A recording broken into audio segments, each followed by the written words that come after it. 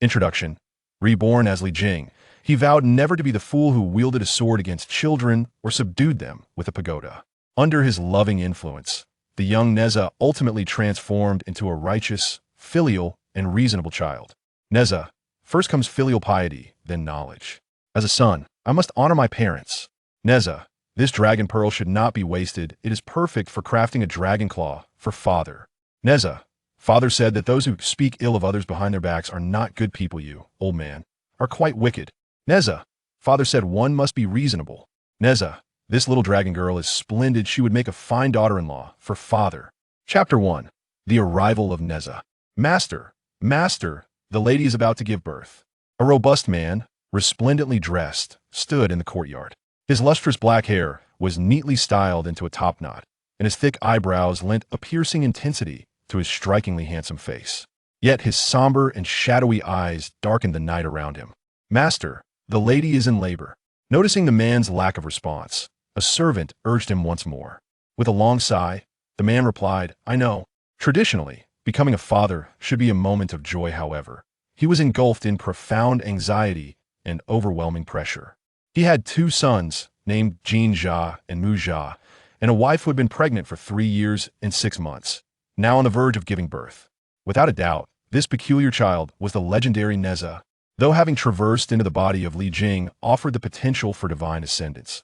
The pressure weighed heavily upon him. It was all due to Nezha. Li Jing sighed, recognizing that fortune and misfortune were inextricably linked. Turning, he strode through the long corridor towards a brightly lit room at the end, where sharp, cacophonous sounds could be faintly heard. As he approached the door, poised to enter, a series of voices echoed in his mind, causing his hand, which was about to push the door open, to hover in midair. Origin treasure recognizing its master. Origin treasure master recognition complete. Initiating self-adaptive launch. Self-adaptation complete form solidified as the ultimate nurturing system, assisting the master in caring for the child and cherishing the wife. Achieving supreme origin. Congratulations, master, on the addition to your family a reward of the supreme, innate spiritual treasure, 90-year universe pagoda. Master, a feeble voice from within the room, snapped him back to reality, compelling him to suppress his excitement as he pushed the door open and entered. By the door stood an elderly woman and 2 maidservants in their 20s, their eyes filled with trepidation, faces pale, and bodies trembling as if they had suffered fright. In the opposite corner, a pallid woman lay on the bed, her hair damp with sweat clinging to her cheeks, yet her bright eyes radiated determination, revealing no hint of weakness despite the pain of childbirth. My lady, you have endured much. Li Jing stepped forward, his face adorned with a tender expression. His broad, gentle hand softly caressed her head, tidying her disheveled hair, and he even pressed a kiss upon her sweaty cheek. Suji shyly turned her face away, a rosy hue blooming on her pale complexion. After years of marriage, this was the first time Li Jing had shown such intimacy in the presence of others. A wave of warmth surged within her heart. Typically, Li Jing was stern and unyielding, rarely smiling. Even when she bore their children, he merely acknowledged her efforts with a simple "you've worked hard."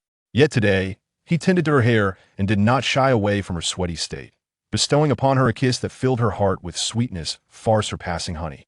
After all, as an old married couple, Suji, after her initial embarrassment, turned to him with sparkling eyes, tinged with pride, and declared, My lord, it is both my duty and fortune to bring forth heirs for the Li family. In this era, a woman's honor and disgrace were almost synonymous with the number of children she bore. Over the years, she had already given birth to their 3rd child. To have you as my wife is a blessing I have earned over 8 lifetimes. Li Jing grasped her icy hands, channeling his energy throughout his body, gradually healing her wounds and warming her. Suji nestled closer to Li Jing, her eyes brimming with tender affection. The midwife and 2 maidservants, witnessing this heartwarming scene, felt their initial apprehension give way to astonishment. After serving the couple for many years, they were witnessing, for the first time, the usually stoic master display such gentleness. After sharing a moment of intimacy with Li Jing, Suji thought of her precious child, her eyes filled with bliss. She turned to the midwife and said, Sister Xiang, please bring the baby over for my lord to see. Upon hearing the lady's request, midwife Xiang's hands fidgeted nervously, her rotund form trembling even more. Her teeth chattered, producing a clattering sound. Lord Madame! With her rigid body, midwife Xiang approached the bed, her face pale with fear, her words stammering and disjointed. Insu Ji, sensing something amiss in her demeanor, was suddenly engulfed by dread. Ignoring the intense pain from her wounds, she sprang from the bed. Had it not been for Li Jing's steady grip, she would have fallen to the floor. What is wrong with my child? What has happened? What is going on? Insu Ji cried out in terror, her voice trembling. She realized that throughout the ordeal, she had not heard a single cry. When a child is born, there's always a wail to signal their arrival. The absence of sound struck her with the realization that something was terribly wrong. Is my child? Insu Ji covered her mouth, unable to utter the word dead, tears cascading from her eyes like a spring, her pallid face tinged with a shade of blue. Seeing his beloved in such distress, Li Jing felt a pang of sorrow and quickly embraced her, comforting her. My dear, there is nothing to fear, our child will be just fine. Li Jing understood that their child was a reincarnation of a spiritual pearl, born not of ordinary lineage, and thus would not easily meet an untimely demise. The reaction of his servants was something he could easily surmise. It was merely due to the fact that the spirit pearl had reincarnated and, upon birth, had not taken on a human form, but rather appeared as a large orb of flesh. In this fantastical realm inhabited by celestial beings, demons, and supernatural creatures, such an unprecedented Intitia fleshy sphere was understandably perceived by ordinary folk as a monster, and it was only natural for them to be fearful. That they did not flee at once, abandoning Insu Ji, could be considered a testament to their loyalty. As anticipated, Sister Xiang, trembling with terror, pointed towards a distant table, exclaiming, Madam, what you have given birth to is not a human, but a monster. There, by the window, stood a small table draped with a red cloth, beneath which something loomed high, roughly the size of a lion's head. What did you say? Insu Ji's eyes brimmed with disbelief, yet there was a glimmer of joy within. She had initially feared her child had perished, only to discover that was not the case, though the revelation left her incredulous. Absurd. If my son were indeed a monster, you would not be standing here, you would have long since met your demise. Li Jing thundered. Please spare us, my lord. We would never dare deceive you. The lady truly gave birth to something that is not human. Sister Xiang hastily knelt in supplication, with the two maidservants following suit, bowing their heads fervently. Li Jing gently patted Insu Ji's back, softly uttering, My dear, do not be anxious, I shall go and see our child. Insu Ji steadied her heart and replied, My lord, I am fine. Please go and check on our child. Finally, she added a heartfelt plea, regardless of what he may be, he is still our child, do not harm him. As she watched Li Jing approach the table, Insu Ji felt a mixture of tension and hope, while Sister Xiang and the two servants recoiled in terror, as if they anticipated a primordial beast to emerge at any moment, fearing they would be unable to escape. Li Jing gently lifted the red cloth, revealing a fleshy orb, its surface a vibrant crimson, emanating a faint luminescence. It pulsated as if it were a living heart, simultaneously exuding a fragrance akin to rare medicinal herbs, intoxicating and refreshing. Sensing the vitality emanating from within, Li Jing instinctively raised his hand, preparing to caress this extraordinary orb of flesh. P.S. In light of the fact that the QQ reading chapter does not display related chapters for the work, and for the sake of ease in reading, I have added a brief note at the conclusion of this first chapter. Having observed some comments that followed, I wish to engage in a casual chat here, rest assured. The word count for this chapter is sufficient. This is not an attempt to inflate it. I am returning to elaborate. Regarding the genre of primordial tales, it is likely that the earliest examples are the masterpieces Journey to the West and the Investiture of the Gods, along with a collection of assorted mythological legends. It was not until Meng Ru Shenji's Buddha is the way that these narratives were seamlessly interwoven into a cohesive system, thus earning it the reputation as the pioneering work of the primordial genre. Subsequently, many tales within this genre have emerged. Inspired by this seminal work, however, each author's narrative is distinct, with variations in their settings and a greater emphasis on intricate details.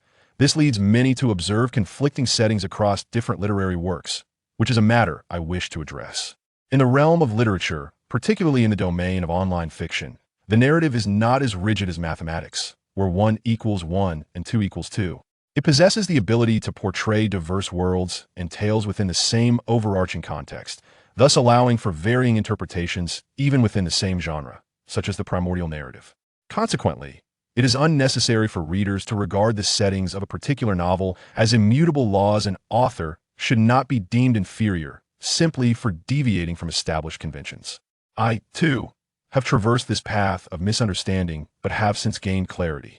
Furthermore, concerning the establishment of power levels, I reference Li Jing, whose original text states, "The path of immortality is arduous," indicating he resides below the celestial level. Some argue that, as the general of Chantang Pass, Li Jing's strength should not be limited to the nascent soul stage. I have addressed this point in later discussions. The original text provides scant descriptions of Li Jing's abilities, so as long as my explanations are coherent, they suffice. There are also inquiries regarding the strength of the heavenly soldiers. Some wonder how they could possibly be limited to the tribulation stage, suggesting they should at least be earth immortals. This perception arises from preconceived notions that heavenly soldiers are synonymous with immortals. Consider the current state of the heavenly court. It is merely a hollow shell, adorned with the banner of the Tao ancestor, capable of recruiting a select few. However, the majority of immortals in the primordial realm are affiliated with the schools of sages, alongside remnants from the underworld, demon clans, and various reclusive powerhouses, not to mention the free-spirited wanderers. Thus, the heavenly court's capacity to attract immortals is quite limited. Moreover, akin to contemporary corporate structures, any sensible organization would recruit fresh graduates, essentially novices, with little experience merely, to cultivate a loyal foundation. Therefore, it is not surprising that the heavenly court possesses some heavenly soldiers at the tribulation stage. Another point of discussion pertains to magical artifacts. There exist two predominant schools of thought. One posits that artifacts function like machines with built-in power sources, delivering uniform might regardless of the user. The other suggests that weaker individuals cannot fully harness the artifact's potential. Upon examining the original text of Function Bang, it seems to lean towards the former perspective, while I personally align with the latter. Nonetheless, I cannot dismiss the inherent validity of the first viewpoint. Thus, within the confines of this narrative, individuals of average strength can still wield the terrifying power of spiritual treasures, engaging in battles beyond their rank, albeit at approximately 60 to 70% efficacy. Only when one achieves a certain level of strength can they unleash the full power of these artifacts. If one's strength is sufficiently formidable, they may even exceed the ordinary limits to achieve a power level of 120%, much like how a wooden sword may lack lethality against the untrained, yet can wield the might of iron weapons in the hands of a martial arts master. Chapter 2. The True One of Taiyi. "Master, please do not harm him," Suji exclaimed in alarm. She tumbled out of bed, falling to the ground and crying out repeatedly, "My lady, what are you doing?" Li Jing was startled by her actions and hurriedly withdrew, rushing to assist her. Suji clutched his hand tightly, pleading, "Master, do not harm our child no matter how strange he may be. He is a part of me." Li Jing was momentarily confounded by her, rendering him as if he were about to extinguish the life of this little creature. Visions flickered through his mind. It became apparent that during Suji's 3.5 years of pregnancy, he had repeatedly referred to the child within her as a monster, even contemplating actions of abortion. Had she not fiercely protected the life within her, there was indeed a possibility that the reincarnation of the spirit pearl would have been lost due to his actions. Upon recalling these moments, Li Jing felt an overwhelming urge to seize himself, the former version of himself, and extinguish that version's existence. As a practitioner of the Tao, how could he have been so lacking in insight? Simply because she carried the child for a couple of extra years, he deemed it a monstrosity. Even more absurd was the fact that the previous Li Jing was not a true man. He not only wished to terminate his wife's pregnancy, but had even taken steps towards that end. Now, Li Jing comprehended why Suji had acted in such a manner, and his heart ached even more for this woman.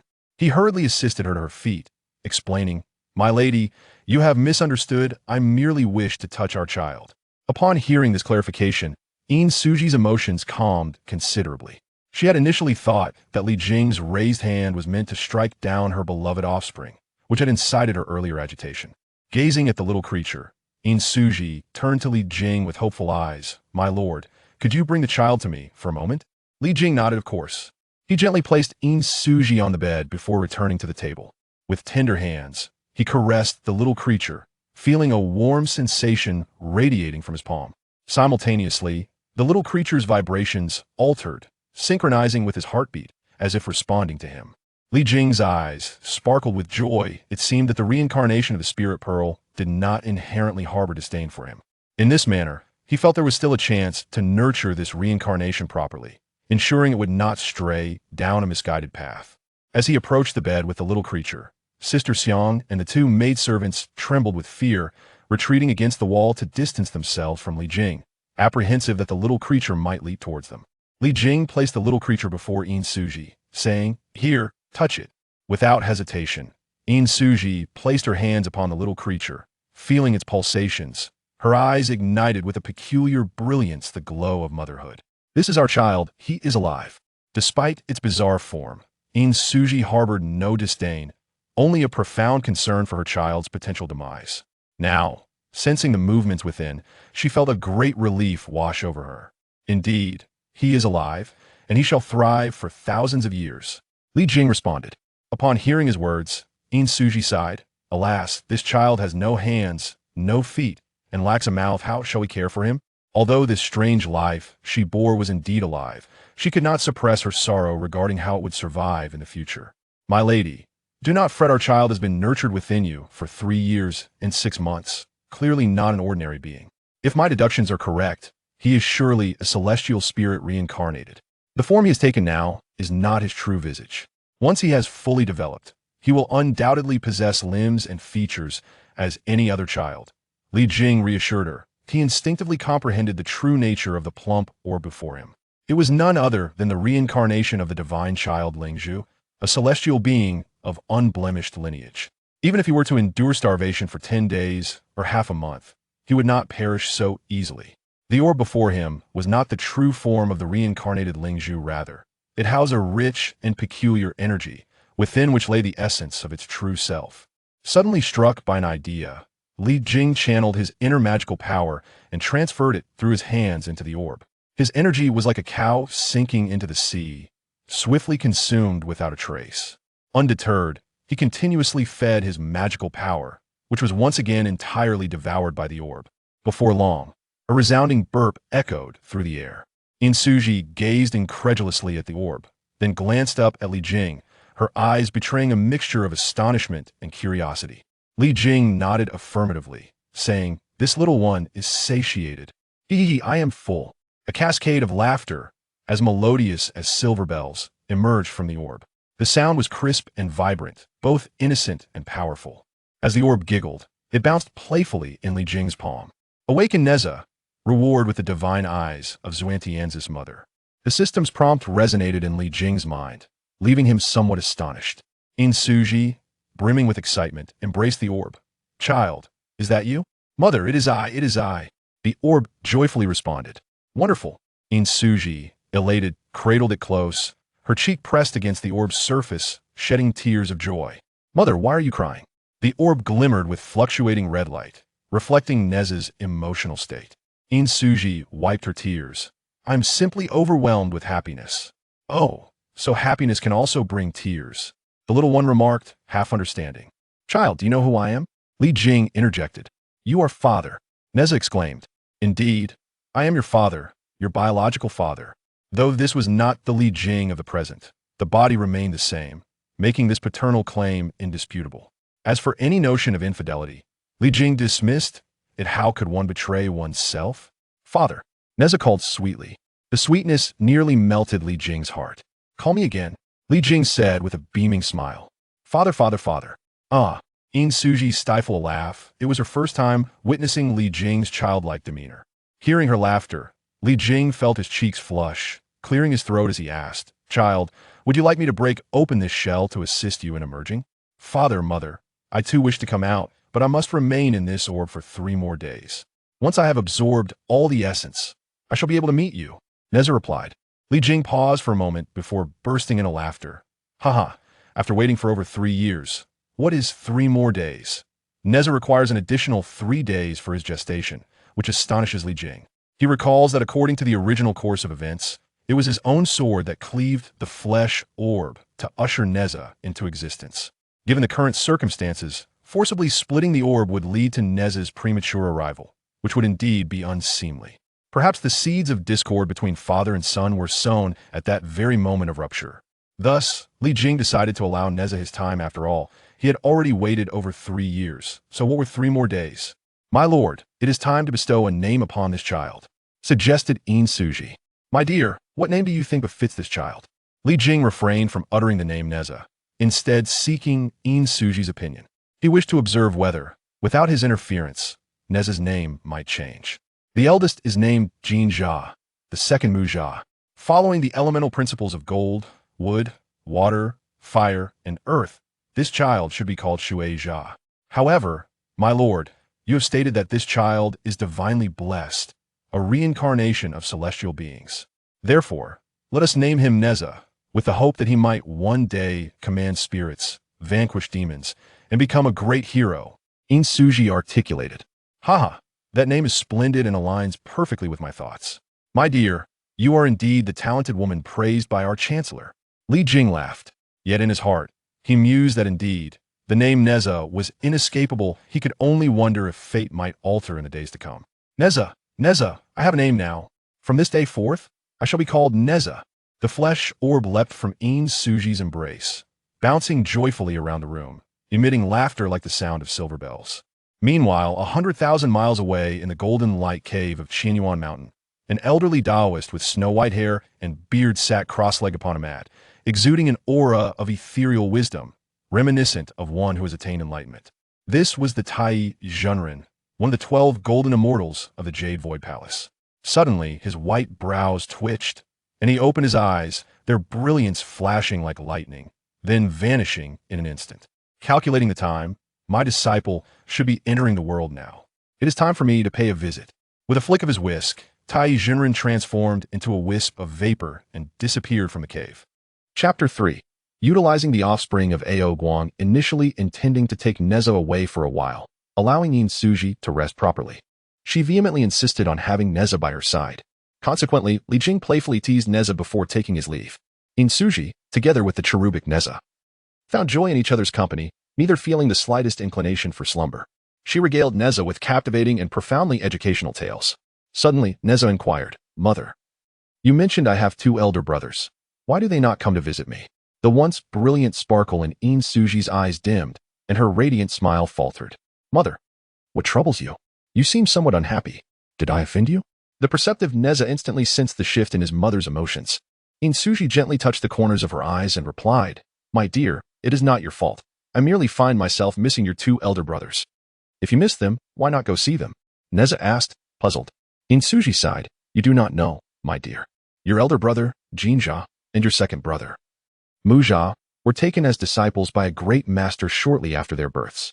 They are now far away, engaged in their cultivation. How could one simply visit? Oh, I shall remain by your side from now on, ensuring you do not worry day and night, Nezha vowed like a determined young man. Suji's sorrow transformed into joy as she affectionately caressed Nezha, exclaiming, You are truly filial, although I wish for you all to be close. If a great master takes notice of you, you must go with them. She cherished the notion that, rather than mere companionship, her children should pursue a brighter future. If they could attain enlightenment, wouldn't it be far better for them to achieve longevity and wisdom? In the study, Li Jing was engrossed in deciphering the enigmatic voice that had previously echoed in his mind. He was perplexed by the nature of the origin treasure and its relation to innate and chaotic treasures. Nevertheless, he recognized the system as a remarkable entity, far superior to chaotic treasures. With his current meager strength, even possessing a chaotic treasure would be futile, as he would be incapable of refining or utilizing it, and might inadvertently attract disaster. In contrast, the system would assist him in rapidly advancing his capabilities. His thoughts delved deep into his mind, where an untraceable panel revealed his information: name, Li Jing identity, General of Chuntang Pass cultivation level, early Yuanying stage techniques, 8 treasure cloud light sutra, 5 elements escape technique. Gazing at his paltry cultivation level in the early Yuanying stage, Li Jing felt a wave of helplessness.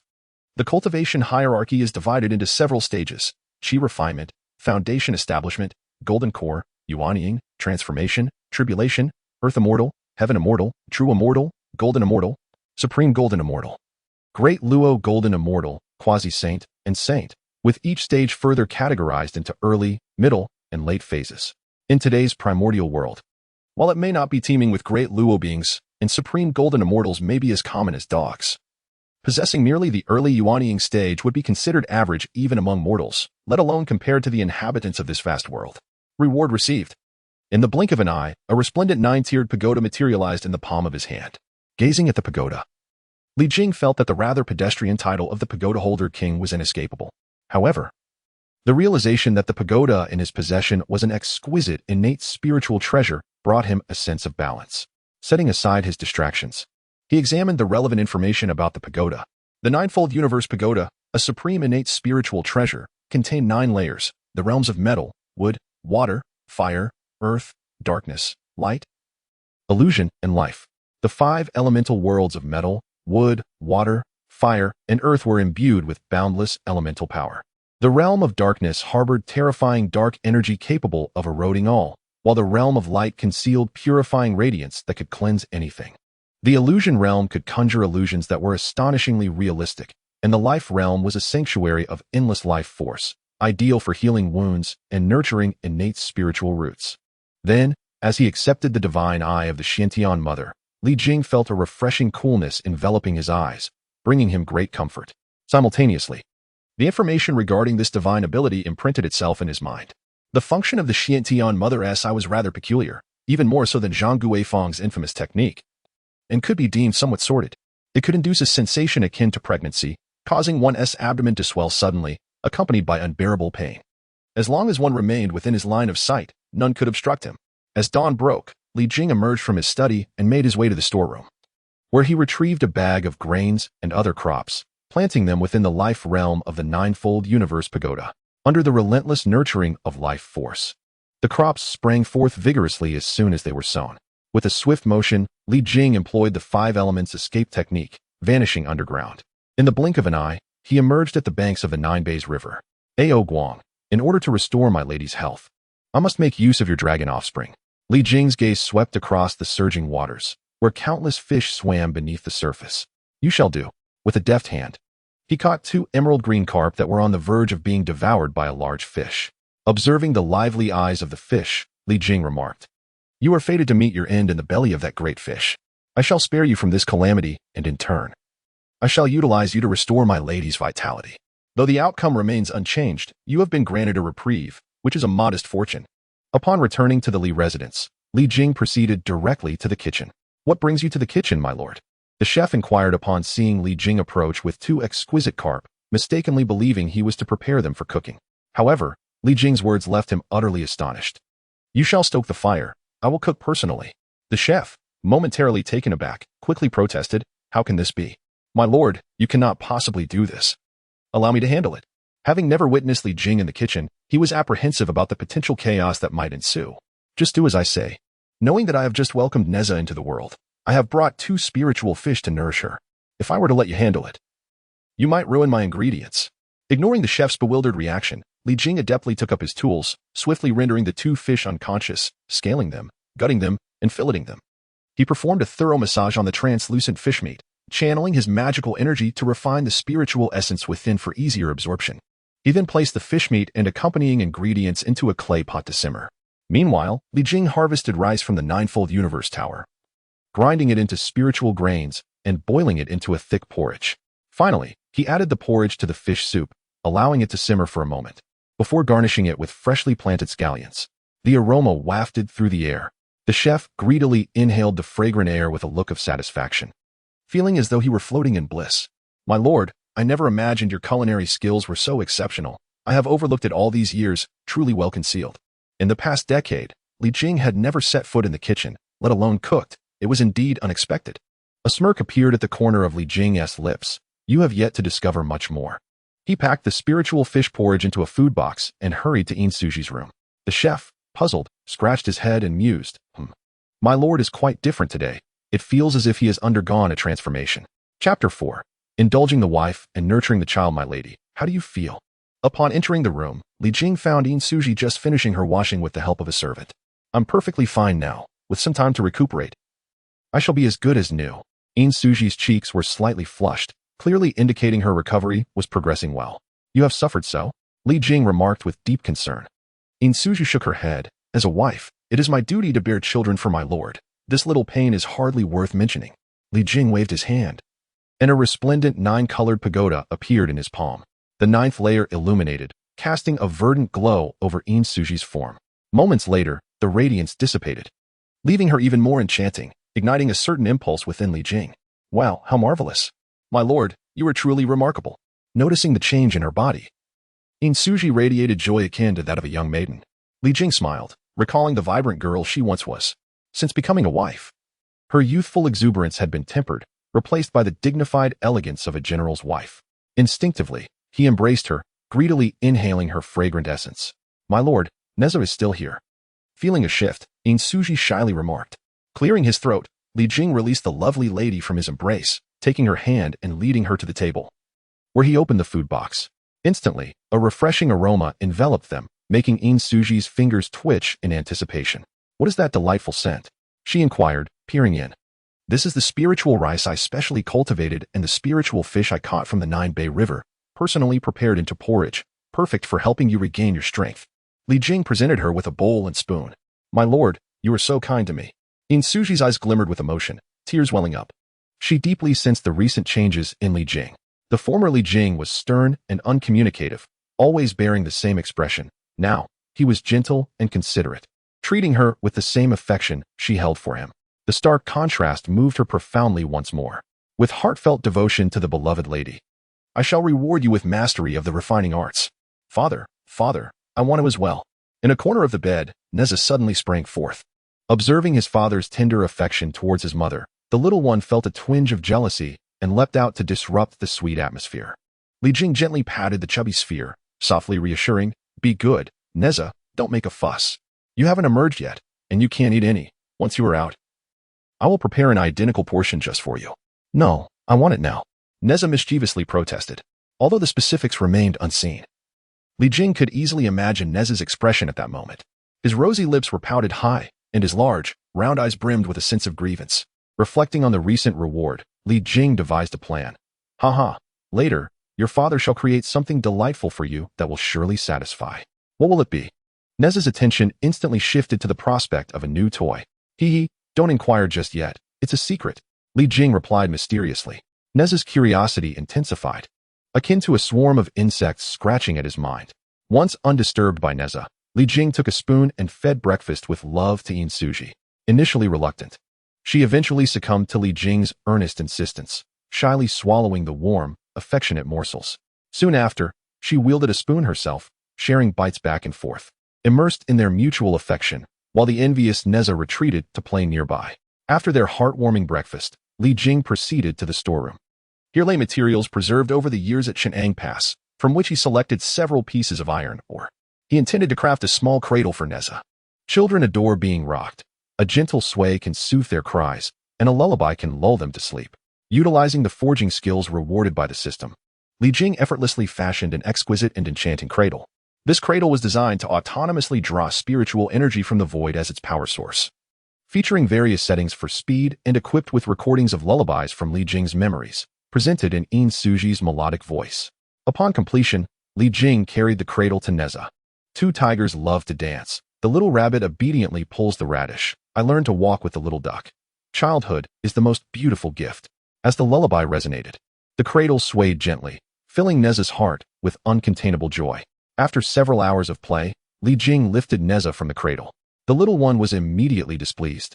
However, Li Jing transformed into a stern father, gravely stating, Nezha, as the saying goes, excessive indulgence in play can lead to a loss of ambition. While you are young, your talent is exceptional, and you must not squander it. You should cultivate wisdom and become a person of both intellect and courage, rather than a reckless braggart who only knows how to brawl. In the original narrative, Nezha indeed acted with recklessness. After shooting down the boy of azure clouds, he even went on to kill him within the cave of Shurji. The death of the boy of azure clouds could be deemed an accident, but slaying the boy of colorful clouds was sheer folly. Striking first may be a valid tactic, but it was not a course for Nezha to take, as his master, Taiyi Jinren, was already confronting the situation ahead. There was no need for Nezha's mindless bravado. Father, what is reason? Although Nezha is intelligent, he does not grasp the essence of reason.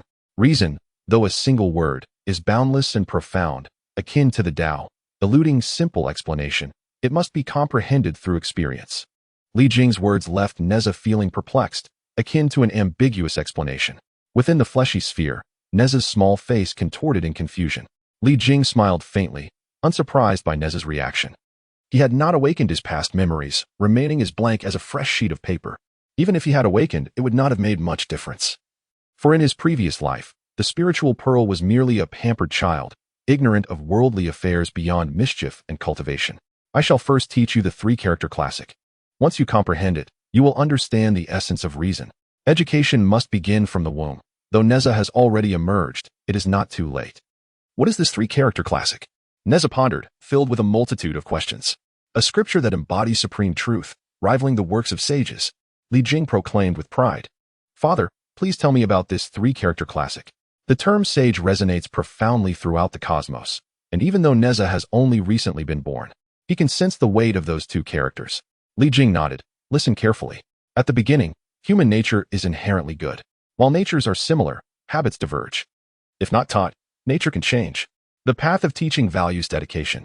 As a child, honor your teachers and friends, and cultivate proper etiquette.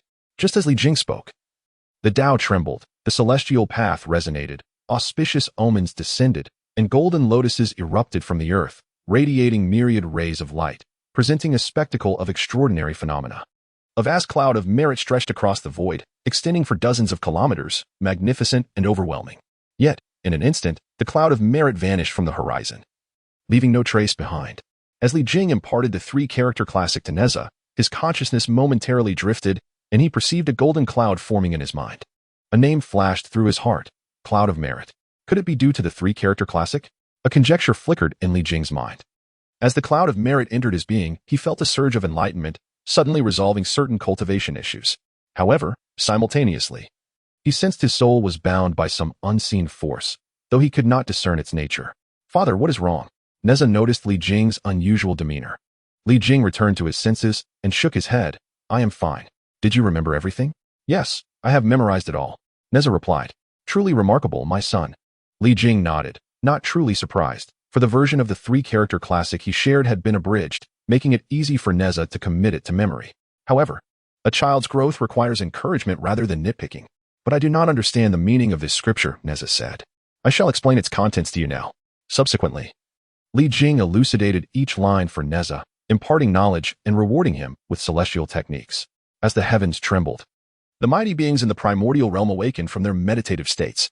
Beyond the Qintang Pass, beneath the vast expanse of the past ocean of the Jiuan River, there stands a magnificent palace radiating brilliance, seemingly crafted from crystal. The entire cylindrical structure is translucent and resplendent, adorned with opulence, and an ornate golden plaque inscribed with the words Dragon Palace. Deep within the Dragon Palace, a man clad in a golden embroidered dragon robe, his long beard flowing, boasts mustaches extending over a foot in length, dancing in the air. Two exquisitely elegant antlers grace his head, exuding an aura of nobility. His profound gaze pierces through the Dragon Palace and the boundless sea, directed towards the Qintang Pass, as if he could perceive the happenings across that distance. Muttering to himself, such a vast accumulation of virtuous merit, it truly incites envy among our dragon kin.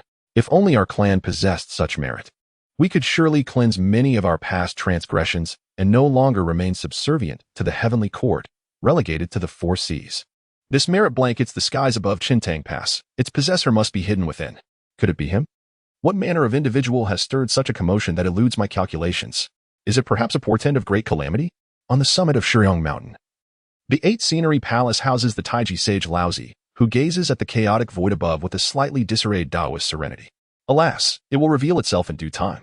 He sighs, shaking his head, as his chaotic aura returns to tranquility, embodying the essence of effortless action. Atop the majestic Kunlun Mountain, the primordial supreme being sits within the Jade Void Palace. Confronted with the unusual phenomena occurring outside, he instinctively probes the heavenly mysteries, yet finds himself at a loss. With calamity approaching, he hopes that this disturbance will not interfere with the impending canonization. The primordial supreme being's fingers twitch slightly, and edicts emanate from the Jade Void Palace, falling into the hands of several disciples. Deep within Chaoga City, a flickering candlelight elongates a towering silhouette, rendering it immensely formidable. The fortunes of humanity seem to be on the rise at this moment, suggesting an increase in their odds of success. A deep voice reverberates within the grand hall, emanating a chilling aura. Chapter 5. Taiyi's desire to take disciples. As the Taiyi true man emerged from the Golden Light Cave on Qinyuan Mountain, he rode on a beam of light, hastening directly towards the Qintang Pass.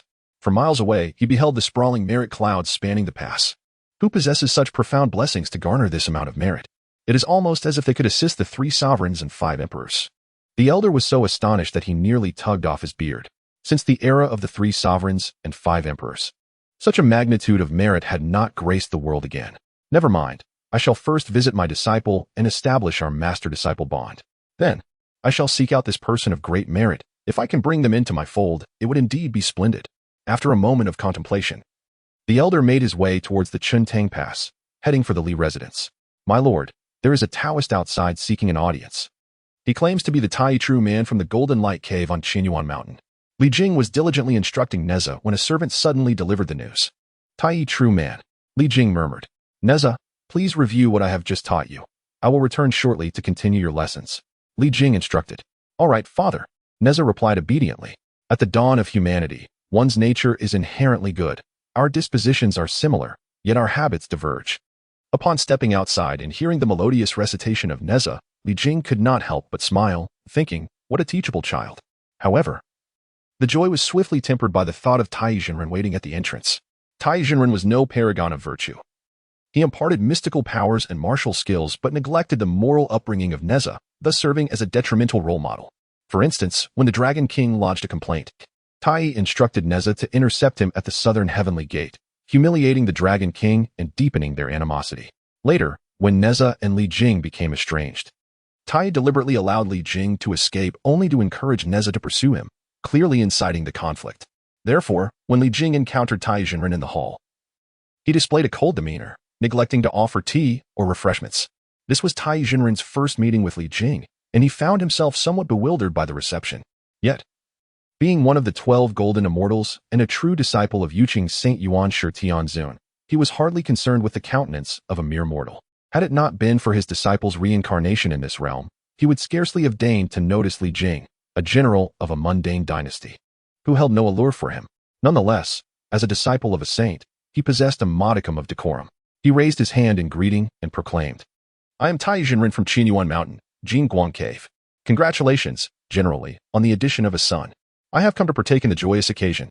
Oh, you have arrived prematurely. My child has yet to be born, Li Jing replied nonchalantly. Nezha's birth was to be kept confidential.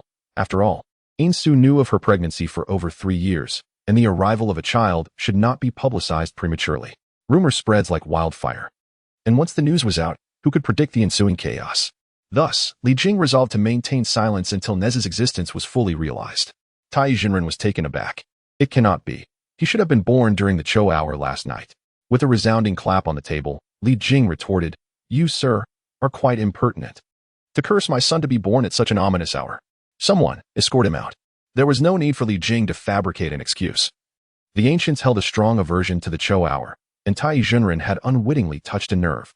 Realizing his gaffe, Taiyi Jinren felt the sting of indignation, but, as a proud celestial being, he could not lower himself to apologize to Li Jing. Conversely, he was incensed by Li Jing's brash remarks, which bordered on an affront to a disciple of a saint. He longed to strike Li Jing down, yet, recalling the edict of Yuan Shi Tianzun, he suppressed his fury and attempted to divine the situation. However, he found himself engulfed in a shroud of uncertainty, unable to perceive the truth, and could not help but inquire again. As a divine being, you should be able to ascertain any matter through divination. Why must you seek my explanation? Li Jing countered. You are a celestial. Surely you can discern the truth through your own means. So why question me? Li Jing's words were akin to adding fuel to the fire, reigniting the fury that Taiyi Jinren had only just managed to suppress. With a temperament already prone to explosive outbursts, he found it increasingly difficult to contain the immense power surging within him. The veins in his hands, concealed within his sleeves, throbbed with rage, trembling uncontrollably, while his gaze turned piercingly fierce. A hint of the formidable presence of the Taiyi Golden Immortal leaked forth, leaving Li Jing with a sense of suffocation. Taiyi Jinren yearned to seize this opportunity to teach Li Jing a harsh lesson, yet he restrained himself. The Ling Zhu, bestowed upon him by the Yuan Shi Tianzun from the hands of the Saint Enhua, was meant to serve as his disciple, guiding him through the trials of the Fengshen calamity. Should he resort to violence and harm, or even kill Li Jing, it would be a trivial matter compared to the grave enmity that would arise from the Ling Zhu's reincarnation. Thus, Taiyi Jinren could only exert pressure through sheer force of will.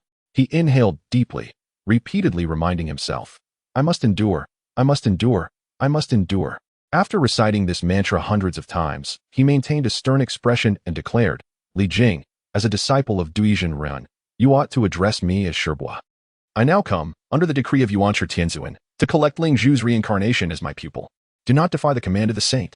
Li Jing's countenance was frigid. While Yuanshi Tianzuan emphasized the importance of etiquette and hierarchy, it was fundamentally rooted in a sense of superiority. To them, everyone else was inherently beneath them, and their actions were often tyrannical. This Taiyi Zhenren epitomized that arrogance, invoking the authority of the saint to intimidate a mere mortal. Nevertheless, Li Jing had no intention of acquiescing easily. After all, it was not he who was in a hurry. His son had yet to be born, and the matter of apprenticeship was premature. In that case, I shall revisit when he is born. With a final remark, Taiyi Zhenren swept away in frustration. After departing from the Li residence, he sought refuge on a spiritually resonant mountain outside of Chenang Pass. Seated upon a slab of greenstone, beads of sweat formed on his forehead as his fingers moved rapidly in calculation, the pace quickening with each moment. Suddenly, he coughed up a mouthful of old blood. Astounded, Taiyi Zhenren realized that in his desperate attempt to ascertain the circumstances of Ling Zhu's reincarnation, he had forced a calculation that resulted in backlash. Yet, there was little he could do. Even a saint might struggle to perceive the heavenly secrets amidst such calamities, let alone himself. The only course of action was to wait. The thought of Li Jing ignited a furious blaze within Taiyi Zhenren, even instilling thoughts of violence. However, for the sake of his grand plan, he had to swallow his indignation for the time being. A cold smile crept across his face as he contemplated, Li Jing, I shall make you experience the bitterness of a father and son turned adversaries, thus relieving my anger from the day. Chapter 6. The Duality of Good and Evil Daddy. What did that person want from you just now? Upon Li Jing's return, Nezha inquired with curiosity. That man is Taiyi Zhenren, one of the 12 golden immortals of Yushu Palace, and he wishes to take you as his disciple. Li Jing did not conceal the truth, as it pertained to Nezha. Who had the right to know? A saint's sect. Nezha exclaimed in astonishment. Indeed, however, I have declined his offer. My wish is for you to have a joyful childhood like any ordinary child, rather than a monotonous existence of meditation and enlightenment day after day. Do you resent your father for this decision? Li Jing asked. The child bears no blame towards his father. First and foremost is filial piety, followed by the pursuit of knowledge. As a son, one's primary duty should be to honor and respect one's parents. How could one abandon their mother and father to seek apprenticeship elsewhere? Furthermore, in the absence of your 2 elder brothers, it is even more imperative for you, as a younger sibling, to assume the responsibility of filial devotion. Nezha earnestly declared. Aha. Li Jing laughed heartily, embracing the chubby child and planting a kiss on his cheek. Nezha's response genuinely delighted him. After all, his teachings had not been in vain, as the child had grasped the essence of filial duty. This instilled him with confidence that, with continued guidance, Nezha would never resort to committing atrocious acts such as patricide. Do you know why he wishes to take you as his disciple? Li Jing inquired. My father mentioned I am the reincarnation of a celestial being. Could it be for this reason? Nezha quickly discerned the crux of the matter. Indeed, you are the reincarnation of the spirit pearl under the tutelage of Niwa. Due to an impending calamity, you have reincarnated. And this Taiyi Zhenren has been designated as your mentor by both the Holy Niwa and the primordial Heavenly Venerable. However, his motives for accepting you as a disciple are far from pure. Li Jing responded. Since it is a saint's decree, would he dare to engage in any underhanded actions? Nezha queried. Saints have their own considerations, which are beyond my comprehension. As I mentioned, a great calamity approaches, and Taiyi Zhenren's decision to take you as a disciple is in preparation for this disaster. You possess immense fortune, should he take you as his disciple. Not only can he share in your fortune, but he may also use you to navigate through the calamity, thereby safeguarding himself from demise. Li Jing continued. These matters were intricately linked to Nezha, and he did not wish to conceal them. The world comprises both light and darkness, and Nezha would inevitably encounter these truths. Li Jing hoped Nezha would grasp this principle early on, enabling him to discern right from wrong in a world where shadows intertwine with light, and to remain steadfast in his convictions. Nezha was evidently shaken, falling into contemplative silence. Moments ago, he had been taught the inherent goodness of human nature, yet now he faced the existence of such malevolence, leading him to doubt himself. Had he been misled in his learning? Observing his descent into self-doubt, Li Jing elucidated. If even the Zhou mountain can be broken, how can one's nature remain unscathed? Though human nature is fundamentally good, external circumstances can lead one from virtue to vice. Good and evil are but a fleeting thought apart. A single thought can lead to benevolence or malevolence. If good and evil are merely thoughts, Why do some choose to do good while others lean towards wickedness? He pondered. To discuss good and evil is to inevitably touch upon the concept of self-interest. The world is bustling, driven by the pursuit of gain. Everything is inescapably tied to the notion of profit. Faced with the allure of immediate, unjust benefits, some may entertain malicious thoughts, crossing previously established boundaries to commit wrongdoing. Others, however, steadfastly uphold their principles, refraining from coveting what does not belong to them. Taiyi Jinren is one such individual who failed to maintain his own boundaries. By taking you as his disciple, he not only finds advantage in the approaching calamity but also reaps numerous benefits even after surviving it. Were there no benefits? How could these exalted saints and their disciples endure the hardships of traversing mountains and rivers to seek you out in this mundane world, even enduring my displeasure? Li Jing scoffed. Father, is your kindness towards me driven by self-interest? Nezha asked in a somber tone. Isn't everything ultimately tied to the notion of benefit? The way Master Taiyi treats me harshly while you treat me with kindness, doesn't that also relate to personal gain? This question had recently emerged in Nezha's mind. Li Jing found himself reflecting upon Nezha's inquiry, pondering whether his benevolence stemmed from the obligations of the system. Yet, deep within, the answer was a resolute no. He was Li Jing, bound by blood to Nezha, and the stirring of his soul arose from this shared lineage, a bond known as father and son. The love a father feels for his child is an instinctive, soulful impulse, untainted by considerations of benefit. The system's rewards merely provided him with an additional rationale for his actions. Indeed, my affection for you is not contingent upon anything other than the fact that you are my child. We are family. And it is only natural that we cherish one another, Li Jing reassured him. You must remember, no matter the circumstances, your parents will always care for you. Our love is unconditional. I understand, and I too will treat you both with kindness and love unconditionally, Nezha declared with unwavering conviction. After enduring a moment of emotional turmoil, Nezha found himself buoyed by his father's heartfelt affirmation. The weight of doubt lifted, and the world around him brightened, the shadows cast by Master Taiyi dissipating entirely. In that instant, warmth enveloped him, akin to the comforting embrace of the womb, a sensation he found utterly enchanting. Upon hearing Nezha's earnest pronouncement delivered in a tender voice, Li Jing couldn't help but affectionately pinch his chubby cheek. Father, that hurts, Nezha exclaimed, prompting a moment of awkwardness for Li Jing, who cleared his throat and quickly redirected Nezha's focus. Let me continue imparting wisdom to you. In the ensuing 2 days, Li Jing devoted his time to Nezha, nurturing their father-son bond and instilling sound values, ensuring that Nezha could forge his own insights when faced with moral dilemmas rather than acting solely on impassioned fervor and brute strength. Li Jing had consistently opposed Master Taiyi's decision to take Nezha as his disciple. However, his current strength rendered him powerless to thwart this course of action. As Nezha was destined to be a pivotal force in the campaign against the tyrant Zhou, resistance would be futile. A direct confrontation with Master Taiyi, given his belligerent nature, could provoke a violent response, potentially drawing the ire of all 12 golden immortals or even the intervention of the primordial supreme being. Thus, Li Jing resolved to educate Nezha thoroughly to prevent him from being led astray by Master Taiyi. During a moment of respite, Li Jing approached Suji, finding her engrossed in needlework. Over the past 3.5 years, she had embroidered an abundance of garments for infants, diapers, hats, shoes, and open-crotch pants, catering to various ages and sizes. My lady, this is more than sufficient, Li Jing remarked. A mother's dedication to her child knows no bounds. Yet Li Jing hoped to encourage his wife to take a moment to rest. Preparedness is a virtue. Possessing several garments allows for variety in attire. Suji, undeterred, continued her work with unwavering speed. Li Jing, compelled by the urgency of the moment, grasped her hand and removed the nearly completed shoes, casting them aside. With all this, Nezha won't have enough to wear. Perhaps we should consider having another child to share the burden. Ideally, a daughter, a precious little cotton-padded jacket, the most endearing. Suji, blushing, replied, Since you desire a daughter, I shall visit the nearby Renewal temple tomorrow to offer incense. It is said to be very effective. Surely, we will be blessed with a daughter. Having visited the Renewal temple several times, she believed that her 3 children, Jinja, Muzha, and Nezha, were gifts from the goddess Renewal. Li Jing felt a stirring within him. Chapter 7. Encountering Renewal in the temple, a flash of inspiration flickered through Li Jing's mind, but he quickly dismissed it. More pressing matters awaited. He roughly lifted his wife, striding to their bed in just a few steps. The world seemed to sway, crimson waves rolled, dragons roared, and phoenixes sang, a harmonious symphony as they journeyed to Wushan together. Embracing the sweat-drenched beauty in his arms, Li Jing was reminded of that fateful night, his first experience which had nearly left him paralyzed with fear. At that time, Suji had remarked on his inexperience, startling him. In a moment of desperation, he had attributed it to 3.5 years of neglect. Yet, after numerous practical encounters, he had transformed from a novice into a seasoned partner. And Insuji had ceased to harbor any doubts.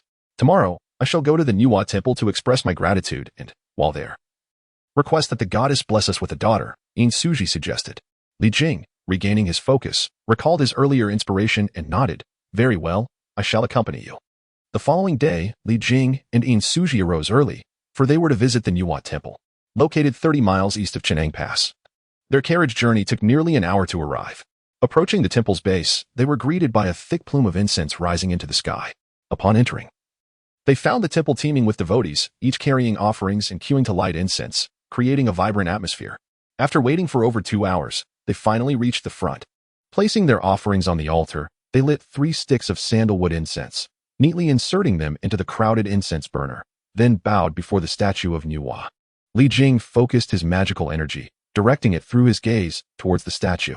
In his vision, the clay figure transformed into a radiant golden form, enveloped in swirling golden mist that intertwined with it. Li Jing understood that this was the essence of devotion, the power of faith provided by the believers. Suddenly, the golden figure erupted in a dazzling display of divine light. In that moment, the statue's eyes opened, and Li Jing was overwhelmed, feeling dizzy as the world around him spun and warped. In the blink of an eye, the scenery before him dramatically altered. In the blink of an eye, one moment he was within the temple, and in the next, he found himself in a realm of ethereal beauty. Mist swirled gracefully, and the air brimmed with divine energy, as majestic mythical beasts and celestial birds frolicked amidst it all. Inside the grand hall, towering pillars stood firm, adorned with intricate carvings of dragons and phoenixes, inscribed with exquisite symbols that emanated a mysterious charm. Li Jing surveyed his surroundings, a cryptic smile illuminating his gaze. He understood that this was the handiwork of the goddess Renewal. In the Renewal temple, who else could be responsible for such wonders? However, the great being seemed to revel in employing inscrutable techniques. After a quarter of an hour passed without Renewal appearing or sending someone to receive him, Li Jing settled down, closing his eyes to meditate while he awaited her presence. This place was imbued with boundless primordial spiritual energy, a treasure not found in the outside world. The war of the witches and demons had fractured the heavenly pillars surrounding the mountains, though several sages had intervened in time. The primordial energy had still begun to dissipate. Gradually, the vast expanse of the wilderness was left with only postnatal spiritual energy, found only in select paradises and sacred lands. Given this opportunity, Li Jing was not one to idly wait. He seized the moment with fervor. As several hours slipped by, a gentle breeze enveloped him, his robe billowing and the mist swirling, as he felt a sudden surge in his aura. He had reached the mid-stage of the nascent soul. The joy in Li Jing's eyes was unmistakable. He recalled that for the past decade, his cultivation had stagnated at the initial stage of the nascent soul. And yet in just a fleeting half-day, he had broken through. After indulging in his delight, Li Jing glanced around, still seeing no signs of life. He could not help but admire the patience of the eternal beings. A hint of amusement crossed his face as he proclaimed, "Since there is no one here, I shall take my leave." Employing the technique of spatial evasion, he felt the fabric of time and space ripple, and in the blink of an eye, he returned to the Renewal temple. Insuji remained in her original posture, the incense still wafting in the air, and everything around seemed to be frozen in time. However, the scenery soon shifted once more. He found himself back in that enchanting realm. Yet this time he felt no trepidation. The mist had thinned considerably, revealing a figure gently swaying within it. She was exquisitely beautiful, elegantly elongated, perhaps a bit too much so. Li Jing bowed towards the figure and respectfully stated, "Li Jing pays his respects to the goddess Renewal. May the goddess's sacred path flourish and endure." It was evident even to the most oblivious that the figure concealed within the mist was none other than the goddess Renewal. "Li Jing, though your path in the celestial realm may be fraught with challenges, your character is commendable, and your divine abilities are truly astonishing." Renewal expressed her surprise without reservation. Realizing that Li Jing had glimpsed her divine form, she brought him to the palace of Renewal. To her astonishment, he exhibited extraordinary composure and began cultivating within her palace, ultimately using his great powers to return to the Renewal temple. One must understand, this was the sacred domain of the goddess Renewal herself, although she had not deliberately confined the space and time here. A sage possesses the innate ability to suppress an area, rendering ordinary escape techniques utterly ineffective. Li Jing, a mere mortal, had surprisingly achieved this, leaving her astonished. If he were a quasi-saint or even a great Luo golden immortal, it would be understandable, but how could an ordinary mortal, who was not even a terrestrial immortal, accomplish such a feat? Merely a trivial trick, a disgrace before the goddess, Li Jing humbly remarked. Ah, if that was indeed a trivial trick, then what of the boundless merits of the golden cloud from a few days ago? Nuwa inquired. Li Jing paused momentarily before responding. It was merely good fortune. A stroke of luck. Luck, indeed, is a manifestation of one's fate. With merits to one's name, one's fortune is certainly enhanced, however. A person of great fortune may not necessarily possess merits. You have amassed a tremendous amount of merit, elevating the fortune of the human race, which has drawn my attention. It was through this fortune that I was able to ascertain that the disturbances on that day were caused by you. I am quite curious about how you accomplished this. Nuwa said, seated high in the heavens, surveying the vast expanse of the primordial world. In her memory, those who could accrue such merit were typically dragons among men. The pride of the heavens, it was indeed her first encounter with someone as ordinary as Li Jing. Yet, despite his ordinariness, Li Jing exuded an extraordinary quality that even a sage could not fully comprehend. Is it possible that a sage, as knowledgeable as you, truly does not know? Li Jing retorted in astonishment. A sage's thoughts encompassed the primordial realm, and Li Jing felt it implausible that Nuwa was unaware of the source of such significant commotion. The sage's perception is indeed formidable. However, the great Tao is vast, and the heavens manifest in myriad forms, rendering certain matters beyond their grasp, Nuwa elucidated. Li Jing surmised that perhaps the system played a role in this, and he could not help but feel a sense of relief.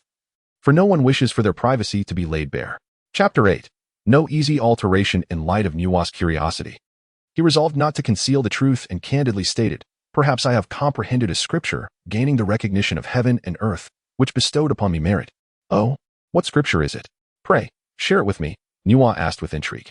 Thus, Li Jing recited his revised three-character classic. Nuwa listened attentively, savoring its essence, and remarked, this scripture does not pertain to cultivation but rather elucidates the way of humanity. It is no wonder it can elevate the fortune of the human race. This is indeed not a method of cultivation. It is merely a realization I had while educating my son Nezha. Its purpose is to enlighten and educate children. Li Jing replied, Nezha, considering the time, should indeed be born by now. Nuwa mused, and upon calculating, she expressed her astonishment. He has not yet fully entered the world. She calculated again, her slender fingers deftly moving, her brow furrowing as she pondered. Nezha's fate has deviated, yet the specifics are unclear. Could it be linked to Li Jing? A sage, almost omniscient, found her inner questions gnawing at her, compelling her to inquire, Li Jing, why has Nezha not yet fully descended into the world? Li Jing's eyes flickered as he remarked, Your Majesty, I find it difficult to grasp your intent. While this child is indeed extraordinary, having been born in the form of a sphere, he has already entered the world. How can one speak of him as not fully descending? You are unaware, Nuwa explained, that Nezha is the reincarnation of the celestial child Lingzhu, and his spherical form is a remnant of his previous life. He is yet to emerge from this remnant. Hence the notion of him being not entirely descended. Now I understand, Li Jing responded, enlightenment dawning upon him. I had intended to take him to the master in the West Kunlun to cultivate his path and aspire to attain human form one day. Nuwa's brows furrowed. For she had promised the Yuanshi Tianzuan that Lingzhu would be reincarnated as a disciple of Taiyi Jinren. If Li Jing were to lead him to the Taoist Master Taiyi, it would render her promise void. Thus, she hastily replied, Li Jing, Nezha already has a fated teacher. You need only to wait patiently, for one day. Someone will come to take Nezha as a disciple. May I inquire, Your Majesty, who this person is? Li Jing asked. This individual is Taiyi Jinren, a direct disciple of the Yuanshi Tianzuan from the Jade Purity Palace, a being of profound fortune and an accomplished celestial immortal, Nuwa answered. Ah, it is this person. Li Jing acknowledged, a look of contemplation crossing his face. However, although he is a disciple of a sage and possesses exceptional skills in the mystical arts, I find it somewhat inappropriate for him to instruct Nezha. What makes it inappropriate? Nuwa wondered, intrigued by Li Jing's repeated surprises. To be candid, I have had previous encounters with this individual. On one occasion, he visited my residence seeking to take Nezha as his disciple. While I did not witness the prowess of a sage's disciple, I certainly felt the gravity of his presence. Li Jing replied. Nuwa calculated with her fingers, knowing every action and word of Taiyi Jinren in recent days. Even her composed demeanor could not suppress her indignation. The decision to allow Lingzhu's reincarnation was based on numerous considerations, not merely a transaction with Yuanshi Tianzuan. Lingzhu had always been mischievous, often causing chaos in the Nuwa palace, leaving even Nuwa herself exasperated. Thus, seizing this opportunity for Lingzhu to reincarnate and experience trials during the Fengshan catastrophe was meant to temper his nature for future independence. One might even say that Lingzhu's reincarnation carried a punitive aspect.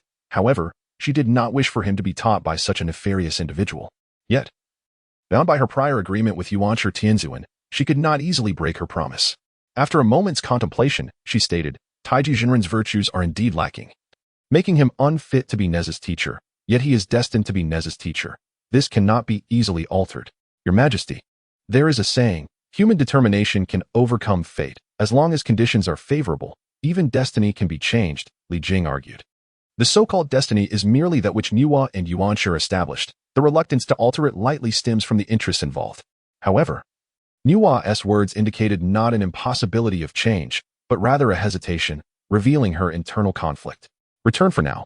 After a brief silence, Niwa issued her dismissal, effortlessly conjuring a force that enveloped Li Jing and whisked him away from the Niwa palace.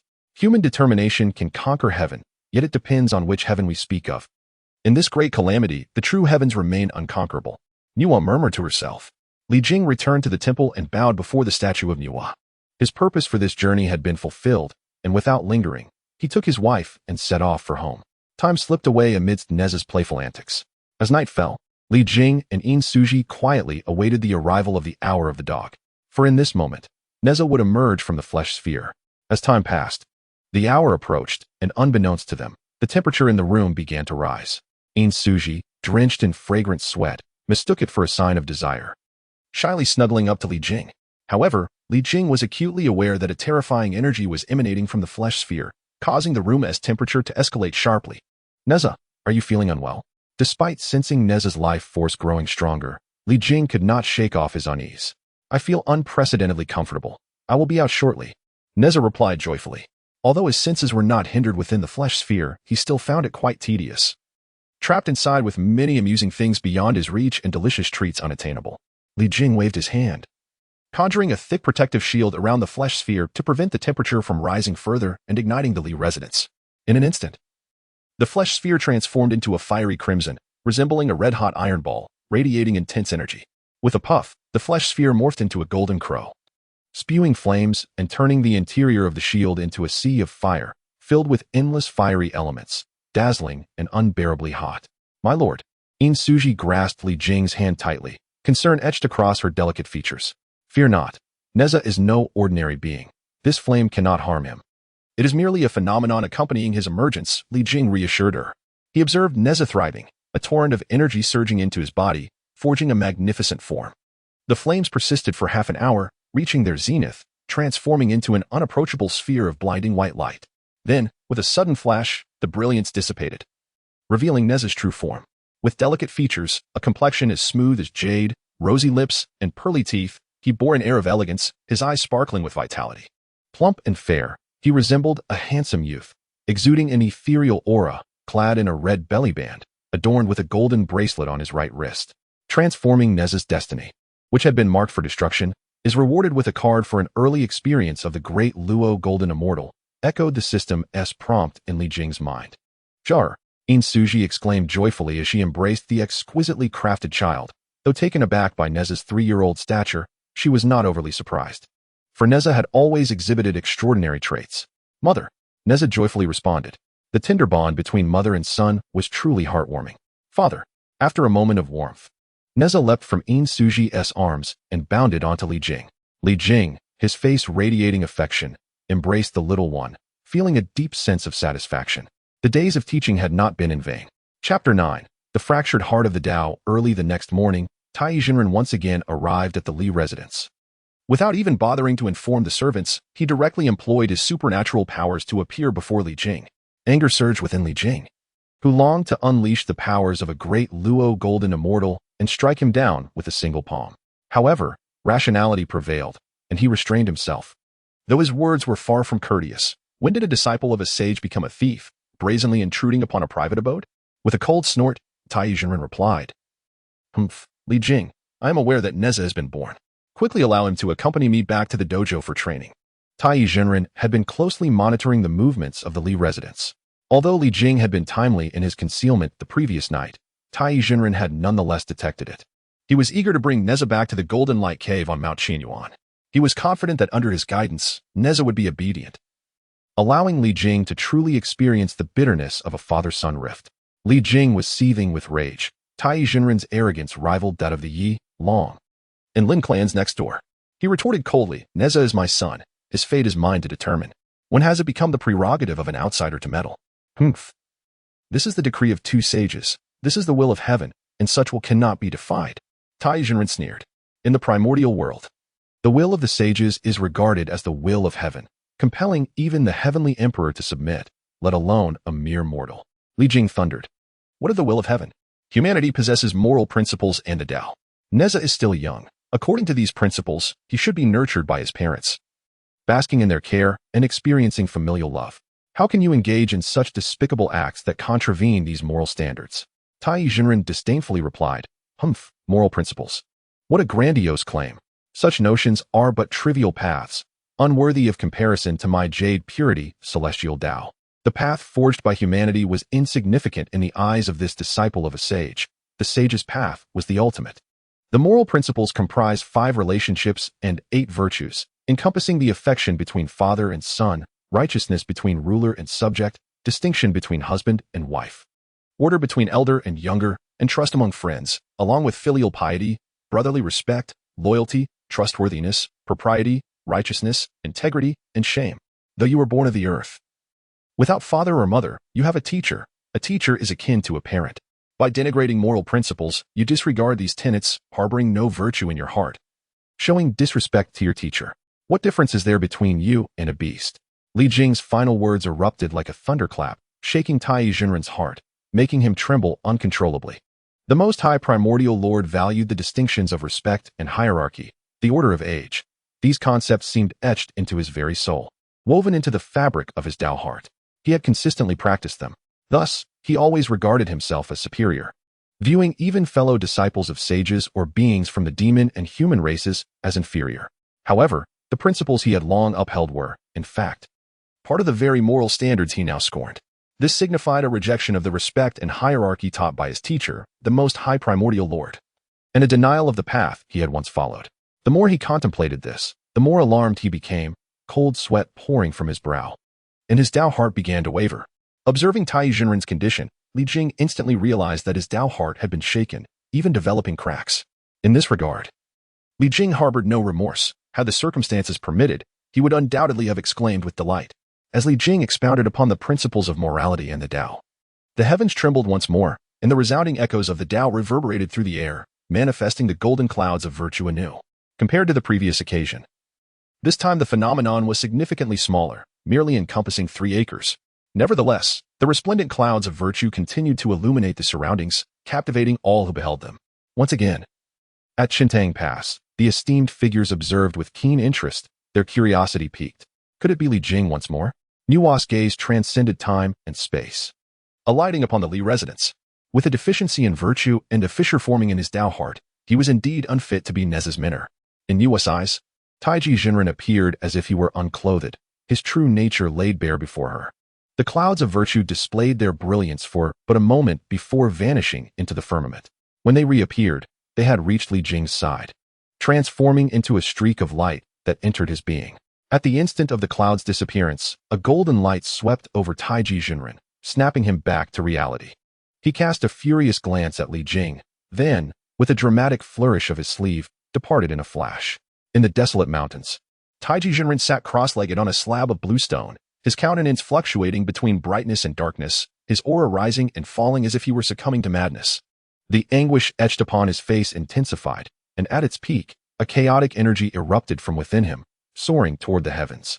His silver hair billowed wildly as he let out a bellow, blood spilling from his lips, collapsing to the ground. Li Jing, you shall pay for this. You have shattered my Tao heart beyond repair while reaping virtue. I refuse to accept it. I shall make you endure every suffering this world has to offer. Taiyi Jinren's heart-wrenching roar echoed, as dark currents surged from his brow, his silver hair thrashing about, betraying a hint of madness. With Taiyi Jinren's departure, Li Jing felt a wave of relief wash over him. With a fractured Tao heart and no time for proper cultivation, he risked regression in his cultivation, or worse, falling into madness or even demise. Thus, Taiyi Jinren had no leisure to trouble him any further. Seizing this opportunity, Li Jing set about crafting a number of wedding invitations, extending a warm invitation to guests to partake in celebratory libations. After some contemplation, he deliberately sent an invitation to Ao Guang, the Dragon King of the East Sea. Since most could not access the depths of the Dragon Palace in the East Sea, Li Jing thoughtfully caught a particularly spirited fish from the river to deliver the message on his behalf.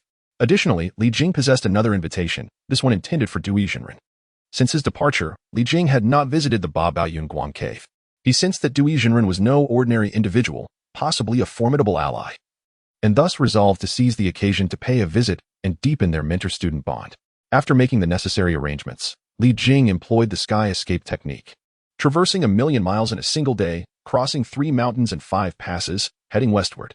Regrettably, Li Jing had never personally visited Kunlun and relied solely on memory. Otherwise, the sky escape technique would have allowed him to cross vast territories and arrive directly at Kunlun.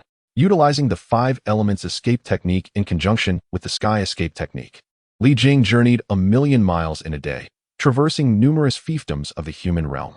The 4 great dukes, Shi Bo Ho Ji Chong, Dong Bo Ho Jiang Huan Chu, Nan Bo Ho Yi Chong Yu, and Bei Bo Ho Chong Ho Hu, each presiding over 200 vassal states. The territories traversed by him belonged to the vassal states under the jurisdiction of Bei Bo Ho Chong Ho Hu. Outside the Grand Army camp, Li Jing stood with his hands clasped behind his back, seemingly awaiting someone's arrival. Before long, a formidable figure clad in armor emerged from behind the gate, tall and robust. Measuring 8 feet in height, with a visage marked by a multitude of stern features, most notably a nose of extraordinary size. "Senior brother, what brings you here?" The newcomer inquired, astonished as he regarded Li Jing. "It has been many years. I merely came to see you while passing through." Li Jing replied. This man was Zheng Luan, who had become a disciple of the revered Dui Jinren after Li Jing's, and is widely recognized as one of the 2 generals of the He and Ha. Chapter 10. A bet with the Chang tribe. Zheng Luan momentarily paused, then gestured for Li Jing to enter. "Please, senior brother, come inside." Li Jing followed him into a tent, where he sighed. "It has been over a decade since I departed from Kunlun. After both Zheng Luan and he were sent down the mountain by Dui Jinren, they had not crossed paths again." Zheng Luan brought forth several jars of wine and some meat, filling 2 large bowls to the brim, one for each of them, and took a seat opposite Li Jing. "Senior brother, you command Qintang Pass. What brings you out here?" "Disciple, what is your perspective on the current state of the world?" Li Jing countered. Zheng Luan, somewhat perplexed, pondered briefly before responding. "Though the vassals of the North Sea's 72 routes have risen in rebellion, I have heard that the Grand Preceptor is on campaign. With just another year or 2, the rebels will surely be vanquished. At that time, peace shall reign, and the nation will prosper. Has the Jiuzhou Duke offered his beloved daughter, Deji, to King Zhou?" Li Jing inquired further. Upon Zheng Luan's nod, Li Jing sighed, "The world is destined for chaos." "What do you mean, senior brother?" Zheng Luan was left bewildered by Li Jing's words, his thoughts scattered, and the subsequent sight only added to his confusion. If it were merely the rebellion of the 72 vassals of the North Sea, then even if formidable, it would not shake the very foundation of the Shang. Before Li Jing could finish, Zheng Luan interjected, "Are you suggesting that Deji will incite chaos across the realm?" As the grain supervisor under Su Hu, Zheng Luan had seen Su Deji with his own eyes. She was merely a delicate woman, though exquisite in beauty, and he found it hard to believe that she could disrupt the court and plunge the world into turmoil. If she were simply a femme fatale, the Shang dynasty, with its many talented individuals, would not be on the verge of collapse. "But you have also spent years in training on the mountain with our master. You should know that some forces are beyond the capabilities of mortals to contend with," Li Jing replied. Zheng Luan fell silent. Although mortals possess the golden elixir path laid down by sages, the present-day humans cannot compare to the first generation of humanity. Nor can they match those extraordinary beings born with exceptional gifts. Their talents and limits are constrained. In the face of extraordinary power, unless the 3 sovereigns and 5 emperors were to manifest, it would be difficult for the Shang to withstand the impending chaos. The world is fated for upheaval, and you face a deadly tribulation amidst this turmoil. As brothers in arms, why not accompany me to Qintang Pass? Perhaps it could safeguard your life." Li Jing, fully aware of Zheng Luan's remarkable prowess, sought to draw him into his ranks by virtue of their fraternal bond. Zheng Luan forcefully placed the large bowl on the table, his face stern as he coldly huffed. "Brother, do you truly believe your abilities surpass mine?" Both were disciples of the renowned Dui Jinren. Yet Zheng Luan could not shake the feeling that his master favored Li Jing more. When Dui Jinren took him as a disciple, he had made it clear that upon mastering his abilities, Zheng Luan must ascend the mountain. In contrast, Li Jing had acquired his powers much earlier and remained in the 8 treasure cave for cultivation until the goddess Shiji persuaded Dui Jinren to send him down the mountain. Thus, Zheng Luan harbored a sense of resentment. Over the years, he had clawed his way through the military ranks to attain the modest position of grain supervisor. While Li Jing had married the eldest princess of the Shang and risen to the rank of commander at Cheneng Pass. In comparison, Zhang Luan felt increasingly disgruntled. Since embarking on his journey, he had been invincible, wielding his nasal smoke powers with ease. While Li Jing's mastery of the five-element escape technique seemed trivial in comparison, Li Jing's claim of facing a fatal calamity amidst chaos, which he could somehow avert, struck Zhang Luan as condescending. Li Jing, having anticipated Zhang Luan's reaction, calmly inquired, "Do you believe in the concept of fate?" Fate? Zhang Luan furrowed his brow. Some practitioners of the Tao could divine and perceive the secrets of heaven. The trajectories of events were referred to as fate. Are you suggesting that you have discerned the heavenly mandate and know of my impending calamity? Li Jing nodded affirmatively. Indeed, through certain means, I have glimpsed the heavenly secrets. If you remain in Jizhou, one day you shall encounter a life-threatening disaster. Your powers are undeniably formidable, and I concede in that regard. Yet, no amount of skill can rival fate. Once the time arrives, it shall be your day of demise. Without having been taught the art of divination, how could you perceive the heavenly secrets? Zhang Luan's resolve wavered, yet his inner defiance kept him skeptical. Shall we wager? Li Jing proposed. What do you have in mind? Zhang Luan responded.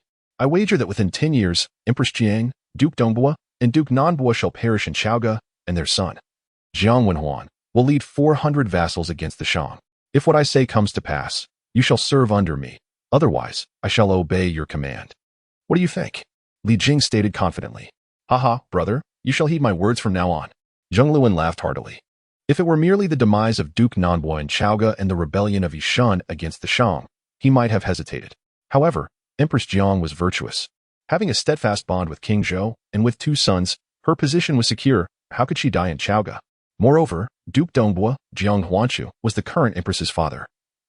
As the national son-in-law, loyal to Chaoga, he would not perish there, and his son was even less likely to rebel. He envisioned the future where Li Jing would be at his command, and any lingering resentment within him evaporated, replaced by a sense of triumph. After bidding farewell to Zhang Luan, Li Jing continued his journey westward. After several days, he finally departed the realms of humanity. The human race, known for its robust reproductive capabilities, could not occupy the vastness of the primordial wilderness alone. Beyond the realm of humanity, countless races exist, each possessing their own territories. Many enlightened beings occupy mountain peaks, establishing their own sanctuaries. Currently, I find myself within the domain of a different race, known as the Western Rome. This tribe is a hybrid of human and demon, a blend of man and canine, hence they are also referred to as the canine Rome. The canine Rome frequently engage in skirmishes with humanity, relishing the act of abducting humans to serve as breeding vessels, thereby augmenting their numbers. The demon race has always struggled with fertility, and upon discovering that humans and witches could interbreed to enhance reproductive rates, they sought to unite with humans. The results confirmed their hopes. The offspring, half demon and half human, although shorter-lived, emerged with heightened intelligence and greater ease in cultivation. Recently, taking advantage of a lapse in the defenses of the Western Qi, the canine Rome launched assaults on several border towns, capturing all inhabitants. Now, they are preparing a bonfire feast to revel in their triumph. Before the flickering flames, wild figures sway, their silhouettes intertwined in a raucous display. These figures exhibit peculiar traits, most retaining canine features, be it a dog-esque tail, ears, snout, or even a canine head. Surrounding them are iron cages, each housing disheveled and terrified captives, as if they were on the brink of facing something horrifying. Under the crimson glow of the firelight, they appear as if stranded in a frigid wasteland, curled up and trembling in fear. Gradually, the shouts of the canine Rome harmonized into a unified chant, resonating with an unusual rhythm. This transformation only heightened the terror of those within the cages, who screamed desperately, pounding against the bars in a futile attempt to escape. For at such moments, these fiends would drag a few individuals from the cages, placing them upon the fire to be roasted and consumed. Suddenly, the cry ceased. Chapter 11, Silver Hound. Divine Powers Unleashed. A figure resembling a towering iron tower rose from the stone pedestal above the steps, raising its arms and proclaiming, "These past few days have been rare moments of celebration. Since that old fool Ji Chang has been guarding Western Qi, we have not succeeded even once. Now, we shall finally erase the shame of our past. Tonight, let us feast to our heart's content." Haha, Dog Emperor. Not only do I wish to indulge, but I also desire several women. The women of humanity possess tender, delicate flesh, succulent and juicy. I can hardly contain my anticipation. Boomed a corpulent figure with the head of a bulldog. drool glistening as it dripped from its grotesque maw. I only desire men. The sensation of human men is uniquely pleasurable, though regrettably, their stamina is lacking, unable to endure beyond 3 months. Spoke a graceful woman, her voluptuous figure accentuated with curves. Her rear and a portion of her bosom exposed to the air, canine ears, and a fluffy tail adding to her allure. A dapper young man clad in white, elegantly fanning himself, remarked disdainfully, "Vulgar. Just bring me 10 young boys. I have a keen interest in human culinary arts, and these tender children shall serve as perfect subjects for my various cooking experiments." From time to time, various demands arise, each word steeped in a sanguinary aura, instilling profound dread within the captives of the iron cage. Silence. The canine emperor bellowed, and the entire canine horde fell into a hushed anticipation of his ensuing words. The fruits of victory, indeed, must be savored, yet they are not to be taken in excess. This distribution shall be based on each individual's contribution. Wise is the canine emperor. Wise is the canine emperor. Wise is the canine emperor. The throng of canines chanted fervently, with a firm gesture. The emperor commanded silence once more, then proclaimed, "However, before we proceed, let us adhere to tradition and allow Shower to make his selection first. Benevolent is the canine emperor. Benevolent is the canine emperor." Amidst the clamor, a slender silver hound approached, flanked by several attendants. It was evident that this silver hound was reluctant, akin to a duck being driven to water. "Shower, choose whom you favor, and once decided, instruct them to prepare accordingly." The canine emperor's visage, marked by coarse features, stood in stark contrast to his gentle tone. The silver hound gazed up at the looming iron tower, its golden eyes brimming with a deeply human animosity, for it harbored a profound hatred for the wretch before it. The throne above had once belonged to its father, yet, in the span of a single night, its father had fallen, and the throne had been usurped. The canine tribe, once harmonious with the human race, had transformed into mortal enemies. All due to the presence of this man. Hatred consumed it, yet its feeble strength rendered it powerless for vengeance, and the aware kinfolk dared not speak out. At every hunting feast, this villain would compel it to select humans for slaughter. On occasion, it would cunningly attempt to rescue those chosen, only to see them brutally returned and tortured to death, their remains presented before it in a grotesque display. Subsequently, it would resolutely refuse.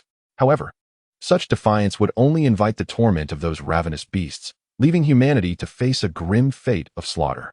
It had exhausted every conceivable method, yet had never succeeded in saving an innocent soul.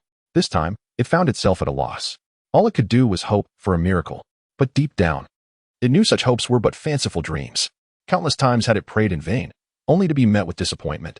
"My dear nephew, have you truly found nothing to your liking this time?" The canine emperor's eyes gleamed with derision. Descending step by step, he exuded an oppressive aura. Confronted with his formidable presence, the silver hound instinctively recoiled but soon stepped back to stand at the emperor's feet. "Since you struggle to make a choice, allow me to decide for you." The emperor extended his hand, and a cage swung open, releasing 3 infants who slipped from their mother's embrace, falling into his wicked grasp. "No. Return my children." The 3 mothers cried out, their wails echoing with despair as they reached out in a futile attempt to reclaim their lost progeny, only to witness the cage snap shut, leaving them to grasp at empty air. In response to their cries, the canines grew even more exhilarated, dancing and laughing with abandon. "Release them."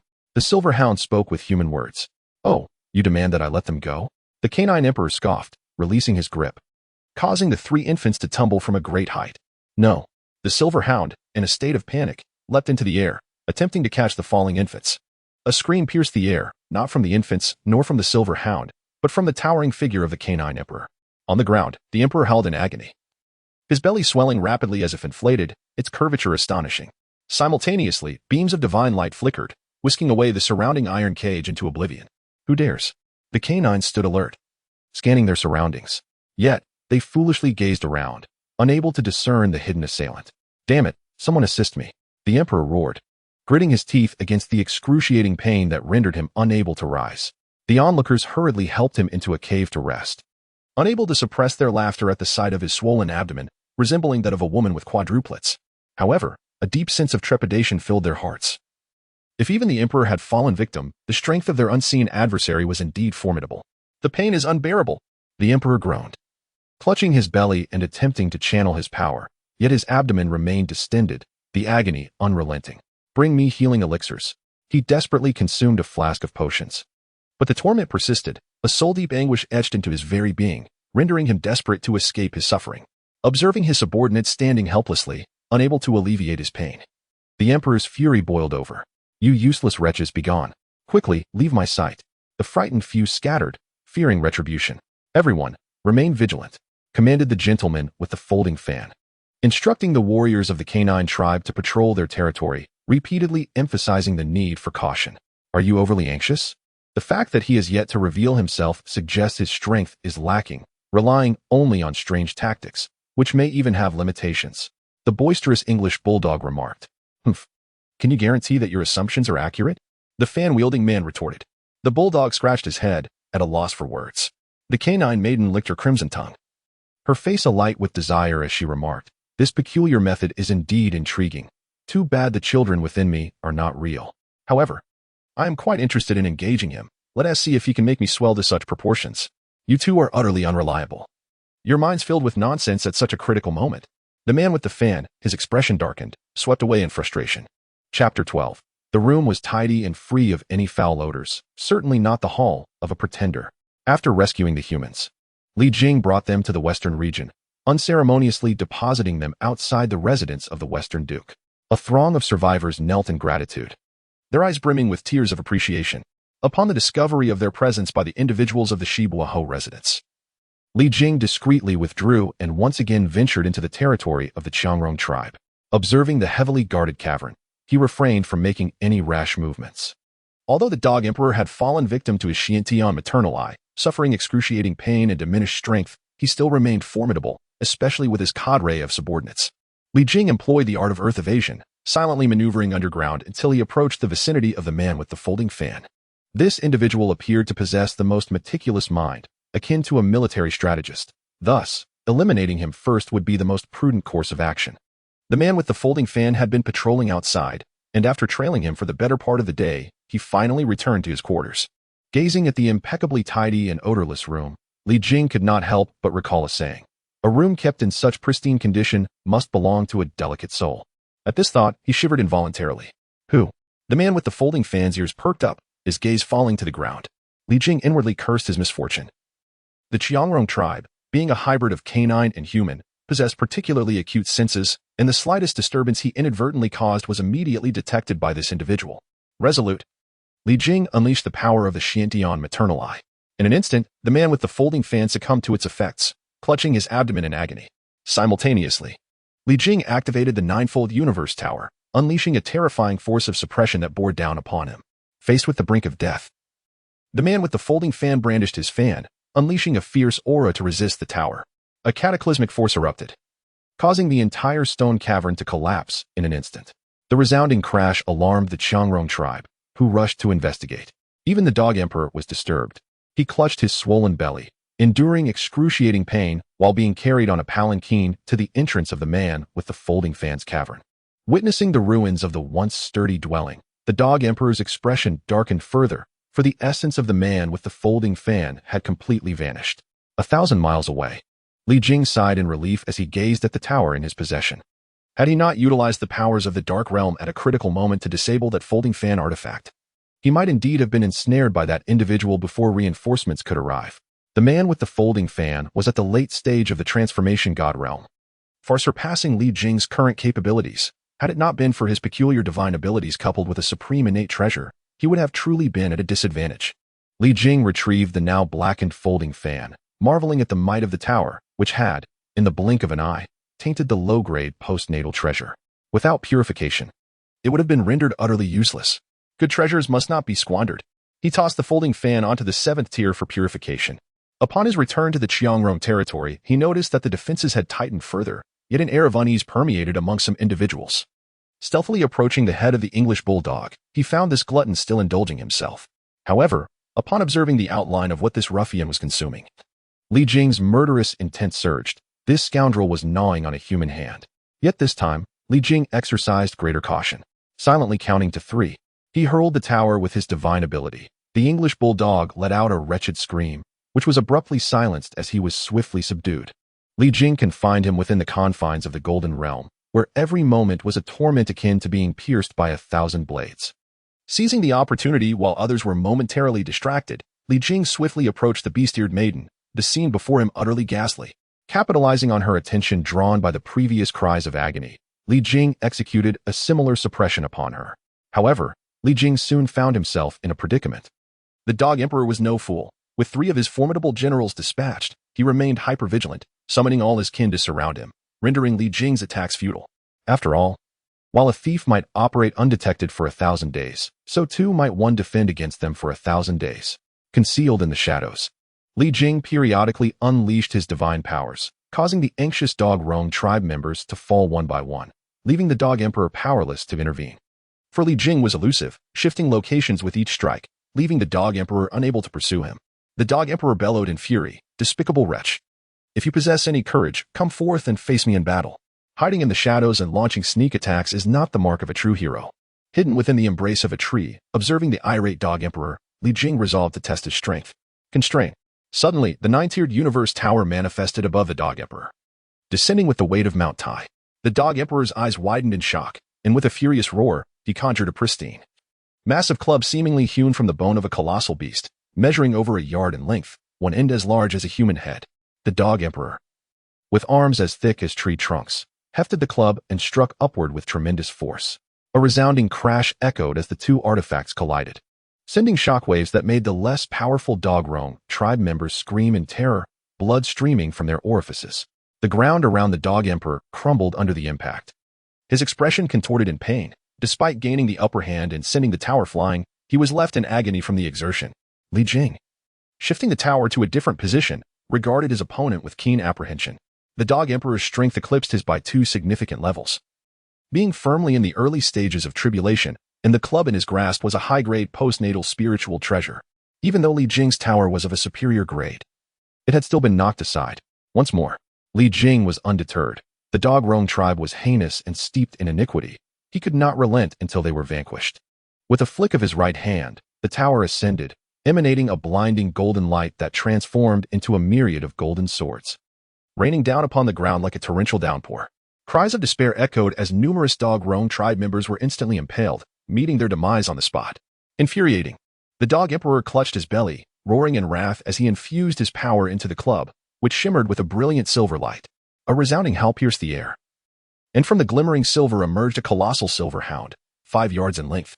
Its massive form was cloaked in thick, lustrous silver fur, its black eyes gleaming with cold intensity, and its sharp, menacing fangs seemed poised to pierce the heavens. "Let me consume you," the Dog Emperor commanded.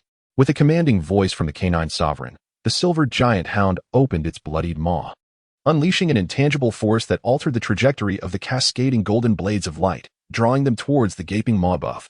"Choke on this." The divine light of the pagoda surged, transforming the rain of golden swords into a magnificent golden river, suspended in the heavens, pouring downwards. "Humph.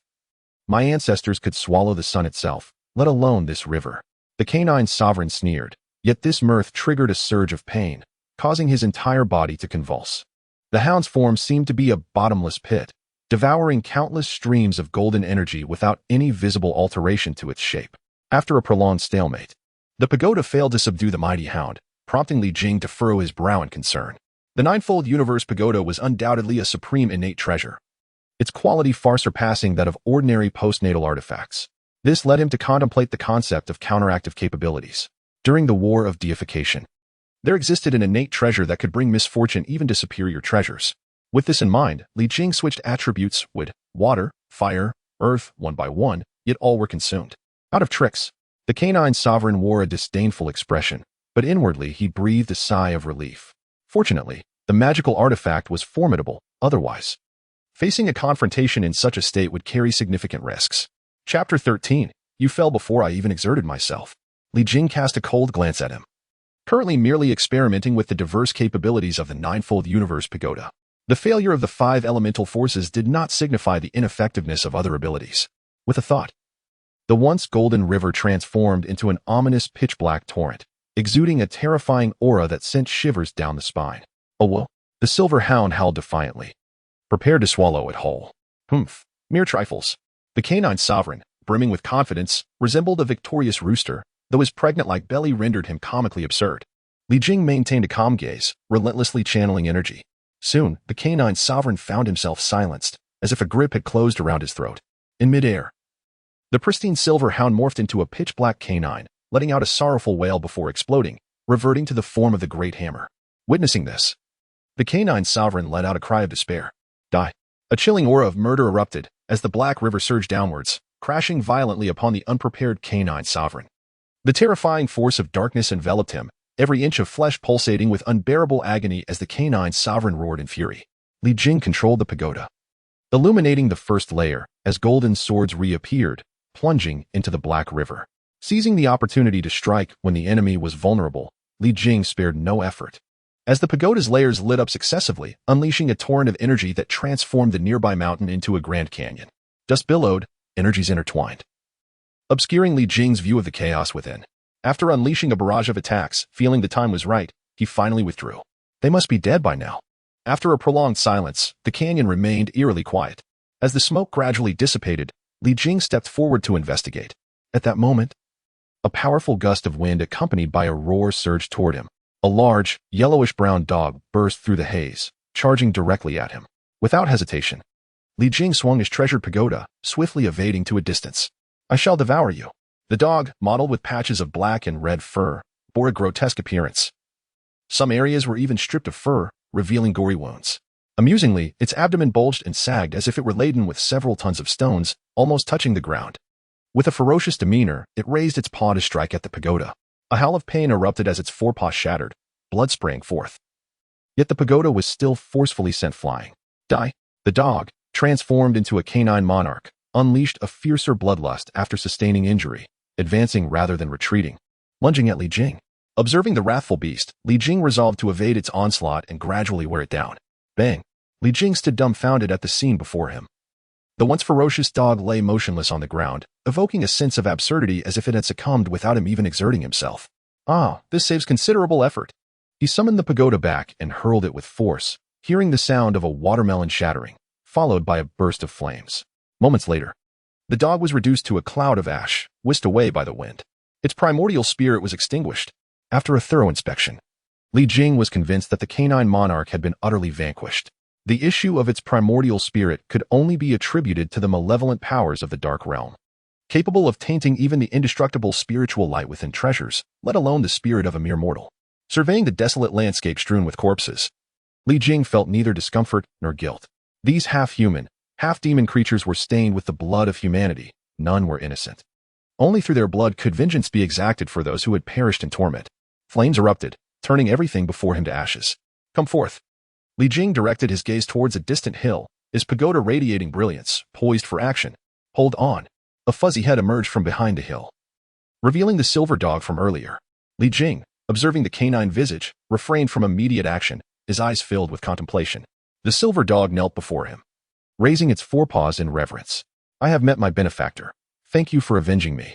Li Jing glanced at the remnants of the canine monarch's ashes on the ground, his mind swirling with speculation. Subsequently, the silver dog's words confirmed his thoughts. My father was once the king of the dog clan, but dog lie. The large yellow dog you defeated, plotted against him, and gained the support of our kin to seize the throne, committing heinous acts. Had it not been for your intervention, I would have eventually fallen victim to his treachery, let alone seek vengeance. You may leave.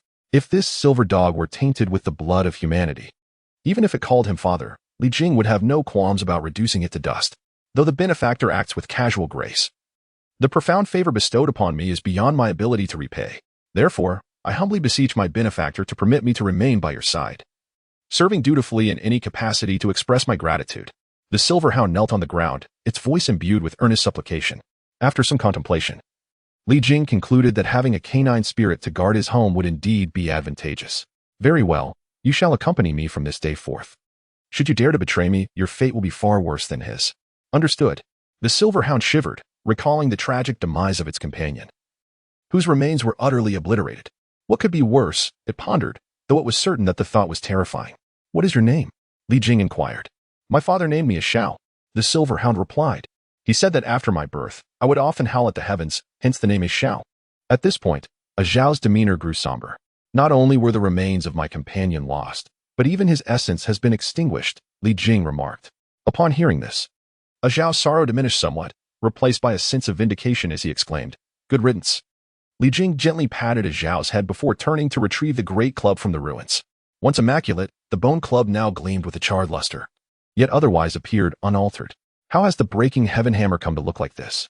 A Xiao exclaimed in astonishment. Li Jing paused, questioning. This is called the breaking heaven hammer?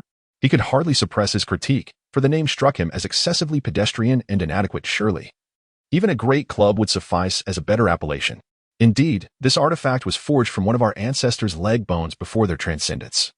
Imbued with a fragment of their will, capable of summoning the true form of our ancestor to unleash the sun-devouring divine art. It is the treasured heirloom of my clan, overseen by successive dog emperors. A Xiao explained. Li Jing nodded, casting the artifact into a treasure tower as they resumed their journey. Days later, Li Jing beheld the majestic Kunlun mountain from afar. Towering peaks pierced the clouds, their summits shrouded in thick mist, while the sprawling mountain range stretched for countless miles, resembling a colossal beast of chaos, exuding a formidable aura. Master, is this the revered Kunlun, the progenitor of all mountains? A Xiao gazed in awe at the grand expanse, which consumed his entire vision. The endless range seeming like the edge of the world, insurmountable. Indeed, this is Kunlun, although he had spent years within its embrace and was well acquainted with its essence. Witnessing the divine mountain in person left Li Jing momentarily entranced. So grand. A Xiao struggled to find words to encapsulate the majesty of Kunlun, his mind resonating with the singular thought of greatness. Let us proceed. Stealing his resolve, Li Jing continued onward. Despite Kunlun appearing near, its vastness extended for miles. The cave of the realized one, Du-yi, lay upon a mountain peak at its rear, necessitating a considerable detour to reach it. A Xiao closely followed Li Jing, both reveling in the breathtaking scenery of Kunlun, marveling at its splendor. What a delightful fragrance! A Xiao paused in a hollow, sniffing the air with enthusiasm. Whoosh, whoosh. Li Jing, perplexed, sniffed the air but detected no fragrance. He took another whiff, yet still found nothing resembling the supposed aroma. This way. A Xiao dashed downwards, following the scent, and Li Jing hurried to keep pace. Right here. Chapter 14. Hurry. A Xiao circled a patch of ground, its front paws vigorously digging, as if the fragrance emanated from beneath. Li Jing examined the terrain. It was merely a patch of weeds, devoid of anything unusual. However, there was indeed a faint, delicate scent in the air, reminiscent of some medicinal herb. Yet, a subtle ripple emanated from below, so faint that if it weren't for his mastery of the five-element evasion technique, Li Jing might not have discerned it. He crouched low and delved underground, spotting a pale yellow figure weaving through the soil. Without hesitation, he pursued. Sensing Li Jing's approach, the figure quickened its pace, making it a challenge for Li Jing to keep up. The two traversed swiftly through the earth, veering east and west, and soon arrived at another hilltop. I wonder how long you can elude me. Li Jing silently vowed to persist in his chase. After an hour, the pale yellow figure suddenly dove deeper into the ground, trying to shake me off this way. When employing the earth evasion technique, one typically does not burrow too deep, as the pressure and resistance increase with depth, slowing one's speed. As they descended, both Li Jing and the figure diminished in velocity. However, Li Jing's speed waned considerably more than that of his quarry, quickly widening the gap between them. Suddenly, the figure turned back, making a playful grimace at Li Jing. It was then that he beheld its face, a charming, doll-like visage adorned with light yellow whiskers. A ginseng spirit. A name flickered in Li Jing's mind. This diminutive creature, exuding a fragrance and proficient in earth evasion, bore a striking resemblance to the legendary ginseng spirit. Excited by this realization, Li Jing thought, such a remarkable being must not be allowed to escape. With a flourish of his right hand, a pagoda materialized in his palm. Go. The pagoda broke through the soil and settled above the ginseng spirit, its first tier illuminating, channeling golden energy that transformed the surrounding earth into an impenetrable barrier, trapping the ginseng spirit in place. Capture. The pagoda ensnared the ginseng spirit within its first tier, and Li Jing followed suit. Let me out. Let me out. Within the golden realm, the ginseng spirit cried out, her youthful face displaying a look of desperation. A ginseng spirit. Li Jing appeared before her, startling her into instinctively attempting to use her evasion technique to flee. Yet, here in the golden realm, she collided with the solid ground, sustaining a sizable bump. Don't eat me. Don't eat me. The ginseng spirit sank to the ground, shrinking back in fear, tears brimming in her eyes. Why shouldn't I eat you? Consuming you would grant me immortality. Noting her timid demeanor, Li Jing couldn't resist the urge to frighten her a little. He would never truly consume the ginseng essence, for it is a renewable resource. Devouring it once would eradicate it completely. With its numerous roots, one only needs to pluck a few when necessary. And keeping it nurtured within the pagoda is undoubtedly the most prudent method of utilization. The ginseng essence, startled, began to wail loudly, tears streaming down its face. The resounding cries left Li Jing feeling overwhelmed, and reluctantly, he attempted to soothe it. However, his efforts only intensified its sobbing. "If you continue to make such a racket, I shall eat you right now," Li Jing exclaimed, adopting a fierce demeanor, which immediately silenced the weeping. Rubbing his temples, he gestured for the ginseng essence to follow him to the realm of life. This place was awash with verdant beauty, where crops and fruit trees flourished in abundance, presenting a picturesque pastoral scene. The ginseng essence surveyed its surroundings, feeling the life force surging from the void, and the earlier fear dissipated, replaced by an overwhelming urge to settle in this haven. "This place suits you well. You shall remain here from now on," Li Jing declared, disregarding the ginseng essence's willingness. As he left the pagoda and returned to the outside world, he hastened back to his previous location, anxious that his loyal guardian might become a mere snack for the ferocious beast lurking in the mountains.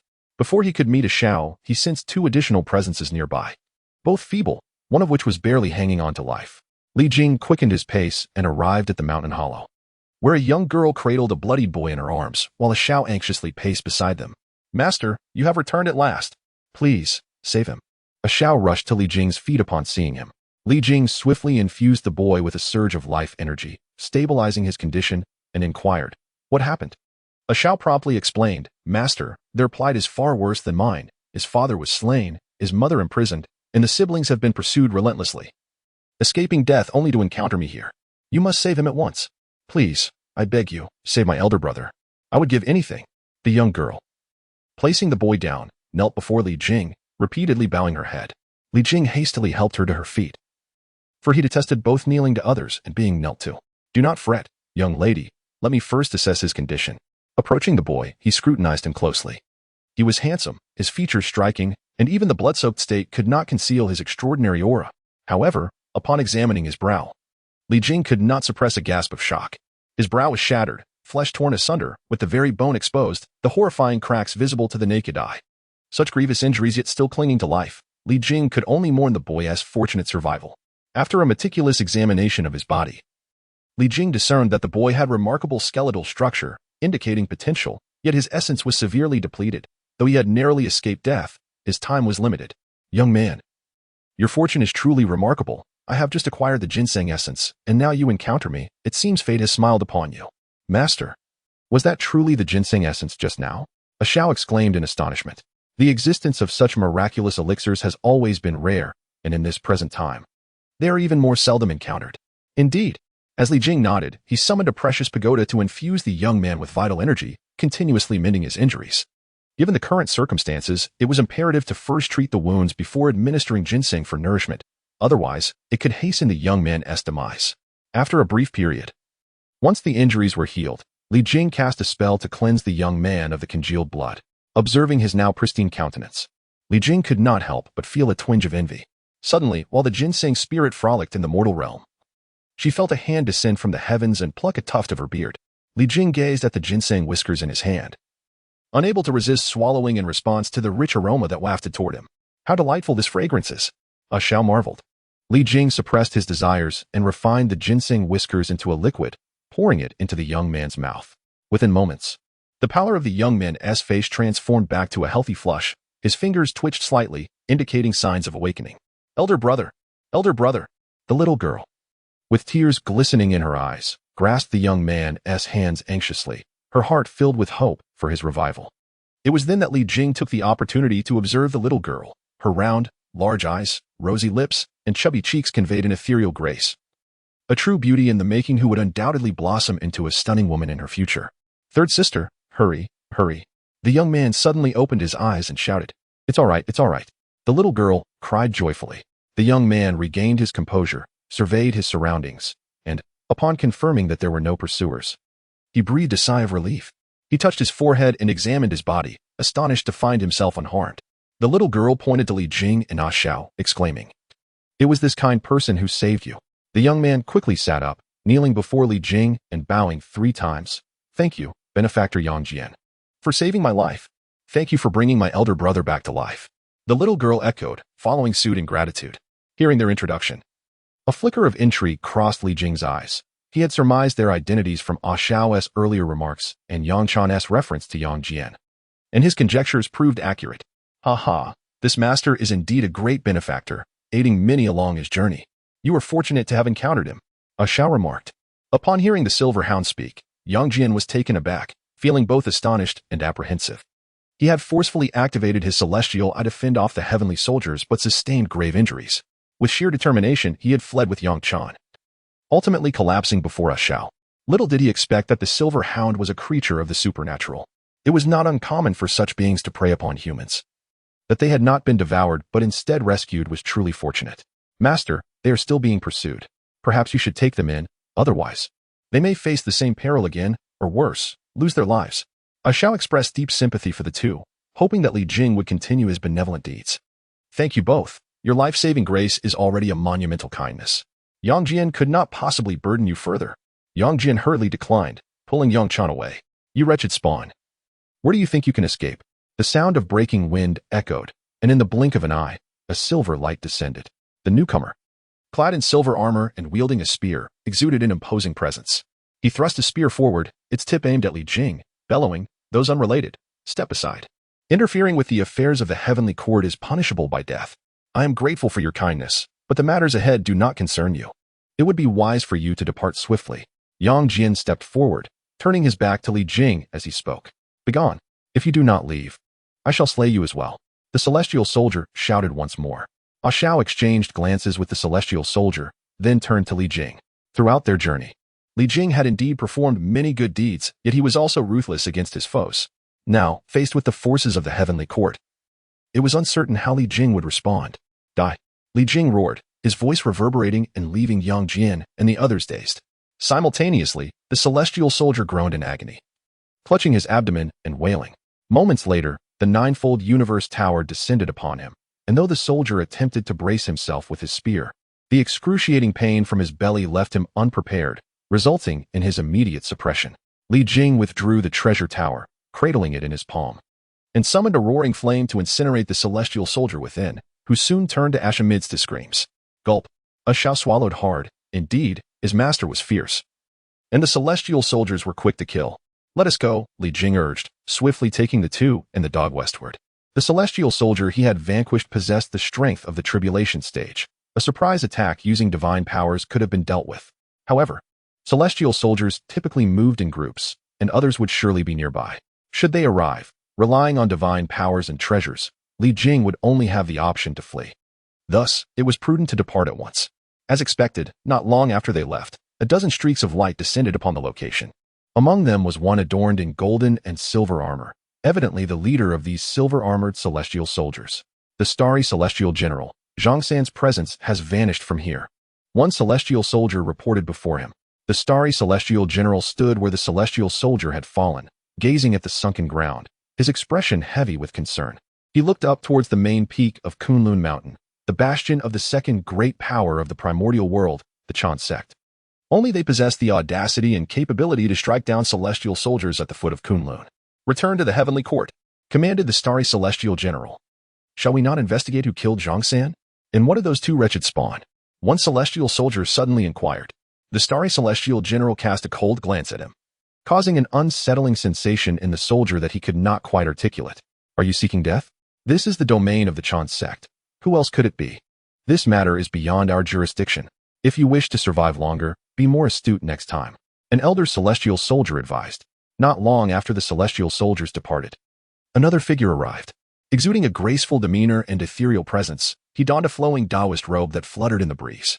"My disciple should have arrived by now. Why is there no sign of him?" The man glanced around, ultimately fixing his gaze upon the traces left by the celestial soldiers. These marks were fresh, indicating that someone had been here not long ago. He calculated with his fingers, a frown creasing his brow. "Very well, I shall search the surrounding area. My heartfelt gratitude for saving me once again." Yang Jian and his sister bowed deeply in thanks. Li Jing helped them to their feet, a profound silence enveloping them. "It is our misfortune to have involved you, benefactor. Henceforth, we shall part ways. Should we be fortunate enough to preserve our lives, we shall repay your profound kindness." Yang Jian assumed that Li Jing was concerned about the retribution from the heavenly court and hastily offered his resignation. "You cannot simply walk away like this. You will inevitably be pursued by the celestial soldiers, and escape will be impossible," Li Jing remarked. He had not been contemplating the heavenly court's vengeance.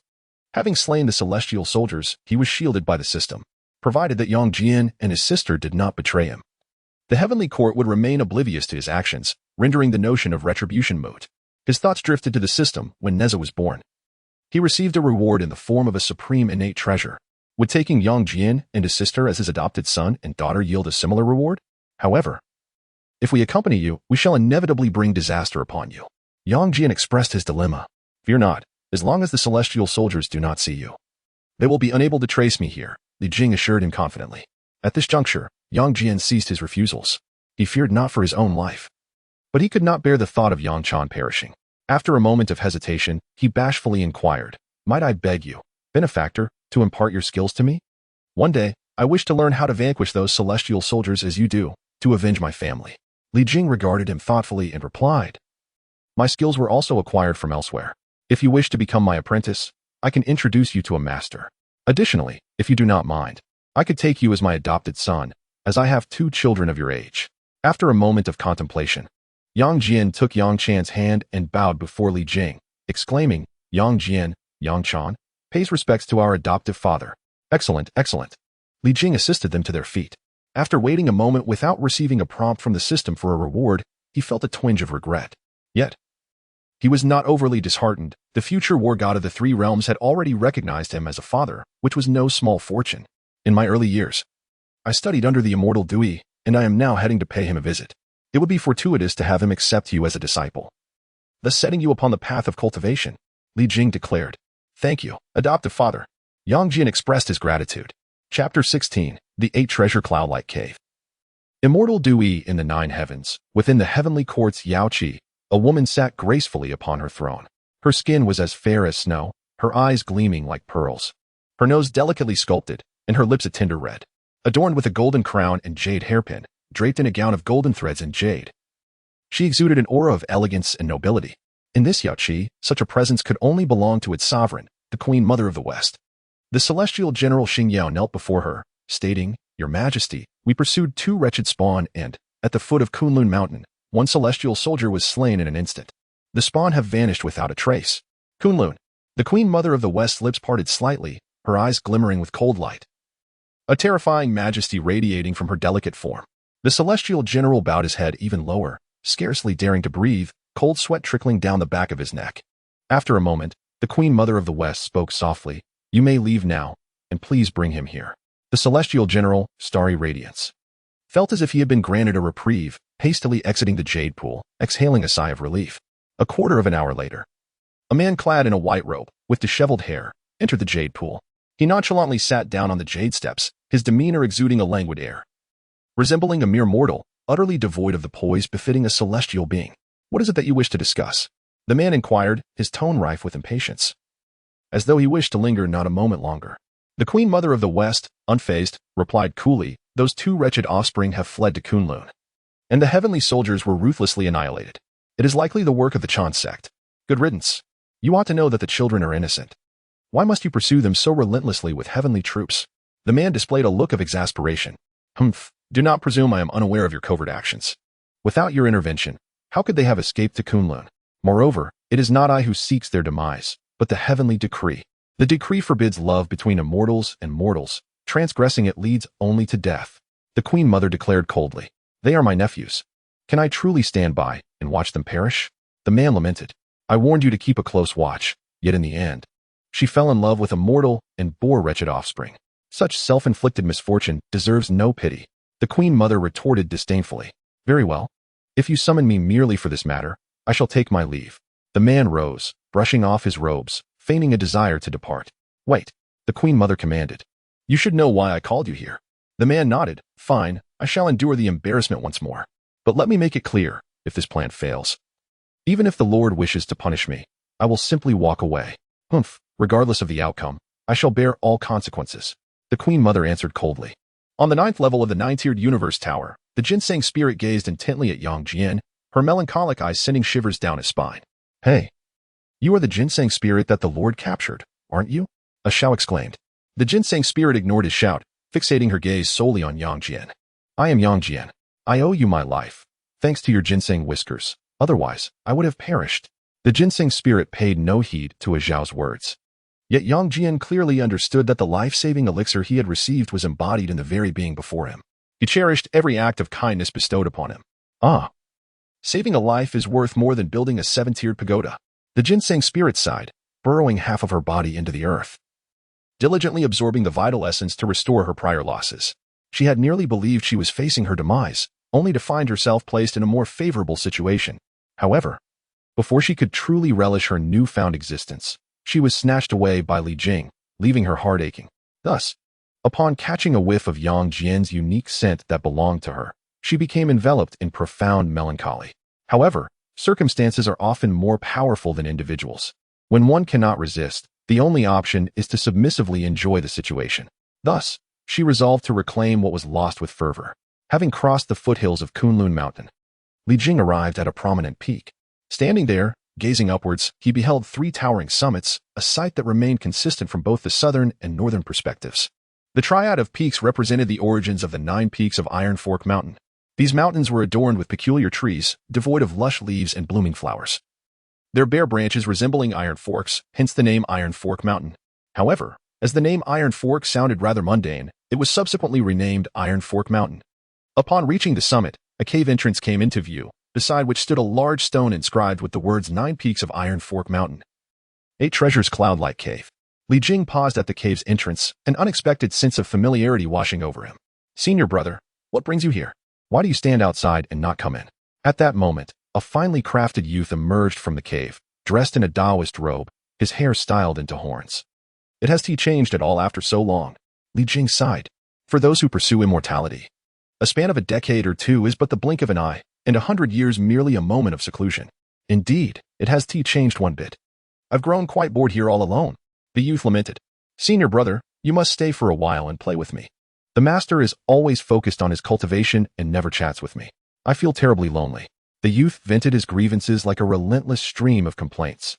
Li Jing chuckled softly. If you find it dull, why not come down the mountain with me? Upon hearing this, the youth's eyes sparkled with excitement, though his expression revealed inner conflict. After a moment of contemplation, he replied, If I leave, the master will be alone. I cannot abandon him. Value. Why haven't you invited your senior brother inside? At that moment, a deep voice resonated from within the cave. The youth's expression shifted, and he quickly said, Senior brother, please come in. Li Jing nodded, a hint of apprehension in his heart, and followed Baoyu into the cave. Inside the cave, a wondrous realm unfolded, vibrant with spring colors, where flowers competed in their brilliance, displaying a riot of hues. The stone platforms and pavilions were arranged with delightful randomness. The two approached a stone bed where a Taoist priest sat cross-legged, his silver hair cascading over his shoulders, his complexion rosy and radiant. Li Jing bowed respectfully. Li Jing pays his respects to Master, wishing you a smooth path in your pursuits and an early attainment of sanctity. The figure before him was none other than his teacher, the master of the 8 treasures cloud-like cave, Du Yizhenren. Unexpectedly, after all these years, your cultivation has scarcely progressed, yet you have mastered the art of flattery quite well. Du Yizhenren's words bore a hint of reproach, yet his tone remained gentle. The pursuit of the Tao encompasses not only the path to immortality but also the way of being human. The way of humanity is one of the myriad paths of the great Tao. To understand one path is to understand them all. Li Jing proclaimed with clarity. There is no fault in speaking well of others. As long as one avoids tripping over their legs, it is acceptable. After all, no one despises kind words. Upon hearing this, Du Yizhenren closed his eyes, and for a moment, the cave fell into silence. After a brief moment, he opened his eyes and spoke. It appears I have misjudged you. These years of worldly experience have rendered your understanding of the Tao more profound and enriched. My teacher's praise is unwarranted. In comparison to you, I have merely scratched the surface, Li Jing humbly replied. Yet, beneath his words lay a mere display of bravado. For his comprehension of the Tao still fell significantly short. Chapter 17. The Heavenly Emperor's Countenance at the foot of Kunlun Mountain, before the Jade Void Palace. A languid figure emerged from the Yaoqi. Clad in resplendent attire, he exuded an air of majesty, akin to a sovereign of the heavens, exalted and commanding. Who approaches? A young boy in white stood before him, displaying no hint of trepidation in the face of such formidable presence. Announcing the arrival of Brother Yuan Shi. The Heavenly Emperor Haoyan seeks an audience, the man intoned gravely. Remain here for a moment. I shall report to the sage. The boy in white stated before turning to depart, showing no deference to the Heavenly Emperor Haoyan, the chosen ruler of the heavenly court by the Tao ancestor Hongjun. After a brief interval, the boy returned and said, Follow me. Haoyan, maintaining a solemn demeanor, trailed closely behind, arriving before the Jade Purity Sage, Yuan Shi Tianzun. Why have you left the heavenly court to come to my jade void palace? Yuan Shi Tianzun sat cross-legged upon a cloud bed, with myriad phenomena converging behind him.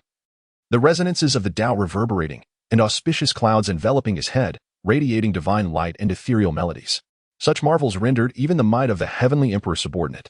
A fugitive has escaped to Kunlun Mountain and was rescued by an enlightened being. Thus I seek my brother's assistance in locating this fugitive to uphold heavenly order, Hao Tian replied. His expression impassive.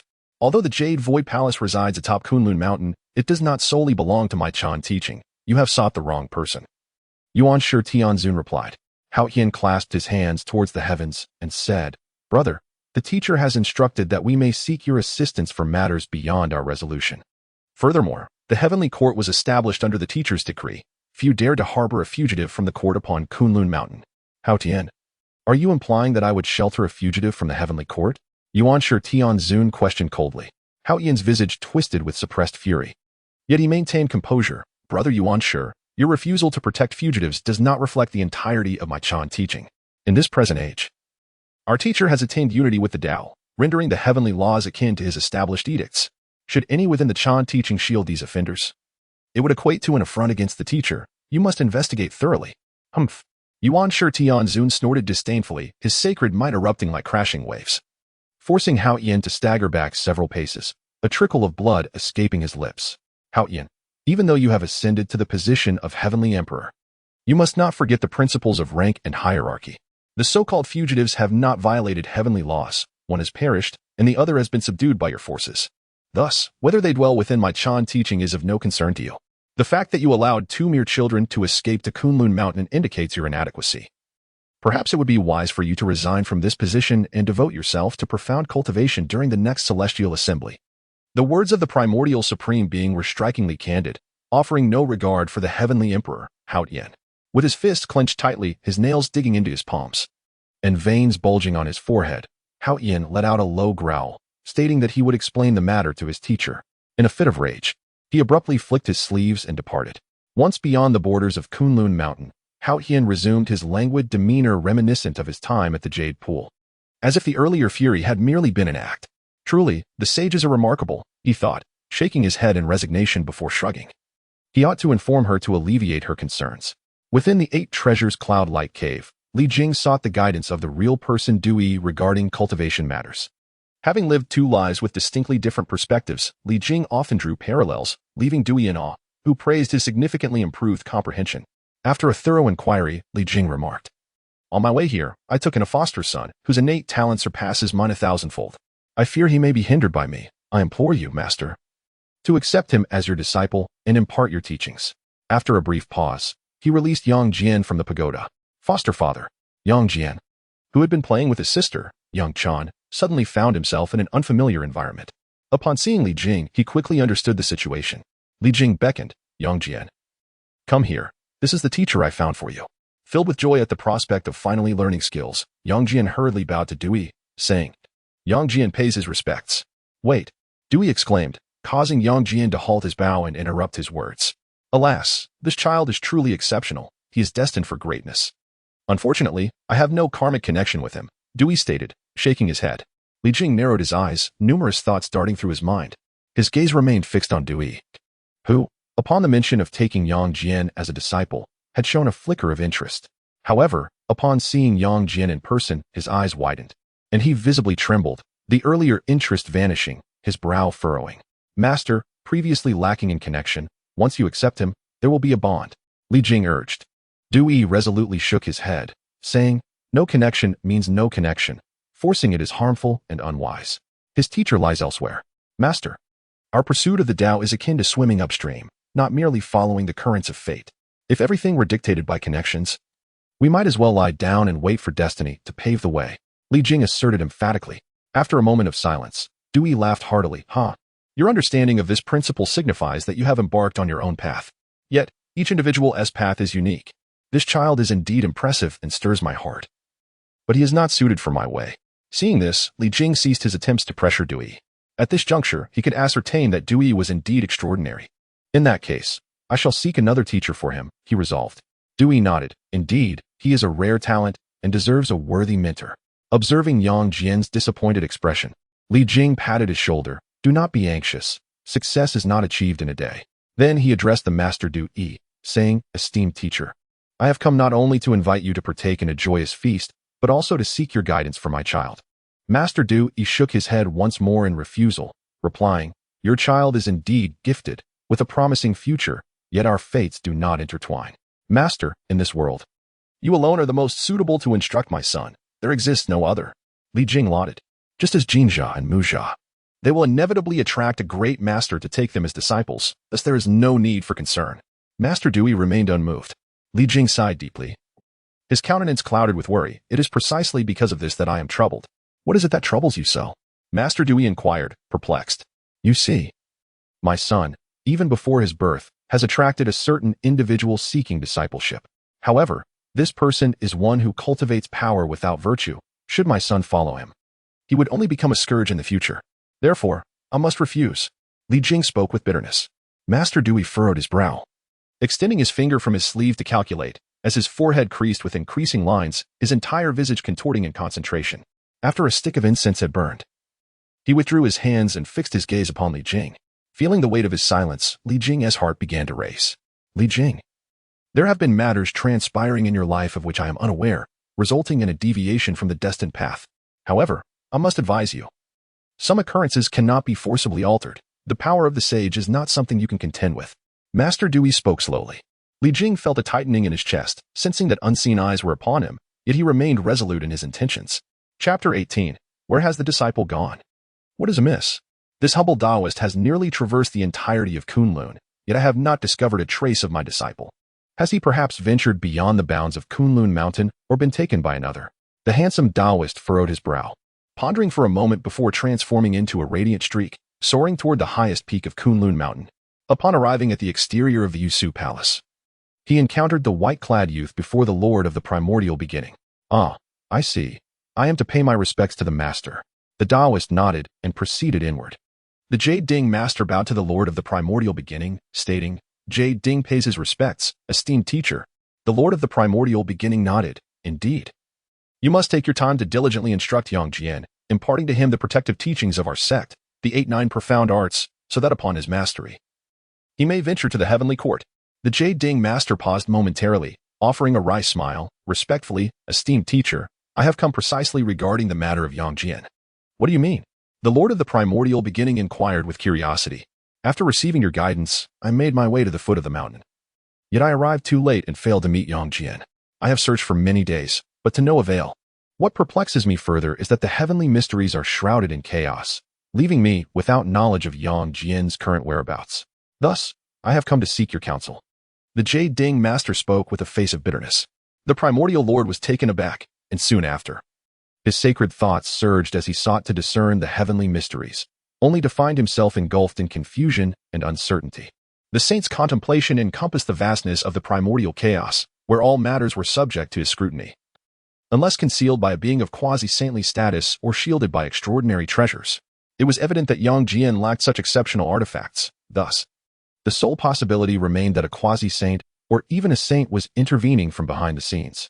Nonetheless, even if a saint were involved, the primordial lord was determined to investigate thoroughly.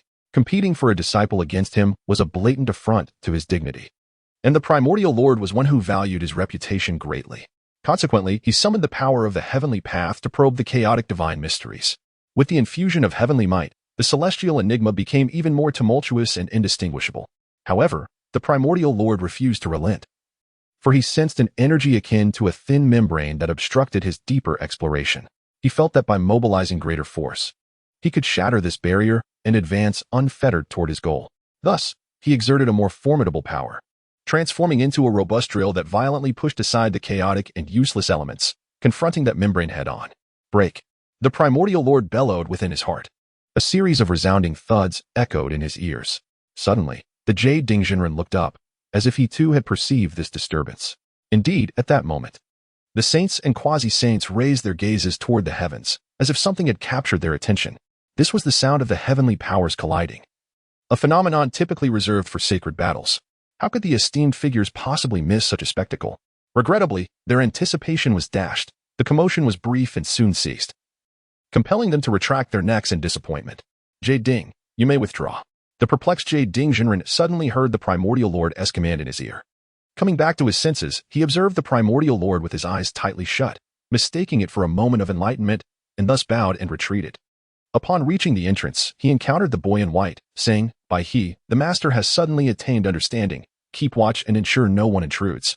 "Yes, Uncle Master," the boy in white replied. Inside the Yusu Palace, the Primordial Lord abruptly opened his eyes, his pupils filled with disbelief and terror. As a plume of blood mist escaped his lips. Just moments ago, as he was on the brink of piercing through that membrane, a terrifying presence had manifested. It was an unfathomable entity, impossible to gaze upon, indescribable and ineffable. He vaguely sensed that this dreadful existence seemed to embody a supreme artifact, entwined with the 3,000 principles and the myriad worlds in flux. In his recollection, there indeed existed an object that conformed to this description. Though he had never witnessed it, many were familiar with its legend. Contemplating this, the Primordial Lord's gaze darkened with trepidation. "Do not pursue the matter of Yangjian. Hasten down the mountain and seek another disciple to fulfill this calamity." While traversing the path, the esteemed Yu Ding Jinren suddenly received a message from Yuan Shitian Zun, leaving him in a state of heightened perplexity. Initially, he had wished to seek clarification. Yet his mentor's words only deepened the enigma, rendering him even more confounded, contemplating a return to Yusu Palace for further inquiry. He hesitated upon remembering his teacher's final decree to dismiss him. Ultimately, Yu Ding Jinren resolved to adhere to the instructions given. To the north of Kunlun, a magnificent mountain rose abruptly from the plains, capturing the attention of all. This mountain possessed a most peculiar shape, resembling a colossal peach turned upside down. Thus, it was aptly named Peach Mountain. It was said that within its depths lay a suppressed celestial being, attracting many who yearned to behold this divine visage. However, countless individuals ventured forth only to return disheartened, leading to a gradual decline in belief regarding this tale. On this particular day, as was customary, some individuals were foraging for wild fruits and vegetables upon the mountain. Unbeknownst to them, a streak of luminescence descended from the heavens and alighted upon the mountain. Within the heart of Peach Mountain, a spacious and radiant cavern revealed itself, at the center of which lay a vast pool filled with verdant lotus plants.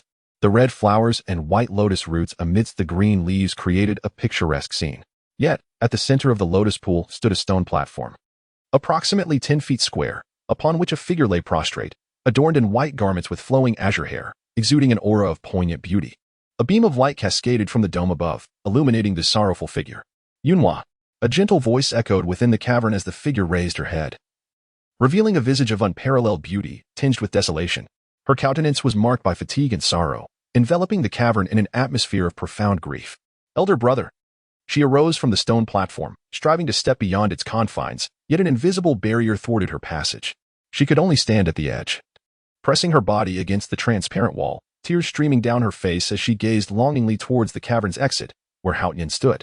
"Yunhua, I have long advised you. Why did you not heed my counsel?" Haoyan's expression was one of frustration, casting aside any semblance of languor he had previously displayed before the queen mother of the Yaoqi. "Elder brother, this is my fault. I have wronged you. What has become of Tianyu and my children?" Yunhua wept. "Enough. Do not call me elder brother. You have disappointed me gravely." Haoyan's face was ablaze with fury, more so than when he had endured humiliation from Yuan Shitian Zun. "Elder brother, I beseech you, spare them. It is my fault. Let your punishment fall upon me alone. I would accept any fate, even that of being torn asunder, if only you would release them. They are innocent." Yunhua's voice, tear-streaked and filled with desperation, evoked a sense of pity in those who heard her. Chapter 19. The tale of a mortal. "You truly are a hopeless case, clinging to that scoundrel. Have you not considered that, as my sister, you have encountered many talented individuals? How could you fall for an ordinary mortal?" Hao Tian spoke through gritted teeth. "Elder brother, it no longer matters. I have already fallen for him. Regardless of his origins, he is my man." The fairy of Cloud Hua's eyes brimmed with sorrow. For the tree of love had already blossomed, and there was no turning back. Hao Yan's expression turned cold. Indeed, it is no longer needed. A buzzing filled Yuhua's mind as she gazed at Hao Yan in disbelief, struggling to ask, You killed them." "Humph." Hao Yan stepped forward, treading upon the lotus leaves. Standing a foot away from her, Yang Tianyu and Yang Qiao, those two pawns, have been reduced to ashes by my hand. Their true spirits have also been shattered. They cannot live, lest my heart's resentment remain unquenched. Whoa. The fairy of Cloud Hua leaned weakly against an invisible wall, collapsing to the ground, covering her face as she wept. Hao Yan watched her cry with a cold expression, yet his eyes were filled with compassion and heartache. After weeping for some time, Yunhua raised her head to look at Hao Yan, her gaze icy and merciless. What of Jian and Chana? Confronted by those familiar yet foreign eyes, a chill ran through Houghton's heart, awakening an indescribable anguish. Ultimately, he could only continue to maintain his frigid demeanor. Those two wretched souls fled swiftly, escaping to Kunlun Mountain, where they were rescued by the disciples of the primordial heavenly sovereign. Humph! A mocking smile crept upon Yuhua's lips as she turned away from him, remaining silent. Hao Ian gazed at her retreating figure for a long moment, finally letting out a silent sigh before disappearing from sight. At Chintang Pass, soldiers patrolled in formation outside the Li residence, as if guarding against an unseen threat. My lady, while the master is away, it would be best if you refrained from going out. Li Jing had received the order from the great General Yin Hu, who was also present at the Li residence. Alas, I understand. However, if you are not patrolling the pass, what if something goes awry? Yin Suji expressed her concern. Do not worry, my men are not idle. Besides, the master has instructed that your safety comes first. Should any unforeseen circumstances arise, you are to abandon the pass and flee. Yin Hu advised. You, who feast on the king's bounty, how can you say such things? Yin Suji's expression darkened. He too should know better, especially as the commander, when he returns. I shall have a word with him. My lady, the late king's command was for me to protect you. What I do now is merely fulfilling that royal edict. Yin Hu replied unflinchingly. Yang Chan, you are truly delightful. They are both so dreary. The young boy Bao Yu played joyfully with Yang Chan, while Yang Jian and his Xiao, one man and one dog, sat side by side on the grass, staring vacantly at the sea of clouds. Li Jing stood atop the mountain, observing the scene below, fully aware yet choosing not to intervene. Both Yang Jian and his Xiao had endured their share of hardships, profoundly shaping their characters. The bond between man and dog was one of mutual understanding and sympathy, which naturally drew them together. Yang Chan, although she too had faced great changes, was well protected by Yang Jian and retained her childlike innocence. Although Bao Yu is older than Li Jing, he has always followed the Taoist Master Taiyi in his cultivation, having had little contact with the outside world, remaining as pure as a blank sheet of paper, embodying the essence of an older child. Aside from his cultivation, he indulged in play. Previously alone, he now revels in the company of Yang Chan, losing himself in merriment. Greetings, master.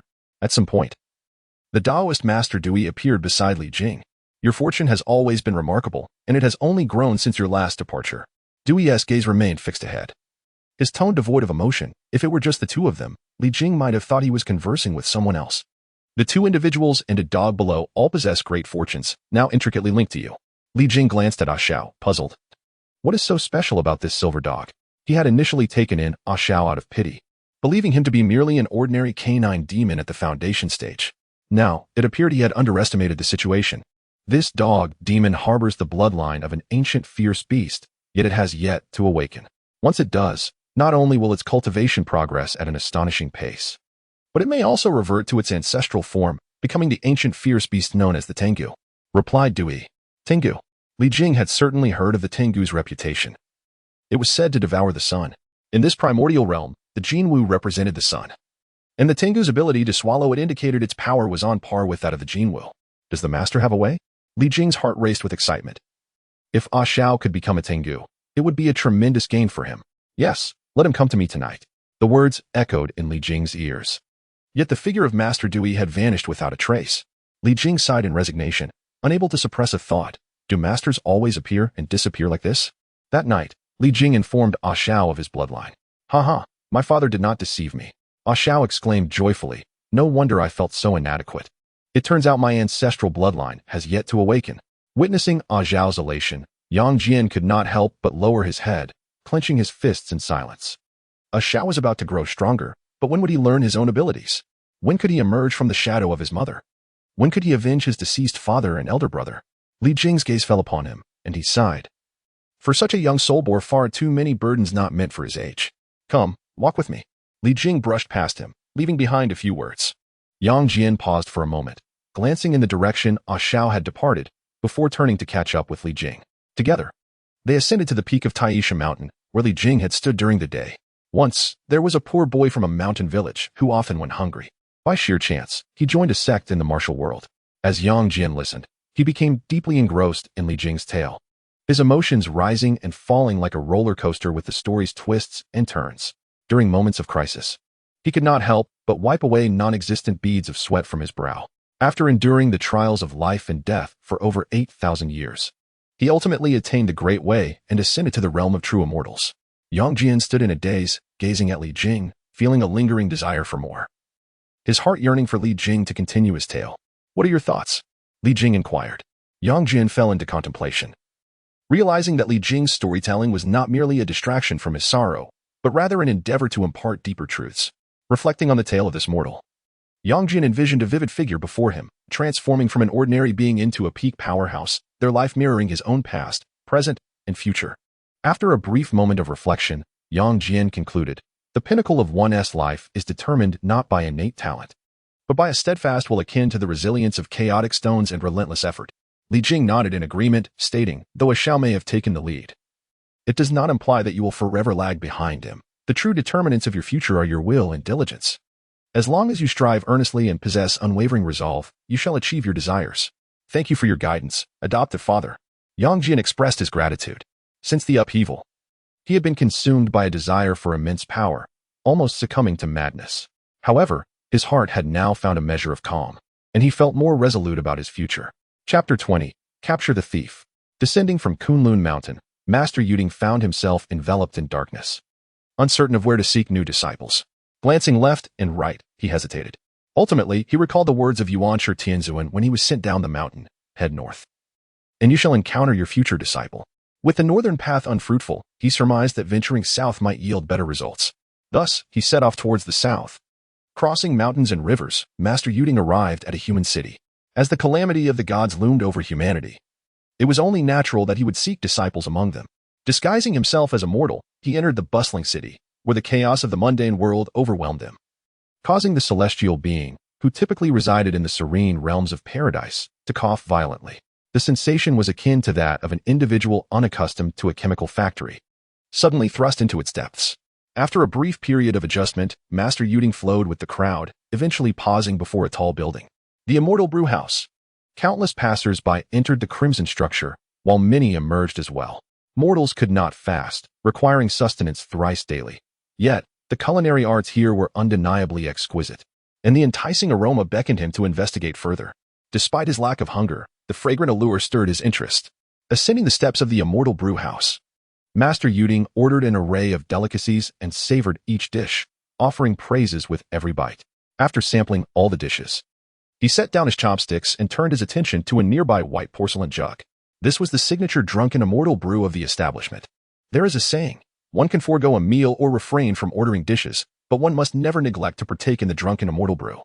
The Immortal Brewhouse is renowned for its intoxicating elixir. It is said that the ingredients for this divine brew are sourced from a mystical tree, and every individual who has tasted it sings its praises, inevitably returning for another indulgence. The esteemed Yu Ding Zhenren carefully poured himself a cup. Savoring a sip as he mused, the flavor is indeed delightful, and the ingredients are truly extraordinary. Alas, the method of preparation is rather crude, resulting in the loss of much essence. Otherwise, the taste would be even more exquisite. As for the intoxication, that is somewhat exaggerated. With that, he filled his cup once more. Relishing the aftertaste, Yu Ding Zhenren nodded thoughtfully, recalling that the back mountain also harbors some spiritual roots. Once he finds a disciple to accompany him back, he shall procure some to experiment with. Stop the thief. Just as he was enjoying the divine brew, a cacophony erupted from the kitchen. Suddenly, a white figure darted past the tables, making a hasty escape. Behind, a flurry of waitstaff chased after it in a panic. Yu Ding Zhenren set down his cup, observing the white figure cloaked in garments of pure white, with only its agile, spirited eyes visible. With his prowess as a Taiyi golden immortal, he immediately discerned that this being was not human. Capture him. I will offer a reward of 1,000 taels of silver, shouted the proprietor of Mei Yuan Lu instantly. The onlookers, eager for entertainment, sprang into action, surrounding and pursuing the white figure, despite its nimble evasions. Hurry, seize him. I will offer 5,000 taels. The proprietor, seeing the elusive figure nearly escaping, became quite frantic. The patrons exerted every ounce of strength to intercept the white figure. Simultaneously intrigued by the package it clutched, what could it possibly contain that warranted such a hefty reward? We've got him, exclaimed a fortunate individual who managed to grasp the white figure's clothing, joyously shouting in triumph. Who wouldn't be elated to pocket 5,000 taels? However, in the next moment, the man's expression turned to one of sheer terror. Ah, monster! He screamed, his limbs flailing before he collapsed to the ground, motionless. Meanwhile, the white figure's garments were torn away, revealing its true form, a creature covered in white fur, with a face resembling that of a thunderous beast. A demon. Many spectators fainted on the spot, while others scattered in fright, resembling a flock of startled birds. With a menacing grin, the white-furred demon bared its teeth at the surrounding crowd before clutching its package and fleeing. Mei Yuan Liu Ding Zhenren consumed the remaining divine brew, then pointed at his cup. In an instant, the white vessel transformed into gold. A gentle breeze wafted by, and Yu Ding Zhenren vanished from the tavern. Unnoticed by all, the white-furred demon raced away with its package, not daring to look back as it exited the city gates, heading southeast. Eventually, it halted at the edge of a valley more than 20 miles away. This place bore no picturesque scenery. Rather, it appeared chaotic and desolate. It seemed as though a catastrophic fire had ravaged the area, reducing all vegetation to charred remains, and even the ground was scorched, blackened, and cracked. The white-haired creature gazed at the scene before it, its eyes ablaze with crimson fury as it let out a piercing howl that echoed through the mountain peaks and reverberated across the valley above, filling the air with a profound sense of sorrow and indignation.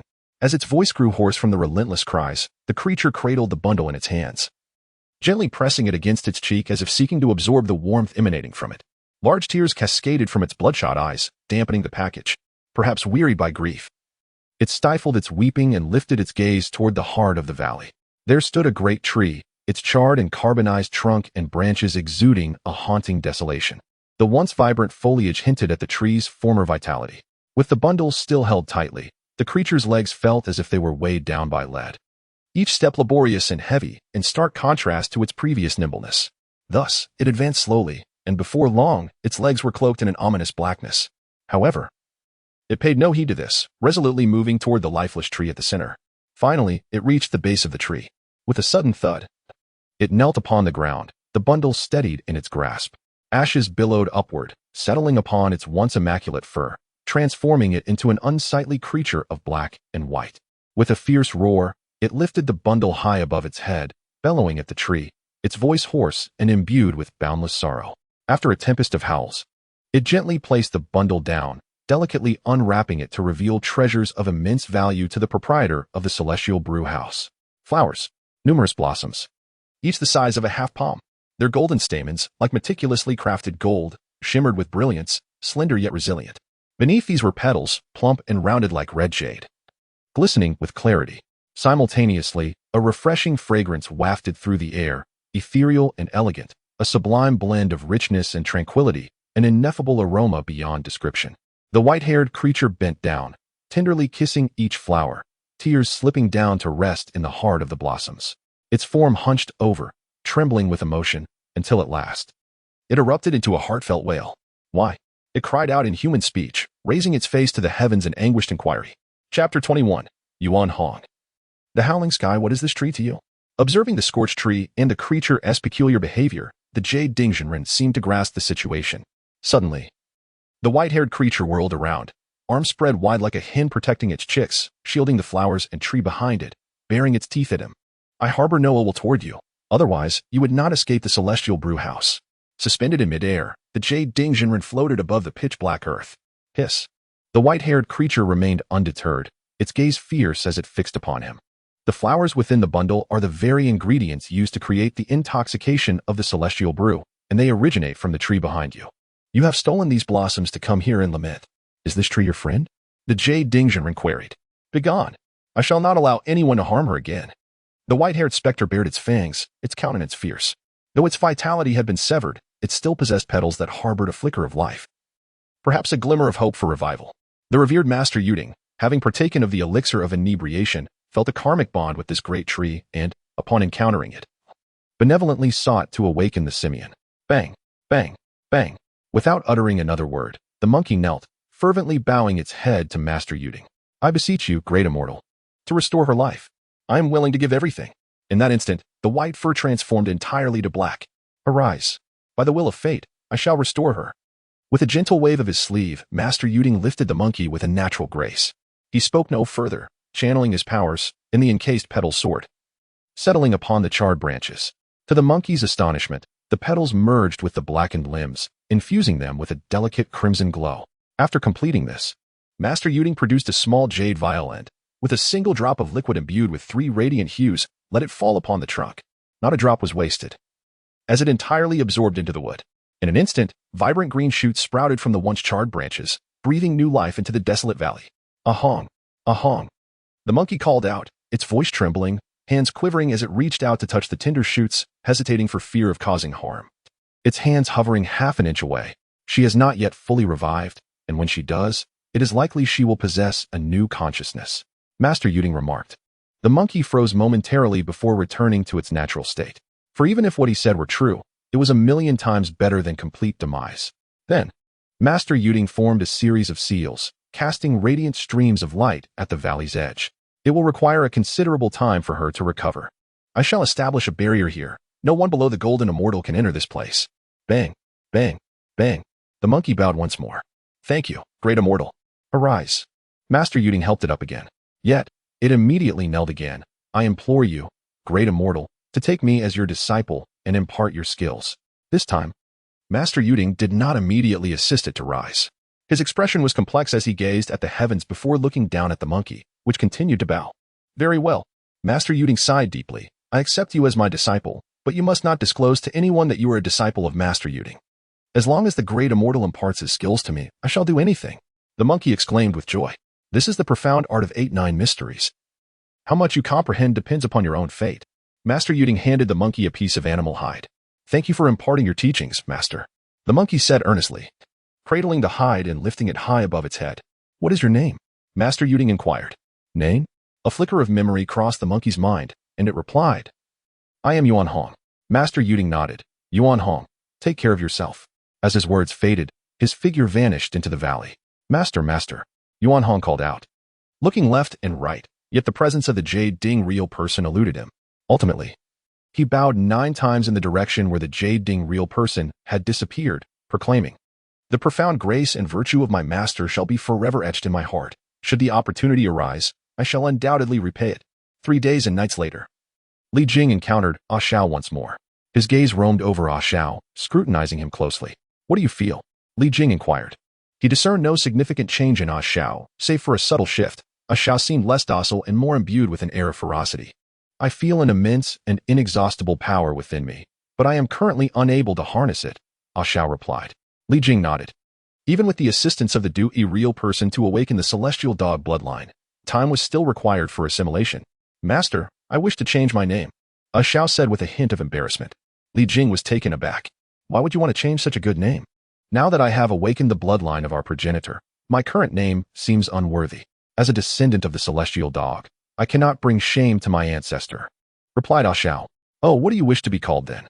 Understanding the rationale behind this request, Li Jing mused, the dog should not act foolishly in its youth. The progenitor celestial dog could swallow the sun. I dare not stand alongside the ancestor, yet I must not diminish the prestige of the celestial dog clan. However, Xiao is a name bestowed by my parents, and I cannot simply discard it. Therefore, I have decided that from now on, I shall be called Xiao Tian. Ah Xiao declared with spirited enthusiasm. Xiao Tian. Li Jing's jaw nearly dropped. Is this a buy one get one free situation? Yang Jian is in your grasp, and now the Xiao Tian dog comes with it. Is this name not good? Ah Xiao, no, Xiao Tian queried. No, it is splendid. You shall bear this name. There is none better. Li Jing responded hastily. Hee. With Li Jing's affirmation, Xiao Tian beamed with delight. Li Jing rubbed his temples and turned to seek the Dui real person. You may return, but ponder carefully before acting. The Dui real person imparted as his final words. Seeing that he was unwilling to attend Nezha's full moon celebration, Li Jing conceded. Li Jing sought out the precious Jade youth. Precious Jade, please pay a visit to the master. Shortly thereafter, the precious Jade youth returned to Li Jing's side. Glancing back at the direction of the Dui real person. Let us go. Li Jing ruffled his little head. It's not as if we are not coming back. Brother, I am just a bit reluctant. Until now, I have never left Taicha Mountain alone. You have always been by my side. The precious Jade youth said. His eyes glistening with unshed tears. Li Jing bent down and pinched his little face. But you have your elder brother with you. And 3 little companions as well. Let us go. With a flourish of his sleeves, Li Jing summoned the 3 companions and 1 dog into the pagoda, bowing towards the 8 treasures cloud-light cave. Master, your disciple will visit again when the opportunity arises. After the bow, Li Jing's figure vanished from Taicha Mountain, leaving only a gentle breeze in his wake. Within the cave, the gaze of the esteemed Du Yue transcended layers of rock, resting upon the spot where Li Jing had vanished. Alas, everything has changed, all has become indistinct. May this transformation herald fortune rather than misfortune. Though I am named Du Yue, I cannot always evade calamity. Chapter 22. a unique understanding as time flowed.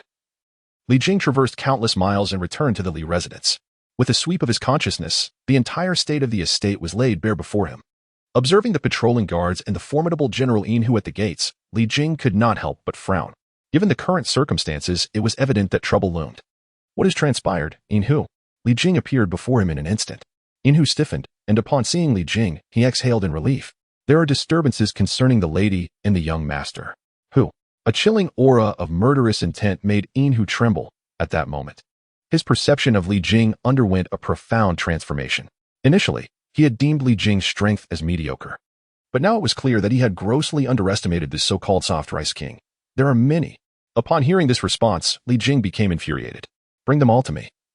I shall personally deal with them. There is more to this situation, Yin cautioned. Regardless of the issues at hand, they must die. Li Jing's murderous intent flared, showing no sign of compromise. Has my lord returned?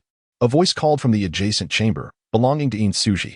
Li Jing reined in his hostility, donning a gentle smile that instantly enveloped Yin in warmth. Observing this transformation, Yin felt that the current Li Jing was somewhat unfamiliar, yet he preferred this version. The former Li Jing had often worn a sour expression. Even now, he could not fathom why the princess had taken a liking to such a fellow. My lady, how have you been of late? Li Jing inquired with a smile as he pushed open the door to the next room, where he found Yin Suji engaged in needlework at the bedside. Expecting a warm embrace, he was left frozen when Yin Suji's reaction was far from welcoming. Setting aside her needle and thread, she coldly challenged, Is it not you who stated that should problems arise, you would take me and Nezha and flee the scene? At that moment, Li Jing was reminded of the formidable princess of the Shang dynasty, who had once wielded power with unparalleled authority. What, am I mistaken? Yin Suji retorted sharply. Li Jing snapped back to reality, wearing an awkward smile. He had not anticipated such a vehement response from her. Approaching her, he gently encircled her, speaking with heartfelt sincerity, My lady, in my heart, nothing and no one else holds greater significance than you and Nezha. Release me. Yin Suji forcefully pushed him away, wholly unimpressed by his words.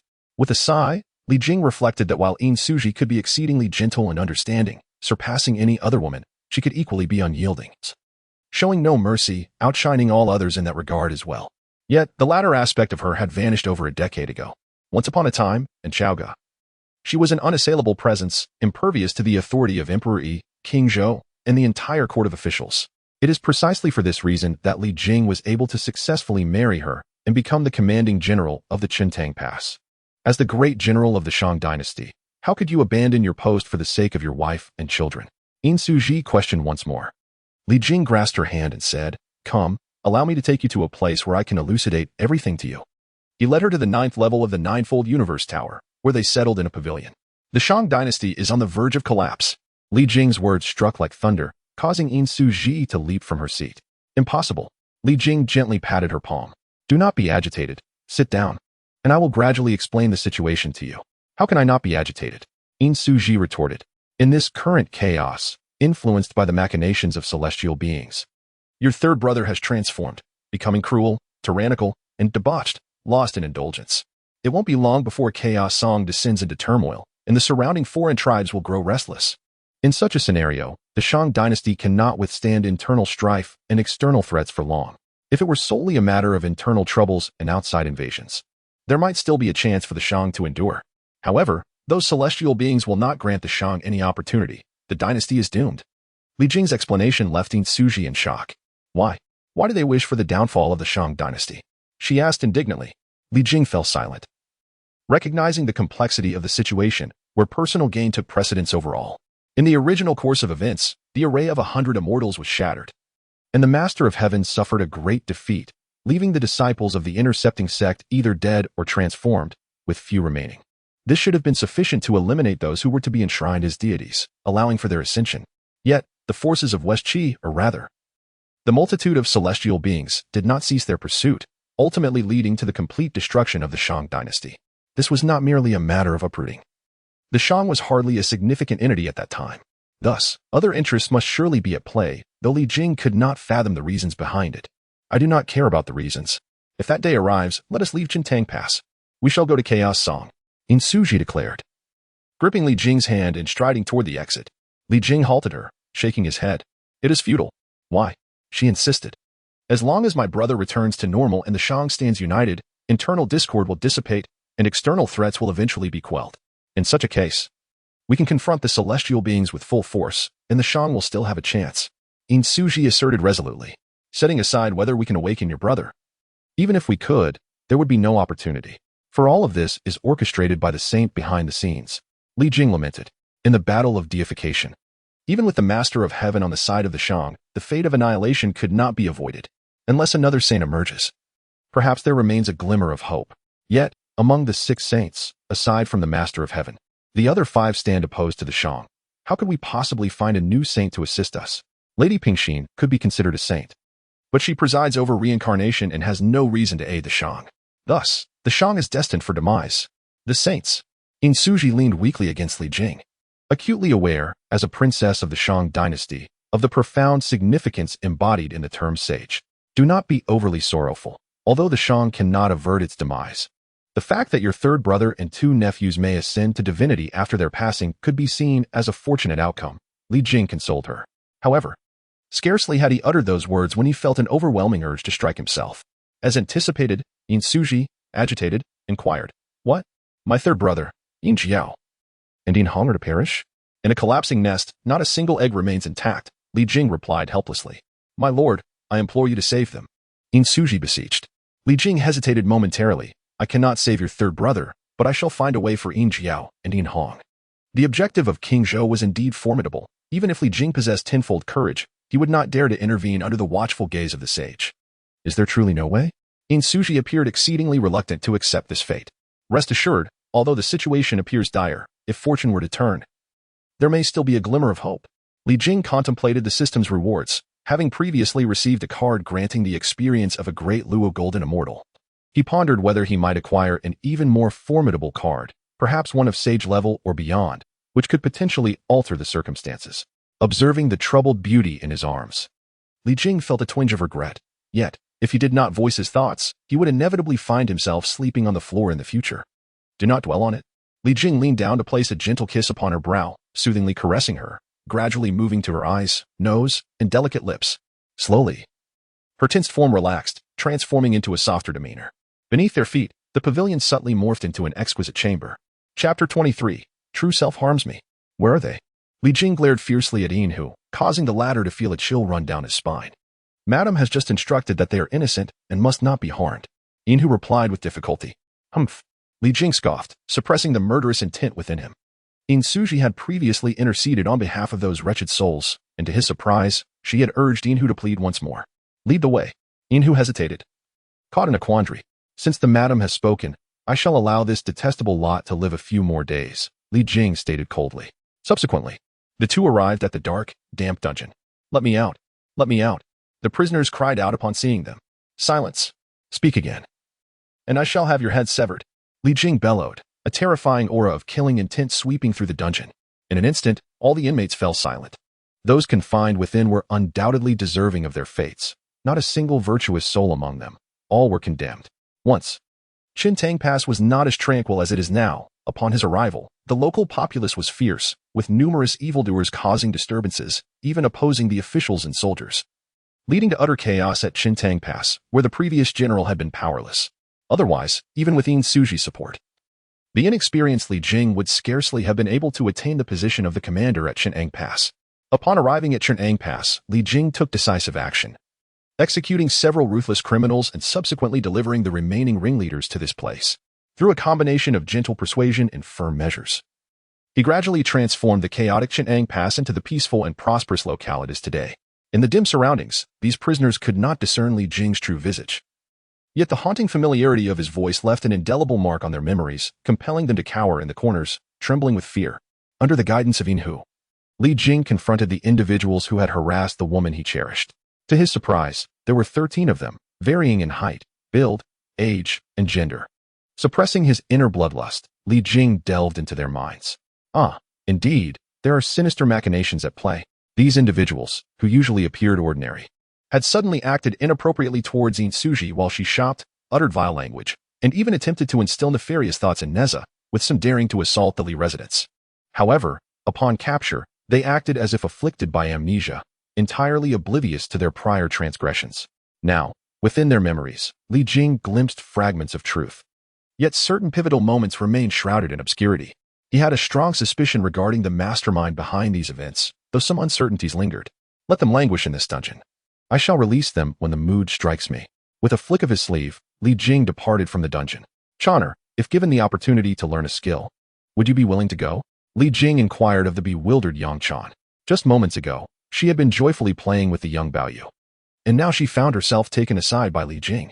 Observing his serious demeanor, she sensed the gravity of the situation. Would she be leaving her second brother?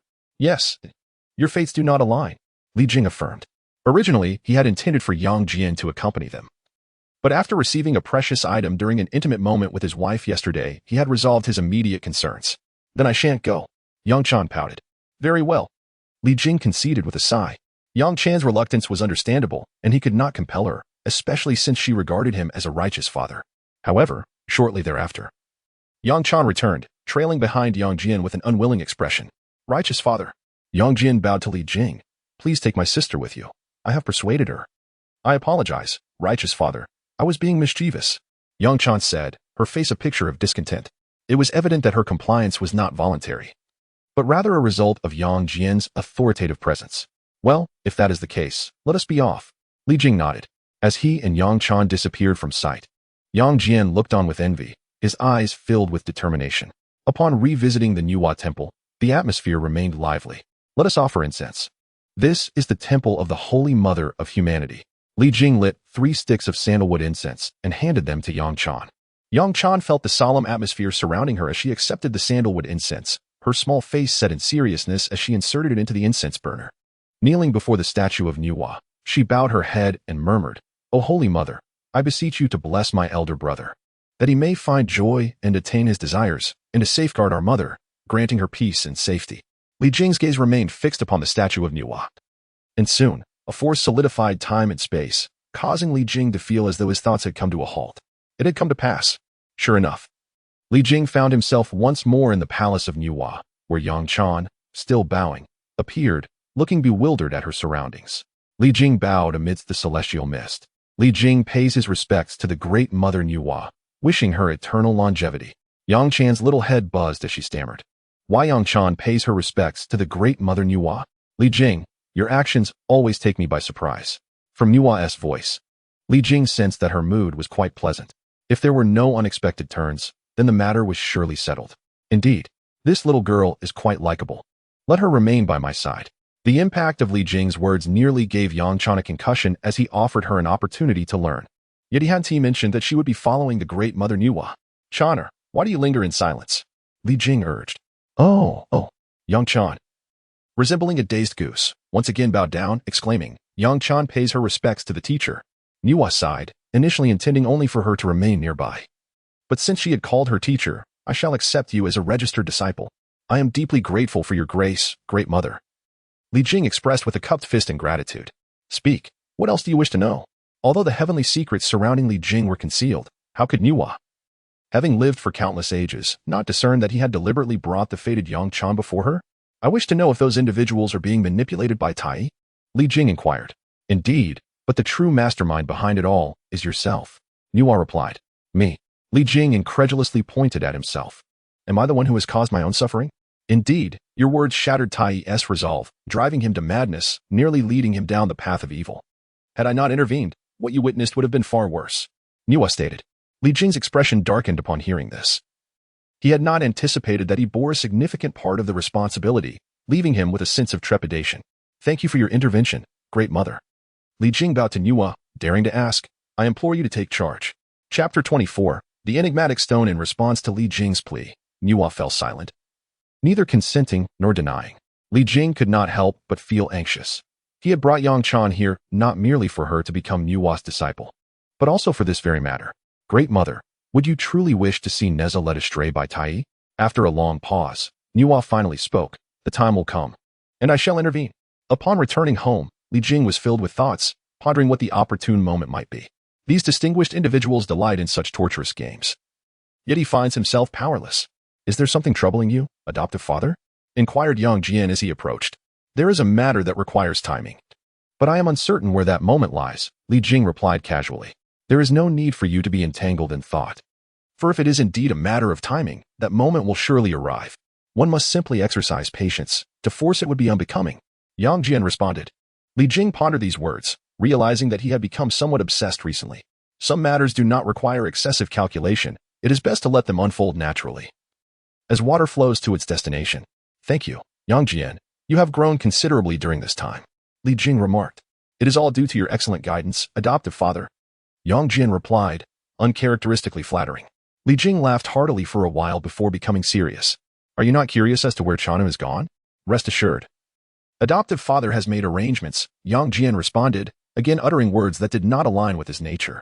She has caught the attention of the mother of humanity, Niwa, who has taken her as a named disciple, Li Jing proclaimed. Thank you, adoptive father. Yang Jian pretended to kneel before Li Jing, but Li Jing swiftly prevented him. We are family. There is no need for such formality, Li Jing insisted. Although there was some calculation involved in taking Yang Jian and his sister as his own, Li Jing treated them as he would his own children, with sincerity and affection. For the great kindness you have shown, I can only express my gratitude with a few respectful bows, Yang Jian declared resolutely. For in recent days he had learned much about the secrets of the primordial world from the boy Baoyu and understood the weight of a sage's guidance. To be pointed out by a sage is already an extraordinary honor, let alone to be accepted as a disciple. Very well. As long as you remember that I am your adoptive father in the days to come, that will suffice, Li Jing said. I would never forget. Yang Jian vowed earnestly. Come now, Li Jing said, patting Yang Jian on the shoulder. I wish to show you something. What is this?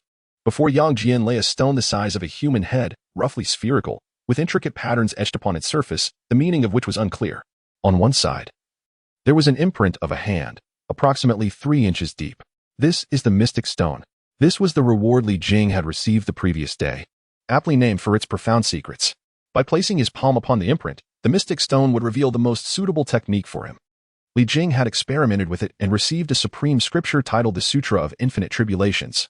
This scripture not only cultivates tribulations but also fate, traversing through countless epochs to attain the supreme path. The acquisition of this scripture further solidified Li Jing's intention to involve himself in the divine tribulations. At present, he had amassed a considerable amount of tribulation energy. He was an essential part of the tribulation, and with the connections to Nezha, Yang Jian, Zheng Luan, and others, he had accumulated even more tribulation and fortune.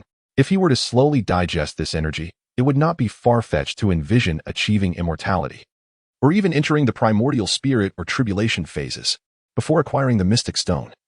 Li Jing had contemplated a way to send Yang Jian to the underworld, not to bring about his demise, but rather to allow him to enter the underworld alive. The underworld serves as the stronghold of the witch clan, whose formidable practices are ideally suited for Yang Jian, the one who is lauded as the god of war. However, establishing a connection with the witch clan proves to be exceedingly challenging. Fortunately, this reward arrives at a most opportune moment. What purpose does the mysterious stone serve? Yang Jian inquired. Place your palm upon it, and you shall soon discover, Li Jing teased. Filled with curiosity, Yang Jian gently pressed his palm onto the imprint. Instantly, a refreshing current surged from the point of contact, coursing through his palm and into his arm, then radiating throughout his entire being. After a brief moment, Yang Jian's eyes suddenly lost focus, and he found himself in a trance. After a stick of incense had burned, he opened his eyes, his face alight with boundless joy. After savoring the experience, he turned to Li Jing, preparing to bow in reverence once more. Li Jing, quick of reflex, caught him again, saying, Enough. We are family.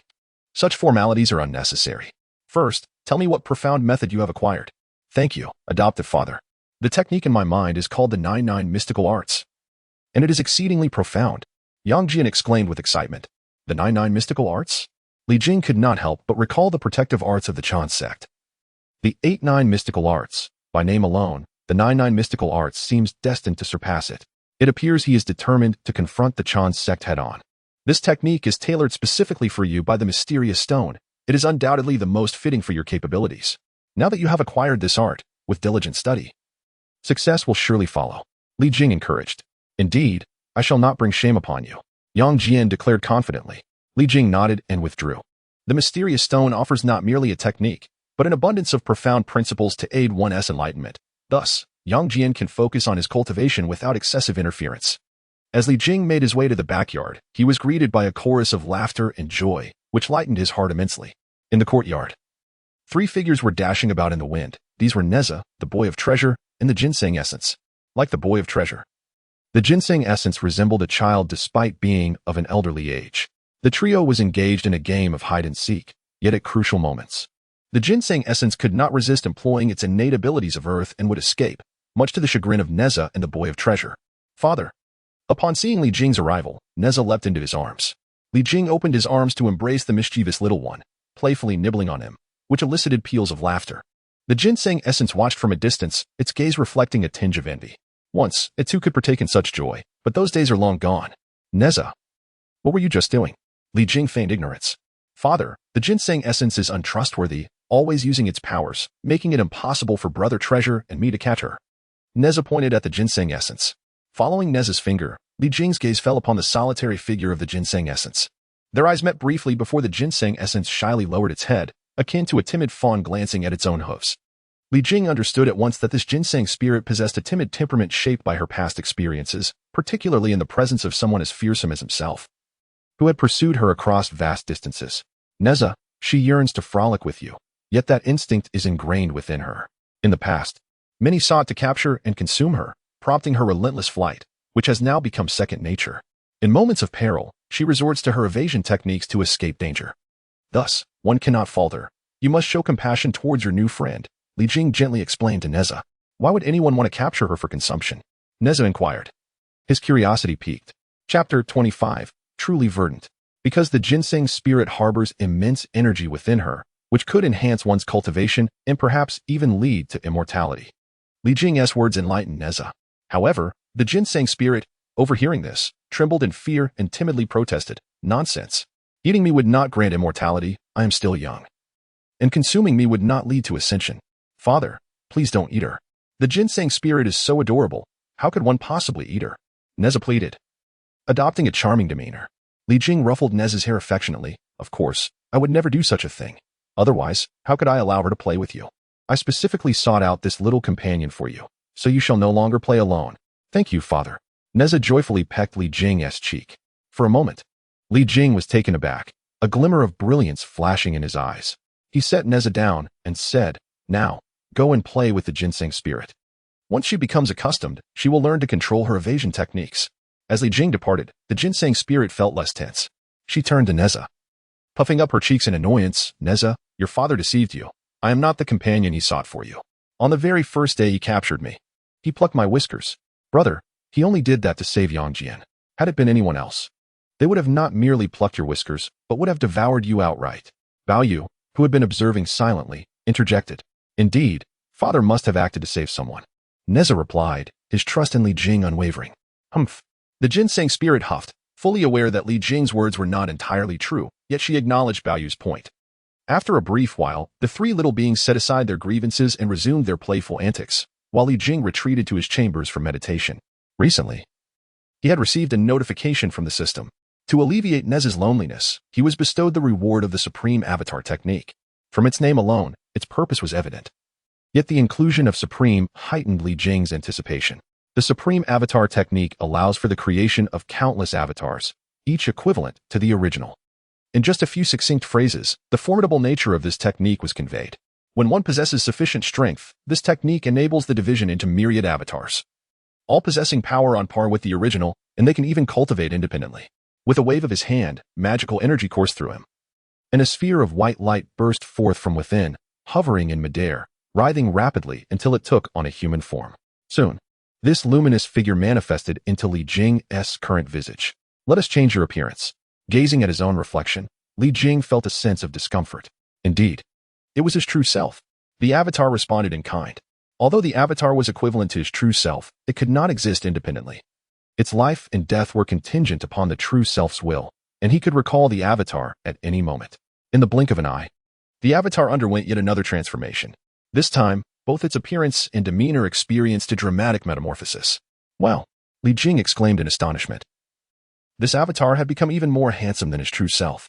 Coupled with an ethereal aura reminiscent of a celestial being, Li Jing lamented that he felt utterly overshadowed. It is merely a vessel, why must the true self cling to it? The avatar remarked nonchalantly. Enough, enough. Li Jing sighed in resignation. Although the avatar was under his control, it possessed an independent consciousness. You might as well adopt a new name, with your new appearance. You shouldn't continue to use Li Jing, lest you inadvertently betray yourself. From now on, I shall be called Li Chunfeng. The avatar replied promptly. Li Jing shot him a disapproving glance. Li Chunfeng? Why not call yourself Yuan Tiangang instead? The avatar was proving to be increasingly entertaining, constantly surprising him. I bear the surname Li. The name Tiangang does not suit me. The avatar retorted. Li Jing facepalmed. This avatar had quite the personality. Go now, complete your first task. Li Jing commanded with a wave of his hand. Li Chunfeng looked at Li Jing and said, I need to borrow something from you. What is it? Li Jing inquired. Aren't you the master of my thoughts? Li Chunfeng countered. Your thoughts differ from mine. Controlling them makes me uncomfortable. Li Jing had initially thought that mastering another's thoughts would be a splendid endeavor, but he soon discovered it to be quite the burden. The clash of their mentalities was almost overwhelming. Consequently, Li Jing severed the connection between them. Li Chunfeng spread his hands and said, the mysterious method stone. Your cultivation technique does not suit me. Very well. Li Jing responded, handing the stone to him. Li Chunfeng placed his palm upon it, and after a brief moment, withdrew his hand. What is your current cultivation technique? Li Jing asked with curiosity. If you wish to know, see for yourself. Li Chunfeng left with that remark, swiftly departing. Darn it, I really ought to start over. Li Jing chuckled as he scolded himself. In the end, he endured the discomfort and peered into Li Chunfeng's mind. Upon seeing the results, Li Jing sighed. Ah, the name Li Chunfeng truly suits you. After calming his emotions, Li Jing resumed his seclusion. This time, it was no longer an avatar. With his current abilities, creating another was already his limit. Next, he would practice the Infinite Calamity Operation Sutra. Following the scriptures, Li Jing formed various hand seals, channeling a strand of calamity energy into his body, circulating it along a designated path. After 36 cycles, he had grasped the basics of the Infinite Calamity Operation Sutra. At that moment, Li Jing's perception shifted. He observed a myriad of colored energy flows surrounding him. Numerous gray and green streams of energy danced about. Li Jing harnessed his magical power, condensing it into a mirror before him. Gazing into the mirror, Li Jing was taken aback. Reflected in the glass, he was enveloped in swirling gray mist, with a patch of verdant grass atop his head, and green currents flowing around him. Truly green. Remarkable. Although he was adorned in green, Li Jing felt a surge of joy within him. His delight was not derived from being green, but rather from the profound significance this hue bore. Every individual possesses their own fortune, varying in intensity, which can be discerned from their aura's color. Fortunes can be classified into 10 primary shades: black, white, red, orange, yellow, green, cyan, blue, gold, and purple gold. Should one appear in black, it would be dire indeed. Black signifies misfortune. Generally, fortune tellers would remark on a person's darkened brow for this very reason. In this world, the majority of mortals radiate a white aura. For cultivators, as one's mastery increases, so too does the depth of their fortune. Given Li Jing's level of cultivation, a red or orange aura would have been commendable. Yet, he now bore green, indicating a robust fortune. Thus, despite the green hue, Li Jing's heart was filled with elation. As for the remaining gray mist, it was not fortune but rather calamity. He harbored a significant amount of calamity energy. After all, his family were pivotal figures in the divine realm. Consequently, Li Jing resumed his cultivation, refining the dual energies of calamity and fortune within him to elevate his strength. In this world, treasures and divine powers may exhibit fleeting prowess. Ultimately, it is true strength that prevails. Chapter 26. A shocking revelation. Li Jing, you have returned. Perfect. I can seek you out without fear of interruption. At this moment, Taiyi Zhenren's appearance had drastically changed. Initially, he exuded celestial grace, transcending the mundane, embodying the aura of a divine being. Now, however, his eyes glowed with a sinister red light, exuding an icy malevolence, with lips and eyes shadowed in darkness. His silver hair writhed like serpents, shrouded in a cloak of black mist, presenting the visage of a fiend. He fixated on the direction of Chuntang Pass, his feet moving with swift strides, covering 10 paces in a single step, arriving at Chuntang Pass as if traversing an uninhabited realm. He breached the gates and made his way directly to Li's residence. Meanwhile, Li Jing, who was in seclusion, felt an unsettling twitch in his left eyelid, accompanied by a disquieting sense that calamity was imminent. What was occurring? Li Jing was compelled to awaken from his meditative state, breaking through his seclusion. The ominous feeling of a cultivator is never without cause. Something was indeed amiss. Without delay, Li Jing summoned Sushi, Nezha, and the members of the Li household to gather within the treasure pagoda. Just as he completed these arrangements, a cacophony of frenzied laughter erupted outside the Li residence. Ha, Li Jing, I know you are inside. Come out. Boom. Before Li Jing could react, the doors of the Li residence exploded, splintering into a shower of wood. Taiyi. Li Jing was startled by the current appearance of Taiyi Jinren. Had he undergone some form of transformation? The chilling aura emanating from him filled Li Jing with trepidation. Li Jing, surrender Nezha to me. I shall take him as my disciple. Molding him into the 7 kills demon child, compelling him to slay his brothers, his father, his mother, his friends, his wife, his children, and ultimately himself. The voice of Taiyi Jinren resonated like the malevolent roar of a demon emerging from the depths of the underworld, sending shivers down Li Jing's spine. Taiyi, you have succumbed deeply to darkness. Li Jing sensed that Taiyi Jinren was beyond redemption, uttering such words as though he intended to manifest them into reality. Fortunately, Li Jing had prepared for this moment. If he could not withstand the impending storm, he would flee without hesitation. This is all thanks to you. Taiyi Jinren chuckled darkly. Yet, I must express my gratitude. Embracing darkness is not entirely detrimental. It is exhilarating, liberating. Unlike before, when I had to wear a mask of insincerity, now, the thought of it repulses me. Those of the Chan teaching are exceedingly hypocritical, especially that old coot. Yuan Shitianzun, who is forever engaged in trivialities, utterly insincere. Now, I need not endure the sight of his wretched face any longer. The taste of freedom is simply exquisite. In that moment, Taiyi Jinren transformed into a loquacious entity, chattering incessantly. The revelations he shared were earth-shattering, leaving Li Jing utterly astounded. Yet, a foreboding feeling settled within him. The name of a saint should not be invoked lightly. At this juncture, Taiyi Jinren seemed on the verge of directing his ire towards Yuan Shitianzun. Surely, Yuan Shitianzun had sensed the shift. It has been far too long since I last unleashed my wrath, and now I find myself overflowing with words. Enough of this delay. Hand over Nezha at once. I shall not kill you, for I eagerly await the spectacle of your father and son turning upon each other. Taiyi Jinren's gaze hardened as he fixed his eyes on Li Jing, stretching out his hands. Impudence! The heavens are incensed. From the heights of the 9 heavens. The winds howled, lightning danced wildly, and dark clouds loomed ominously. The aura of divinity descended, permeating the vast wilderness, compelling all to cease their endeavors and gaze skyward. The calamity had scarcely begun, yet impatience brewed for its arrival. It was lamentable that the ancient sages could not intervene with ease. Within the pitch-black hall, a chilling atmosphere enveloped the air. Taiyi's temperament was still insufficient. It was no surprise that he had fallen into the demonic path.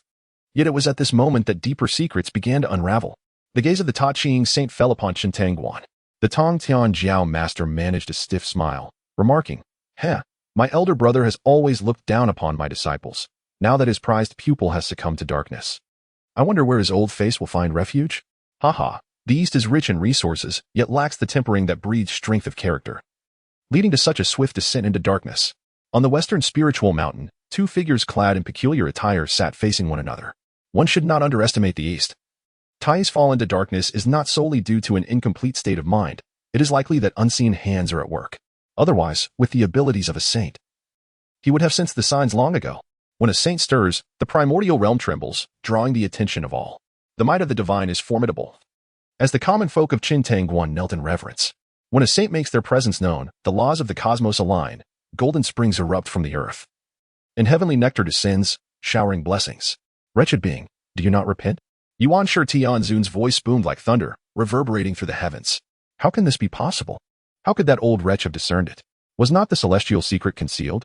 The countenance of the supreme master of Taiyi, shrouded in dark energy, deepened in gloom. You wretched being, how dare you not repent? The tone of the primordial heavenly sovereign brimmed with exasperation. Mere moments ago, he had heard the supreme master of Taiyi reciting his true name, stirring an instinctive response within him. Upon closer inspection, he was taken aback. The supreme master had succumbed to madness, and he had not sensed it earlier. Between a master and disciple, their energies are interconnected, and there should invariably be some awareness. Moreover, as a sage, the primordial heavenly sovereign would undoubtedly sense any signs of his disciple's descent into madness. Yet, it was only at this moment that he became aware, evidently due to someone having previously obscured the celestial secrets, only to lift the veil now. Just moments ago, the supreme master had insulted him while invoking his true name. And under the clarity of the celestial secrets, all sages had become aware. What a disgrace! Now he, the sovereign, had descended to the mortal realm. And the supreme master of Taiyi still dared to berate him. This was truly infuriating. Old fool, am I mistaken? You are the epitome of hypocrisy. The supreme master of Taiyi bellowed heavenward. In this moment, Li Jing could only utter one word. Incredible. However, only the supreme master of Taiyi was privy to the turmoil within his heart. Damn it. Did you not claim to have concealed the celestial secrets? How did this old fool arrive here? Curse it. Why are you silent? I curse you, you scoundrel, for leading me astray. The supreme master of Taiyi's mind unleashed a torrent of invectives, cursing the ancestral lineage of a certain being. By the heavens, I shall give it my all. Even if I am plunged into slumber, I will not cease my tirade. As long as the supreme master of Taiyi survives, the Taiyi true demon shall undoubtedly return. The supreme master, or rather, the Taiyi true demon, raised his pinky finger toward the heavens. Primordial heavenly sovereign, you vacuous entity, damn you. It's you who ought to repent. Look at yourself. Do you dare to gaze into a pool of water? It is you, this refuse, who weighs down upon me. Otherwise, with my qualifications, I would have long ascended to the great Luo, or even ventured into the realm of quasi-sages. It is you, you scoundrel, who has caused this. You think yourself noble. Yet you are nothing but a pile of filth. No, even a mere pile of dung is 1,000 times superior to you. In those days, you, the scoundrel, faltered in your cultivation, daring to impose upon the dragon maiden and father a child, yet lacked the courage to acknowledge it. I am ashamed. Having such a shameless teacher is a disgrace to me. Chapter 27. The moment has arrived. A colossal, prehistoric, superlative fruit plummeted from the heavens, crashing upon the primordial realm, plunging all into silence. This fruit is far too immense. Even enduring it becomes unbearable. Outrageous, vile language. A colossal handprint descended from the sky, leveling Li Jing's estate. And in an instant, the Taiyi true demon was suppressed. Had Li Jing not been prepared, along with his adeptness in the art of celestial escape, he might have been reduced to mere pulp. Within him surged a multitude of indescribable beasts. It is evident that indulging in gossip carries its risks. One must exercise caution while observing the spectacle. As he witnessed his grand estate being obliterated by a single blow, Li Jing felt an intense surge of indignation. Even the notorious demolition squads, known for their ruthless efficiency across realms, would at least exhibit some semblance of remorse after destroying someone else's home. Yet, the notoriously vain Yuan Shi Tianzun displayed an unforgiving demeanor, offering not even a shred of acknowledgement. Aha! The Taiyi true demon spat blood. Yet his voice remained resoundingly vigorous, filled with exasperation. Demon, you shall perish. Yuan Shi Tianzun declared, a scintillating light emanating from his fingertip and piercing the demon's brow. Ah! The Taiyi true demon cried out in agony, the dark energy enveloping him swiftly dissipating. Yuan Shi, the Taiyi true demon, will undoubtedly return. He roared. His aura finally extinguished, his head drooping in defeat, consciousness fading away. Humph!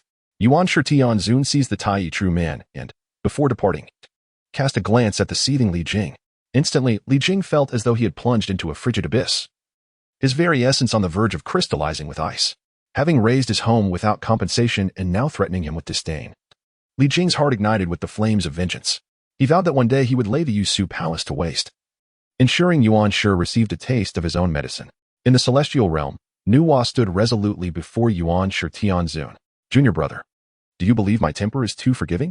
Yuan Shi Tianzun remarked darkly. Nuwa smiled sweetly, well aware of Yuan Shi's implication. The moment she disrupted the heavenly mechanisms was far too opportune, leaving him utterly humiliated. She could have intervened earlier, but doing so would have thwarted her objectives. My intentions were indeed benevolent, Nuwa explained. The one concealing the heavenly secrets is another, or else I would not be here before you. What do you mean, sister? Yuan Shi Tianzun inquired, recognizing her strategic maneuvering. Nuwa would not dare confront him directly without a calculated plan. You once made a pact with me, Nuwa stated. Indeed. Yuan Shi Tianzun's countenance twitched, his gaze shifting towards the Taiyi true man in his grasp. The Taiyi was meant to reincarnate as a disciple, but his heart had shattered, leading him down the path of darkness. Even attempting to drag his reincarnated self into the abyss, transforming into a harbinger of destruction. If Taiyi were not your brother's disciple, I would have reduced him to ashes with a mere slap rather than disrupt the heavenly secrets to summon my brother. Nuwa continued. Then I owe you my gratitude. Sister, Yuan Shi Tianzun replied, his tone laced with frustration. Haha, as siblings, there is no need for such formality. However, there is a matter I must bring to your attention. Nuwa chimed, her smile hinting at ulterior motives. Yuan Shi Tianzun, understanding her scheming nature, maintained his composure. Replying, sister, please proceed. Once, I had made a pact with my senior brother to have Taiyi accept Nezha as his disciple. Given the current circumstances, however, that agreement shall be rendered void. Nuwa revealed her ultimate intention. The primordial heavenly venerable longed to cast the near-dying Taiyi Jinren down, reducing him to a mere puddle of mud. In the past, he had incurred considerable costs to persuade Nuwa to acquiesce, only to see his efforts now in vain. Yet, the primordial heavenly venerable could not simply allow himself to be at a loss. I still have many disciples beneath me. each of the 12 golden immortals being paragons among celestial beings. Would you consider selecting another to serve as the reincarnation teacher for the Lingzhu? Nuwa shook her head, stating that she had already taken on a disciple and lacked the energy to spread herself thin over another reincarnation, should a similar situation arise again. I cannot guarantee I could intervene in time. The primordial heavenly venerable was rendered speechless by her words. How could a disciple of such esteemed stature easily fall into the path of darkness? This matter must be thoroughly investigated. Otherwise, Nuwa's words may indeed come to fruition.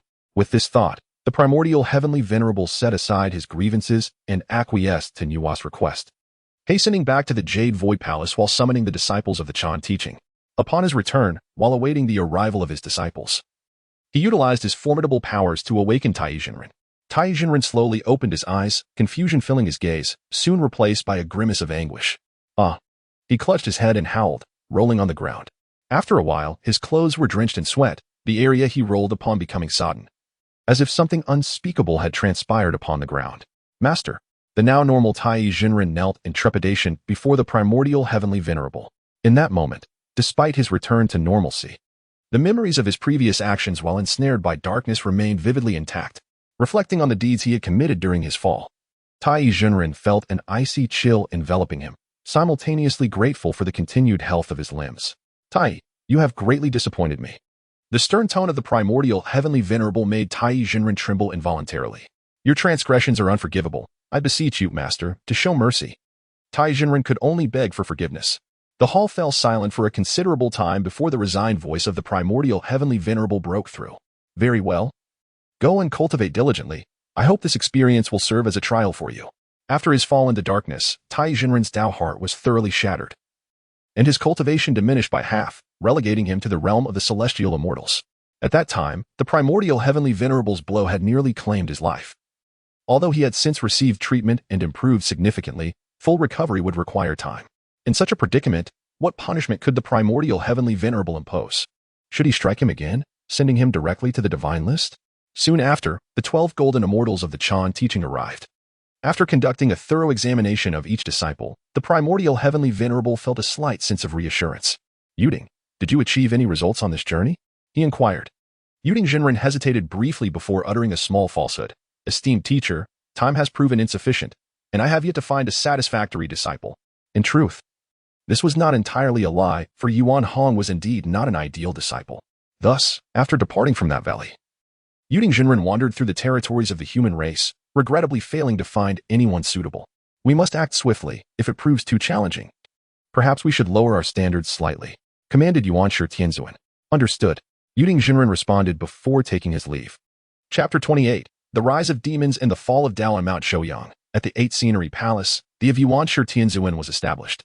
Greetings, elder brother. On the opposite side, Taiping Shengran, Laozi, sat cross-legged, nodding slightly as he awaited further words from Yuan Shi Tianzuan. The matters concerning Taiyi are quite perplexing. However, the methods employed by the unseen forces are formidable, leaving me without a trace to pursue, Yuan Shi Tianzuan continued. No trace is indeed the greatest trace, Taiping Shengran replied. What do you mean, elder brother? Yuan Shi Tianzuan inquired. This individual is undoubtedly skilled, yet they only dare to lurk in the shadows. This indicates either a reluctance to confront you directly or the presence of a more grandiose scheme. Taiping Shengran elucidated. Do you discern who this person might be? Yuan Shi Tianzuan pressed on. Who do you suspect? Taiping Shengran retorted. Could it be those two? They excel in clandestine affairs. Yuan Shi Tianzuan whispered. Taiping Shengran shook his head. While they are indeed suspicious, they are not the most likely culprits. Just as Yuan Shi Tianzuan was about to inquire further, a beam of sword light descended, positioning itself alongside the two, forming an angular stance. Greetings, elder brother and second brother. The newcomer was none other than Tongtian Jiaozhu, the sage of upper clarity, one of the Sanqing. With his sharp brows and starry eyes, exuding an imposing aura, he embodied the essence of the Zhuxian array's master. Humph. What brings you here? Yuan Shi Tianzuan coldly turned his head away. This is elder brother's 8th Scenery Palace. If second brother can come, why should I, Tongtian, be barred? Tongtian Jiaozhu challenged. You merely wish to witness my embarrassment. Yuan Shi Tianzuan retorted icily. Enough, it was I who summoned the third brother. Taiping Shengran interjected. Yuan Shi Tianzuan paused, realizing he had misjudged the situation. However, he could not bring himself to apologize to Tongtian Jiaozhu, harboring a slight grievance towards Taiping Shengran for summoning him.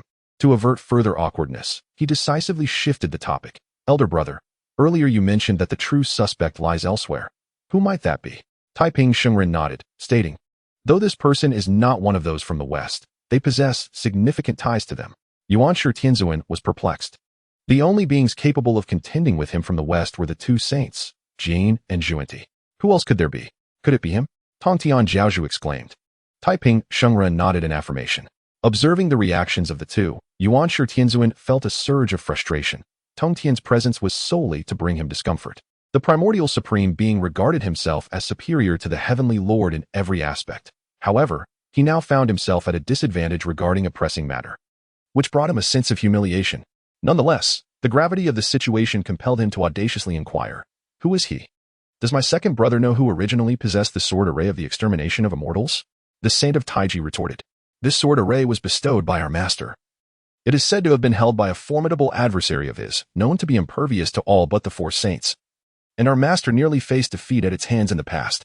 As the primordial supreme being spoke, his gaze flickered towards the heavenly lord, revealing a hint of defiance. Indeed, my foolish brother believes that the prime suspect is none other than this individual, the saint of Taiyi asserted. But did he not perish and dissipate into the void? The primordial supreme being questioned in confusion. Not necessarily. I once inquired of our master. This person did indeed die, but before his demise, he vowed and established a demonic path. Henceforth, as the righteous path rises, the demonic path also ascends, and it is highly likely that he still lives. The speaker was the heavenly lord. The saint of Taiyi concurred, stating, indeed, the malevolent heart of the demonic path cannot die or be extinguished. As the lord of the demonic realm, Luo Hu is very likely still alive. What shall we do then?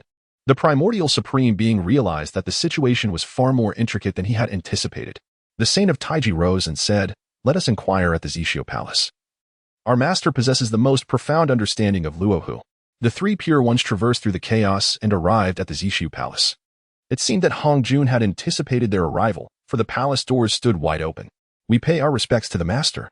Within the palace, an indifferent and aloof elder sat cross-legged upon a cloud bed. I am aware of your intentions. Elder Hong Jun spoke with his eyes closed. We humbly request your guidance. Master, the three pure ones responded. This is part of the calamity of the investiture of the gods. A fly does not alight upon a seamless egg. Simply instruct your disciples to steadfastly maintain their original intentions. Elder Hong Jun stated succinctly. Master, the primordial supreme being grew anxious. Should Luo Hu indeed return? Even a golden egg could be shattered beyond recognition, and how many of his disciples could withstand such a fate? Enough, primordial, as a sage. You are tasked with overseeing the heavens and managing the chaos. You must cooperate with Hao Yin more diligently.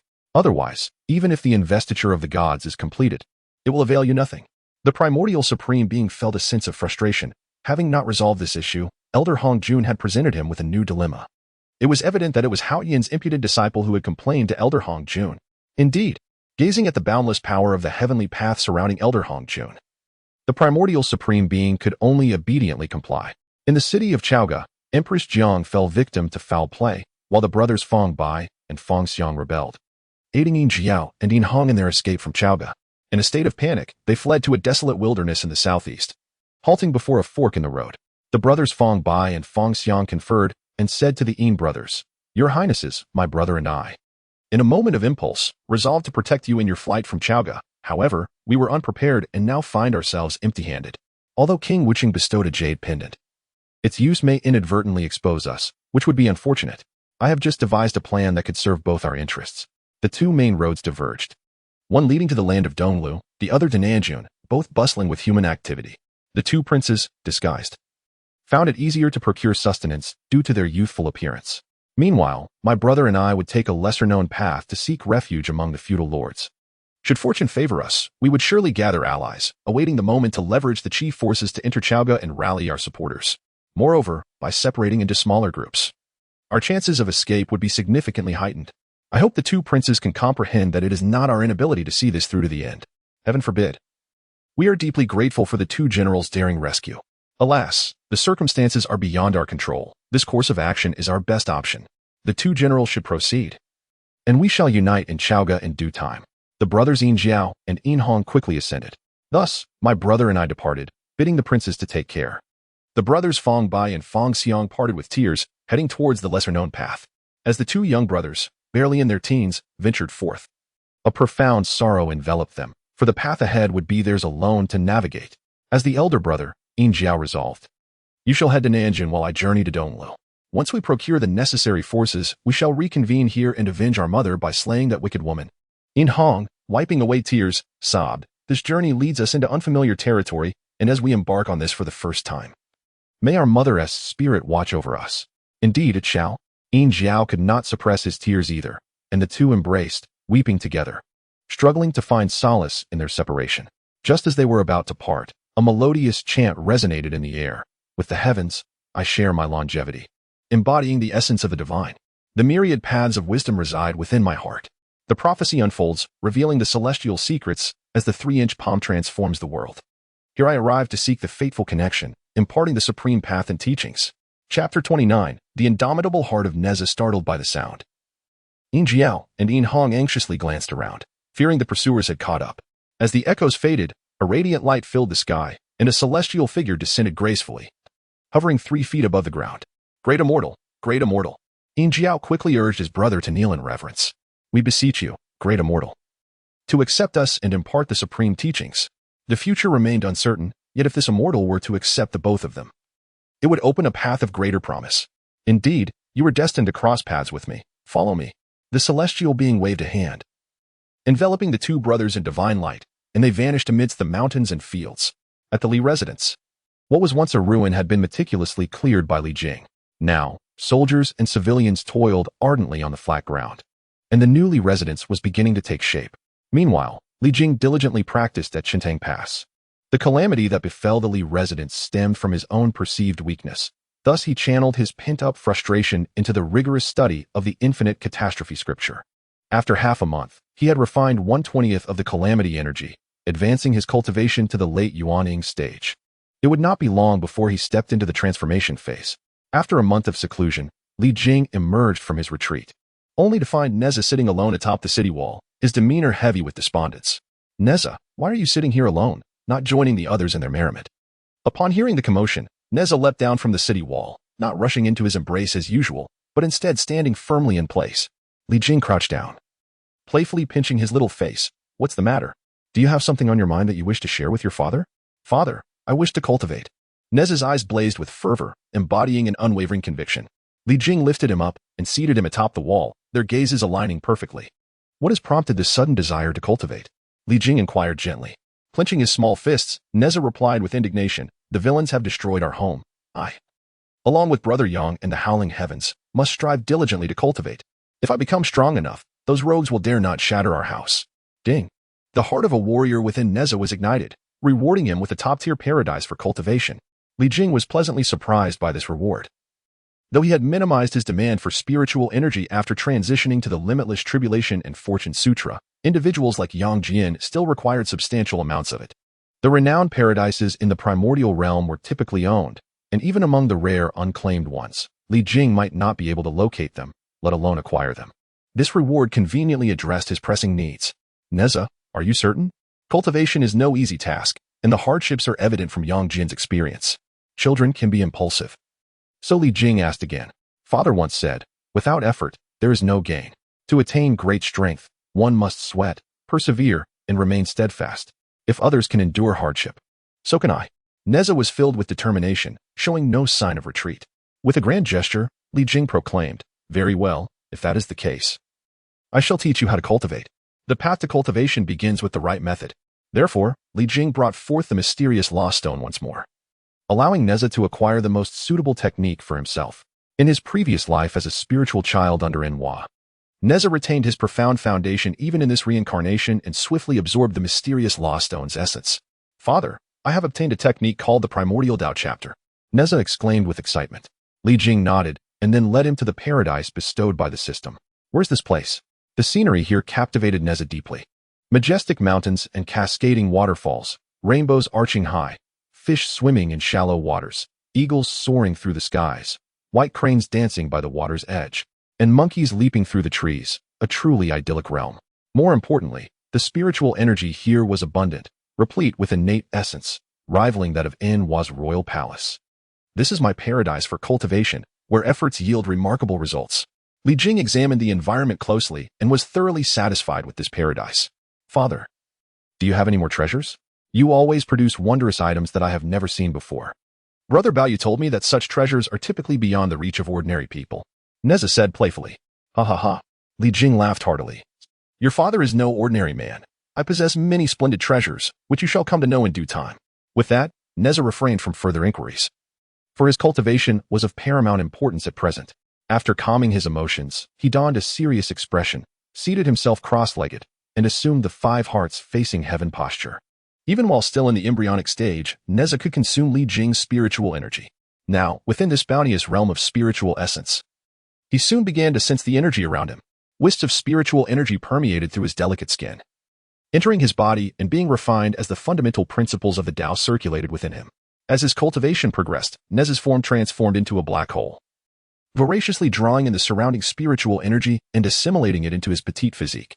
Observing this, Li Jing couldn't help but furrow his brow. Such a brutal approach would undoubtedly impose considerable strain on the body. However, Nezha displayed no signs of discomfort, compelling Li Jing to remain vigilant, prepared to intervene at the slightest hint of distress. As the cultivation continued, Nezha's aura surged, escalating from the nascent stage of energy refinement to the later stages. Gradually, the pace of energy absorption began to slow. Sensing this change, Nezha's expression shifted, and his rate of absorption surged once more, even exceeding the initial speed. Soon, he exhibited signs of anguish, evidently due to the immense burden placed on his body by the forced acceleration of energy intake. Stop! Li Jing exclaimed, striking the crown of Nezha's head with his palm, causing the influx of spiritual energy to dissipate, its richness flowing away towards areas of lower concentration. Nezha opened his eyes, dejectedly asking, Father, why did you interrupt my cultivation? If I could just accumulate a bit more energy, I would be able to establish my foundation and progress to the next stage. Li Jing flicked Nezha's forehead sharply with his finger, leaving a red mark. Father, why did you hit me? Nezha protested indignantly. Li Jing shook his head. Your foundation is indeed commendable, having advanced to the later stages of energy refinement in just a few hours. However, your greed is excessive. You wish to leap into the foundational stage all at once. Just give me a little more time, and I will surely reach the foundational stage, catching up to Brother Yangjian. Nezha declared confidently. Upon hearing this, Li Jing comprehended the youthful rivalry driving Nezha's fervor. You began your cultivation later than he did, and it is not shameful to be behind. Your innate potential surpasses his. Yet this does not justify jeopardizing your well-being for a moment's pride. Forcing the intake of spiritual energy can harm your body, causing discomfort. Though the damage may not be severe initially, over time it could lead to hidden ailments, which may become irreparable. Regret will come too late then. Nezha nodded, somewhat understanding. A person is like a bow. It must be relaxed to maintain good elasticity. If you keep it taut, it will soon become useless. Li Jing continued. Oh. Nezha grasped the general idea. Moreover, one must maintain a long-term vision, rather than fixating on immediate gains. The path is boundless, and Yangjian currently holds the advantage over you. However, when the opportunity arises, you shall soar to great heights and surpass him. Li Jing continued. Chapter 30. The arrival of Ao Guang and Zheng Luan. First update. Charge. As the day of Nezha's full moon approached, the new Li residence rose once more. This house was identical to the previous one. Originally, Li Jing intended to transform it into a villa reminiscent of the future, but considering others, he decided to maintain its original state. Gazing at the indistinguishable house, In Sushi, who had been feeling despondent in recent days, found a glimmer of joy on her face. In the following days, the family busied themselves with preparations for Nezha's full moon banquet, which required an abundance of arrangements. Soon, the day of the banquet arrived. On this day, the atmosphere in Chuntang Pass was filled with joy and celebration, and the Li residence was particularly lively, adorned with lanterns and festooned with decorations, resonating with laughter and cheer. Li Jing's governance of Chuntang Pass was commendable, earning him the affection of the common folk. The citizens of Chuntang Pass sent representatives from each household bearing gifts, be it local specialties or red paper, to extend their congratulations. The 8 immortals' table was arranged beautifully, filled with esteemed guests. As noon approached, the seats were nearly filled, and the banquet was about to commence. At that moment, a figure approached the Li residence with swift strides, almost ghostly in presence. This was a scholar clad in elegant attire, exuding an air of refinement and charm. The attendant responsible for greeting guests, having keen eyes, immediately reported to Li Jing upon spotting this individual. Upon seeing him, Li Jing inwardly cursed, dandy. This person was Ao Guang, the Dragon King of the East Sea, with whom Li Jing had formed a deep bond during his apprenticeship on Kunlun Mountain. Ao Guang always preferred to present himself in this manner when mingling with the mortal realm, captivating numerous virtuous maidens and married women. In the past, he often dragged Li Jing into places of ill repute, yet Li Jing managed to maintain his integrity. Thus, they regarded each other as comrades in arms. Nevertheless, Li Jing did not anticipate that Ao Guang would overlook any potential enmity stemming from future grievances regarding their sons. Hence, he invited Ao Guang over to lay the groundwork, hoping for a possible avenue of reconciliation should Nezha inadvertently harm Ao Bing. While Li Jing had confidence in his ability to defeat Ao Guang, confronting the entire dragon clan was unwise. Even a dead camel is larger than a horse. One could never know the hidden depths of their heritage. Moreover, the dragon clan was immensely wealthy and possessed profound roots. Having them as friends was preferable. After all, having one more friend is better than one more enemy. Ao Guang's gaze roamed over Li Jing, seemingly assessing something. Haha, it has been many years. How have you fared, brother Ao? Li Jing inquired. Ao Guang's expression shifted, and he forced a smile he deemed charming, saying, Hee, of course, I am well. What of you? Since settling down, you have not come to see me. That is a misconception. I am a married man now. Should I still accompany you in wreaking havoc upon virtuous women? Li Jing replied with utmost seriousness. What does it mean for a man to indulge in women? Moreover, how have I caused any harm? I not only refrained from leading virtuous women astray, but rather encouraged them to embrace virtue, allowing them to experience unparalleled joy and granting them that which they had long desired. Each time I prepared to depart, they would cling to me, reluctant to let me go. Ao Guang spoke with unwavering conviction. Li Jing was equally intrigued, pondering how such a rigid and pedantic individual in his previous life could have mingled with someone like Ao Guang. From the depths of his memory, Li Jing recalled a time when he had saved Ao Guang. At that moment, Ao Guang found himself in peril on Kunlun Mountain, despite his superior strength. His aquatic prowess rendered him vulnerable on land. It was Li Jing, utilizing the 5 elements escape technique, who led him to safety. Thus, a bond was forged between the two. Subsequently, whenever Ao Guang sought merriment, he would insist that Li Jing accompany him, leaving Li Jing with little choice but to acquiesce. Consequently, each time Ao Guang reveled in his debauchery, it became a period of torment for Li Jing. Eventually, upon establishing a family, Li Jing finally found an excuse to decline Ao Guang's invitations. With the Dragon Palace housing far more than just 3,000 beauties, is it not sufficient to satiate your desires? Li Jing remarked with disdain. Ao Guang shook his head, lamenting, you, with your antiquated views, fail to comprehend. While the Dragon Palace boasts countless beauties, I find them increasingly unpalatable, akin to feasting solely on seafood, the flavors all blending into one. I have grown weary. I aspire to share the bloodline of the dragon with all races. Moreover, particularly with the human race, one cannot deny that human women possess a natural elegance. Li Jing warned fiercely, I caution you, should you abandon virtuous women of my kind. Ao Guang shivered, clenching his legs, you are too ruthless. Do not think I am oblivious to your intentions. Benefits invariably require reciprocation. Do you expect to take advantage without consequence? Since the calamity of the dragon and phoenix, the dragon clan has bore countless sins. To ensure survival, they have been compelled to guard the 4 seas and even seek refuge with the heavenly court, amassing virtue to absolve their transgressions and restore their boundless fortunes, aiming once more to vie for supremacy in the primordial chaos. The dragon clan's intermingling with other races is not solely driven by their inherent desires, but also aims to beget dragon offspring, thus acquiring fortune. However, this process is not merely a one-sided plunder of fortune. It is a mutual enhancement and elevation. Otherwise, they would have long been met with resistance from all races. Ao Guang chuckled sheepishly, of course not. Please, come in. After sharing a hearty laugh, Li Jing and Ao Guang took their seats. No sooner had they settled than they observed a welcoming figure entering once more, accompanied by another individual. Brother, my apologies for the delay. I hope you will not take offense. It was Zheng Luan, whom Li Jing had encountered a few days prior. Li Jing rose to embrace him, stating, You are not late. Your timing is impeccable. Just days earlier, Li Jing had received word from Li Chunfeng that the Yin brothers had escaped from Chaogo, signifying the demise of Empress Jiang. Logically, such news would require time to disseminate. Jiang Huan and the others should not yet have received the imperial decree to enter Chaogo and execute their orders. Yet, Zheng Luan's arrival clearly indicated his intent to seek refuge with Li Jing. In terms of timing, it was not late at all. In fact, it arrived much earlier than Li Jing had anticipated. Please, take a seat. Li Jing cheerfully invited him to sit down, regardless of the circumstances. This was indeed a positive development. Upon meeting Ao Guang, Zheng Luan greeted, "I have seen the Dragon King.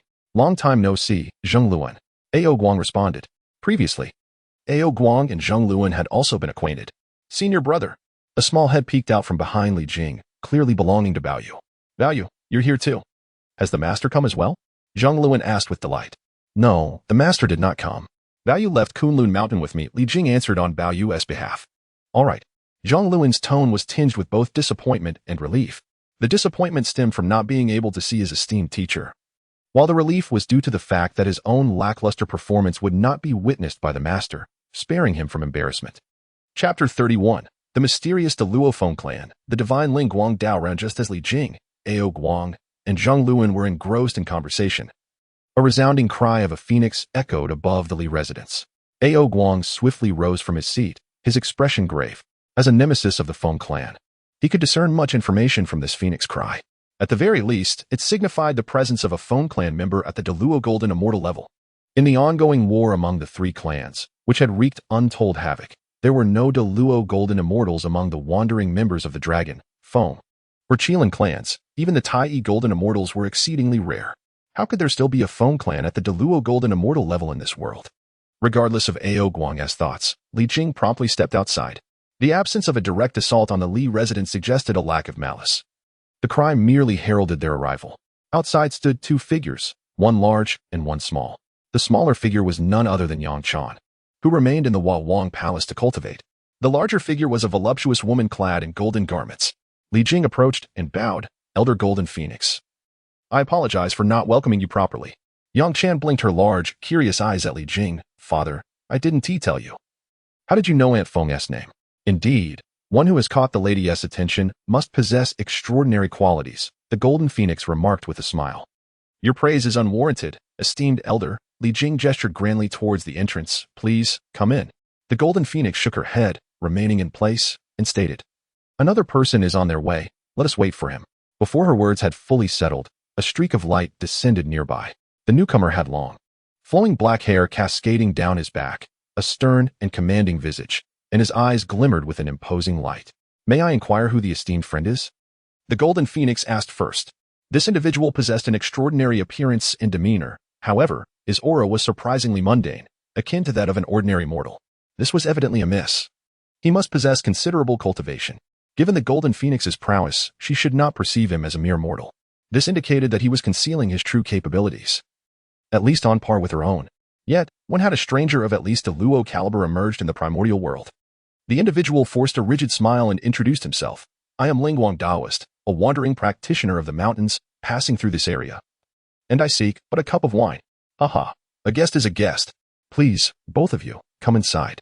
Since there was no malice intended, Li Jing naturally did not hesitate to offer a cup of wine. Under Li Jing's guidance, Lingguang Daoist and Jin Feng entered the Li residence side by side. "This is Senior Jin Feng from the Palace of Nuwa, and this is Lingguang Daoist." Li Jing introduced the two to Ao Guang and Zheng Luan. "It is she." Ao Guang exclaimed in alarm, suddenly recalling that the Feng clan had such a figure in their history upon hearing the name Jin Feng. Jin Feng was of the same generation as Zulong, Yuan Feng, and Shikolin. During the moment Nuwa attained sainthood by creating humanity, she pledged her allegiance to Nuwa, thus severing ties with the Feng clan. This led everyone, even the Feng clan itself, to forget that such an ancient relic had remained within their lineage. Both Jin Feng and Lingguang Daoist merely nodded subtly at Ao Guang and Zheng Luan, clearly possessing their own pride. The atmosphere at the table grew somewhat somber. "Serve the dishes," Li Jing shouted. Soon, exquisite delicacies were presented, accompanied by the essential wine. "Come, let us eat and converse." Li Jing poured a full cup for each person present from the wine jug. "Let us drink first." Under Li Jing's encouragement, everyone raised their cups in unison. Ao Guang smacked his lips and remarked, This wine tastes quite good. It rivals the finest brews from my Dragon Palace." "No, it is indeed superior. The flavor is indeed remarkable," Jin Feng concurred. "Although the ingredients you use stray from the realm of the mundane, they cannot be deemed excellent. Yet the resulting brew surpasses many exquisite wines crafted from celestial materials." "How did you achieve this?" Lingguang Daoist, clearly knowledgeable about wines, discerned much after just one cup. Li Jing extended two fingers, speaking mysteriously. "It's the fermentation and distillation." The four listeners were left bewildered, their ears perked up in anticipation of Li Jing's elaboration. Li Jing opened his palm, revealing a handful of rice. This was not pristine, but rather moldy. What is this? Moldy rice. All but Zheng Luan wore expressions of confusion. Senior brother, do you truly use this to brew wine? Zheng Luan inquired. As a grain supervisor, he was well versed in the nature of rations. In the military, such rice would be discarded as it served no purpose. Consuming it would surely lead to dire consequences. Otherwise, during a battle, our soldiers would collectively abandon their weapons and armor, squatting bare-bottomed in distress. That scene is unimaginable. You could say you were correct, or you could say you were mistaken. Li Jing waved his right hand, causing the rice grains to tremble as the surface mold dislodged and floated away. A stream of magical energy infused the grains, causing the mold to proliferate rapidly, soon coalescing into the size of an ox's eye. What is truly needed is this, the fermentation starter. Typically, individuals gather wild herbs, drying and chopping them before blending them with rice, subsequently grinding the mixture into a fine powder. When water is added, it is stirred into a paste, shaped into small balls, and left to dry and ferment, resulting in a unique alcoholic delicacy. The reason this concoction can ferment into alcohol is due to the yeast obtained during the fermentation process. Li Jing's explanation enlightened everyone, leaving them in awe. Remarkable, truly remarkable. The Taoist Ling Guang clapped in appreciation, a stiff smile forming on his rigid face. Although Jin Feng remained somewhat perplexed, she too displayed a smile of admiration. This was the essence of unperceived brilliance. Senior brother, what about the distillation process? Zheng Luan inquired with curiosity. Li Jing gestured. An exquisite liquor flowed from the spout of the vessel. At the same time, a peculiar apparatus emerged, featuring a round-bottom flask connected to a tube that slanted downward, leading to another flask. After the fine liquor was poured into this strange device, Li Jing ignited a flame at his fingertips, heating the flask containing the precious brew. Moments later, he removed the other flask, and an intense aroma of alcohol wafted through the air. Come, have a taste. Li Jing poured a little for everyone. The four of them raised their cups once more and took a sip. Delicious. Zhang Luan's face flushed crimson, especially his prominent nose, which seemed on the verge of bleeding. Taoist Ling Guang gave a thumbs up, exclaiming, "This is distillation. Your skills are truly impressive, my friend." Ao Guang rubbed his hands together, a hint of embarrassment in his voice. "Brotherly, might I be permitted to keep this?" "How can that be? This is a treasure belonging to my senior brother." Zhang Luan retorted at Ao Guang, yet turned to Li Jing with an obsequious demeanor. "Senior brother, I shall reside here from now on. You should entrust this to me for safekeeping, lest this fellow pilfer it." "What do you mean?" Ao Guang countered defiantly. "What treasures does the Dragon Palace lack that I would need to steal? You lack this." Zhang Luan pointed at the peculiar apparatus recently employed by Li Jing. Ao Guang was momentarily at a loss for words, then boldly declared, "I will trade you treasures from the Dragon Palace." "Enough." Li Jing waved his sleeve, summoning 3 identical objects before him. With a flick of his wrist, the 4 items floated toward the 4 individuals. "No need for a trade. I have plenty of these trinkets, and they are of little worth. Take them back and refine them. You will soon understand their use." Chapter 32. The unspoken secret between Su Ji and Taoist Ling Guang. After several rounds of drinks, Li Jing beckoned everyone to partake in the feast. For Jin Feng, these delicacies held little allure. However, as she had been instructed by the goddess In Hua to attend the full moon banquet celebrating the reincarnation of Ling Zhuzi, she could not neglect her manners. Thus, gazing at a dish resembling a peony, she picked up her chopsticks and casually selected a piece, carelessly placing it in her mouth. After a few chews, her eyes widened, and she hastily grabbed another piece. Delicious. Soon, she continued to consume piece after piece, repeating the action like a machine. Zhang Luan and Ao Guang exchanged a knowing glance, their lips pursed in silent agreement as they swiftly popped a morsel into their mouths.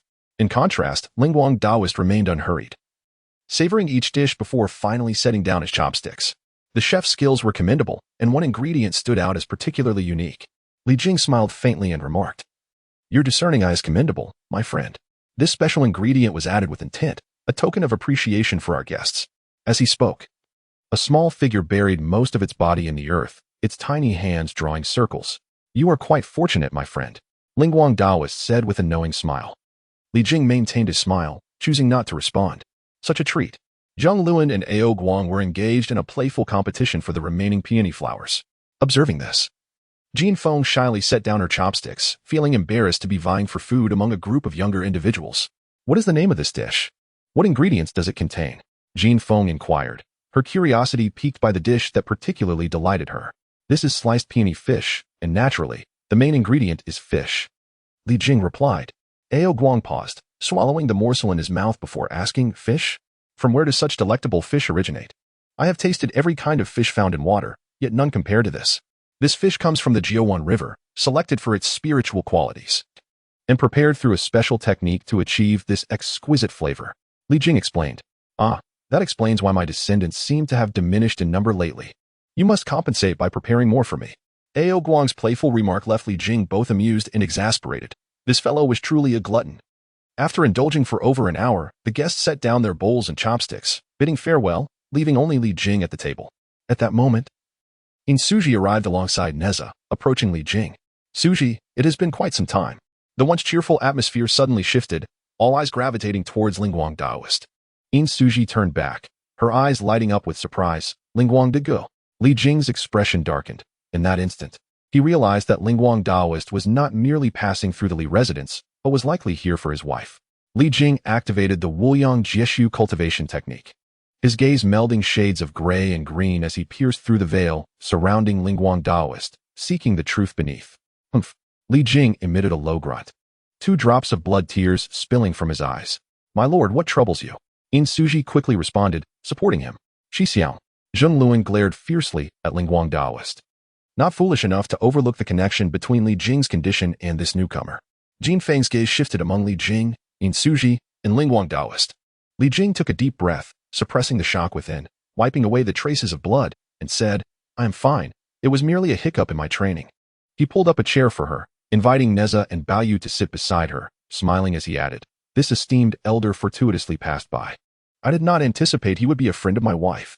Indeed, what a coincidence. The last time we met, I was around 10 years old. In those days, I, driven by youthful exuberance, ventured into the wilderness, only to find myself targeted by a ravenous tiger. Had it not been for Brother Lingguang, I fear I would not have the chance to sit here today. Suji remarked with a sense of nostalgia. Lingguang, wearing a somewhat rigid smile, replied, Indeed. To encounter each other once more after over 20 years is truly fate. In the blink of an eye, you have transformed from a young girl into a mother. Though the world has changed, Brother Lingguang remains unchanged, exactly as he was back then. Suji distinctly recalled that the person before her mirrored the features, adornments, and even every strand of hair from years past. Haha, I never anticipated that my fellow Taoist would be the lifesaver of my wife. I am at a loss for words. Li Jing exclaimed with a hearty laugh. Lingguang nodded, remarking, It is all due to fate. Come now, Nezha. Greet your esteemed uncles and elders. Li Jing lifted Nezha onto the table, introducing him to each of the 4 individuals. He referred to Zheng Luan as Master Uncle, while addressing Ao Guang as Uncle Ao. When they reached Jin Feng, she eagerly interjected, In your past life, you were a spirit child under the goddess.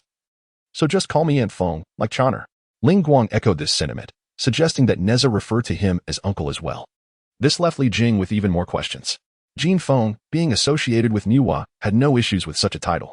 However, Lingguang's insistence on being addressed as uncle raised concerns, as it clearly stemmed from the perspective of his wife's elder brother. This solidified Li Jing's suspicion that the other party had intentions regarding his wife. Although Li Jing had not fully discerned the depths of their motivations, he had gleaned certain insights.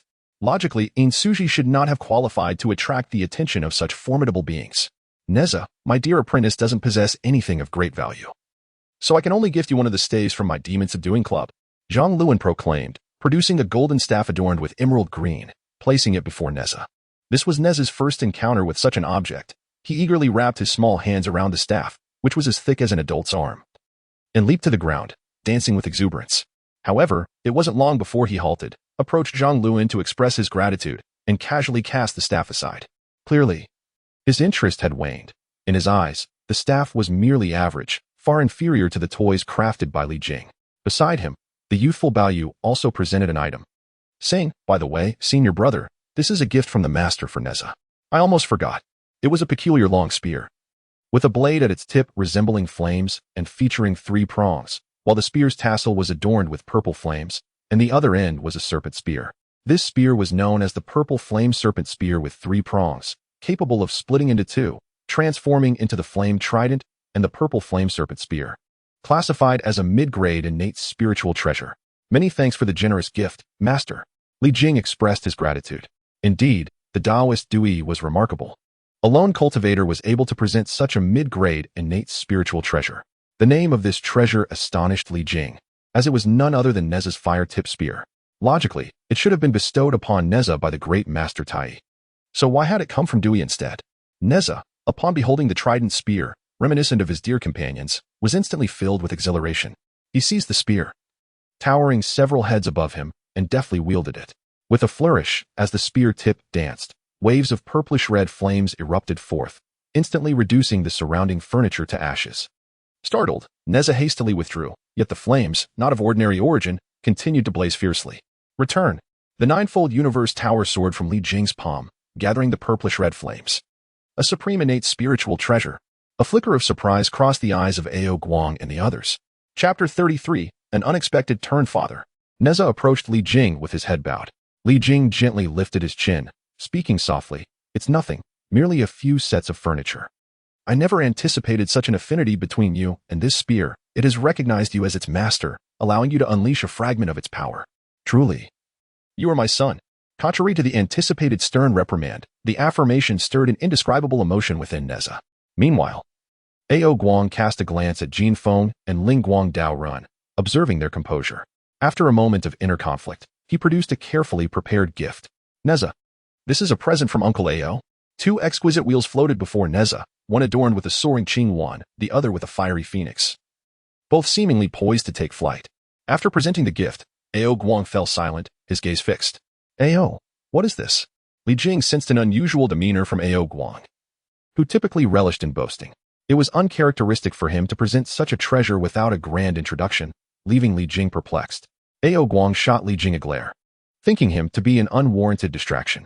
He had only prepared this singular gift, leading to his current predicament. Ao Guang, I have distanced myself from the Phoenix clan for many years. Their matters bear no relevance to me. Besides, I would not resort to violence against a junior like you. Jin Feng suddenly interjected. Clearing his throat, Ao Guang glanced at her, replying, This is the Windfire Wheel. A superior postnatal spiritual treasure crafted from the remains of a Qing Yuan and a fire phoenix, both slain by a powerful being of my dragon clan. Also known as the Phoenix Fire Wheel. It traverses the heavens and the earth, capable of flying and battling, unhindered in its journey across the world. I fear no one from your dragon clan can wield this Windfire Wheel. Jin Feng scoffed. Ao Guang coughed suddenly, his expression darkening. Indeed. The Windfire Wheel was a remarkable treasure, yet it was true that no one from the dragon clan could use it. To make matters worse, it had previously backfired on one of his dragon offspring, who perished in flames before he could intervene. Thus, with a mindset of repurposing waste, he decided to gift it to Nezha. However, with Jin Feng's unexpected arrival, he found himself in a quandary, compelled to present the gift despite his reluctance. Upon hearing Jin Feng's remarks, Li Jing's attention turned to the Windfire Wheel. Though he held confidence in Nezha, a flicker of concern lingered. Cease. Li Jing extended his right hand towards the Windfire Wheel. Puff. Two wheels spun rapidly, emitting twin flames that transformed into streaks of light, colliding with Nezha. In an instant, the Windfire Wheels erupted in a fierce blaze, enveloping Nezha entirely. Everything transpired in the blink of an eye, leaving even the onlookers stunned. Ao Guang appeared visibly alarmed. He recalled that his ill-fated dragon son had met a similar end. Nezha, being the reincarnation of a spirit pearl under Renewal, was evidently held in high regard by her. The implications of Nezha being incinerated by the Windfire Wheels were dire indeed. The dragon clan could not afford to offend the sages. However, the flames emitted by the Windfire Wheels contained the Nirvana fire, refining his body without causing harm. The words of Taoist Ling Guang helped to calm Li Jing. Jin Feng, understanding the situation, could not help but glance sideways, aware of her contribution to the events unfolding. It was she who had awakened the essences of the Qing Yuan and Fire Phoenix within the Windfire Wheels, expending energy to invoke the unique Nirvana fire of the Phoenix clan to refine Nezha's body. It was clear that Taoist Ling Guang was not only remarkably powerful but possessed extraordinary insight as well, despite Ling Guang's reassurances. Insushi was unable to quell her anxiety, nervously clutching her sleeves. It will be fine, Li Jing asserted, gently taking her hands and unfurling them. If Taoist Ling Guang deemed it safe, then it was likely so. Moreover, Jin Feng was present. Had there been any danger, she would have intervened long ago. An hour later, the flames retracted into the Windfire Wheels. The wheels traced two arcs in the air, settling beneath Nezha's feet, lifting him skyward. Wow, Nezha exclaimed, his eyes opening wide, as the Windfire Wheels beneath him whirled rapidly, spewing flames. With a whoosh, the Windfire Wheels propelled Nezha into the sky, becoming a mere speck against the heavens. Moments later, Nezha descended from the heights, circling above the Li residence. Father, Xiaohua and Xiaoqin are so much fun. Nezha exclaimed, landing atop the windfire wheels at Li Jing's waist, his face alight with excitement. Indeed, Li Jing acknowledged with a nod. Turning to Ao Guang to express his gratitude. No need for such formalities. I truly lacked foresight. Next time, I shall present another artifact. Ao Guang admitted, relieved that no grave error had occurred. You were too modest, Ao brother. Li Jing responded, nodding in agreement, not refusing the offer, acknowledging Ao Guang's genuine oversight. Following the sequence, it was now time for either Taoist Ling Guang or Jin Feng to showcase their gift. Jin Feng glanced at the composed Taoist Ling Guang and chose not to wait any longer. With a graceful motion, a brilliant light erupted, dissipating to reveal a magnificent cauldron suspended in the void. At the center of the cauldron's base were two yin-yang fish entwined, while the body of the cauldron displayed 8 facets, inscribed with intricate runes, and adorned with 2 handles on either side, supported by 4 legs beneath. The Qian Kuan Cauldron. Ao Guang exclaimed in astonishment. Upon hearing those 3 words, even Li Jing found it difficult to maintain his composure. In a previous life, there existed an abundance of legends surrounding the Qian Kuan Ding, among which the most significant ability it possessed was the capacity to transform acquired knowledge back into innate wisdom. When paired with the system's reward of refining techniques, once Li Jing's powers reached a sufficient level, he would be able to forge innate spiritual treasures. Indeed, this was truly the Qian Kuan Ding held by the goddess, Jin Feng acknowledged. Yet, she harbored some confusion regarding why Yuhua chose to bestow this treasure upon Nezha. The artifact did not enhance one's strength nor assist in cultivation. It was of little use to Nezha. She had inquired of Yuhua and received the cryptic response that the reason would reveal itself in due time. Thank you for your generous blessing, my goddess. Li Jing bowed deeply in the direction of the Yuhua temple. Subsequently, the gazes of Jin Feng and the others converged upon Ling Guang Dao Ren. The 4 individuals presented treasures of increasingly remarkable quality, raising curiosity about what Ling Guang Dao Ren would unveil next. However, it was universally acknowledged that the Qian Kuan Ding, originating from a sage, was undoubtedly the most formidable treasure. A mere solitary practitioner like Ling Guang Dao Ren, regardless of his prowess, could not possibly rival the creations of a sage. Nonetheless, anticipation lingered among the crowd, for a captivating spectacle and delightful treats awaited them. Chapter 34. The Versailles Master Ling Guang Dao Ren. I am but a humble wanderer, unable to present treasures of the caliber of the Qian Kuan Ding. Yet by a stroke of fortune, I have acquired an item that I shall now offer for your amusement. Li Jing detected a distinct air of Versailles in these words. Indeed, when Ling Guang Dao Ren revealed his gift, it elicited a chorus of astonished gasps. While it was not an artifact comparable to the Qian Kuan Ding, it was still an exceptional treasure, a primordial spiritual root. Upon a verdant little tree, flowers resembling lotus blooms adorned its branches, and its fruits possessed an unusual shape akin to pearl course, intriguingly marked with the characters Huangzhong. This was none other than the Huangzhong Li, one of the 10 primordial spiritual roots. Even Jin Feng, well versed in such matters, found it difficult to contain her astonishment upon witnessing this primordial root. She was not only amazed by Ling Guang Dao Ren's profound fortune, but also astonished that he would part with such a gift. Li Jing was at a loss for words. Ling Guang Dao Ren was enigmatic, and his willingness to invest so heavily raised questions about his true intentions. This spiritual root is of no use to me, so I shall offer it for your amusement, Ling Guang Dao Ren remarked nonchalantly. His eyes revealed no hint of regret, as if the Huang Zhongli held no significance for him. Ultimately, Li Jing accepted the offering. As the banquet concluded, Jin Feng departed first, while Yang Chan chose to remain at Li's residence, planning to spend some time with her brother Yang Jian before returning to the Nuwa Palace. In a corner of Li's estate, Ling Guang Dao Ren stood facing Li Jing. What brings you to the Li residence, esteemed elder? Why not speak plainly? Li Jing inquired. Ling Guang Dao Ren forced a smile and replied, Do not fret. I come with no ill intent. To speak candidly, I was not particularly impressed by you in the past. However, today, my opinion of you has shifted considerably. Li Jing found himself increasingly perplexed, wondering why Ling Guang Dao Ren was dissatisfied with him, as if he had been under scrutiny for some time. Please clarify. Ling Guang Dao Ren produced a jade pendant and handed it to Li Jing, saying, This jade is for Suji. It is something I obtained after great toil and hardship. What is this? Li Jing grasped the pendant in his hand, unable to discern its significance. It appeared rather ordinary. Do you know why Suji cannot cultivate? Ling Guang Dao Ren countered. Li Jing furrowed his brow, troubled by this question that had burdened him for quite some time. Unable to find a solution, the crux of the matter lay in his inability to identify the cause, leaving him at a loss. Because her true spirit is incomplete. Ling Guang Dao Ren continued. Incomplete true spirit? Impossible. How could an incomplete true spirit be reborn? Li Jing retorted. The soul can grow into a primordial spirit, and the soul is derived from the true spirit. One could say that the essence of a being's existence is its true spirit. To utterly annihilate a being, one must shatter its true spirit, depriving it of the chance for reincarnation. The reason why the great Luo Golden Immortal is said to be immortal and indestructible is fundamentally due to the true spirit. To ascend to the great Luo Golden Immortal, one must entrust their true spirit to the river of true spirits, where it is absolutely safe. Should anyone attempt to destroy the true spirit within, it would provoke a counterattack from the river, with catastrophic consequences. She can indeed reincarnate, but her true spirit is severely damaged, which prevents her from cultivating. Otherwise, cultivation could expedite her recovery, Ling Guang Dao Ren lamented. Li Jing's gaze returned to the jade pendant in his hand. So, this pendant can help her recover? Indeed, this is a rare jade from the chaos, and seeking it is akin to finding a needle in a haystack. I was fortunate enough to encounter it only recently. Ling Guang Dao Ren remarked with nostalgia. His quest for this jade had spanned over 10,000 years, and his perseverance had finally borne fruit. Who exactly are you to her? Li Jing asked in a low voice. She once called me Big Brother.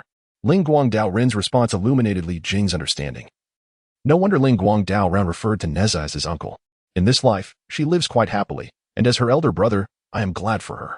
However, her inability to cultivate means she will live no more than 100 years. The Huangzhong Li can enable a normal person to reach the Taiyi Golden Immortal Realm. But the side effect is that they will thereafter make no progress. Administering it to Su Ji may not allow her to become a Taiyi Golden Immortal, but it will grant her a longer lifespan, which is sufficient. Additionally, another jade pendant is for Nezha. In critical moments, it can save his life. Before Ling Guang Daoren's words could fully settle, his figure transformed into a fleeting illusion and vanished, leaving behind another jade pendant on the table. After securing both jade pendants, Li Jing refrained from immediately seeking out In Su Ji, for Ao Guang awaited him. Brotherly, you are not here to hold me accountable for what just transpired, are you? Ao Guang inquired awkwardly. Haha, of course not. I have other urgent matters to discuss with you. Li Jing felt a twinge of anger towards Ao Guang for presenting a potentially perilous treasure to Nezha. Yet no dire consequences ensued. Moreover, Ao Guang promised to provide another spiritual treasure. If he were to cling stubbornly to this matter, it would indeed be his fault. Oh, what could it be? Ao Guang inquired with curiosity. Li Jing then summoned the pagoda before continuing. Ao brother, do you possess any understanding of the calamity of the ages? Of course, Ao Guang promptly replied. The dragon clan had weakened due to the calamity of the dragon and phoenix in the past. Although he was but a child at that time, the terrifying memories of that calamity lingered vividly in his mind, haunting him still. However, are you aware that this calamity is set to return? Li Jing pressed further. What? How long until it arrives? Ao Guang exclaimed, but soon regained his composure. My dragon clan has ceased to partake in worldly disputes. Now that we have allied with the heavenly court to bring forth rain and clouds, even if the calamity descends, it bears no relation to us. Haha, Li Jing scoffed. The calamity arises precisely because of the heavenly court. While the court itself may not need to intervene directly, there are always individuals who cannot escape its grasp. Is this calamity instigated by the heavenly court? Ao Guang asked in astonishment. Li Jing nodded, explaining that the calamity's emergence had many causes, with the heavenly court contributing significantly, thus making it accurate to attribute its origin to them. I shall not beat around the bush. I summoned you here because your East Sea Dragon Palace will inevitably be entangled in this matter. Ao Guang furrowed his brow and asked, what is your basis for this assertion? It is the word of a saint. Li Jing replied, fabricating a grand tale. If he claimed it was his own assertion, Ao Guang would not believe him. Ao Guang fell into silence, realizing that the saint Li Jing referred to must surely be the revered Niwa. The words of a saint carry weight. If the saint proclaims that the East Sea Dragon Palace will be involved in the calamity, it is destined to be so. In truth, I divulge this information because during this calamity, my son Nezha and your son Ao Bing shall come into conflict, thereby drawing the East Sea Dragon Palace into this great tribulation. Given our deep bond, I hope to prevent enmity between our families, which is why I sought you out to discuss this matter. Li Jing continued. Ao Guang suddenly comprehended. Yet his heart was conflicted. If Nezha were unrelated to the saint, he could simply turn hostile and suppress Li Jing and his family. As for the notion of deep bonds, it would suffice to spare Li Jing's life. However, Niwa held Nezha in high regard, having sent the golden phoenix and even gifted him the precious Qiankuan Ding. In such circumstances, how could Ao Guang dare to act rashly? Chapter 35. Li Jing's proposal. What do you think, brotherly? Ao Guang pondered, understanding that the dragon clan must navigate the treacherous waters of survival. Faced with Li Jing, who had the Saint Niwa as his backing, he could only bow his head. Otherwise, should he provoke the saint, the heavenly court would undoubtedly cast him aside, let alone advocate for his dragon clan. A saint has proclaimed that one may still have a chance to evade disaster by quietly reciting the warning scripture behind closed doors. I will restrain Nezha from approaching the East Sea. You must keep a close watch on Ao Bing and ensure he does not leave the Dragon Palace easily. Li Jing responded. A hint of displeasure flickered in Ao Guang's heart, for it was evident that Li Jing intended to confine Ao Bing, while Nezha was merely to remain distant from the East Sea. Nevertheless, he maintained a smile on his visage as he replied, Very well, very well. A mere confinement is something I can reluctantly accept. Should fate intertwine their paths one day, regardless of who encounters misfortune, it would surely distress me. Li Jing nodded thoughtfully and added, If, under such circumstances, they still cannot evade a great calamity, then it shall depend on their respective destinies. Indeed, indeed. Ao Guang concurred with enthusiasm. As a pure-blooded dragon, reaching maturity bestows the strength of an earth immortal. Even in repose, they could attain such status effortlessly. Ao Bing's prowess was not far from that of the Earth realm, and should he return to seclusion for cultivation, a breakthrough would be imminent. No matter how formidable Nezha might be, even with the guidance of a sage, achieving immortality in a short span would be impossible. At that juncture, should Nezha meet his demise at Ao Bing's hands, with Li Jing's assurance, the Saint Inwa would not pursue grievances against the Dragon Clan. Li Jing harbored considerable confidence in Nezha, and simultaneously, he believed that fate was not easily altered. He sensed that Ao Bing could not escape the dire consequences that awaited him. The two men, each with their own schemes in mind, exchanged glances and smiled. After a brief silence, Ao Guang tapped his forehead and inquired, brotherly, Are you aware of the auspicious golden clouds that spanned several dozen kilometers over Chang'an Pass a few days ago? Of course. Li Jing nodded affirmatively. Do you know who summoned those golden clouds of merit? Ao Guang continued to probe. Li Jing, catching the glimmer of curiosity in Ao Guang's eyes, chuckled lightly. Brother Ao, there is no need for subtlety.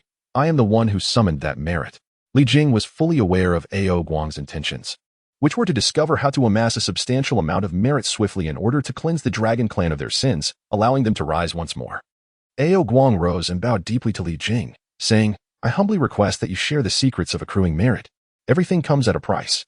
Your Dragon Clan's integration into the heavenly court and your contributions of rain and clouds, though yielding limited merit, accumulate over time, Li Jing replied. The best approach is to mobilize the entire Dragon Clan to perform good deeds. With your vast numbers, engaging in daily acts of kindness will swiftly lead to a significant accumulation of merit. Ao Guang, upon hearing this, responded with frustration. If it were truly as simple as you say, I would have dispatched all the dragons to perform good deeds long ago. Li Jing shook his head and replied, I understand your desire for a shortcut, but it is one you cannot take. I derived a scripture of great significance to our human race, which is why merit has descended upon me. Upon hearing this explanation, Ao Guang could not help but feel disappointed. Your ultimate aim in acquiring merit is to strengthen the Dragon Clan. Although this path is blocked, there are other avenues. Li Jing continued. What avenues? Please enlighten me. Ao Guang's heart surged with hope at the prospect of alternative solutions. At present, the human race stands as the protagonist of this primordial realm. If your Dragon Clan seeks to extricate itself from its plight, the opportunity lies within the human race. Li Jing responded. Do you wish for my Dragon Clan to be subservient to your human race? Ao Guang felt as though a bucket of cold water had been thrown over him, extinguishing the fervor in his heart. Indeed, while the human race may be the main protagonist on this earthly stage, they hold little significance in the absence of the 3 sovereigns and 5 emperors. Should the 3 sovereigns and 5 emperors make their appearance, he might reconsider. Li Jing shook his head. It is not a matter of subservience, but rather a mutual benefit. The Dragon Clan can serve as a totem for the human race, while the humans can harness the formidable power of the dragons, and the dragons can share in a portion of the humans' fortune. This arrangement is advantageous for both sides. One could call it cooperation. Upon hearing this, Ao Guang fell into silence. He was swayed by Li Jing's words, yet found it difficult to reach a decision. After a moment, he replied, This matter requires further contemplation. Li Jing nodded, internally lamenting. King Zhou, this is all the assistance I can offer you. If you still meet your doom at Chaoga despite the might of the Dragon Clan, do not blame me for not intervening. In Sueji hoped that Li Jing could alter the course of events, but at this moment, he was genuinely powerless, able only to offer what little aid he could. Carrying a heavy heart, Ao Guang departed, and Li Jing approached In Sueji, holding a jade pendant that had been gifted to him by Lingguang Daoist. A piece of chaotic jade. In Sueji examined the pendant and inquired, where did this come from? It was given by Lingguang Daoist. who claimed that wearing it would be beneficial for one's health. Li Jing replied. Insuiji returned the pendant to Li Jing, saying, "This should be given to Nezha. He's more in need of it." Li Jing took the pendant and draped it around her swan-like neck, stating, "Nezha has one too. This is specially prepared for you." After glancing at the pendant resting against her chest, Insuiji ceased her objections. "Consume this." Li Jing produced a yellow fruit known as huanghongli. Upon seeing the celestial fruit, Insuiji quickly declined. "There is no need to waste such a precious item on me. Besides, it is meant for Nezha." Although she was unaware of the effects of huanghongli, she recognized its immense value from the reactions of Jin Feng and others. "Take it, you cannot cultivate. Yet consuming it will grant you boundless life," Li Jing urged. Insuiji pushed the huanghongli back. "You should have it instead. Master, your path to immortality has yet to be realized, and you too will eventually face the end of life. Our 3 children possess celestial fates. If we are gone, who will look after them?" Li Jing was deeply moved. Such a woman is truly rare to find. Had it been any other couple, they might have already been at each other's throats. The failure to achieve immortality was in the past. I shall not only become an immortal, but will surely attain sagehood and become an ancestor. Consuming this huanghongli will only hinder my cultivation. As long as he can survive the tribulations of the Fengshen, with the impetus of endless calamities and fortunes, his ascension is a certainty. Should he consume the huanghongli now? While it would propel him to the realm of the Taiyi Golden Immortal, it would also confine his lifetime to that singular achievement, which is not his desire. If he could later acquire the art of alchemy, transforming the huanghongli into a pill to enhance his cultivation, then he would have no such reservations. It is not appropriate. Let it be for Nezha and the others. In the future, when they establish families and have wives and children, they may partake of this celestial fruit. Insuiji still refused. "Very well, consume it. It is not as if there is only this one, and there is no need to worry about future matters. On the day I attain sainthood and become an ancestor, even if there is a pig in my household, I can ensure it becomes immortal," Li Jing declared with great authority. Insuiji cast him a sidelong glance, but refrained from further argument. Chapter 36. The Gathering of the Dragon Kings of the Four Seas. Go ahead and eat it. Li Jing brought the huanghongli to her lips. Insuiji extended her hand to receive it, and under Li Jing's watchful gaze, she carefully consumed the huanghongli, not even allowing a drop of its juice to go to waste. Observing her licking her fingers, Li Jing could not help but chuckle. Upon hearing his laughter, Insuiji felt a flush of embarrassment as she realized her actions were somewhat familiar, indeed quite unbecoming. Li Jing remained still. For as Insuiji had just consumed the huanghongli, her mortal body began to transform into an immortal form under its power. True to expectations, the delicate, fair skin of Insuiji radiated with a celestial glow as the essence of immortality coursed through her, swiftly converting her mundane physique into a pure celestial body. Simultaneously, a surge of energy acted upon her soul, nurturing it as it rapidly evolved into a solid primordial spirit. Within her chest, the magnificent energies of the 5 elements coalesced, known as the 5 Qi returning to origin. In her sea of consciousness, a red flower began to bloom, alongside a golden blossom taking shape. Originally destined for the convergence of 3 flowers atop the head, due to Insuji's unique situation, only 2 flowers were formed. "Ah, I am about to soar." Insuji's delicate figure floated in the air, embodying the phrase as if destined to ascend. Li Jing pulled her back to the ground and then guided her in adapting to the transformed immortal body to prevent any further uncontrollable occurrences. The huanghongli merely transformed Insuji's mortal body into an immortal one and solidified her soul into a primordial spirit, without elevating her to the status of a Taiyi Golden Immortal. Nevertheless, Li Jing was already content. Assisting Lady Insuiji in attaining immortality was a reward worthy of divine powers to manipulate heaven and earth. Upon receiving the system's prompt, Li Jing felt a tinge of disappointment, as this was not the alchemical skill he had desired. Regaining his focus, he concentrated entirely on Insuiji. Even in her mortal form, she was extraordinarily captivating, and now, having transformed into an immortal being, her beauty had reached an unprecedented level, rendering it difficult for Li Jing to divert his gaze. Insuiji, too, sensed the intensity of his stare, feeling a flutter of unease. "Heh. Let me discover the flavor of an immortal." Li Jing lunged forward. In the Eastern Sea Dragon Palace. "Father, what do you wish to discuss?" Ao Guang gazed at the imposing figure of Ao Bing, filled with satisfaction.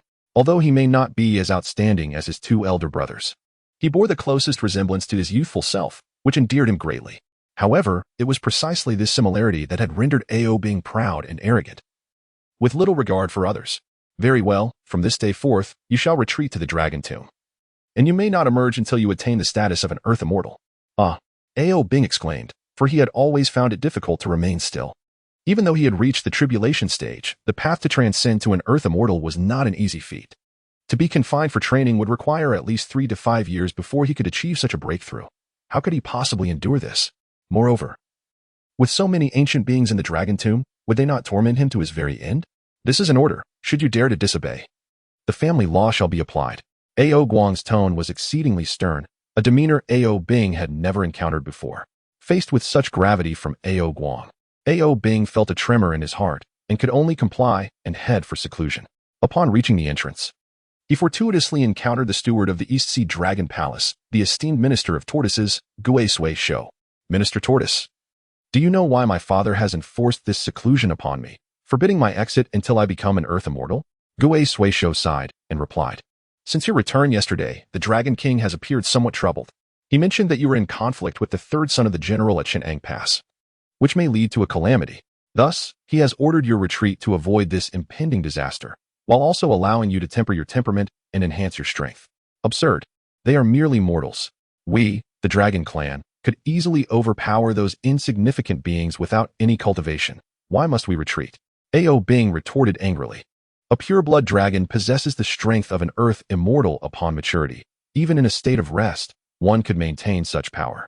For mortals, the chances of breaking through to the earth immortal realm are astronomical, and to suggest otherwise is an exaggeration. Although Ao Bing was some distance from maturity, his talents were considerable. He was already at the mid-stage of tribulation, standing out among his peers. Third Prince, do not underestimate the situation. The Dragon King is well-versed in the ways of the world. If he has made such a decision, it is for good reason. That individual must possess extraordinary qualities. So it would be wise for you to heed the Dragon King's counsel, Gui Sui Shou advised. When I achieve the status of an earth immortal, I shall personally seek him out and ensure he comprehends the true nature of calamity. Ao Bing retorted, sweeping away in indignation. Grandfather Tortoise, why is third brother so furious? A timid voice rang out from behind Gui Sui Shou.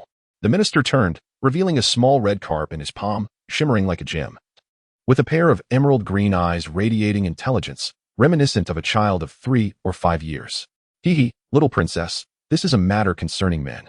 You are still young and need not concern yourself. Go play and enjoy yourself. Gui Sui Shou said kindly. Oh, okay. With a graceful flick of her tail, the little fish swam away leisurely. Drum and bell summoned the 3 sea dragon kings.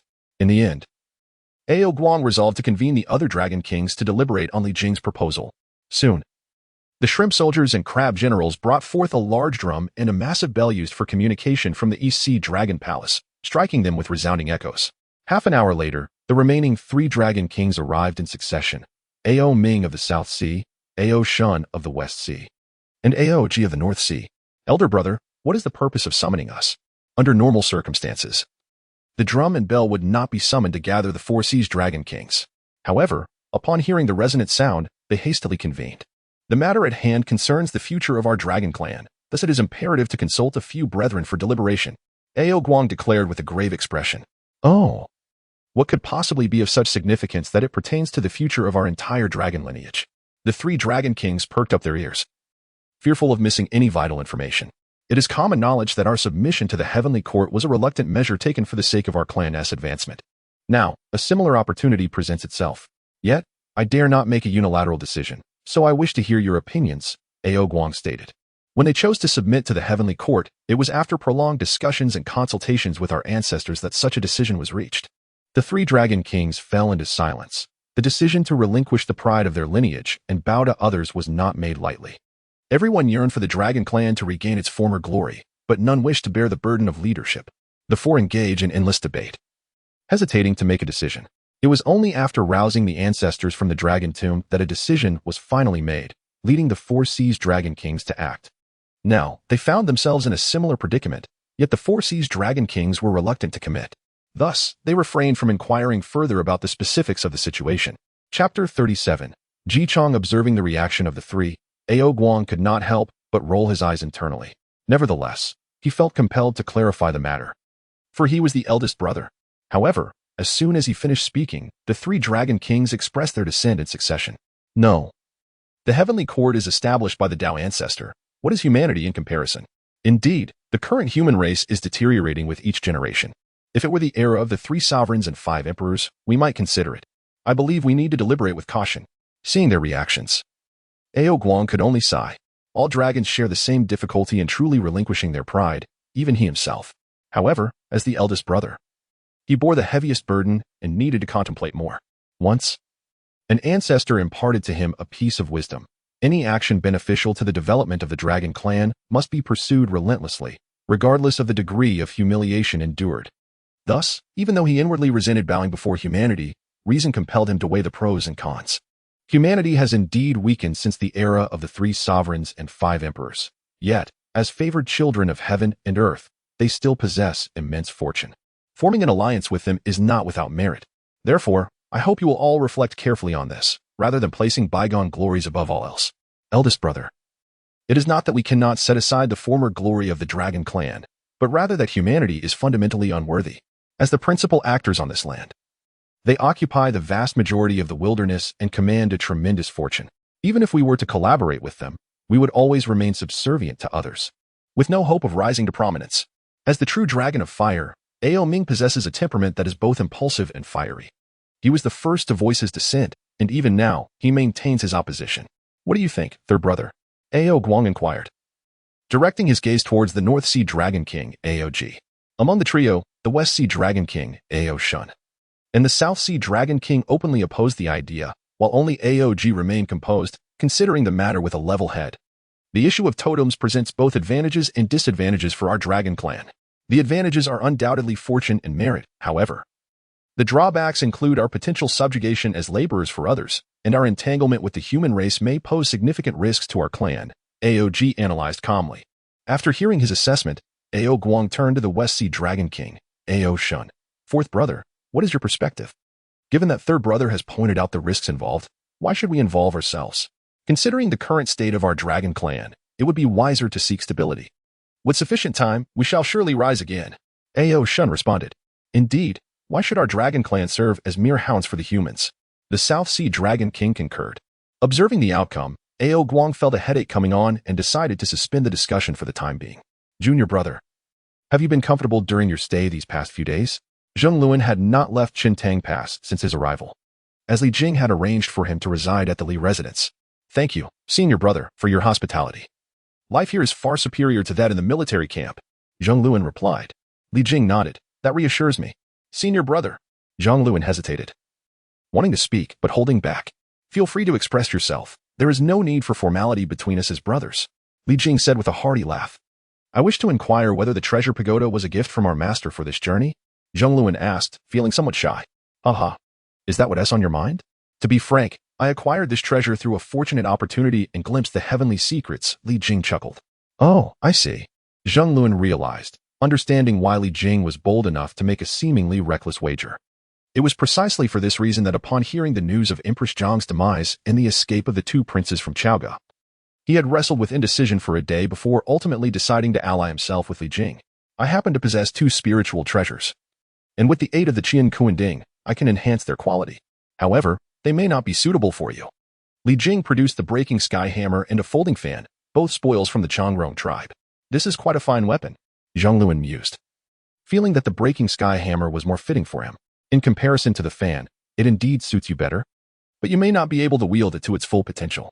Instead of using it, it would be wiser to wait until my cultivation reaches a sufficient level. With my skills in artifact crafting and the Qian Kuanding, I can surely create a bespoke innate spiritual treasure for you, Li Jing stated. Really? Zheng Luan exclaimed with delight. Li Jing nodded. Of course, but you must prepare the materials first. Zheng Luan clapped in excitement. Wonderful. If I can obtain a treasure that suits me, my strength will surely increase. Additionally, I have some tasks to assign to you, Li Jing added. Zheng Luan suppressed his excited heart and respectfully said, Please, senior brother, speak. Go to the military camp, select some soldiers, and form your own troop to train diligently. Li Jing replied.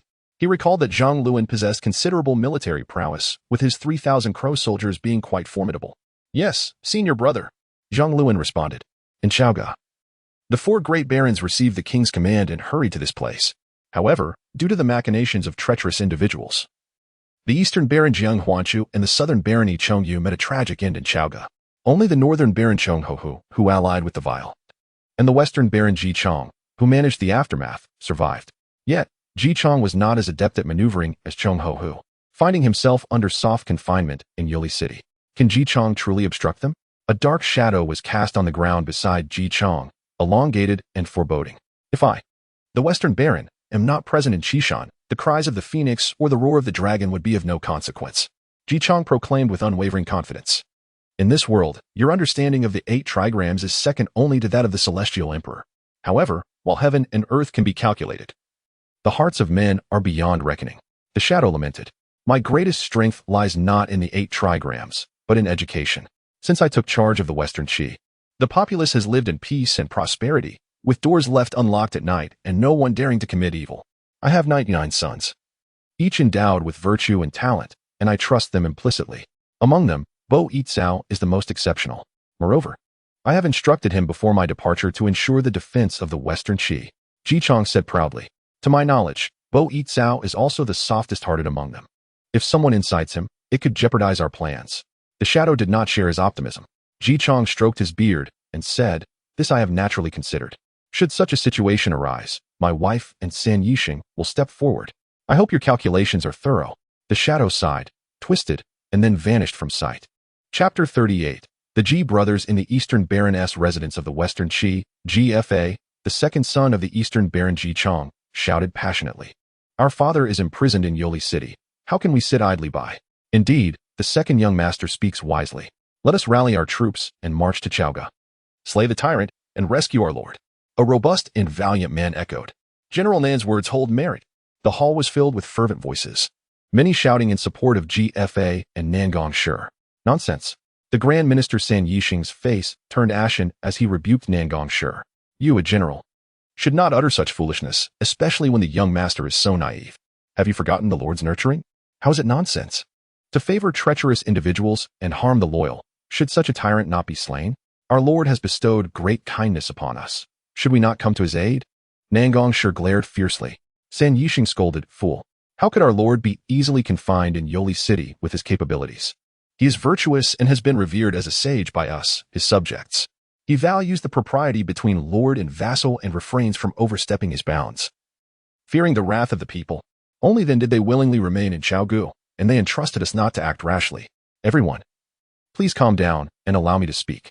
The eldest son, Bo Yikao, spoke gently, causing the restless hall to fall silent.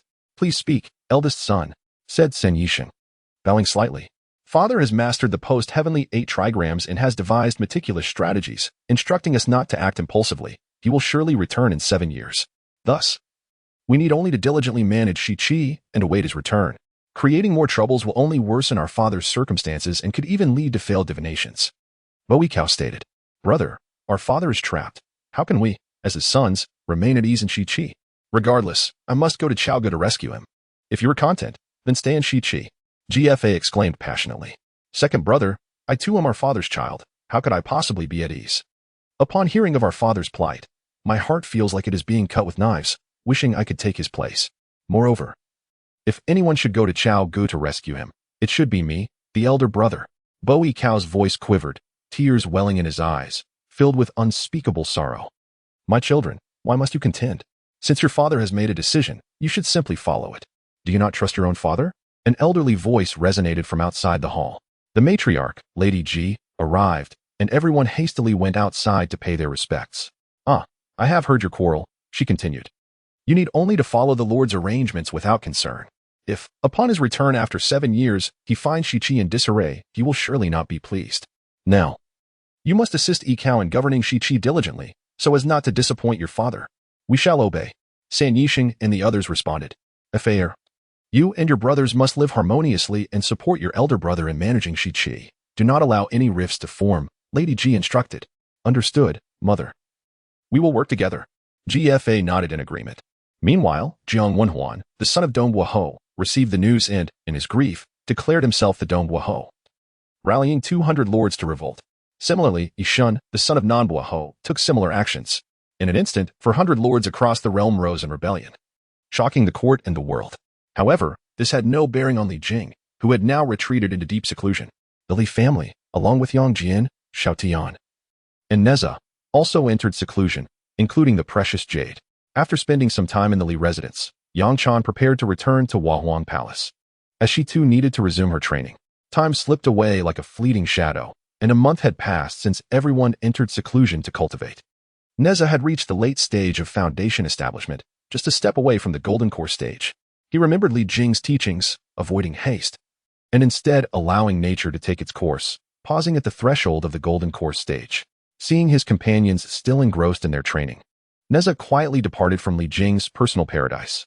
Now, this paradise was situated within the Li residence, allowing Nezha and the others to come and go freely. Nezha, come. Mother has prepared delicious food for you. After a month apart, Suji was overwhelmed with joy upon seeing her son, Nezha. She decided to personally prepare a sumptuous meal for him. I want to eat roasted meat, Nezha exclaimed, reminiscing about the delectable barbecue that Li Jing had once made. A taste so delightful that it lingered in his memory, causing his saliva to flow uncontrollably. All right, just a moment, I'll get started right away, Suji replied cheerfully. She promptly brought over the specially crafted roasting oven made by Li Jing and retrieved the meat from the ice cellar, sourced from the celestial realms. Following Li Jing's method, she skillfully began to roast the meat, and soon, a tantalizing aroma filled the air. It's ready. Nezha eagerly picked up a piece of the perfectly grilled meat and stuffed it into his mouth. Be careful, it's very hot, Suji cautioned. Despite the scalding heat, Nezha refused to relinquish the exquisite flavor. Wow, this is truly delicious, he exclaimed, opening his mouth wide to alleviate the intense heat within. Is your mouth burnt? Suji asked, her heart aching for him. It's nothing, this heat won't harm me, Nezha replied impatiently, grabbing another piece of meat to devour.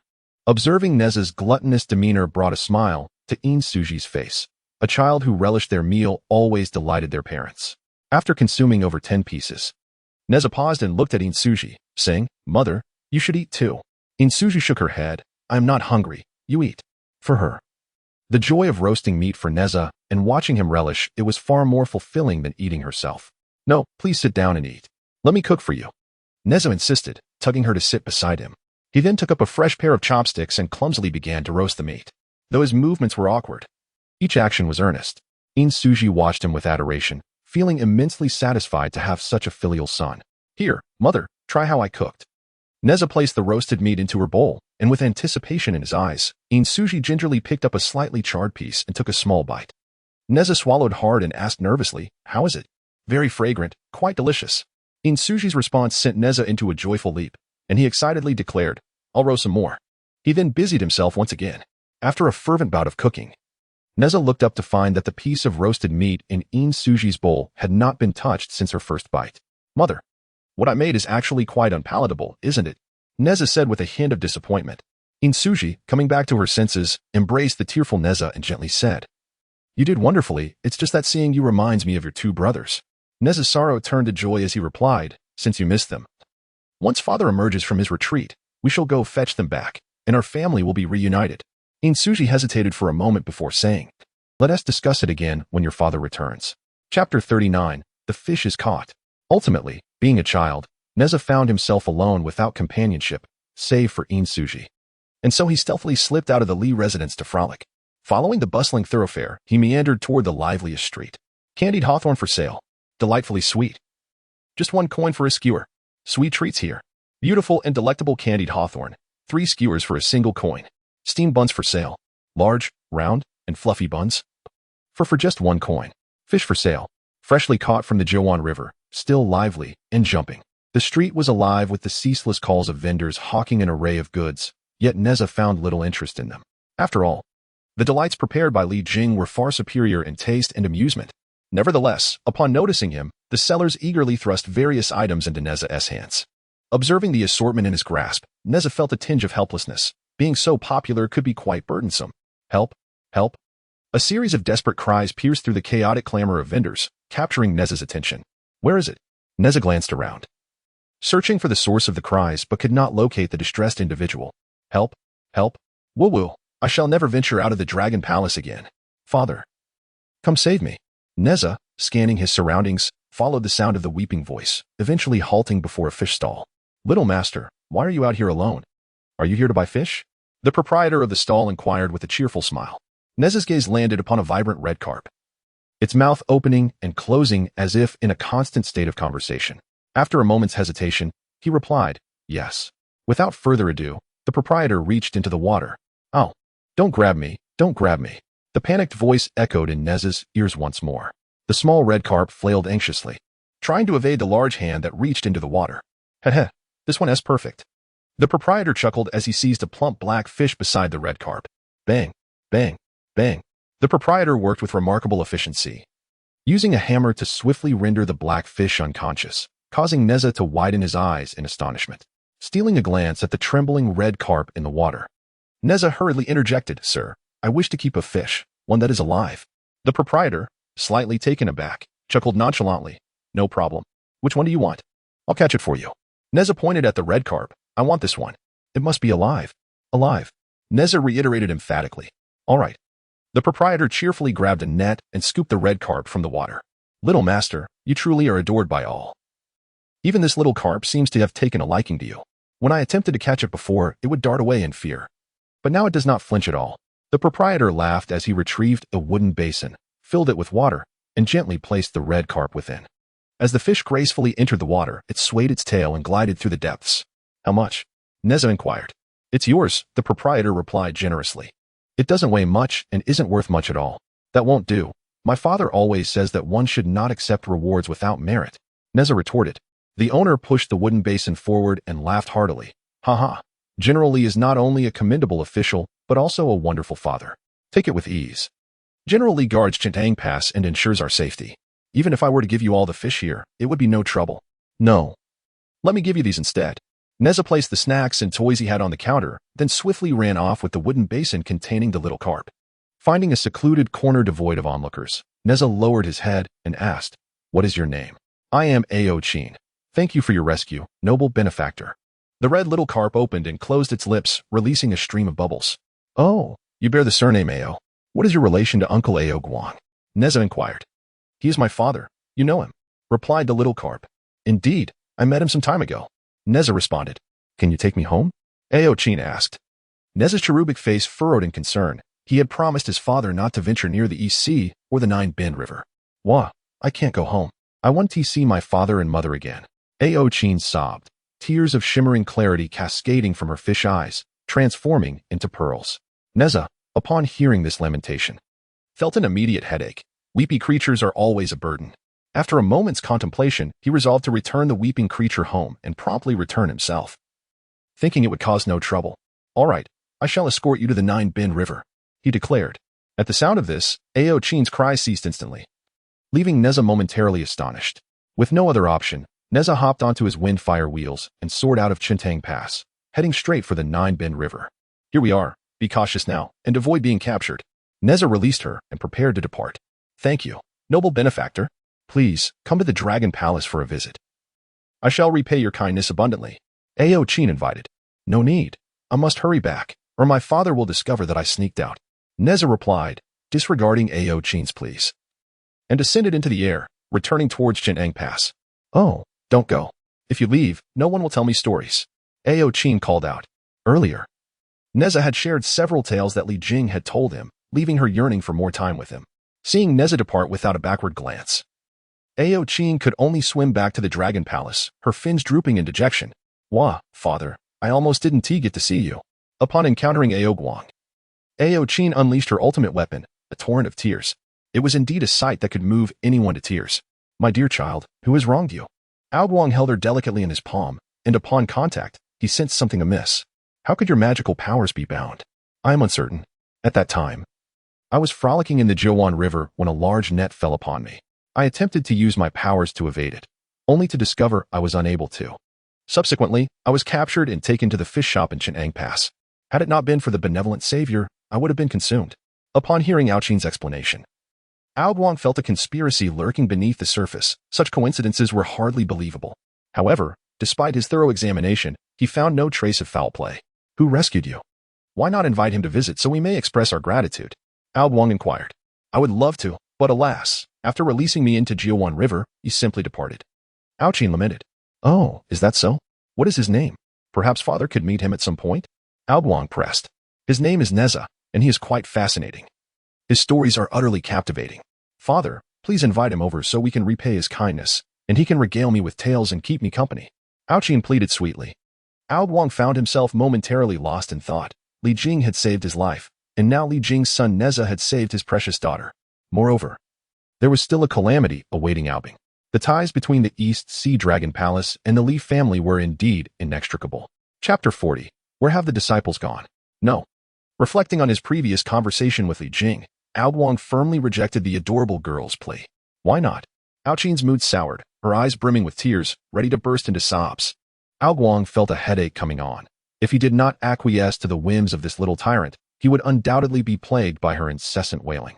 However, this matter was too grave to be taken lightly. To prevent any untoward incidents, he had deliberately sent Aobing to the Dragon Tomb. How could he possibly invite Nezha to the Dragon Palace? No means no. Go and play with your siblings, Aobing declared. Refraining from explaining the complexities of the situation to Aoqin, he was preoccupied with uncovering the conspiracy behind her powers being bound, as the motives for capturing her were certainly far from simple. Wah! Aoqin cried loudly, rolling on the ground in a display of despair, as though the world were ending. Aobing was at a loss, unsure of how to proceed. Thus, he decided to vanish from the scene altogether. Upon arriving at the banks of the Jiwan River, he conducted a thorough search but found no leads. After some contemplation, he made his way to Chin'ang Pass, only to find no clues at the fish shop either. Pondering further, he headed toward the Li residence. However, with Li Jing still in seclusion, Aobing was left empty-handed. Within his cave abode, Li Jing was diligently cultivating the Wuliang Jiyun scripture, gradually refining the calamity energy and advancing his cultivation. Currently, his Yuan infant had transformed from the size of a walnut to nearly a foot tall. The infant's visage resembled a cherubic version of Li Jing, plump and endearing. Surrounding the Dantian, two streams of energy, one gray and the other green, surged forth, infusing the Yuan infant and causing it to grow steadily. Yet, something seemed to hinder its growth, keeping it perpetually shy of the full foot in height. As the two streams of energy continuously infused, the primordial infant, though not visibly enlarged, maintained a steady momentum of growth. At long last, at a certain moment, a soft pop echoed through the air. The primordial infant radiated a brilliant light, and through the endless brilliance, one could faintly perceive its form rapidly ascending, reaching a height of 9 feet. Subsequently, its ascent abruptly slowed. Yet, it steadfastly continued to rise. Ultimately, it paused at 10 feet, neither a fraction more nor a fraction less. The divine light retracted, revealing the inner state. Aside from its size, the visage of the primordial infant had transformed significantly, now resembling Li Jing to a remarkable degree. At this juncture, it could no longer be referred to as a primordial infant, but rather as a primordial spirit. Li Jing had ascended beyond the stage of the primordial infant, stepping into the phase of transformation into divinity. Utilizing the supreme technique of duplicity, Li Jing seized the opportunity to cast his divine power, from which a stream of pure energy emanated, forming a second avatar. Subsequently, as per routine, he dispatched this avatar on its way. Afterward, he dedicated half a month to fortifying his cultivation before finally emerging from seclusion. In the Peach Blossom Cave of 9 Immortal Mountain, the 12 golden immortals, Guangqingzi, Qijingzi, Zhu Sun, and Yu Dingjinren, gathered in assembly. Esteemed fellow disciples, what brings you all together today? Guangqingzi inquired, somewhat astonished by the arrival of the four. They exchanged glances, and at last, Yu Dingjinren stepped forward and asked, "May I pose a question to you, senior brother?" Guangqingzi, slightly taken aback, replied, "Oh, please do, Yu Ding. Dare I inquire if you have perhaps overlooked a disciple?" Yu Dingjinren inquired. A hint of embarrassment flickered across Guangqingzi's face as he coughed. Ahem, it was merely a minor mishap. Yu Dingjinren clasped his hands in respect, stating, "To speak candidly, we followed our master's guidance to seek out a disciple. Yet we have all missed the mark. Moreover, we are unable to discern the heavenly secrets involved. Hearing that you have encountered a similar situation, we came to inquire." Guangqingzi felt a wave of relief wash over him. As the saying goes, one does not fear scarcity but rather inequality. It turned out he was not the only one to experience such an occurrence. His fellow disciples faced the same plight, which lightened his heart considerably. After regaining his composure, Guangqingzi remarked, "Alas, I did not expect that you all would encounter such circumstances. It seems this is no mere coincidence." "Indeed, we share the same sentiment," the others affirmed. "In that case, perhaps we should visit the Yushu Palace to consult our master," Guangqingzi suggested. Yu Dingjinren shook his head, saying, "Speaking of which, I was the first to encounter this issue, prior to the incident involving senior brother Taiyi. At that time, I sought the counsel of our master. But the response I received was to continue my search for another disciple, even if it meant lowering my expectations, and not to pursue the matter further." Among the remaining individuals, only Guangqingzi exhibited surprise, clearly indicating that Yu Dingjinren had already divulged this matter to Zhu Lusun and the others. Now that this issue had resurfaced, they believed it should be reported to their master. However, due to the troubling state of mind their master was in regarding Taiyi's situation, they found themselves at a loss for what to do. The eldest among the four, Qi Jingzi, finally spoke up. Guang Qingzi's gaze swept over the four individuals, a sense of dissatisfaction brewing within him. To his perspective, the four junior disciples aimed to have him take the lead in seeking out the primordial heavenly venerable, knowing that should the venerable become incensed, he would bear the brunt of the ire, thus sparing them from the brunt of his wrath. However, considering his position as the eldest disciple among the second generation of the Chan sect, and the personal stakes involved, Guang Qingzi had no choice but to acquiesce. Regardless of the circumstances, this matter must be reported to the master. It was exceedingly unusual, and any delay would only work to their disadvantage. Thus, the five golden immortals collectively arrived before the Jade Void Palace and were granted an audience with the primordial heavenly venerable. "What brings you five brothers here?" the venerable inquired. The five exchanged glances and promptly selected a representative. Guang Qingzi stepped forward, articulating the entire situation clearly. The expression on the venerable's face grew markedly grim. It was evident that someone was plotting against him. Yet, having been bitten by a snake once, one would be wary of ropes for 10 years. Even as a sage, he was reluctant to delve further into the unseen machinations at play. He had already formed a suspicion he could not afford to provoke such forces. Observing the inquisitive gazes of his disciples, the primordial heavenly venerable felt a deeper sense of frustration, while the hidden thoughts within him grew increasingly urgent. He believed that once the time was ripe, he would reclaim the immeasurable might of the Pangu great deity. At that moment, he would redefine the hierarchy of the primordial world, ensuring that all would recognize him as their sovereign. With this in mind, the weight in his heart began to lift somewhat. However, as a teacher, he could not afford to lose face before his disciples, especially in front of so many. Consequently, he adopted an enigmatic demeanor and said, "Though I have spoken of your opportunities, the heavenly mysteries are ever-changing and fleeting. You have failed to seize your chance and thus have missed it. Now, you may descend the mountain and seek other disciples." Guang Qingzi and the four brothers exchanged glances and responded in unison. Upon exiting the Jade Void Palace, the five departed in silence, each choosing a different direction to leave. Chapter 41. Aoguang's banter. Ha, Brother Li has come to visit. What a rare guest. Aoguang boisterously laughed as he emerged from the East Sea Dragon Palace. "Brother Aoguang, you sought me. I came directly after emerging from seclusion." Upon hearing that Aoguang had specifically come to his residence after his retreat, Li Jing decided to visit the Dragon Palace in person, recalling Aoguang's previous promise of another treasured artifact. However, do refrain from arranging for merfolk attendance this time. Li Jing recalled his past visits to the Dragon Palace, where Aoguang would always prepare exquisite mermaids to accompany him, leaving the once strict Li Jing feeling quite flustered. Thus he had attempted to avoid the Dragon Palace. Haha, others are eager for me to provide them with more attendance, but you, my friend, always decline. Nonetheless, this time it will be the usual arrangement, merely companions for drinking, nothing more. Upon hearing Aoguang's response, Li Jing could not help but roll his eyes. He was no longer the rigid Li Jing of old. Should Aoguang make such arrangements again, he feared he might indeed find himself entangled in something beyond mere drinking. Subsequently, under Aoguang's guidance, Li Jing made his way into the Dragon Palace. The dragon race truly deserves its reputation as the wealthiest of all, without exception. The Dragon Palace itself is akin to a supreme postnatal spiritual treasure, and the artifacts displayed within are nearly all treasures, at the very least celestial weapons. With a considerable number of postnatal spiritual treasures as well. In the hierarchy of treasures, the highest classification is the ultimate treasure, followed by spiritual treasures, then celestial weapons, magical implements, and spiritual tools. The demon-suppressing staff presented by Zhang Luan de Nezha is classified as a mid-grade celestial weapon and stands as Zhang Luan's sole treasure. It is important to note that this is merely what is visible in the Dragon Palace. There exists a treasury that houses the true collection of the dragon race. This illustrates the immense wealth of the Dragon Palace. With a clap of his hands, Aoguang summoned four graceful figures who approached with sinuous waists. These four enchanting beauties were handpicked from the merfolk, epitomes of allure, even surpassing Yin Suji, who had never partaken of the Huang Zhongli. Their attire, reminiscent of modern beachwear, was crafted from shells and seaweed into a simplified version of a bikini, radiating the distinctive charm of the Dragon Palace. Below, they wore exquisitely adorned fishtails covered in numerous shimmering scales, the striking combination of human form and exotic tails captivating Li Jing's gaze. Observing the four, Li Jing felt a warmth in his nostrils, an omen of impending excitement. "Come, indulge in this."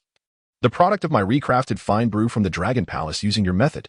The 6 mermaids divided into 2 groups. One approached Ao Guang, while the others flanked Li Jing. One of them held a wine vessel, pouring a cup of exquisite wine to bring to his lips.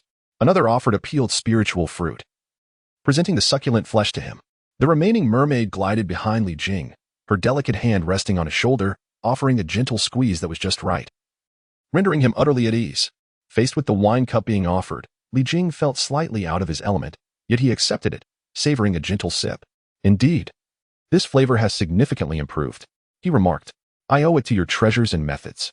Ao Guang chuckled, now cherishing the distillation apparatus that Li Jing had gifted him, vowing that no one else was permitted to touch it. A trifle of little worth. Should you desire more, I would be happy to provide you with several sets. Li Jing replied casually. Really? Ao Guang exclaimed with surprise. Without hesitation, Li Jing retrieved 10 sets of distillation apparatus from his treasure tower and tossed them toward Ao Guang. Well then, I shall not hold back, Ao Guang said with delight, receiving the apparatus and admiring it before stowing it away. However, he mused, why does my wine still seem inferior to yours? Ao Guang appeared perplexed, logically. He utilized only celestial-grade materials for his brewing, employing the same methods, and yet it paled in comparison to Li Jing's concoctions made from ordinary ingredients. Li Jing smiled and replied, it is a matter of technique.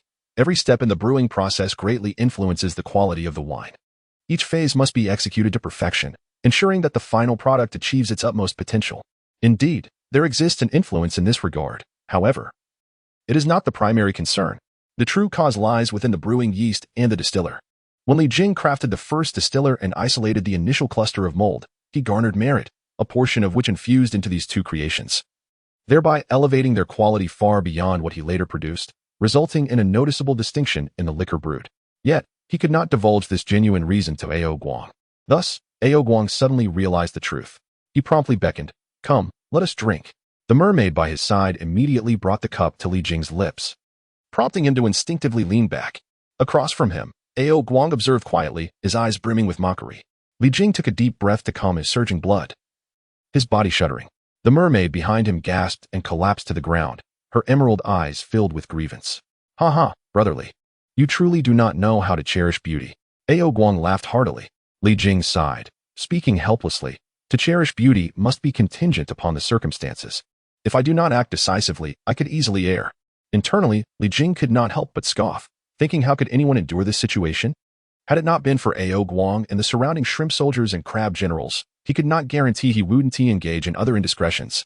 Pedantic, Ao Guang acknowledged, then refrained from dwelling on the matter, directly dismissing the 6 resentful mermaids and the surrounding shrimp soldiers and crab generals. Clearly, they were about to discuss serious business. Last time I visited your residence, there was a pressing matter upon which I sought your assistance, Ao Guang stated earnestly. Li Jing nodded, speak on. Subsequently, Ao Guang recounted the predicament concerning his daughter. Upon hearing this, Li Jing fell into deep contemplation, recognizing that a hidden hand was undoubtedly at play. This act was not merely an affront to Ao Guang but bore the suspicion of targeting him as well. After all, why was Ao Guang's precious daughter not abducted elsewhere but instead taken to Chang'an Pass? Yet, Li Jing could not ascertain who this person might be. If it were Taiyi Zhenren or Taiyi Zhenma who had not been taken by Yuanchi Tianzuan, he would be the prime suspect. However, given the circumstances at that time, it was implausible for him to emerge and create chaos. Chapter 42. The resentful Ao Guang. Li Jing and Ao Guang pondered deeply for a considerable time, but they could not unravel any clues and were ultimately compelled to abandon their efforts temporarily. They could only hope that the hidden hand would leave traces behind. They believed that after one failure, the hidden hand would not simply relent. There would undoubtedly be a second, even a third attempt, as long as they remained vigilant. Once the hidden hand reemerged, they would surely uncover clues, perhaps even capture him. Brotherly, my previous oversight was regrettable. This time you have come. You may choose something as compensation. Ao Guang rose, stating, haha, brother Ao, you are too gracious. There is no need for spiritual treasures. I find myself in need of certain materials. Might your dragon palace possess any? Li Jing replied. Compared to spiritual treasures, Li Jing felt that materials were more suited to his needs.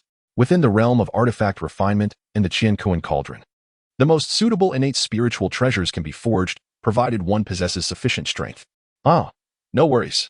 In my Dragon Palace treasury, we lack nothing but an abundance of materials. Feel free to take what you wish. A wave of foul odor assailed the senses, yet Li Jing found it oddly delightful.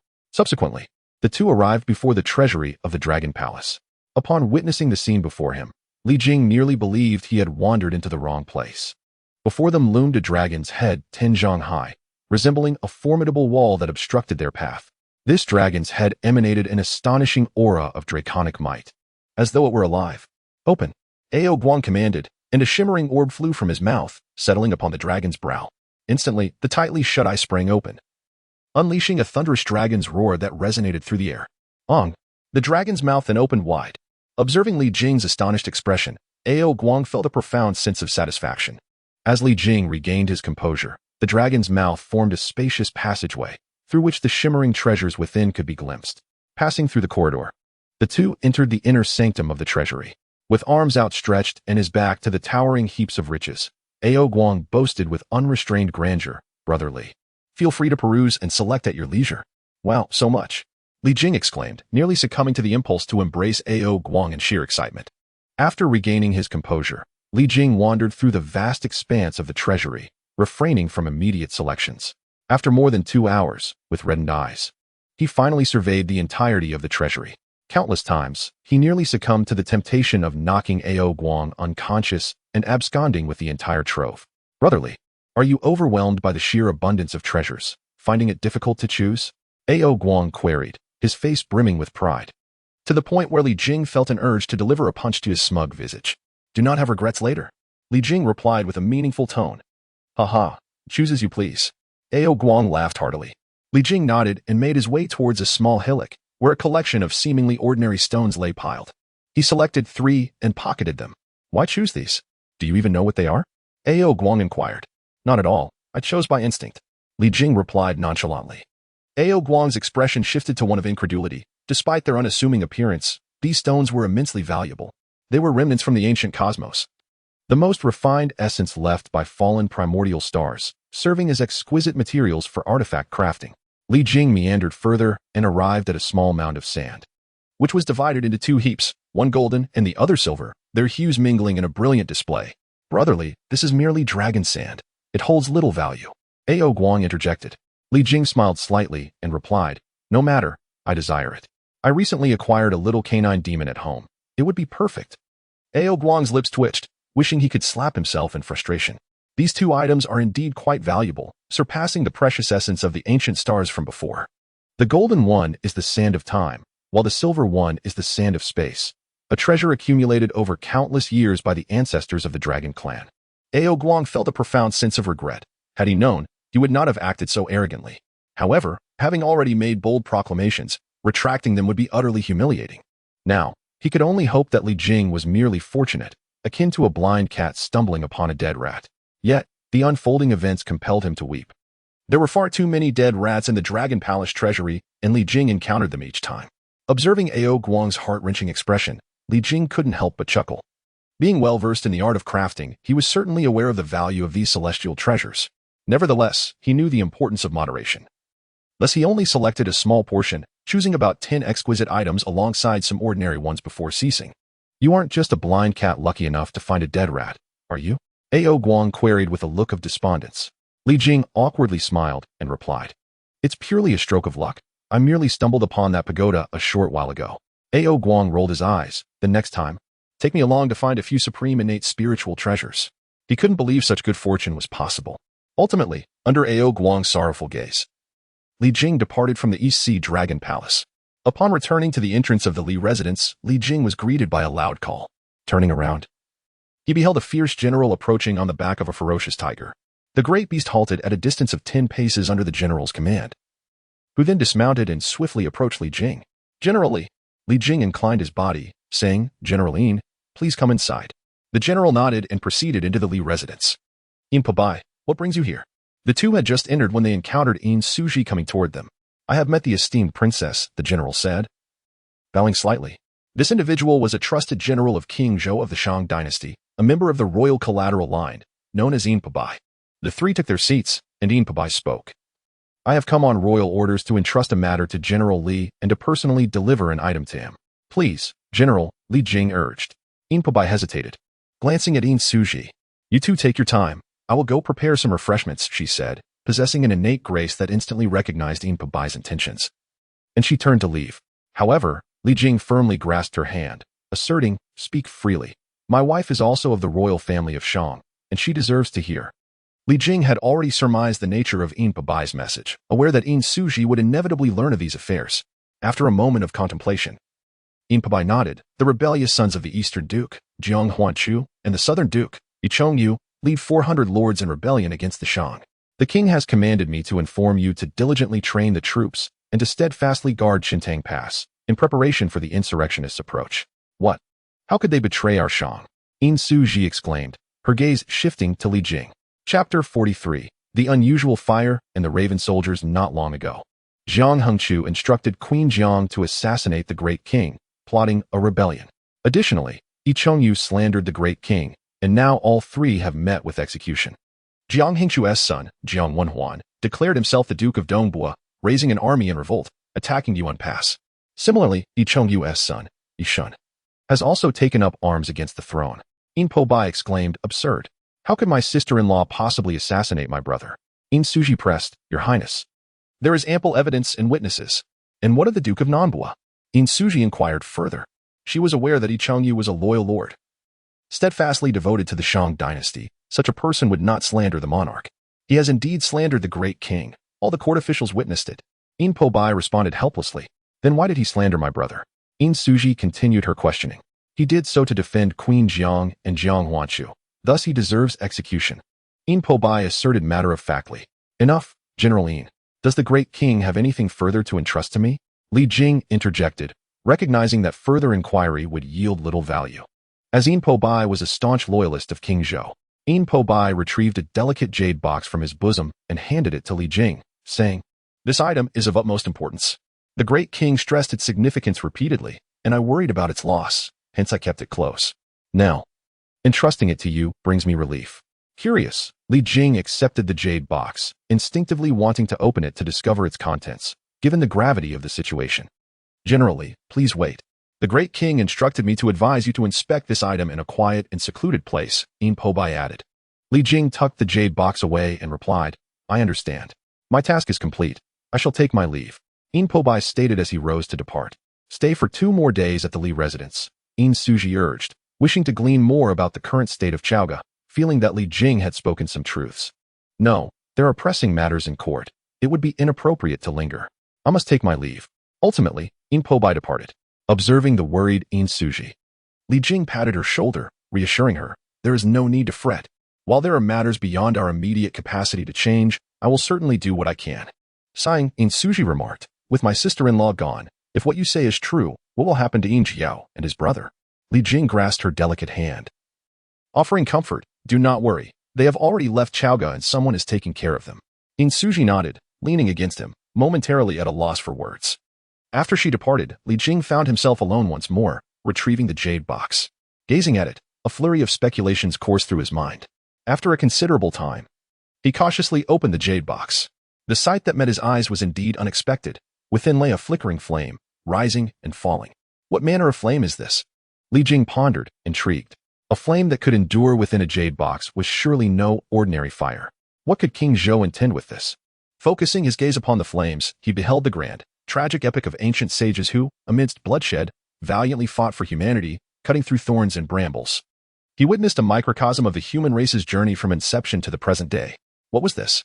After observing the flickering images within the fire, Li Jing sensed a faint essence, a wisp of primordial spirit energy. Extending his own spirit, he reached out to touch it. Instantly, the scene before him shifted, and he found himself in a familiar locale. Though seldom visited, it remained etched in his memory. The resplendent hall exuded solemn grandeur, with a magnificent golden throne at the apex, upon which sat a formidable figure, gazing down upon him. It was you. Li Jing withdrew his spirit energy, and though only a moment had passed in the external world, it felt as if centuries had elapsed for him. A tumult of emotions surged within, and a sheen of cold sweat broke upon his brow. After a brief moment of introspection, he sighed deeply. Truly unforeseen. It appears that matters are far more intricate than they seem. With a heavy heart, Li Jing exited the Li residence and, almost unconsciously, arrived near the military camp. The resonant shouts of warriors snapped him back to reality.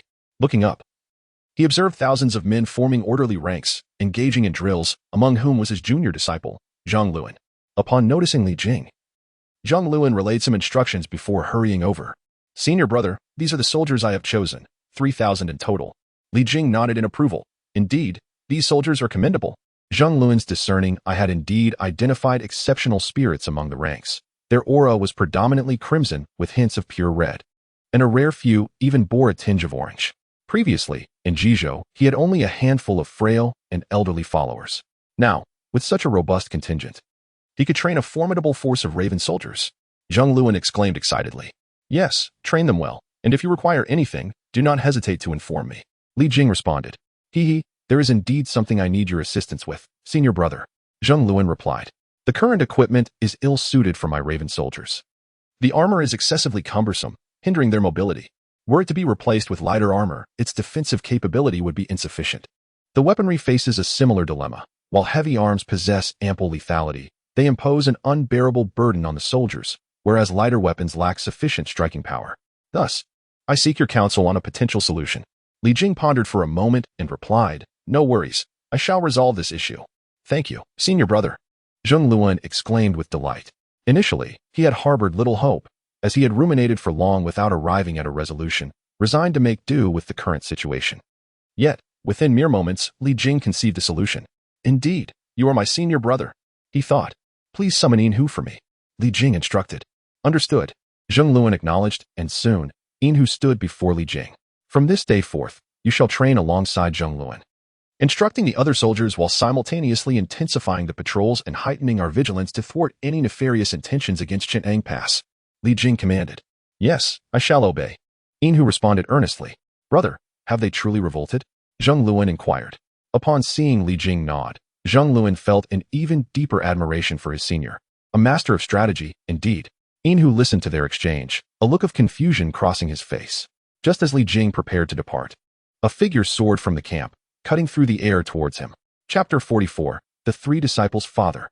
Upon closer inspection, it was Nezha, gliding in on his wind-fire wheels. Li Jing reached out to catch Nezha as he leapt down, asking, What brings you here, Nezha? I have come to learn the art of spear fighting, Nezha declared, jumping from Li Jing's embrace and brandishing his purple flame serpent spear with impressive flair. A look of approval graced Li Jing's face. This technique was a combat style utilized by the military, and Nezha had already grasped it well. Although this world often determines victory based on the quantity of magical power, the potency of divine abilities, and the quality of treasures, there are times when the martial arts pursued by mortals can yield unexpectedly effective results. Hence, Li Jing expressed his commendation for Nezha's endeavors. Well done. Yet further practice is essential. You must make it second nature, even cultivating your unique divine abilities. When a skill is mastered to the point of divine comprehension, it is truly a divine ability. I shall surely do so. Nezha replied with unwavering confidence. Li Jing affectionately ruffled his hair, saying, I look forward to that day. Bidding farewell to Zhang Luan, the father and son departed the military camp side by side. As they walked, Li Jing suddenly inquired, Nezha, is there something you wish to discuss with your father? Nezha's small face scrunched up in realization, quickly understanding what Li Jing referred to. He pondered how his father had become aware of the matter and, after a moment's hesitation, decided to speak the truth. His father's teachings had always emphasized that without trust, there is no foundation. Without sincerity, there is no progress. Therefore, he resolved to be forthright, leaving nothing concealed. Father, I recently ventured to Nine Bend River. However, it was out of necessity. Uncle Ao's daughter was captured, and I had no choice but to release her into Nine Bend River. Nevertheless, I returned immediately after completing that task. It's just that you only emerged today, so I hadn't informed you. Observing Nezha's lengthy explanation, Li Jing refrained from reproach. From his words, it was clear that this young lad still remembered his father's admonitions. I understand. In the future, let me know promptly if anything arises. As long as it is reasonable, your father will not fault you. Nezha breathed a sigh of relief, responding, I understand. After a moment, Nezha seemed to recall something and said to Li Jing, Father, shall we go and bring back my two elder brothers? Li Jing halted his steps, crouching down to meet Nezha's gaze, asking, Do you wish to see your elder brother and second brother? Nezha nodded and said, Yes, I am quite curious. Moreover, Mother is eager to meet them. I have seen her yearning for her two elder brothers several times. Li Jing was momentarily taken aback. Farine Suji had never mentioned this to him, indicating his own oversight. Very well, once I conclude my current affairs, we shall go and bring your eldest and second brothers back. Previously, aside from Li Jing, he had contemplated retrieving them. But considering Nezha's unresolved situation and the absence of imminent peril for the others, he had temporarily abandoned the idea. It appears, however, that a journey back to Kunlun Mountain is now necessary. Upon returning home, Li Jing shared his plans with Suji, which filled her with joy and alleviated the worries of the past few days. Subsequently, Li Jing began to seclude himself to forge weapons, aiming to assist Zheng Luan with the current challenges. The reason the armor and weaponry did not meet expectations was due to the insufficient craftsmanship of their creator. With a variety of materials at hand, Li Jing expertly melted them down and diligently hammered away, employing intricate seals until a succession of delicate armors emerged before him. The armor was as thin as a cicada's wing. Had it not appeared as armor, one might have doubted its form. Low-grade magical artifacts were already satisfactory. Following the same method, Li Jing crafted 5,000 pieces of armor over the span of 2 days. He then tirelessly commenced the creation of weaponry. As time passed, a series of feather-like extraordinary blades floated before him. Li Jing grasped one, and with a flick, it transformed into a hefty broadsword. Another flick, and it split back into 5 slender blades. The task was successfully accomplished. Li Jing arrived at the military camp, presenting the items to Zheng Luan. Junior brother, I must venture out for a while. I entrust Chintang Pass to you, Li Jing instructed. Rest assured, senior brother, with me here, Chintang Pass will remain secure. Zheng Luan assured him with a firm pat on his chest. Li Jing nodded. I have complete confidence in you. However, if formidable foes should arise and prove insurmountable, do not hesitate to retreat. Preserving your life is paramount, for you are far more valuable than Chintang Pass. Understanding the gravity of this, Zheng Luan was deeply moved. With such a brother, what more could one desire? Li Jing then briefed Hu before returning to the Li residence. After inspecting their hidden realm, he noted that Yang Jian and the others were still in seclusion, appearing unlikely to awaken any time soon. Thus, he chose not to disturb them, securing the hidden realm to carry with him.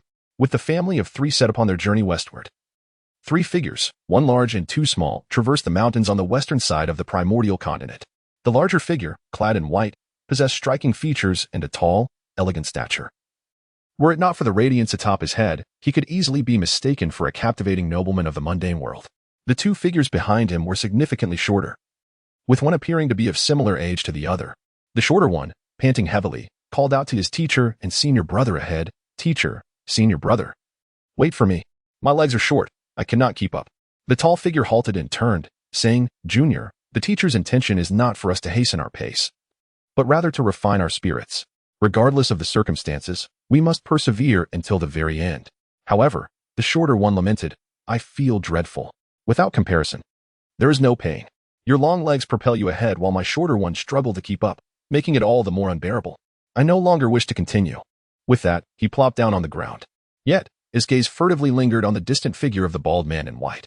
The latter maintained a leisurely pace, advancing steadily, while casually remarking, this mountainous region is rife with ferocious beasts. Some powerful creatures are exceptionally swift, and even I cannot hope to keep up. Ah! Exclaimed the shorter one, watching the white-clad figure recede into the distance. He sprang to his feet as if ignited by fire and dashed forward, swiftly overtaking the tall one. The latter sighed, shaking his head. Throughout their journey, he had discerned his junior's penchant for clever tricks. It was precisely for this reason that the teacher instructed them to traverse on foot, intending to temper his junior's character. Observing their retreating figures, the tall one quickened his pace to catch up with them. Chapter 45. The rascal Li Jing, accompanied by the 2 women, ambled along in their cart, absorbing the local customs and culture, which greatly broadened Nezha's horizons. Enthralled by the intriguing sights around him, Nezha eagerly dashed forward to partake in various experiences. Unbeknownst to them, the road ahead became congested, blocked by a throng of people, amidst whom the sounds of weeping echoed. The human instinct to gather in times of commotion transcends time and space. Li Jing lifted Nezha and approached the scene with his wife. Oh, esteemed gentlemen and ladies, have pity on me. My parents have long since passed, leaving me with naught but bare walls. My grandfather raised me. Now that he has departed, I cannot afford him a dignified burial. I beseech you all to lend a hand. In return, I shall toil like a beast to repay your kindness. In the center of the crowd lay a man on a dilapidated cart, covered by a tattered mat. Beside him knelt a ragged little girl, her face dirty and hair disheveled, tears brimming in her eyes as she bowed repeatedly to the onlookers. This pitiful scene evoked a wave of sympathy from the crowd, who occasionally tossed a coin or, for those more affluent, a few pieces of silver. Others offered food, placing it beside the little girl. Moved by the sight, Nezha's eyes glistened with tears as he turned to Li Jing, saying, "Father, this young lady is so unfortunate. Please help her." "What would you have me do?" Li Jing inquired. "Give her some money," Nezha replied. "How much?" Li Jing asked again. "The more, the better. She has no new clothes and lacks funds for a proper coffin for her grandfather. She must be in dire need," Nezha answered. Li Jing nodded and tossed an item toward the little girl. "There, this gold should suffice for a grand burial for your grandfather, and the remainder will support your livelihood." As the crowd focused their gaze, it was indeed a glistening pile of gold. However, they could not discern the individual who had cast it. The voice that had just echoed seemed to emanate from every corner, elusive, and without a fixed source. How extravagant. Well, this is no longer our affair. It must be a benevolent soul performing good deeds anonymously.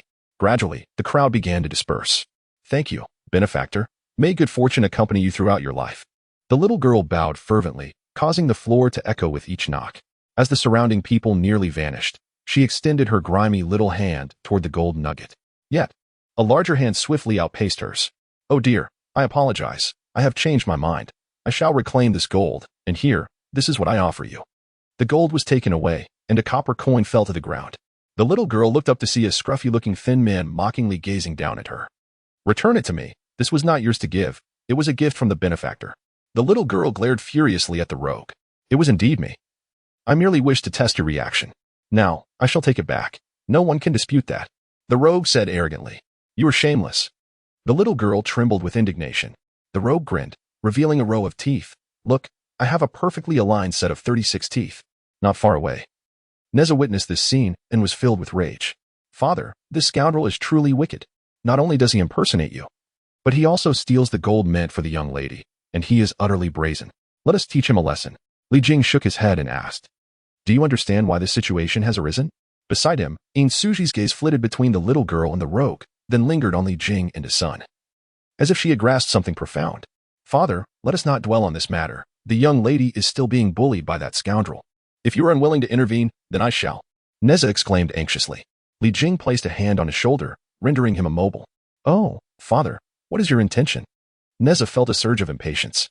"There is no need to rush. Let us observe for now. Perhaps our intervention will not be necessary," Li Jing responded. Subsequently, after a brief argument with the rogue, the little girl departed, dragging her rickety cart behind her. Watching her retreating figure, the rogue triumphantly tossed the gold nugget in his hand. "Ha! Today, I have struck it rich." However, in the next moment, his expression froze. "My money pouch!" The rogue shrieked. "Someone has stolen my money pouch. My pouch is missing too. It must be that someone took advantage of the situation to pilfer our money pouches." The crowd that had just dispersed returned, each person asserting that their pouch had been stolen. The murmurs among the crowd led to a conclusion. This incident was likely connected to the little girl. She ran off in that direction. The rogue recalled the direction in which the girl had fled and took the lead in pursuit. "Father, is it really the young lady who did this?" Nezha asked incredulously. Li Jing smiled faintly and replied, "If you wish to know, simply follow and see for yourself. Look, this is her broken cart and mat." A ruffian pointed at the dilapidated cart and mat discarded by the roadside. Indeed, there was something amiss. Everyone was convinced that this was undoubtedly related to the little girl. Split up and search. They scattered in all directions to seek her out. "Anu, you and Ego go ahead. If I, the nearly dying man, am delayed, we will surely be pursued. Take the money to find a doctor for Awu and get him some food." On another path, the previously begging little girl, along with a smaller boy, assisted an elderly man as they slowly moved forward. "No, grandfather, we cannot leave you behind," the girl insisted, her teeth clenched. "If you do not abandon me, and they catch up, not only will the money be taken back, but you will also be beaten. At that point, there will be no way to save Awu," the old man wheezed, trying to persuade them. The little girl hesitated for a moment and said, "Go. You take the money and return. I will catch up with grandfather shortly." Observing the conflicted expression on the boy's face, she urged, "Hurry."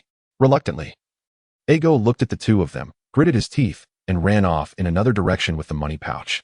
Watching him leave, the little girl continued to assist the old man in the opposite direction. However, being so small, she struggled to help him move quickly. Before long, they were pursued. Hey, let us see where you think you're running." The first to catch up was the ruffian, who, upon seeing the little girl, kept silent. He closed in step by step, causing her to grow increasingly anxious. The ruffian extended his hand and demanded, "Hand over all the money bags." In that moment, he revealed his true intentions. He not only sought to reclaim his own pouch but also to claim others as well. "Don't come any closer," or I will scream for help. The girl, Anu, warned as she backed away with the old man. The ruffian laughed heartily. Ha ha, scream for help. The thief cried, stop thief. I truly will scream. Anu threatened. The ruffian's expression darkened as he growled, you dare? If you scream, I will kill you and this old man. To facilitate reading, a brief note is added at the end of this first chapter, as the chapters relevant to the work are not displayed. After seeing some comments in the later sections, I would like to chat a bit here, rest assured. This chapter has sufficient word count. I am not attempting to inflate it, but rather revisiting to write this. Regarding the genre of Hongwang novels, it can be traced back to the masterpiece's journey to the West and investiture of the gods, along with various scattered myths and legends. Until the work Buddhism is the Way by Ming Rushenji, which organically intertwine these stories into a cohesive system. It is thus regarded as the pioneering work of the Hongwang genre. Since then, many novels in this genre have emerged based on this masterpiece. Yet each author's narrative is distinct, with varying details and settings. This results in many individuals encountering conflicting settings across various books, which brings me to a significant issue. In the realm of literature, particularly online literature, it is not as rigid as mathematics, where 1 equals 1 and 2 equals 2. Rather, it can portray diverse worlds and narratives within the same overarching context, thus giving rise to different interpretations even within the same genre. Therefore, there is no necessity for readers to regard the framework of any particular novel as an unbreakable rule. If an author deviates from this framework, it does not render their work inferior. I, too, have traversed this path and struggled to comprehend this notion before ultimately gaining clarity. Additionally, regarding the power dynamics, I use Li Jing as a reference point. The original text indicates that the path to immortality is fraught with difficulty, suggesting he exists below the immortal tier. Some argue that as the general of Ch'ang Pass, Li Jing's strength should exceed the nascent soul stage. I have addressed this point later in the discourse. The original work offers scant descriptions of Li Jing's capabilities, thus as long as my explanations are coherent, they suffice. Furthermore, concerning the strength of heavenly soldiers, some assert that it is implausible for them to only possess the crossing tribulation stage, arguing they should at least be earth immortals. This perspective stems from preconceived notions that heavenly soldiers are synonymous with immortals. Consider the current state of the heavenly court. It is merely a hollow shell, adorned with the banner of the Tao ancestor, capable of recruiting a few individuals. However, the majority of immortals in the primordial era are aligned with the sects of sages, while others belong to the underworld, remnants of the demon clan, numerous hidden powers, and free-spirited wanderers. Consequently, the heavenly court has a limited pool of immortals to recruit. Moreover, drawing parallels with contemporary corporate structures, it is reasonable to assume that, barring foolishness, organizations seek to recruit fresh graduates who may lack experience to cultivate a loyal foundation. Thus, the presence of several crossing tribulation stage heavenly soldiers is not surprising. Another matter pertains to magical artifacts. Currently, there are primarily two prevailing views. One posits that magical artifacts function like machines with built-in power sources, yielding consistent potency regardless of the user, while the other suggests that a weaker individual cannot fully harness the power of an artifact. The original text of the Investiture of the Gods seems to lean towards the former view, whereas I personally favor the latter. Nevertheless, one cannot dismiss the validity of the first perspective.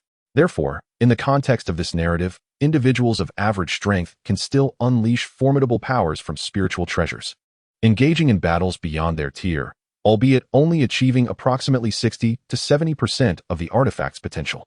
Only when one reaches a certain level of prowess can they harness its full might. Should one possess sufficient strength, they could even wield up to 120% of its power. For instance, while a wooden sword may lack lethality to an average person, it could exhibit the force of a metal weapon against a martial arts expert. Chapter 46. The Varieties of Life. Anu was startled by the fierce aura of the rogue, instinctively letting out a scream. Damn it! The rogue, infuriated, lunged forward and seized her by the throat. Cough, cough, let me go. Anu struggled against him. Release her. The old man weakly pushed against the rogue. Come here. The rogue casually shoved, sending the old man sprawling to the ground. Grandfather. Anu cried out. Damn it. Hand over the money pouch, now. The rogue was in a state of utter desperation. With such a commotion, it was inevitable that others would hear and arrive shortly. Cough. Cough. Even if I die, I will not yield to you. Anu declared resolutely. I will strangle you. The rogue's visage twisted with rage, the veins on his arms bulging ominously. Over here. A sudden shout pierced the air as several individuals, whose coin pouches had been pilfered, discovered their plight. The rogue inhaled deeply, casting Anu aside onto the ground, his expression darkening as he glared at the approaching figures. You deceitful scoundrels, hand over our coin pouches immediately. How shameless you are. We showed you sympathy, yet you betray us and steal from us. You deserve to be beggars. A chorus of indignant voices erupted. For anyone in such a predicament would surely lose their temper. The group rummaged through Anu and the old man's belongings but found not a single coin. Instantly, they comprehended that the accomplice must have fled with the money. As the crowd swelled, the rogue commanded, "Let a few stay behind to watch them. The rest shall continue the pursuit. Her accomplice cannot be far." Moments later, a boy named Ago, battered and bruised, was dragged back. "Ago, are you all right?" Anu exclaimed, her heart heavy with concern upon witnessing the boy's plight. "Humph, hand over the remaining coins, or we shall beat you to death." Although they had captured Ago, they had only recovered a fraction of the stolen pouches, with the rest still hidden away. Notably, the rogue's own pouch was among the missing, leaving him in a foul mood. With a resounding thud, the rogue delivered a vicious kick to Ago. "Hand over my pouch." Even with the gold coins acquired from Li Jing, the rogue remained unsatisfied. His pouch contained a significant amount of silver, sufficient for a fortnight of indulgence. Though he had lost a sesame seed to gain a watermelon, his desire was to possess both. The boy, unable to withstand the brutal kick from an adult, cried out in agony, writhing on the ground. "Ago! Ago!" Anu's heart ached as she witnessed the boy's suffering. Bowing her head to the crowd, she pleaded, "Please, spare us. My older brother at home is afflicted with a strange illness and we lack the funds for treatment. We are left with no choice." "Humph, the words of a deceiver are untrustworthy." The rogue scoffed disdainfully. "You, the very one who robbed the gold given by a kind soul," Anu shouted, pointing at the rogue. "Go to hell," enraged by the glares of suspicion surrounding him. The rogue kicked out at her. With that, Anu too was sent sprawling onto the ground. Alas, that was too cruel. Someone reproached. Everyone understood the rogue's true nature. The gold had undoubtedly fallen into his hands. Such insatiability was indeed excessive. "What business is it of yours? Do you not wish to recover your coin pouches?" The rogue retorted. "Of course I do, but I cannot find them, can I? If we share the gold, we can at least recoup our losses," argued one astute individual. "Indeed, hand it over." Others also found this proposal agreeable. "Humph, have they forgotten my name?" The rogue sneered fiercely. The atmosphere around them shifted, and after exchanging glances, they gathered their courage once more. "Humph, usually, we tolerate your antics for the sake of peace, but this time, concerning our coffers, we shall not allow it," a burly man stated coldly. When facing the rogue alone, one might feel apprehensive. However, with so many people present, the rogue would have to reconsider his bravado, should he wish to act recklessly in the future. "You very well." At that moment, the rogue appeared helpless. "Humph." After kicking once more and exhaling in frustration, he declared, "Let us divide the gold. Father, quickly check on them." Nezha darted from a secluded corner to the side of the grandfather and grandson lying on the ground. "Are you all right?" Nezha assisted the little girl, Anu, to her feet. Anu's forehead was bruised, and blood trickled from the corner of her mouth. "I'm fine. How are Ago and grandfather?" Anu replied weakly. Li Jing followed closely behind Nezha and approached the trio, saying, "Ago has fainted, but he only has superficial wounds. He will be fine. Thank you all. I didn't expect you would be willing to help me." Anu realized that these were the ones who had offered her gold. "Unfortunately, the gold was taken away and cannot be returned to you." "It's nothing, merely a piece of gold," Li Jing replied nonchalantly. "My lord, they are rather pitiable. Let us extend our kindness to the end and assist them once more," In Suji suggested. She clearly observed that while the actions of this little girl's family were misguided, they were also somewhat understandable, although the girl's initial claims were false. Her subsequent plight was undeniably genuine. Seeing such a pitiful situation, one cannot simply stand by. Li Jing nodded, using his abilities to mend their injuries. "Great immortal, please accept my humble bow." The little girl promptly knelt in reverence. "Rise, and go check on the others." Li Jing helped her back to her feet. "Ago! Ago!" After calling out a couple of times, Ago regained consciousness. "Sister Nunu, several of the wallets were taken, but I kept the rest." How do you feel?" Anu inquired. "Oh, it doesn't hurt anymore." Ago touched his body, feeling entirely at ease, devoid of pain. Only then did Anu feel reassured. She approached the old man and called out a few times, but he did not respond. "Great immortal, what has happened to my grandfather?" Anu asked, her voice trembling. "He does not have much time left. If you wish for him to awaken, I can assist you in rousing him. However, he cannot hold on for long." Li Jing had already sensed that the old man's fortune was nearly entirely dissipated. When a person's fortune wanes, it signifies that their life is swiftly approaching its end. Even the most ordinary luck would manifest as a faint white aura.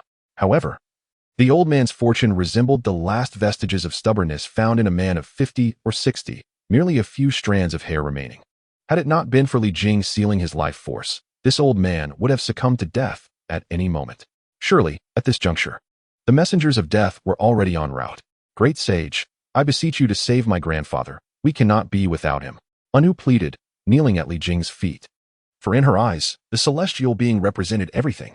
Rise, I am not the divine sage you envision, and I cannot fulfill your desires. Life and death are decreed by fate, and the cycle of the cosmos dictates that where there is life, there must also be death. Only through death can life be renewed. If a Huangjongli were presented, the old man could indeed evade death.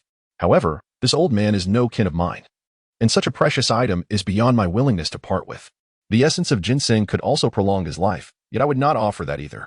For within half a day, the messengers of death shall surely arrive, and should they discover that I have revived his soul, it would spell trouble.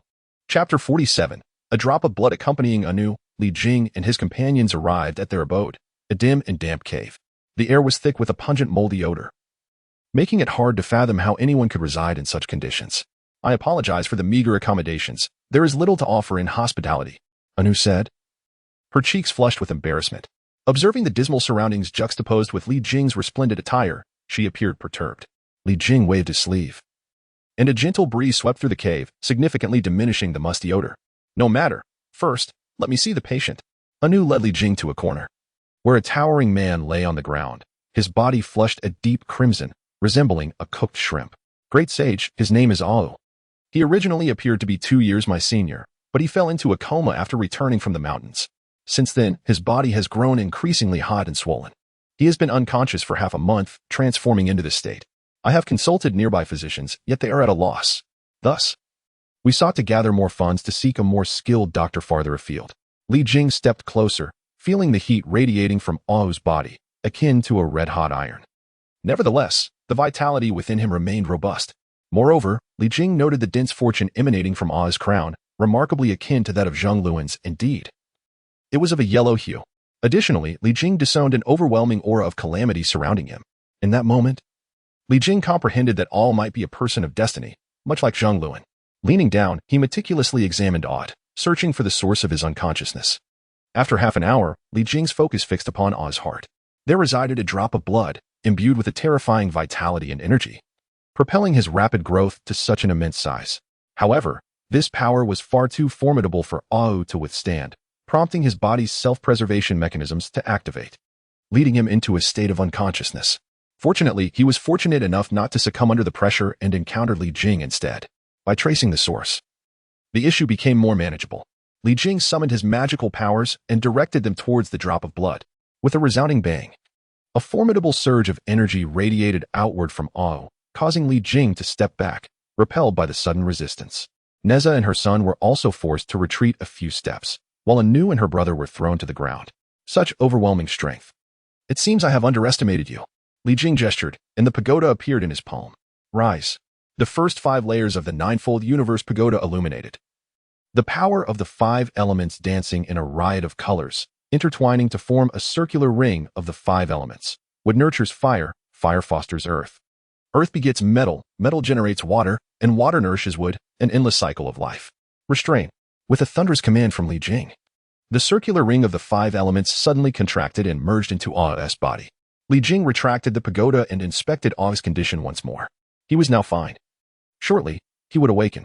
The terrifying drop of blood had been sealed by Li Jing, its contained energy no longer erupting wildly, but gradually releasing, allowing Ao to adapt and digest it slowly. Gradually, Ao's skin returned to normal, and his body temperature began to lower.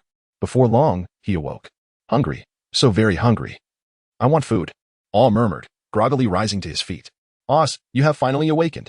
Anu and Ago both sighed in relief. Ao regained his senses and looked at them. How long have I been asleep? You have slumbered for half a month. We thought you were on the brink of death. Anu replied. What happened to me? Ao exclaimed in surprise. It's all right. Waking up is sufficient. She pulled Ao up and brought him before Li Jing, kneeling down, calm. Thank these great benefactors. Ao bowed his head, his voice deep and sincere. Ao thanks the benefactors. In the future, I shall repay you, even if it means toiling like an ox or horse. Li Jing helped the hefty figure to his feet, saying, meeting is a matter of fate. Moreover, even if I hadn't intervened, you would have turned misfortune into fortune, transforming calamity into safety. Regardless, the debt of saving a life is unforgettable. Ao replied. I have been unconscious for half a month. How have you fared? How is grandfather? Ah's inquiry cast a shadow over Anu's expression. Ah had been saved. But grandfather was leaving. What has happened to grandfather? Ah asked anxiously. Anu remained silent as she approached the old man. Grandfather is dying. Ago whispered. Please, benefactor. I implore you, save grandfather. Without him, there would be no us three. He rescued us from the outside.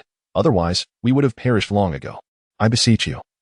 Save him. I would willingly trade my life for his. Observing Ah's desperate plea. Li Jing understood that no one wishes for their loved ones to depart, and that in such crucial moments, everyone hopes for a reversal of fate. Life has its span, and when it reaches its end, no medicine or stone can remedy it. You must decide whether you wish for me to awaken him, even if not awakened. He cannot hold on for more than 3 days. Li Jing emerged from the cave with his wife and Nezha, leaving space for the three of them to deliberate. My lord, if we were to administer the Huang Zhongli to the elder, would he not evade death? In Suji inquired. The recent scene invoked memories of her father's departure, and she longed for him to have accompanied her through life, to witness her grow, establish a family, and grow old together. A single Huang Zhongli could allow a mortal to shed their earthly form, attaining immortality, thus transcending the limitations of mortal lifespan. However, treasures of such caliber, coveted even among celestial beings, are not to be revealed lightly. Should this information leak, it would undoubtedly attract malicious individuals. Li Jing was not inclined to bestow his precious possession upon a stranger, being one of the 10 innate spiritual roots. The Huang Zhongli was sought after by many in the primordial realm. Its disclosure would inevitably summon ravenous wolves. I have been remiss in my considerations. Despite her compassionate inclinations, In Suji remained cognizant of the gravity of the situation. As Li Jing articulated, proximity and kinship vary among individuals, and the safety of her loved ones was paramount. Li Jing's actions reflected his utmost compassion towards this unfortunate family. Father, I sense a certain familiarity with that individual, Nezha suddenly remarked. Li Jing was taken aback. This was Nezha's first encounter with the person. How could there be a sense of closeness? Are you certain? Li Jing asked, incredulous. Indeed, Nezha replied, puzzled. The feeling was akin to the bond he shared with Li Jing and In Suji, subtle yet undeniably present. With lingering doubts, Li Jing meticulously examined Nezha but found nothing amiss, so he decided to set the matter aside for the moment. Shortly thereafter, all emerged from the cave with reddened eyes, exclaiming, Benefactor, please help us awaken grandfather. Li Jing nodded, extending 2 fingers and gesturing towards the cave, a beam of light penetrating within. Go forth. He has awakened. Oh hurried back inside. After approximately a quarter of an hour, the sounds of weeping echoed from within. Li Jing's gaze swept across the surroundings of the cave. Father, what are you looking at? Nezha inquired, intrigued. The black and white impermanence. Li Jing responded. Where? Nezha asked, excitement tinging his voice. He was aware that after death, the black and white impermanence of the underworld would come to collect souls, and he was immensely curious. They have yet to arrive. Li Jing felt that, at this juncture, they should have made an appearance, yet no sign of them was evident. An hour passed, and still, Li Jing did not observe the black and white impermanence. He ventured into the cave where Au and her siblings were mourning beside the elder's lifeless body, while above them, a translucent figure of an old man floated, representing the elder's spirit or soul. Thank you, great immortal, for saving Au. The elder's soul bowed in gratitude to Li Jing, although he had been unconscious. Now that his soul had departed, he was aware of all that transpired around him. Li Jing nodded and inquired, why do you not go to the underworld to be reincarnated? I am unaware of the way and must await the soul collector to guide me to the underworld. The old man replied. Li Jing felt that the mechanism of the underworld was rather flawed. If the soul collectors were short-handed and unable to escort the souls in a timely manner, would these spirits not wander aimlessly among the living? Chapter 48. The Eerie City. A day later, with Li Jing's assistance, Wu and her companions laid the old man to rest. Even at this juncture, Li Jing had yet to encounter the black and white impermanence. This sum should suffice for your sustenance for half a year.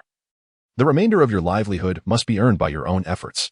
Remember, while the paths of wickedness may sometimes yield the desires of your heart, they often exact a grievous toll. Strive for what you wish through your own hands and sweat. We part ways here, but if fate permits, we shall meet again. With that, Li Jing bid farewell to Wu and her companions and resumed his journey. Nezha, after this experience, do you have any insights? Li Jing sought to draw lessons from the earlier events for Nezha, emphasizing the importance of unwavering vigilance in education. That rascal is truly vile. Nezha responded immediately. The mere thought of that rogue made him grit his teeth, wishing he could pierce him with the fiery spear of the purple flame serpent, creating several transparent holes in his body. Indeed, That individual was exceedingly wicked. It would not be long before he faced retribution. Although Li Jing refrained from administering discipline to the rascal, the man's fate was already turning grim, as indicated by the dark omen hovering above his head. Is there more? Li Jing inquired further. The rascal is too wicked. Anyone not blinded by adoration should be able to see that. Li Jing thought Nezha's expectations should not be so low. It is wrong for Anu and the others to steal from everyone, Nezha asserted. Why is that? Li Jing asked. Many people tend to feel pity for certain individuals, instinctively overlooking their transgressions. Nezha's ability to articulate this indicates he has indeed reflected upon the matter. Anu and her companions are indeed pitiable. However, their act of thievery during a moment of generosity is a blatant act of ingratitude. Moreover, wealth is hard-earned and holds great significance for everyone. The theft of their funds could severely impact their family's livelihood, Nezha elucidated with clarity. Is there anything else? Li Jing continued to probe.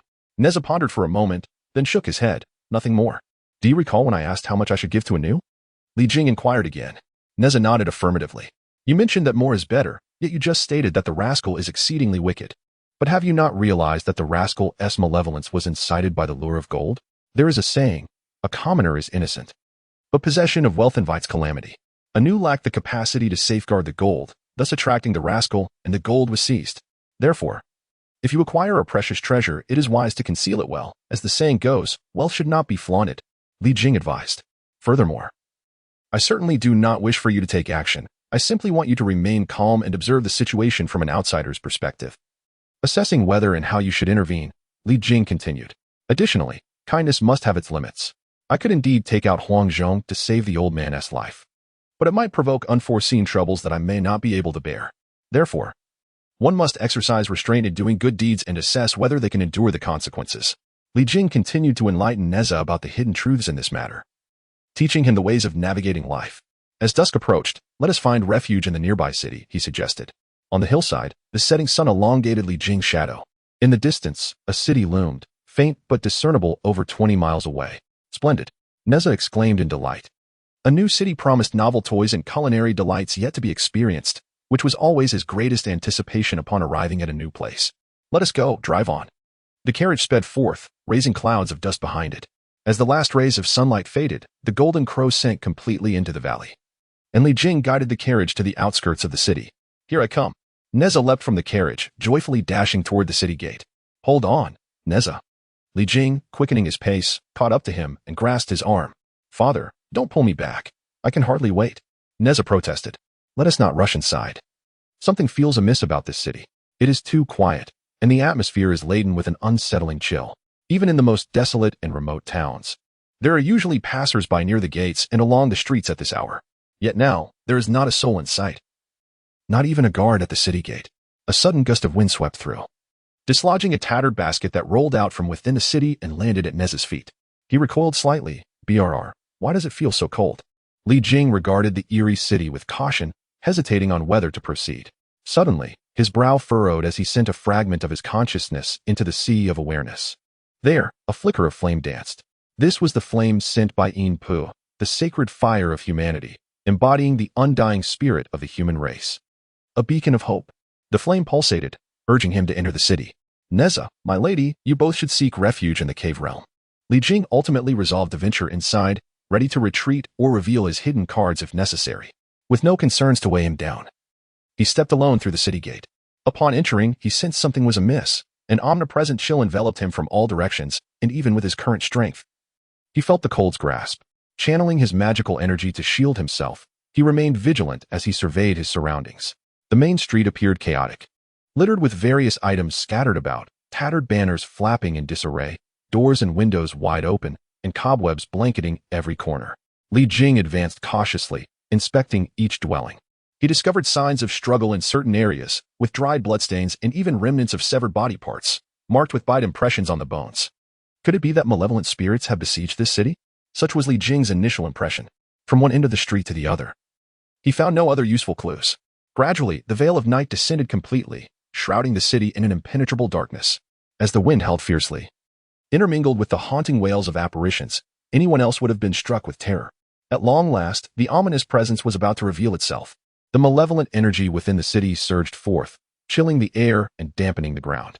The fabric of his robe billowed, and Li Jing's long hair danced in the wind as his gaze fixated on the shadows, as if a ferocious beast were poised to pounce.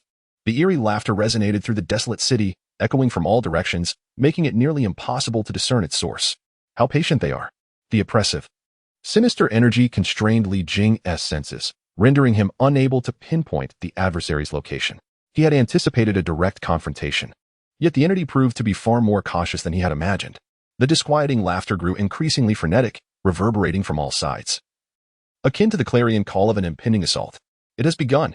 Chapter 49. The indestructible malevolent spirit Li Jing summoned his mystical powers, ever prepared for battle. The chilling laughter assailed his mind, causing a momentary disorientation, just as a bone-chilling gust of wind rushed toward him. He struck out with his palm, igniting a blazing fire that dispelled the surrounding darkness. Through his mystical vision, he beheld a disheveled woman floating before him. Her alluring yet partially obscured form revealed her as a beautiful specter. As the wind swept through, her hair lifted, unveiling her concealed visage. Die. Upon seeing her face, Li Jing bellowed fiercely, unleashing all of his strength. Ah! The specter shrieked as her soul was shattered. Gah! The stark contrast of the encounter overwhelmed Li Jing, prompting him to stifle a retch. Before long, the familiar laughter echoed once more. What is happening? Li Jing was certain he had obliterated the spirit's essence. Yet the voice was unmistakably the same as before. The relentless laughter reverberated throughout the city as Li Jing cautiously sensed his surroundings. Die! He whirled around, and the familiar figure re-emerged, only to be obliterated instantaneously. Before long, the specter reappeared once more. After several encounters, Li Jing refrained from striking immediately, having discerned two critical issues. Firstly, the specter resurrected after each demise, and secondly, with each death, she grew stronger. Initially, she possessed the strength of a nascent golden core. But after 5 or 6 deaths, she was perilously close to achieving mid-level golden core prowess. Thus, Li Jing chose to engage with the specter, avoiding any fatal harm. However, Li Jing felt a sense of relief that there was only one female ghost. Otherwise, if there were thousands of malevolent spirits, no matter how he sought refuge, he would inevitably have to strike them down. Yet, the evil spirits would revive upon death, leading to an endless cycle of slaughter that would ultimately wear him down. Pray tell, what is your name? Li Jing attempted to communicate with the female ghost. The response he received was nothing but a chilling laugh. You cannot speak, nor possess any intellect? With a swift movement, Li Jing lunged forward, crushing her grotesque visage beneath his foot, while his ethereal power transformed into tendrils that penetrated her soul. So pristine, he thought, as he discerned that her mind was void of substance, save for an insatiable thirst for bloodshed. Suddenly, Li Jing emitted a muffled grunt as he was forcefully repelled. Who dares? He glared at the female ghost on the ground. Just as he prepared to retract his ethereal energy, a formidable force erupted from within her, injuring him. Foolish mortal, she sneered, to dare intrude upon my domain. Your flesh and spirit are most delightful, perfect for feeding my little ones. To his astonishment, the ghost spoke fluently, her tone dripping with disdain. Li Jing's expression turned grave as he regarded her. Who are you to transform this city into a desolate wasteland? Just a mere mortal, unworthy of knowing my name. She retorted with a cold laugh. Enjoy the upcoming feast. Her tone was reminiscent of a cat toying with a mouse, instilling a sense of foreboding in Li Jing. Around him, an oppressive aura thickened, as malevolent spirits began to materialize, long-tongued ghosts, weeping apparitions, headless specters, gluttonous fiends. An array of monstrosities surged forth, encircling him. The worst of fates had indeed befallen him, compounded by the presence of an unseen adversary lurking in the shadows. With a swift motion, Li Jing unleashed a palm strike, reducing the foremost ghost to ashes, momentarily creating space around him. Observing the relentless resurgence of these malevolent entities, he scrutinized his surroundings, refusing to believe that they were truly invincible. There must be a source enabling their continuous resurrection. If he could uncover it, he could decisively eradicate them. Though he possessed the ninefold universe tower, capable of suppressing these fiends, the enigmatic figure controlling the female ghost rendered him wary.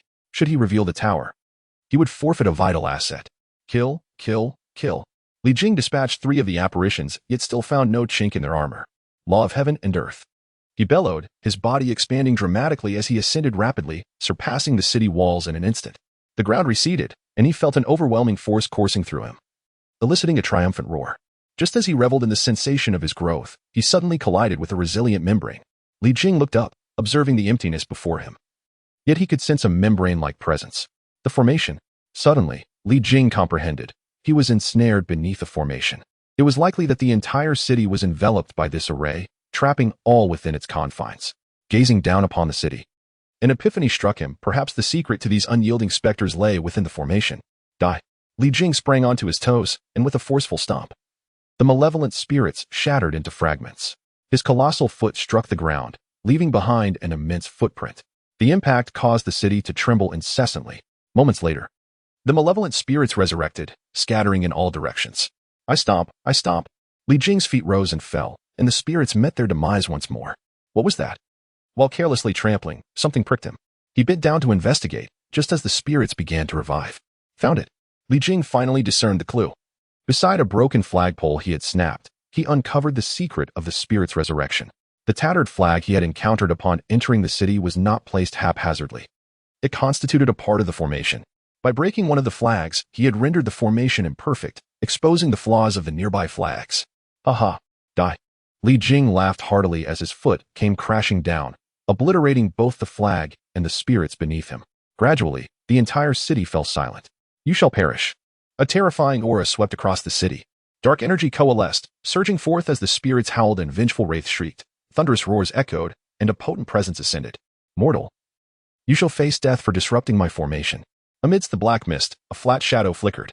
Suddenly, the swirling dark energy surged into the shadow, which gradually transformed into a fuller, more rounded figure, its upper body high and proud, while its lower body arched elegantly.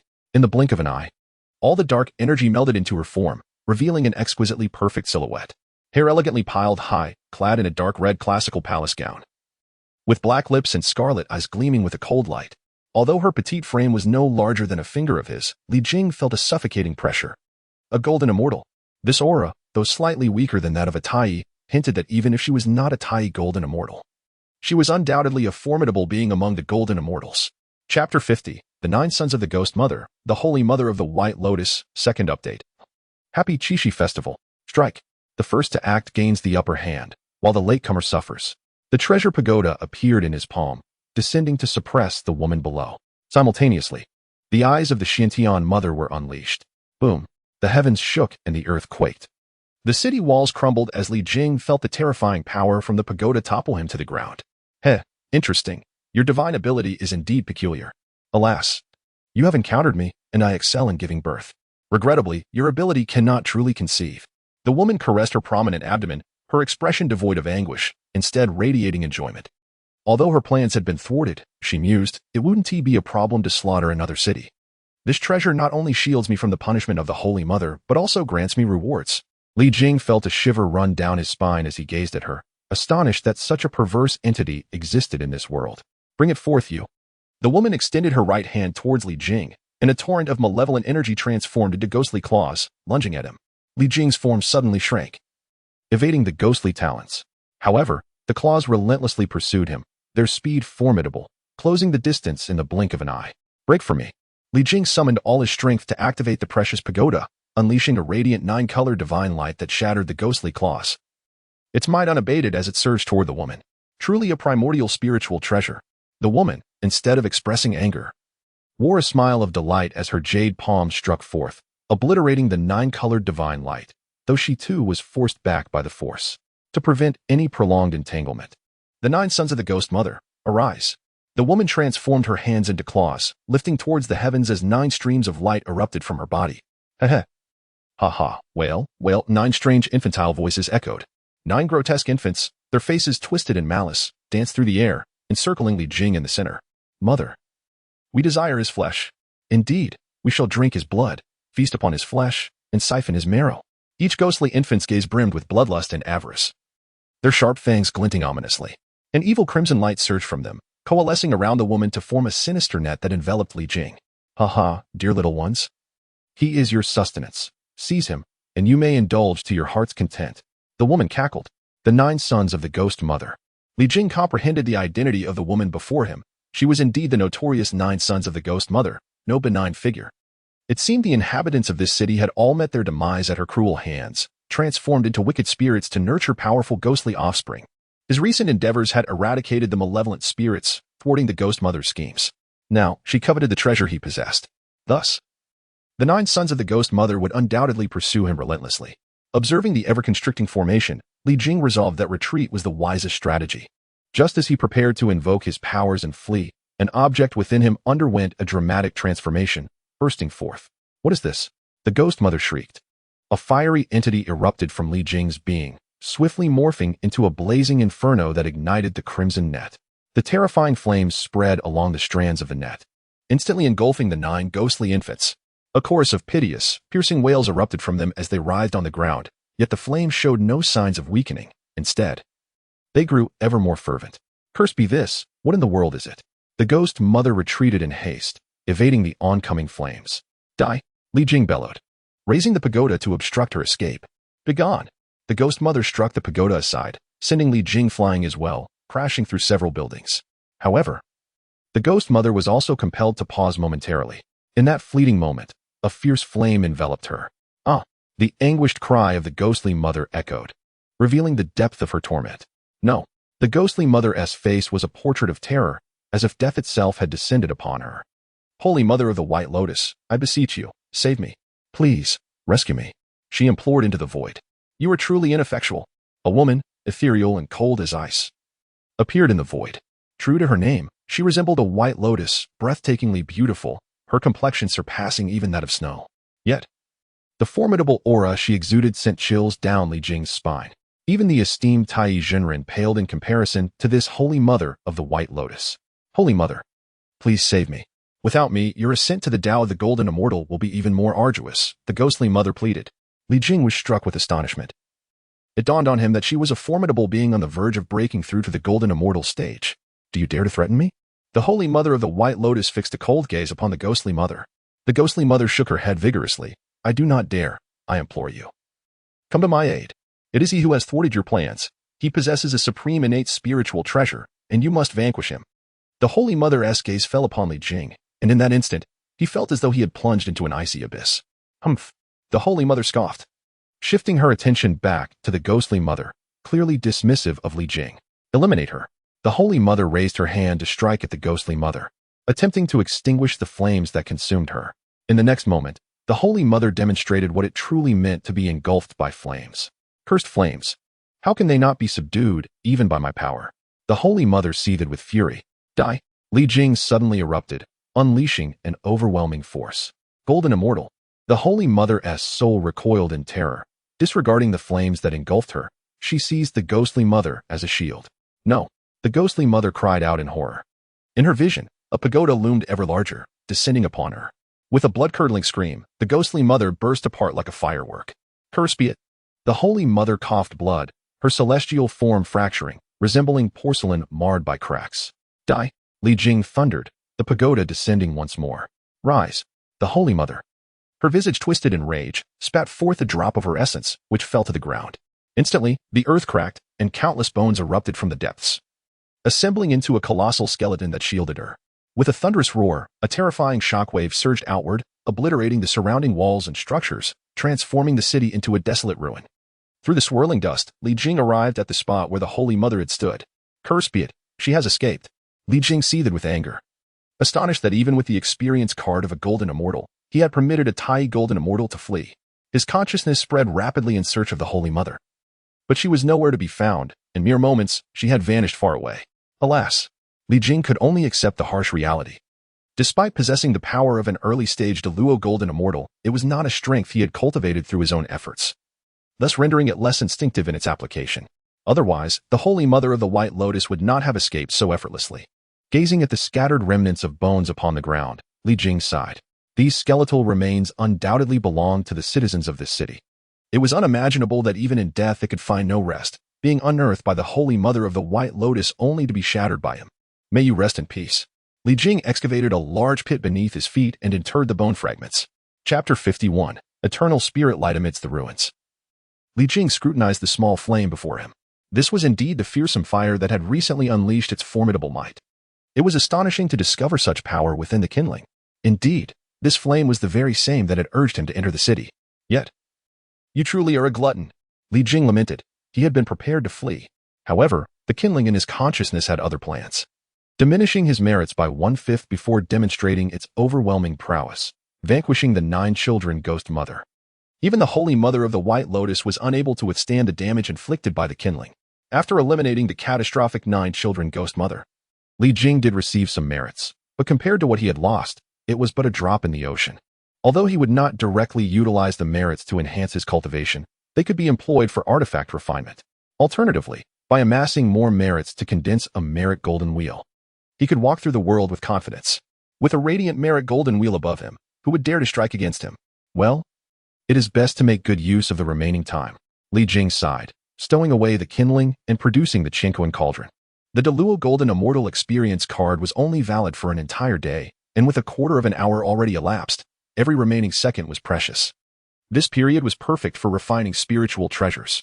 He cast the materials he had previously gathered into the cauldron, channeling his formidable magical power. Igniting the flames within the Chinquan cauldron, melting the materials while incinerating impurities, leaving only the essence behind. Once the materials were processed, Li Jing pinched a few grains of sand, glimmering in both gold and silver. These were the sands of time and space he had procured from the Dragon Palace treasury. He cast them into the cauldron without reservation, his magical power pouring forth like a torrent, pushing the Chinquan cauldron to its utmost limits.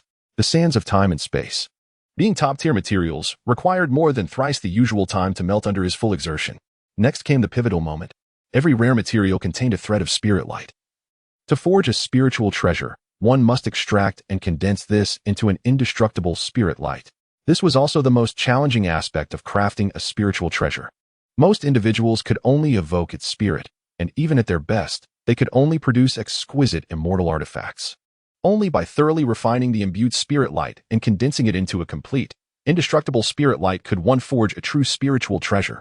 Li Jing's expression grew solemn as he clenched his hand toward the void, causing the surrounding spiritual energy to surge wildly, transforming into a massive hammer. Heave! Li Jing's physique surged, transforming him into a colossal figure. He grasped a massive hammer and struck down upon a pool of essence suspended above a grand cauldron. Instead of raising the hammer high like a blacksmith, he kept it close to the essence, vibrating at a specific frequency. After a brief moment, he lifted the hammer once more, descending again to refine the essence with the same method. Meanwhile, in a shadowy cavern, a venomous voice echoed ominously. "Curse it! I shall avenge this grievous wrong. I will find you and use your body, along with those associated with you, as oil lamps, extracting your souls to torment you day and night, never to be reborn." The once resplendent and sacred Holy Mother of the White Lotus now existed in a state of utter despair. Her exquisite form lay ravaged, reduced to a delicate skeleton, appearing emaciated. Even more unbearable for her was the destruction of her spiritual essence. Once crowned with a full and beautiful trinity of flowers, she was now left with but two withered remnants. The vibrant red flower, symbolizing vitality, had completely vanished. The golden flower, representing divinity, had disintegrated into a shapeless mass. And the silver essence, embodying spirit, was shattered. The five energies at her chest had dissipated entirely. Previously, she had been but a step away from the great Luo Golden Immortal. Now, she found herself unable to ascend, her cultivation regressing to the early stages of the Golden Immortal. The malevolent destruction of her essence was a grudge that demanded retribution. The Holy Mother of the White Lotus screamed in anguish, releasing her pin-up fury. After countless strikes, the critical moment approached. Now, Li Jing bellowed as the hammer fell. Instantly, radiant beams of light erupted from the essence, swirling within, embodying the spiritual luminosity of various materials. Li Jing extended his other hand, and a drop of blood floated within it. This was the blood of In Suji. The artifact before him was a defensive garment crafted for In Suji, who, lacking magical power, could not refine it herself. Thus, as the indestructible spiritual light began to take form, he infused her blood into it, ensuring that this treasure would belong solely to her. Even if seized by others, it would be of no use. Go! Li Jing cast the blood into the essence. Gather! The hammer rose high, imbued with formidable power, and struck down. The heavens darkened, clouds converging as thunder rumbled ominously. Under the hammer's weight, a peculiar energy descended upon the spiritual lights, merging them into a singularity. It is done. All the radiance coalesced into a singular, radiant, indestructible spiritual light, joyfully dancing within the essence. Li Jing lifted the hammer once again, preparing to shape this artifact into the desired form. Amidst the rhythmic clanging, the essence transformed into the likeness of In Suji's favorite garment. Alas, Li Jing's aesthetic sensibilities were limited. Though in his past life he had encountered various exquisite garments, they seemed too revealing compared to the present. Moreover, this spiritual treasure possesses the remarkable capability to transform its appearance, allowing In Suji to dictate its form at will. With a resounding final strike, The ominous sky erupted with thunderous roars, and serpentine bolts of lightning cascaded down like dumplings, descending upon the treasure garb. Li Jing lifted the previous seals he had placed, permitting the lightning to crash freely upon the garment. This tribulation of the spiritual treasure could only be overcome by enduring the thunderous calamity. It was essential for the treasure to withstand the lightning in order to take shape. Although the thunderbolts wielded tremendous destructive power, they also served as a means of tempering the spiritual artifact, rendering it even more formidable after having withstood the trial. Following the descent of 26 bolts of lightning, the dark clouds dispersed. An upper-grade innate spiritual treasure, indeed splendid. The number of lightning strikes corresponds to the number of restrictions within the treasure. A lower-grade innate spiritual treasure possesses 12 levels of restrictions. The levels from 12 to 23 characterize a middle-grade innate spiritual treasure. Levels 24 to 32 correspond to an upper-grade innate spiritual treasure, while levels 33 to 42 denote a supreme innate spiritual treasure.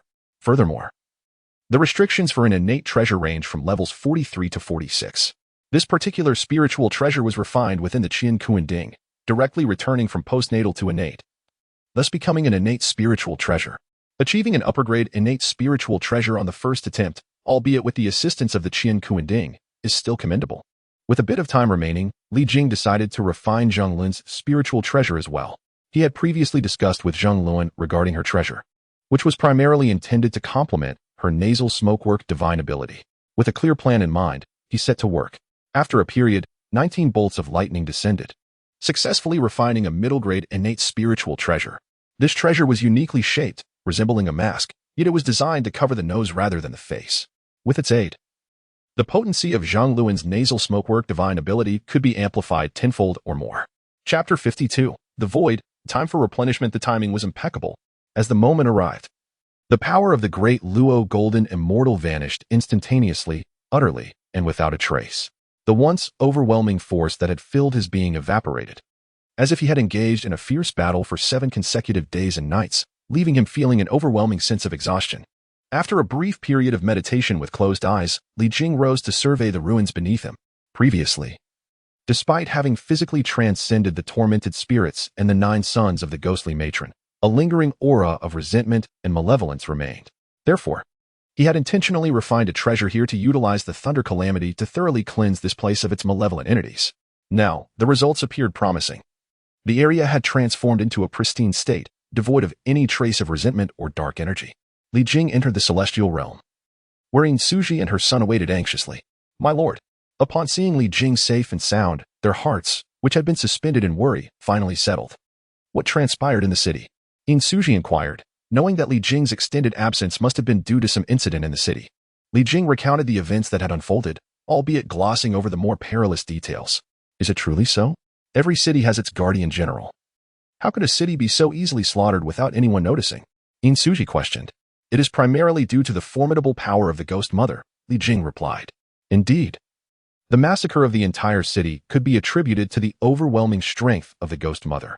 However, Li Jing believed there were other reasons behind the lack of detection. The Ghost Mother shrouded the city with a grand formation, rendering it a one-way trap.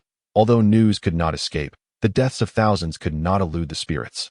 The underworld is acutely aware of matters concerning life and death. With so many perishing in a similar place at nearly the same time, the underworld must have known. By normal protocol, a soul-reaping envoy should have been dispatched to investigate the cause and collect the souls. Yet, it appeared that none had come. If a soul-reaping envoy had been present, they would have undoubtedly uncovered the truth. Should the envoy have been captured or eliminated by the Ghost Mother, the underworld would likely send additional personnel to clarify the situation. Well, the matter has been resolved, and the grievances of the wronged souls have been avenged. They can now rest in peace. For so many years, I have not given you a gift. Here, this is the first gift I present to you this autumn. Li Jing produced the treasured garment he had crafted earlier to divert her attention. Where did this garment come from? It looks identical to the one I am wearing, Suji remarked, taking the treasured garment and comparing it with her own, only to find them perfectly matched. Nevertheless, she was filled with joy. After all, Li Jing, once a stubborn blockhead, had finally come to understand the importance of gifting. Even if the present seemed ordinary, it was more than enough. Father, where did you acquire this spiritual treasure? Nezha, with his keen eyes, discerned the extraordinary nature of the garment. A spiritual treasure. Suji gasped. She was not an uninformed woman and clearly understood the value of such a treasure. far surpassing her worth even if she were sold. Indeed, this spiritual treasure was specially crafted for you using the Qian Kuan Ding. It can only be used by you. It belongs solely to you, Li Jing declared with sincerity. My lord. Upon hearing that it was made exclusively for her and could only be utilized by her, Suji felt deeply moved, her heart swelling with warmth. She stepped forward and embraced Li Jing, reciprocating his affectionate sentiment. Ding. A spiritual treasure gifted to a beloved. Heartfelt emotions stir the soul, awarding great 5 elements divine powers. Father, mother also possesses her own spiritual treasure. I want one too. Nezha's voice interrupted, prompting Li Jing to realize he had been overly indulgent lately. This little rascal dared to intrude at such a moment. With a flick of his finger, he playfully sent the young one flying aside. You truly are something else. Nezha's forehead is now red from your flick. Suji could not help but chide, watching Nezha return with a crimson mark on his brow. Who told him to be so ungrateful and disrupt such a lovely atmosphere? Li Jing retorted. Clever children should know to step aside and allow adults to engage in their cherished activities. Father, you have changed. You used to grant me whatever I desired. Nezha lamented, his eyes filled with a touch of sorrow. In response to this mournful gaze, Li Jing couldn't help but internally scoff. It is you who has transformed, in the past. A mere coaxing would suffice, yet now your jealousy has grown exponentially. Nevertheless, he understood that children at this tender age often crave the spotlight and require gentle persuasion, otherwise their fragile hearts may suffer. Very well, I will not deny you. However, I must confess that I used a rather clever method to successfully forge it. So you must wait until my cultivation is sufficient to create another. Oh, thank you, father. Upon receiving this assurance, Nezha's expression brightened immediately. Li Jing let out a resigned sigh, pondering that perhaps he should have a daughter in the future, as a little girl would be more endearing. After Nezha scampered off to play, Li Jing picked up the treasured attire. Come, let me help you change into this. Suji turned to glance at Nezha's distant figure and shyly nodded in agreement. Quite splendid.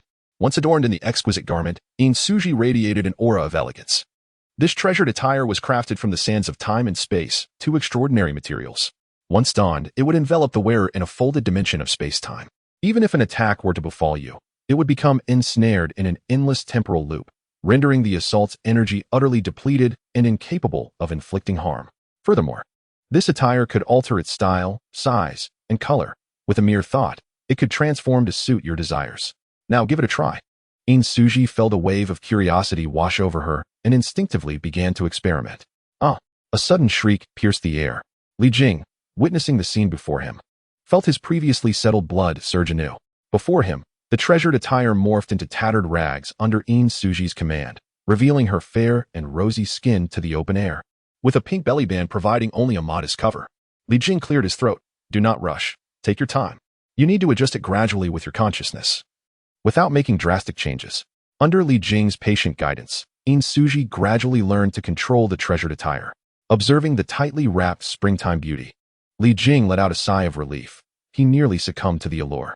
He contemplated seeking out a ginseng essence to brew some tea, to replenish his vitality. The ginseng spirit, half buried in the soil, suddenly felt a chill run through its body and raised its head to survey its surroundings. There isn't even a breeze. Why do I feel so cold? It must certainly be due to that last fellow extracting far too much essence from me, leaving me weakened. No. I must replenish myself quickly. The ginseng spirit muttered to itself, burrowing deeper into the earth, leaving only its small head exposed. Chapter 53. Love is conditional, love can fade. Subsequently, Li Jing employed divine powers to hasten his journey. Half a day later, he arrived at the eastern border of Lu. Upon spotting the sign of a small town in the distance from the hilltop, Li Jing resolved to stay the night. After locating an inn and securing a room, he summoned Nezha and his mother from their celestial abode.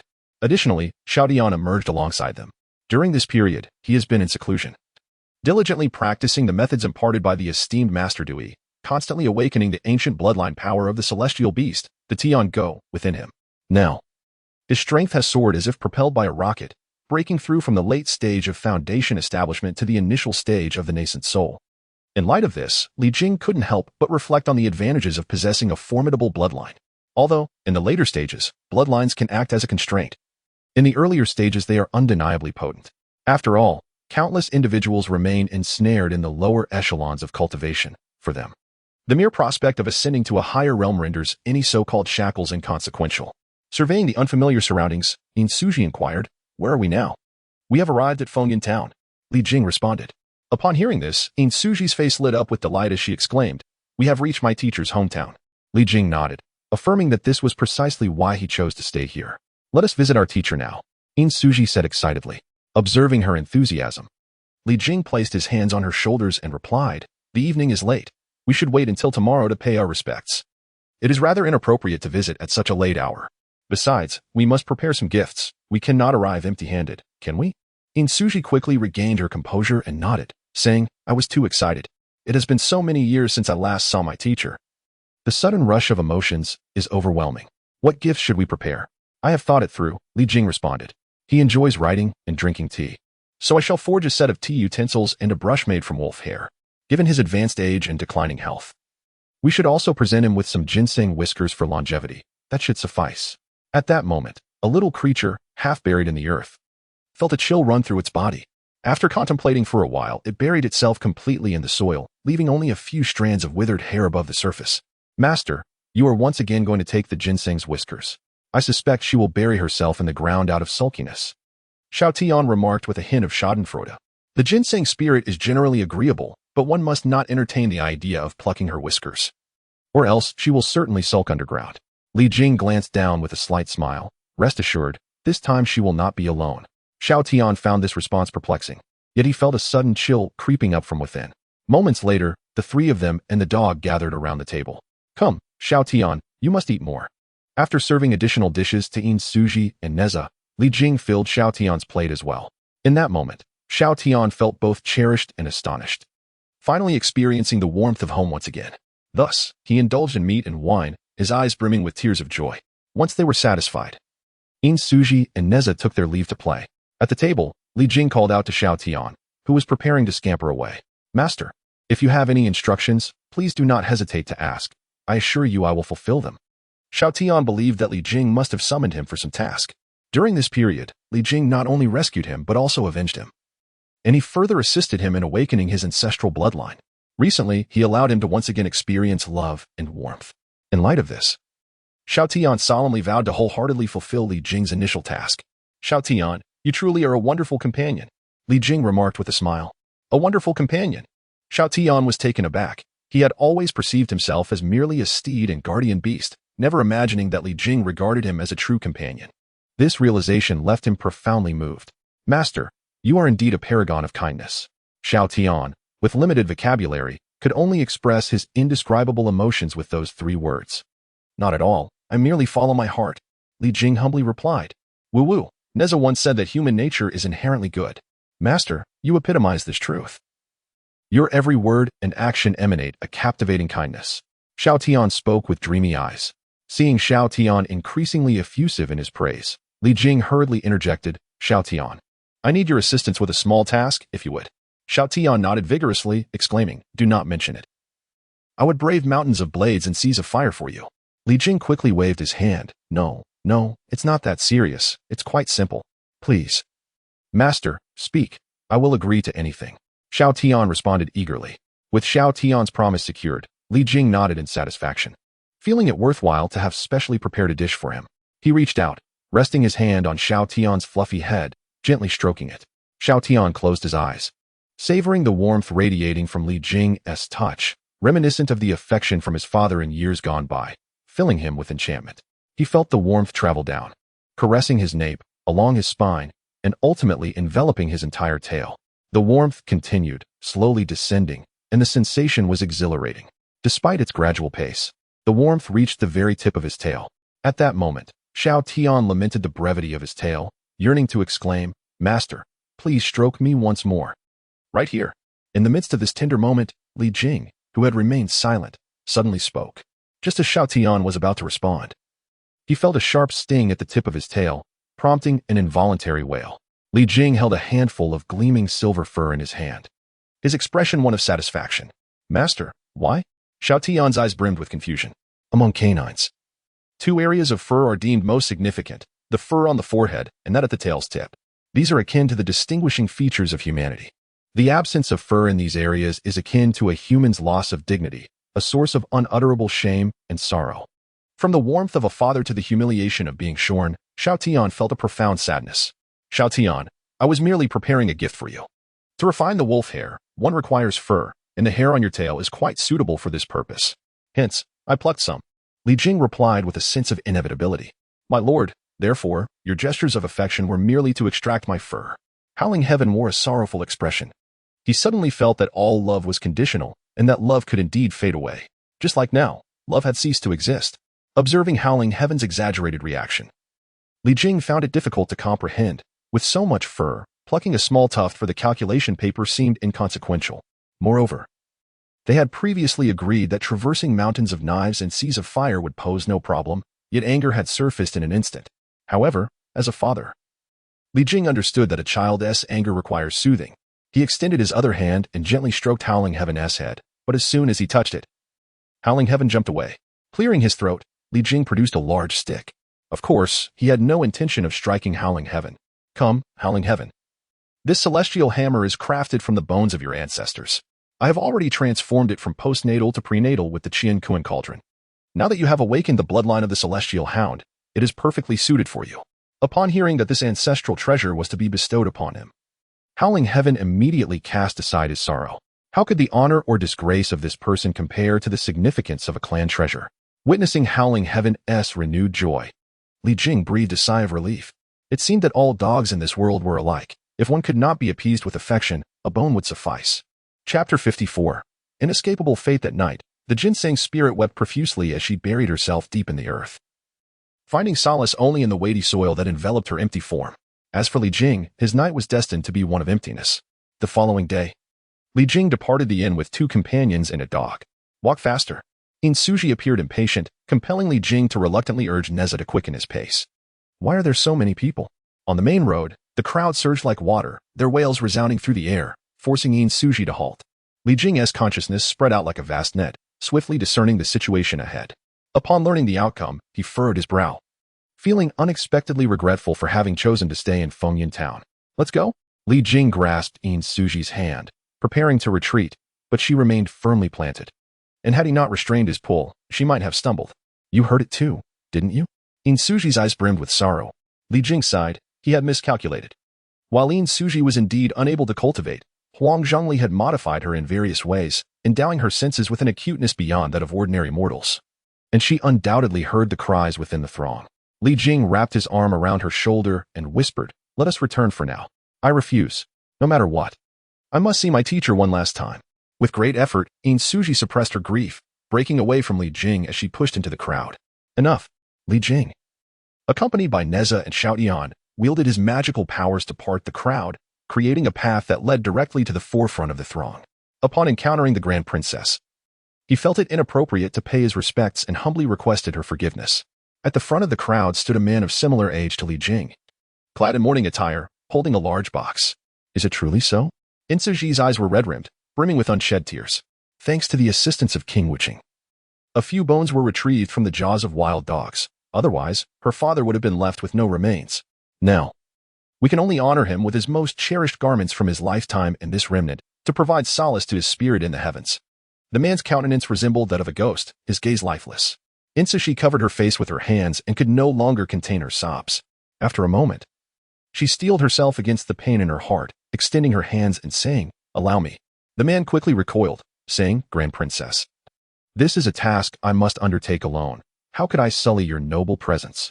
Meanwhile, Li Jing's attention was drawn to the contents of the large box. Upon closer inspection, he noted the bones bore deep canine bite marks, unmistakably suggesting they had been gnawed upon by wild dogs. Xiaotian, could you discern if the scent of these bones resembles that of the garments? Li Jing communicated telepathically. Xiaotian nodded, sniffing the air. After a brief moment, he replied, "The scent of the garments is indeed similar to that of the bones. They likely belong to the owner in life." Li Jing's expression was a complex tapestry of emotions. His doppelganger had already taken Yin Jiao away, and he had hoped that without Yin Jiao's unintended visit to the Grand Tutor's residence, Shang Rong might have evaded his tragic fate. Yet, given the present circumstances, it seemed that Shang Rong had still met with a cruel twist of destiny. This outcome was beyond Li Jing's comprehension. The reality before him was undeniable, and he had no choice but to accept it. Observing the sorrowful Suji, he stepped forward and said, "Shangping, let she hold the remains for a while. As the Grand Tutor's disciple, she bears the duty to accompany him on his final journey." Once, Suji had been the sole female disciple of the Grand Tutor Shangrong. her intellect and talent rivaling those of her male counterparts, earning her his deep affection. The man looked at Insuji, hesitating slightly. We arrived here yesterday evening. She had intended to visit the Grand Tutor, but alas, the tragic events unfolded before she could bid him farewell. Now, let her see him off on his final journey. Li Jing urged further. Seeing the hopeful glimmer in Insuji's eyes, Shang Ping cautiously placed Shang Rong's remains into her hands. After spending an entire day, Li Jing stood by Insuji as they laid Shang Rong to rest. The following day, he departed this mournful place with his companions. Master, I wish to return and take a look. Li Jing was accompanied only by Xiao Dian, who was, indeed, more canine than human. Insuji was in low spirits, resting within the cave, with Nezha keeping her company. Thus, only Xiao Dian followed him. Very well, let us proceed. Li Jing grasped the nape of Xiao Dian's neck. And moments later, they arrived at the once thriving territory of the Dog-Rome tribe. Following that fierce battle, the area had been reduced to ruins. In this present age, nourished by the ashes of countless canines, the wasteland has transformed into fertile ground, overrun with rampant weeds, now towering a foot high. Howling Heaven summoned the Breaker's hammer, plunging it into the earth, and then knelt upon the ground, bowing before the ruins. Father, Mother, I have returned to you. Your vengeance has been avenged, and I have awakened the bloodline of our ancestors. Our canine clan shall undoubtedly flourish under my stewardship, and I shall ascend as the sovereign of all dogkind, restoring the divine might of the celestial dog. With unwavering confidence, Howling Heaven believed that once he fully awakened the celestial dog-esque bloodline, achieving immortality would be a simple matter. Ah, so it was you who dispatched that worthless canine Li. The celestial dog bloodline, splendid. Just the boon I need to awaken the Howling Moon-esque Skywolf bloodline. A sinister voice echoed from the other side of the ruins, and in a blink, a silver-haired man strode forward, his gaze rife with aggression, exuding an aura of coldness. Li Jing flickered and instantly appeared before Howling Heaven. Who are you? The figure before him instilled a sense of impending danger within Li Jing. However, he refrained from striking immediately. This individual was evidently connected to the slain canine Li, and he was more inclined to discern the nature of their relationship. Ah, human, it appears you share a rather amicable rapport with this descendant of the celestial dog. Clearly, this celestial dog was no match for that old cur, canine Li. You must have been the one assisting in his demise. You seem far weaker than canine Li. And yet, despite wielding a spiritual treasure, he met his end at your hands. It seems you possess a spiritual treasure of your own, one even mightier than his. I had no intention of involving myself in this trivial matter. However, I must now express my gratitude to that old coot. This excursion has proven most fruitful. The coldly calculating man articulated his deductions with remarkable precision, revealing his cunning nature. Faced with such a formidable and astute adversary, Li Jing felt the weight of pressure upon him. Given that the opponent had surmised his possession of a powerful spiritual treasure, he would undoubtedly exercise heightened caution. Under such circumstances, the notion of subduing him with the ninefold universe tower seemed utterly implausible. Moreover, this individual's strength far surpassed Li Jing's. Employing conventional tactics would likely prove ineffective against him. Nevertheless, this man was quick-witted, exuding a peculiar confidence, bordering on narcissism.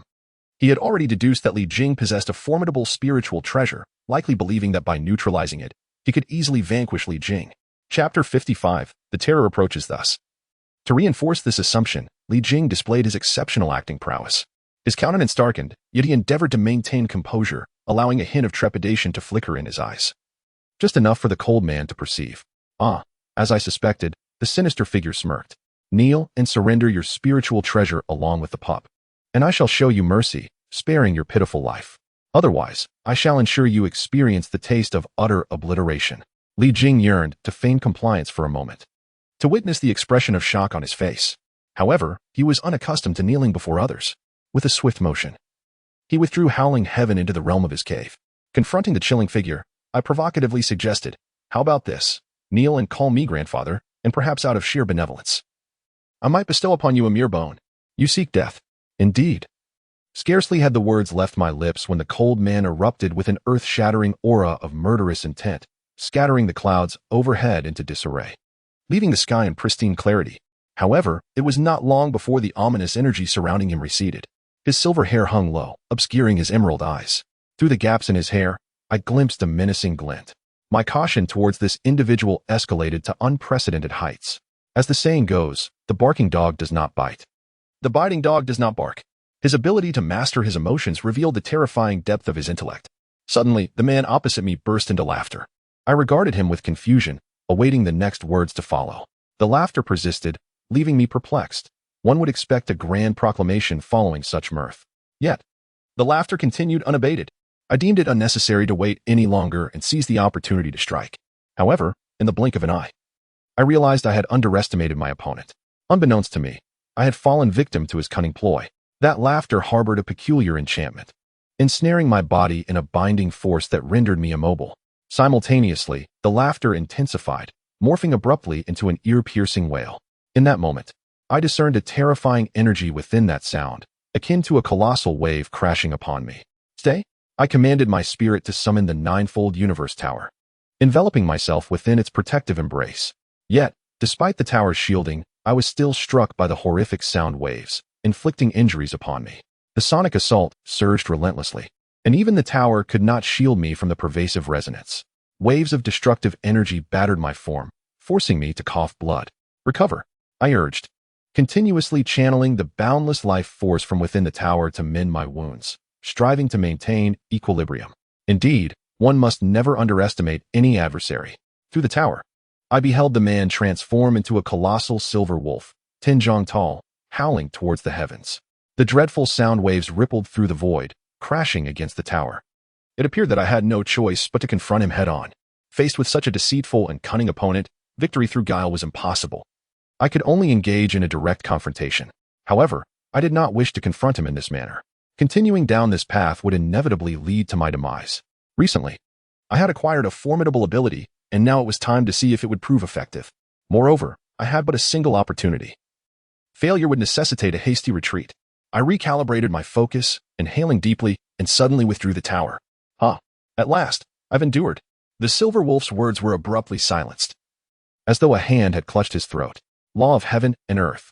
Great 5 elements divine technique. Taking advantage of the moment when the celestial emperor caught the silver wolf off guard, Li Jing unleashed his celestial powers, augmenting his strength to an unparalleled level. With his left hand, he wielded the pagoda, a radiant burst of 5-colored brilliance emanating forth, dyeing the expanse of 10,000 miles in vibrant hues. His right hand summoned the great 5 elements divine power, as the endless elemental forces of the pagoda surged and circulated swiftly, unleashing an aura of sheer terror. The great 5 elements mill, a colossal hand transformed into a gargantuan grinding wheel, exuding boundless vitality and verdant green wood energy, incinerating the crimson fire energy that engulfed the 4 seas and 8 realms, slicing through all with the sharpness of golden metal energy. Surging forth with the dense and profound black water energy, and supporting multitudes with the nurturing yellow earth energy. The 5 elemental forces, ignited by the supreme innate spiritual treasure of the pagoda, converged through the great 5 elements divine power, perpetually cycling and indestructible, erupting with the terrifying might capable of annihilating heaven and earth. With a commanding gesture, Li Jing sent the mill crashing down, compressing the air into a deafening roar and generating a fearsome shockwave that struck the ground. Centered around the silver wolf, the ruins were once again ravaged, collapsing into a yawning abyss. Howl. The silver wolf, bracing against the overwhelming wave of energy, raised its head, its fur bristling against its body. The silver wolf howled at the moon.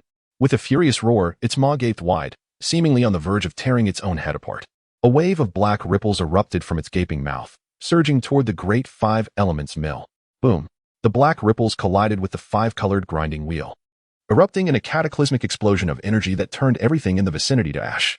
Sensing the pain and force emanating from his palm, Li Jing's magical essence flowed like a torrential stream, causing the pagoda and the great 5 elements mill to swell with power. The massive grinding wheel darkened the skies, spinning rapidly, creaking ominously as it crushed the void, sending shivers through one's very bones. With a thunderous roar, Li Jing commanded the great 5 elements mill downward, causing the earth to tremble, mountains to crumble, waters to reverse, and celestial bodies to shift. Amidst the intertwining roars of Li Jing and the silver wolf, an overwhelming energy surged outward, obliterating all within a 10-mile radius. Gather. The pagoda pierced through the dense dust, plunging into the abyss, suppressing the half-dead silver wolf within its confines. Exhaling deeply, Li Jing felt a wave of fatigue wash over him. This battle had drained him even more than the conflict in the ghost city. Taking a deep breath, he prepared to turn away from this place of turmoil. Fellow Taoist, please hold. Li Jing's movement faltered, a torrent of ancient and indescribable entities racing through his mind. He yearned to flee, yet his body seemed to betray him. Halting and gradually turning around, A middle-aged man clad in a Taoist robe appeared before him, slender in build, sporting a strikingly sensual mustache, and possessing bright, expressive eyes brimming with sincerity. What shocked Li Jing the most was the overwhelming aura of calamity surrounding this individual, more potent than that of Nezha, the vanguard. A grayish mist swirled around him, undulating incessantly, completely obscuring Li Jing's true self, as if his very essence was intertwined with this boundless calamity. Li Jing felt a chill run down his spine as he recognized the figure before him. It was none other than Shen Gongbao, a notorious figure from the depths of the imperial palace. The words, "Fellow Taoist, please remain," were seldom uttered without consequence, and those who were requested to stay rarely met a favorable fate. Even the formidable Zhao Gongming had suffered a torturous demise, and the three heavens, who commanded the 9 curves of the Yellow River Formation, had not escaped misfortune either. Li Jing was acutely aware of his own limitations. He was not equipped to withstand the terror that Shen Gongbao embodied. Chapter 56. The benevolent Shen Gongbao. Having encountered a fellow Taoist, I am Shen Gongbao. I was profoundly impressed by your divine prowess earlier and have come to pay my respects. The man bowed sincerely to Li Jing, his demeanor radiating earnestness, which involuntarily garnered Li Jing's trust. However, Li Jing understood that Shen Gongbao's prowess undoubtedly surpassed his own. Thus, the notion of being impressed was mere pretense. At that moment, Shen Gongbao appeared as ordinary as any mortal, his aura unremarkable, a clear indication that he was concealing his true strength to evade Li Jing's scrutiny. You flatter me, fellow Taoist. If there are no pressing matters, I must excuse myself, Li Jing replied, eager to depart without delay. He felt utterly drained and was in desperate need of recovery. Shen Gongbao had likely observed his earlier use of the precious pagoda and might be contemplating nefarious intentions. There is no need for concern. I harbor no ill will, Shen Gongbao noted, perceiving Li Jing's apprehension. He smiled calmly and produced a jade vial, tossing it towards Li Jing. Instinctively, Li Jing caught it, glancing at Shen Gongbao in confusion. This is a medicinal elixir from the Jade Void Palace, designed to restore your spiritual energy swiftly, Shen Gongbao explained. Li Jing, however, hesitated to consume the potion, fearing it might be poison rather than a remedy. Noticing his reluctance, Shen Gongbao remained unperturbed and suggested with a faint smile, if you still have reservations, how about you let me take one first? Ha ha, you jest, fellow Taoist. Li Jing laughed heartily, tucking the jade vial away. I appreciate your kind gesture. Might I inquire if you have any further insights? Shen Gongbao nodded, sincerity etched across his features as he replied, rest assured. I have no particular fondness for treasures. My greatest joy lies in forging friendships. I am merely in awe of your ability to triumph over strength with cunning, prompting me to seek your acquaintance. Feeling somewhat embarrassed at having his thoughts laid bare, Li Jing cautioned, you must exercise caution. The silver wolf we encountered holds significant status within its clan. It is the grandson most favored by the wolf tribe's leader and the heir to the bloodline of the Howling Moon celestial wolf. It is but a step away from transcending the mortal realm, now that it has fallen into your hands. The elder wolves of the tribe will not easily let this matter rest. Li Jing's heart raced as he recalled the silver wolf's earlier words, realizing that Quan Lai belonged to the wolf tribe. With Quan Lai's demise, the wolf clan had dispatched the silver wolf to investigate the situation. Now, with the silver wolf subdued, news of this would undoubtedly prompt an immediate inquiry from the tribe. It seemed prudent to make an early exit from this place. Do not be anxious, my friend. This wolf has 2 guardians who have already been subdued by me. As long as the wolf remains alive, the wolf clan will not immediately realize that something is amiss, Shang Wangbao reassured. Li Jing's expression was complex. He had not expected Shang Wangbao to genuinely come with the intention of forging a friendship. He did not doubt Shang Wangbao's words, as the esteemed leader of his clan. How could he lack protectors? The absence of any intervention was undoubtedly due to Shang Wangbao's efforts. However, befriending Shang Wangbao could be perilous. Yet, given the sincerity of his demeanor, outright refusal seemed ungracious. If Shang Wangbao were to become enraged and treat him as he did Jiang Zia, it would be unbearable. Caught in this dilemma, Li Jing resolved that hastening Shang Wangbao's departure was the wisest course of action. He bowed to Shang Wangbao, saying, I am grateful for your reminder, friend.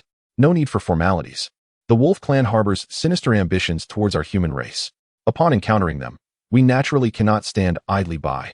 Shang Wangbao replied, your noble intentions are commendable. Li Jing praised, realizing that Shang Wangbao was not merely a leopard spirit but genuinely a member of the human race. I am but fulfilling my duty, Shang Wangbao humbly responded. Please forgive me, but I must continue my journey and cannot impose further upon you. If fate allows, we shall share a drink together next time. Of course, I apologize for my haste, Li Jing said with evident regret. Not at all. May I inquire where you're headed? Sheng Wangbao asked. Li Jing hesitated for a moment before responding. I am bound for Kunlun. Oh, I have just descended from Kunlun and am on my way to visit a celestial friend in the East Sea. Otherwise, I would certainly accompany you to Kunlun, Sheng Wangbao expressed with a hint of regret. Li Jing felt a wave of relief wash over him. Having Sheng Wangbao by his side would undoubtedly be a source of immense pressure. Sheng Wangbao produced a jade pendant and handed it to Li Jing, saying, Since you are traveling to Kunlun, please accept this jade. Should you require assistance, you may seek help at the Yushu Palace. Li Jing accepted the pendant, exclaiming, Thank you. My friend, your kindness is truly rare and commendable. Haha, may fate bring us together again. The two parted ways. Watching Sheng Wangbao's departing figure, Li Jing felt a heavy burden lift from his heart. He examined the jade pendant in his hand, which bore two characters, Shun and Chan, inscribed on either side. He casually tucked the pendant away, thinking it might not be of use. In the pagoda, the silver wolf was bound by 5 robust golden chains that emerged from the void, restraining its limbs and neck, suspending it in midair. Li Jing waved his sleeve, transforming it into a gentle breeze that swept towards the wolf's head. In the next moment, the silver wolf opened its enormous eyes. Clang, clang. The silver wolf instinctively struggled, realizing it was ensnared and utterly immobile. Release me, it roared in fury. Fear crept into its heart. How was it possible that this person had imprisoned it? Were there not guardians concealed in the shadows? Why had they not swiftly eliminated this intruder and rescued it? Silence. No one will come to your rescue, Li Jing exclaimed. Although he felt a strong aversion towards Shen Gongbao, he still owed him gratitude. Otherwise, had the guardians of the wolf clan attempted a sneak attack, Li Jing might have truly met his demise. Impossible. They're arranged by the old ones. They're all earth immortals. You cannot possibly be their match. The silver wolf said incredulously. Li Jing responded with a cold smile. They have already taken the lead, so do not rely on them any longer. The silver wolf was stunned by this revelation, his mind consumed by a singular thought. How could a mere mortal slay an immortal? Observing his dazed expression, Li Jing abandoned the notion of extracting useful information from him. Despite the possibility of failing in soul-searching or obtaining incomplete knowledge, he resolved to employ the technique nonetheless. However, before that, Li Jing had another task to accomplish, to strip the silver wolf of his fortune. The infinite catastrophe fortune technique cultivates both calamity and fortune. Whether calamity or fortune, both could aid Li Jing in his cultivation. Previously, when faced with the Ghost Mother and the White Lotus Saint Mother, he had been unable to execute this technique in time, opting instead to eliminate the Ghost Mother in a spectacular display, which left Li Jing feeling quite regretful. Chapter 57, Seizing Fortune. A startling change. Li Jing's fingers danced as green fortune and gray calamity intertwined in the air, weaving into a visage. A wave of chilling dread surged within the silver wolf, snapping him back to reality. What are you planning to do? He shouted. Although he could not see the mass formed by the dual forces of calamity and fortune, an ominous premonition gripped him, as if disaster were imminent. Fear not. It will be swift and painless. You will feel nothing at all, Li Jing replied with a gentle smile. Yet, within that smile, the silver wolf sensed a profound malevolence that sent shivers down his spine, leaving him feeling as though death were upon him. He could not help but cry out. You cannot kill me. My grandfather is the chieftain of the wolf clan, a formidable, true immortal. You cannot slay me. You will surely regret it. Humph. Li Jing scoffed dismissively. Now that he had distanced himself from the scene of the incident, with no witnesses and the system concealing the heavenly secrets, how could a true immortal pose any threat to him? Go. The visage of calamity and fortune took shape, soaring towards the silver wolf's head, where a mass of yellow fortune resided. As the visage approached, the yellow fortune seemed to come alive, shifting to the side. Can you escape? Li Jing felt no concern. Suddenly, the mouth of the visage opened wide, unleashing a terrifying force that caused the yellow fortune to tremble violently, desperate to flee. However, a powerful attraction ensnared it, rendering it immobile. Devour it, Li Jing commanded, as the mouth of the visage widened infinitely, compressing its features into a singular line, transforming into a gaping maw. An even more horrifying force of consumption erupted, and in an instant, the yellow fortune was torn apart and consumed by the visage. In the blink of an eye, the vast majority of the fortune was devoured, leaving behind only a slender thread of fortune. This was deliberately left by Li Jing. If he were to completely devour the destiny, then the silver wolf would soon meet its demise. What exactly have you done to me? The silver wolf was engulfed in terror, oblivious to the recent actions of Li Jing, yet he sensed his impending death. Li Jing ignored him. This was his most vulnerable moment, the perfect opportunity for soul extraction. At this juncture, resistance would be at its weakest. Li Jing placed his hand upon the silver wolf's head, channeling his spiritual power within. Suddenly, Li Jing was struck as if by lightning, his body flung aside, blood spurting from his mouth. "Who dares to harm my grandson?" A furious roar erupted, and a beam of light shot forth from the silver wolf, transforming into a silver-haired elder with a fierce gaze and imposing presence. "How infuriating! I have been careless." Li Jing rose from the ground. Recognizing this to be the grandfather spoken of by the silver wolf, a true immortal. "Is it you who has caused my grandson to end up in this state?" The silver-haired elder glared at Li Jing, murderous intent saturating the air. "Humph, you old fool, lacking any sense of martial ethics, resorting to ambush a mere youth." Li Jing retorted with a cold smirk. "Release my grandson, or I shall ensure your dismemberment," threatened the elder. He could sense that this was within a spiritual treasure. Had his true form been present, he might have attempted a forceful escape. However, with only this fragment of his soul accompanying the half-dead silver wolf, he felt no confidence to act directly. Li Jing laughed disdainfully, his figure vanishing abruptly, leaving behind the words, "We shall speak again once you emerge." Outside the tower, Li Jing exerted his full strength upon the treasure, as boundless golden energy surged through the void, manifesting into various weapons. Countless blades filled the space, descending with terrifying might like a torrential downpour. A storm of blades unleashed, unparalleled in ferocity. "Damn it!" The silver-haired elder expended his limited magical power to erect a shield, enveloping both himself and the silver wolf within. The relentless barrage of weapons struck the shield, igniting a multitude of sparks, as if the entire barrier were ablaze. Feeling the force of the impacts against the shield, the elder's expression darkened, nearly capable of squeezing water from it, though the assault was insufficient to breach the shield. Each strike drained a portion of his magical energy, and over time, his body would inevitably dissipate. Desperate now, the elder gritted his teeth, hoping for a forceful breakthrough of the tower. With a sudden roar, the shield shattered, and a ripple erupted from the silver-haired elder, shattering the myriad blades above. Simultaneously, a surge of overwhelming energy struck against the tower. "Damn it!" Li Jing's countenance shifted dramatically. He had not anticipated such a terrifying outburst of energy from this foe. Nearly toppling the tower, the illusory realm descends. On the 8th level, a hazy light illuminated, as the power of dreams descended upon the first layer. "Xiong'er, have you returned?" The silver-haired elder abruptly halted his movements, gazing ahead. There stood a man bearing a striking resemblance to him, his chin adorned with a beard nearly a foot long. "Humph!" The bearded man snorted coldly, turning away, and before the silver-haired elder could pursue, he vanished in a few swift steps. "Xiong'er!" The silver-haired elder rushed after him, his demeanor filled with sorrow as he stared at the spot where the man had disappeared. Suddenly, the scene shifted. "No." The bearded man appeared anxious, attempting to stop the wrathful silver-haired elder. At that moment, the elder's countenance twisted into a grotesque visage as he struck the forehead of a beautiful woman.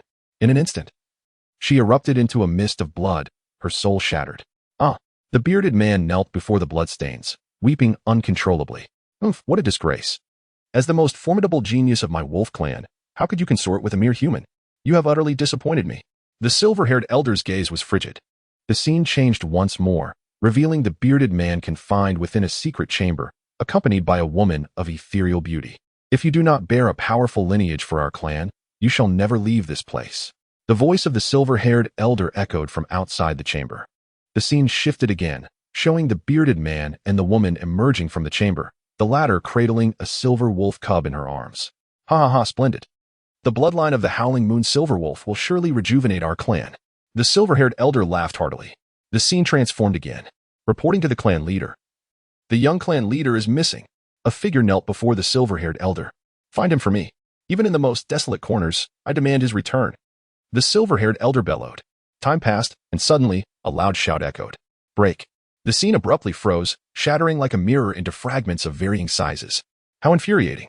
The silver-haired elder seethed, realizing that being trapped in the illusion had depleted most of his power. The recently stabilized tower began to tremble once more. Truly formidable. The true immortal. Even as a mere incarnation, being suppressed within the tower, Li Jing found it exceedingly strenuous, particularly as his expended energy had yet to recover. No matter. Li Jing retrieved the elixir bestowed by Shen Gongbao and swallowed it whole. Chapter 58. The Law of True Fragrance. Once the elixir entered his system, a terrifying energy erupted. Yet it was gentle and caused him no harm. Within mere moments, his nearly depleted power surged back to life. Great 5 Elements Divine Technique. 5 Elements Prison.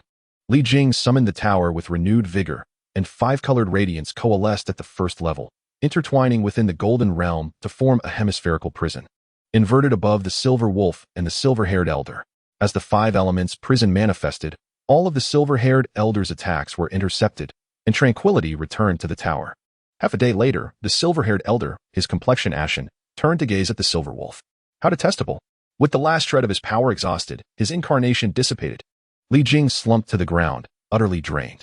Otherwise, he would be at a disadvantage, and with the assistance of Shen Gongbao's elixirs, he would undoubtedly be compelled to submit this time. After resting for an hour, Li Jing returned to the tower. I shall send you on your way. The silver wolf had become obsolete. Within the recent illusion, Li Jing had discovered what he sought. Although not entirely complete, it was certainly more than what the silver wolf had known. With a single strike, the primordial spirit was utterly obliterated, rendered lifeless beyond resurrection. The Howling Moon silver wolf possessed a commendable bloodline, perfectly suited for the consumption by Xiaodian, aiding him in swiftly awakening the celestial hound's powers. This corporeal form, too, was remarkable, an exquisite material for refining artifacts. While murmuring to himself, his hands moved deftly, extracting the bloodline from within the silver wolf. Instantly, the hue of the wolf's exterior dimmed slightly, gazing at the glimmering silver blood in his hand. Li Jing caught a whiff of an unusual fragrance that stirred within him an insatiable desire to consume it. He stored the blood away, lamenting, never mind. It is better to be human than a monster. As he took a few steps, Li Jing abruptly halted, picking up a bead the size of a cow's eye from the ground. This is a spiritual treasure. How could such a treasure be found here? He fell into contemplation when, suddenly, a bolt of thunder flashed. The attacks of the silver wolf and the silver-haired elder were both sonic assaults. Formidable in power and penetrating force, difficult to defend against, surely a testament to the bead's prowess. Subsequently, utilizing his artifact refining techniques, Li Jing discerned the nature of this spiritual treasure. It was a superior postnatal spiritual treasure, forged from the demon core harboring the entirety of the Howling Moon silver wolf's cultivation, capable of unleashing the powerful divine ability known as the Howling Moon of the celestial wolf. Indeed, it was the spiritual treasure of the silver wolf. Initially, Li Jing had wondered how the silver wolf had managed to block his tower unarmed. It turned out that this treasure had been concealed within the silver wolf. Unbeknownst to him, it seemed that his luck was rather fortuitous. At the moment the silver-haired elder's true form dissipated, within the wolf clan's territory, the elder's true self erupted with the genuine might of a true immortal. In the vast expanse of the wolf clan, all were subdued by this terrifying aura, unable to raise their heads. Before long, the silver-haired elder sensed the death of the silver wolf and let out a furious roar towards the heavens. I will hunt you down and ensure your reincarnation is impossible. The silver wolf had been imbued with great expectations, possessing the bloodline of the Howling Moon silver wolf. It was destined to reach heights unattainable by him, Golden Immortal, or even Taiyi Golden Immortal, and perhaps even the great Luo Golden Immortal. This was the formidable hope of the wolf clan. Now, that hope lay shattered. Furthermore, the clan's ancestral treasure, the Howling Moon Pearl, was lost as well. This was severely detrimental to the wolf clan. Transmit my orders. Mobilize all forces to the territory of the Canine Roan tribe. Alas, had he known, he would have asked Shen Gongbao for more elixirs. Looking at the solitary remaining elixir, Li Jing sighed in regret, lamenting his earlier choices. This elixir was indeed remarkably effective, invaluable in times of crisis. Unfortunately, Shen Gongbao had already departed, and he lacked the face to request more. Never mind, let us hasten away. The wolf clan must surely have dispatched individuals to ascertain my whereabouts. By the side of a mountain gorge, a flash of light heralded the emergence of Li Jing from the void. On either side of the gorge, the bamboo grew thick and lush, emerald green as jade. While the melodious chirps of birds filled the air, reveling in their own delight, the stream ebbed and flowed, its waters crystal clear, revealing fish that swam gracefully and crabs that engaged in playful skirmishes, creating an atmosphere of joy.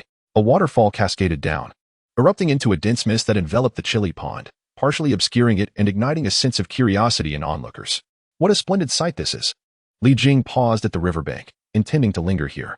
Such a beautiful new environment would greatly aid in uplifting one's spirits. This place was particularly suitable for the melancholic Suji. After stepping into the outside world, Li Jing could distinctly see her brow relax a little. Clearly, this environment had allowed her some respite. Upon spotting the creatures in the river, Nezha leapt into the water, eager to catch a few. He had been cooped up for too long, and Suji's persistent gloom had weighed heavily on him as well. Watching Nezha, Li Jing sighed inwardly. Currently, Xiaodian had retreated to seclusion once more. If Yang Jian, Bao Yu, and Xiaodian were present, the atmosphere would be far more vibrant. and Suji would more readily be uplifted. Her mood brighter. After some contemplation, he concluded that their absence was not insurmountable. Men must persevere. Thus, he removed his shoes and, taking advantage of Suji's distraction, stealthily slipped off her shoes as well. Come, let us descend and catch some fish and shrimp. Before Suji could fully comprehend the situation or voice her thoughts, Li Jing had already pulled her into the river. Let us compete, the three of us, without the use of any magical powers, to see who can catch the most fish and shrimp in the same amount of time. Hooray! Nezha exclaimed, raising his hands in excitement, observing the father and son. Suji suppressed her sorrow and steeled herself. Very well, let the games begin. She rolled up her sleeves, ready to engage in this friendly contest. I've caught one. Nezha triumphantly hoisted a palm-sized spotted fish, droplets of water glistening on his cheeks in the sunlight. It seems I must take this seriously. Li Jing bent down, his gaze sweeping the water's surface, his hands poised like claws, prepared to strike. Got it. Li Jing's hands moved like lightning, swiftly extending through the water's surface to seize a fish that was 2 fingers larger than Nezha's catch. Father, you are amazing, Nezha joyfully shouted. Li Jing tossed the fish onto the shore and bent down once more in search of his next target. Before long, he had another catch. Nezha closely followed suit, managing to catch another sizable fish. Meanwhile, Suji, not to be outdone, landed a plump fish onto the bank as well. Observing Li Jing and Suji, Nezha's eyes lit up with mischief. He leapt onto the shore and dashed into the bamboo grove. Moments later, he returned, brandishing a slender bamboo stick, one end sharpened, resembling a green spear. Father, I shall surpass you, Nezha exclaimed, brandishing his bamboo spear as he jabbed at the river, soon spearing 4 or 5 fish onto his rod. You little clever fox, Li Jing thought, realizing that Nezha had effortlessly applied the formidable skills he had acquired in the military camp. This is what I call practical application, Nezha replied with pride, and as he spoke, he reeled in a few more fish. Before long, his catch surpassed that of Li Jing. Father, let us compete with mother and see who catches more, Nezha confidently suggested. No more competition. Chapter 59. The inverted ocean. Li Jing tossed the fish he had caught onto the shore, approaching Suji with a resigned expression. This little rascal truly doesn't he understand the concept of fairness. We use our hands while he employs tools. There is no way to compete. Haha. This shows our little Nezha has grown up, finding ways to solve problems. Suji chuckled, fully aware that Li Jing was merely jesting and allowing Nezha to shine. Nezha knew well how to use tools for fishing. How could Li Jing not? Li Jing suppressed his exasperation and laughed heartily. All thanks to your excellent teaching, my dear. Nonsense, it's all due to the Lord's diligent guidance, Suji replied earnestly. Throughout, aside from his cultivation, Li Jing devoted his time to accompanying Nezha, imparting lessons with unwavering dedication, often teaching even more than she did. Li Jing embraced her, exclaiming, Haha, it's a joint effort. Father, what shall we do with all these fish? Nezha asked, running over with a fish in hand. Li Jing glanced down at the fish, his gaze drifting to the river. Let us return the living fish to the water and keep the rest for a delightful meal. Today, I shall prepare something you've never tasted before. Without hesitation, they set to work, leaving behind 7 or 8 fish that Nezha had caught.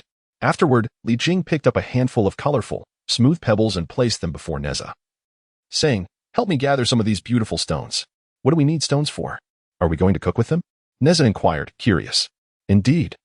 I shall create a delicious stone dish for you, Li Jing replied with a grin. Really? Can stones be eaten? Nezha exclaimed in astonishment. Li Jing patted his little head. You'll find out soon enough. Now go gather. Once back on the shore, Li Jing took the fish and assisted Suji in preparing them. How will you do it? Suji asked, clearly intrigued by Li Jing's plan to cook with pebbles. Li Jing leaned closer, whispering conspiratorially, It's a secret. You and Nezha will discover it shortly. Suji smiled and refrained from further inquiry. As they sliced the fish into thick, delicate pieces, Nezha collected a pile of pebbles. Li Jing produced his utensils and washed the pebbles thoroughly. Under the curious gazes of both, he placed the pebbles into a pot and fried them for a quarter of an hour, simultaneously preparing a fragrant sauce. It's ready. A delectable treat is on its way. Li Jing retrieved the pebbles and placed them into a basin, then poured the prepared fish fillets atop them, followed by a drizzle of sauce. The sauce sizzled and bubbled, releasing an enticing aroma that wafted through the air. Wow, it smells divine, Nezha exclaimed, his mouth watering in anticipation. It dawned on Suji what was happening. Soon, the family gathered around, eagerly ready to indulge. By the end of the meal, Nezha picked up a pebble, curiosity piqued, and placed it in his mouth. Crunch. Nezha frowned, looking up at Li Jing with a pitiful expression. I can't bite it. Haha. Li Jing laughed so hard his stomach hurt. Nezha had actually tried to eat a pebble. Insuji gently rubbed Nezha's little cheeks and explained, Nezha, these pebbles are not meant to be eaten directly. They are as hot as fire, serving the purpose of cooking the fish fillets. Humph. I want to play in the water. Nezha pouted and jumped into the river, heading towards the cold pool. Li Jing allowed him to go. Having already checked that there were no monsters lurking about, he and Insuji reclined together on the bluestone, savoring the tranquil moment. However, more than half an hour passed, and Nezha had yet to return. Li Jing glanced towards the cold pool, the mist obscuring the water's surface where Nezha was nowhere to be seen. A sweep of his divine sense revealed no trace of Nezha beneath the water. Suddenly, Li Jing sprang to his feet. What's wrong? Insuji asked, puzzled. It's nothing. You should head back first. Without giving her a chance to argue, Li Jing ushered her into the cave and then transformed into a streak of light, plunging into the cold pool. Upon entering, he sensed something amiss. In his divine perception, the pool was no deeper than 3 meters, yet now it seemed bottomless. The dark depths appeared as a gaping maw of a primordial beast, sending a chill coursing through Li Jing's heart. Regardless, he did not hesitate, diving headfirst towards the abyss. The surrounding light dimmed, fish grew sparse, and the water turned increasingly frigid. After swimming for about 15 minutes, Li Jing encountered a resistance akin to a membrane, which he easily broke through with a slight exertion, entering a deeper realm. The scenery abruptly changed, revealing a bright expanse as the space opened up. Nezha! Li Jing exclaimed upon spotting Nezha, who was seated cross-legged in midair, eyes closed. Sensing Nezha's life force was steady, Li Jing breathed a sigh of relief. He noticed that Nezha appeared unharmed. In fact, his aura had grown richer and more profound. Upon closer inspection, he realized that energies were flowing into Nezha from above and below. It was then that Li Jing recognized the peculiarity of this space. Beneath him lay not earth, but an endless sea of flames, various fire forms swirling like serpents, dragons, and phoenixes, dancing wildly in the inferno. Above him was not the blue sky, but an inverted vast ocean, its azure waves seemingly on the verge of crashing down. The dragon roars and the magic whale bellows as formidable oceanic beasts, forged from the boundless power of water, navigate through the vast sea, stirring up tumultuous waves.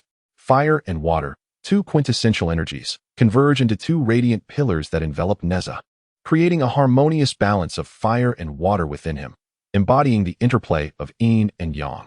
What manner of place is this? Li Jing is utterly perplexed. How could such a wondrous realm be concealed within an ordinary stream?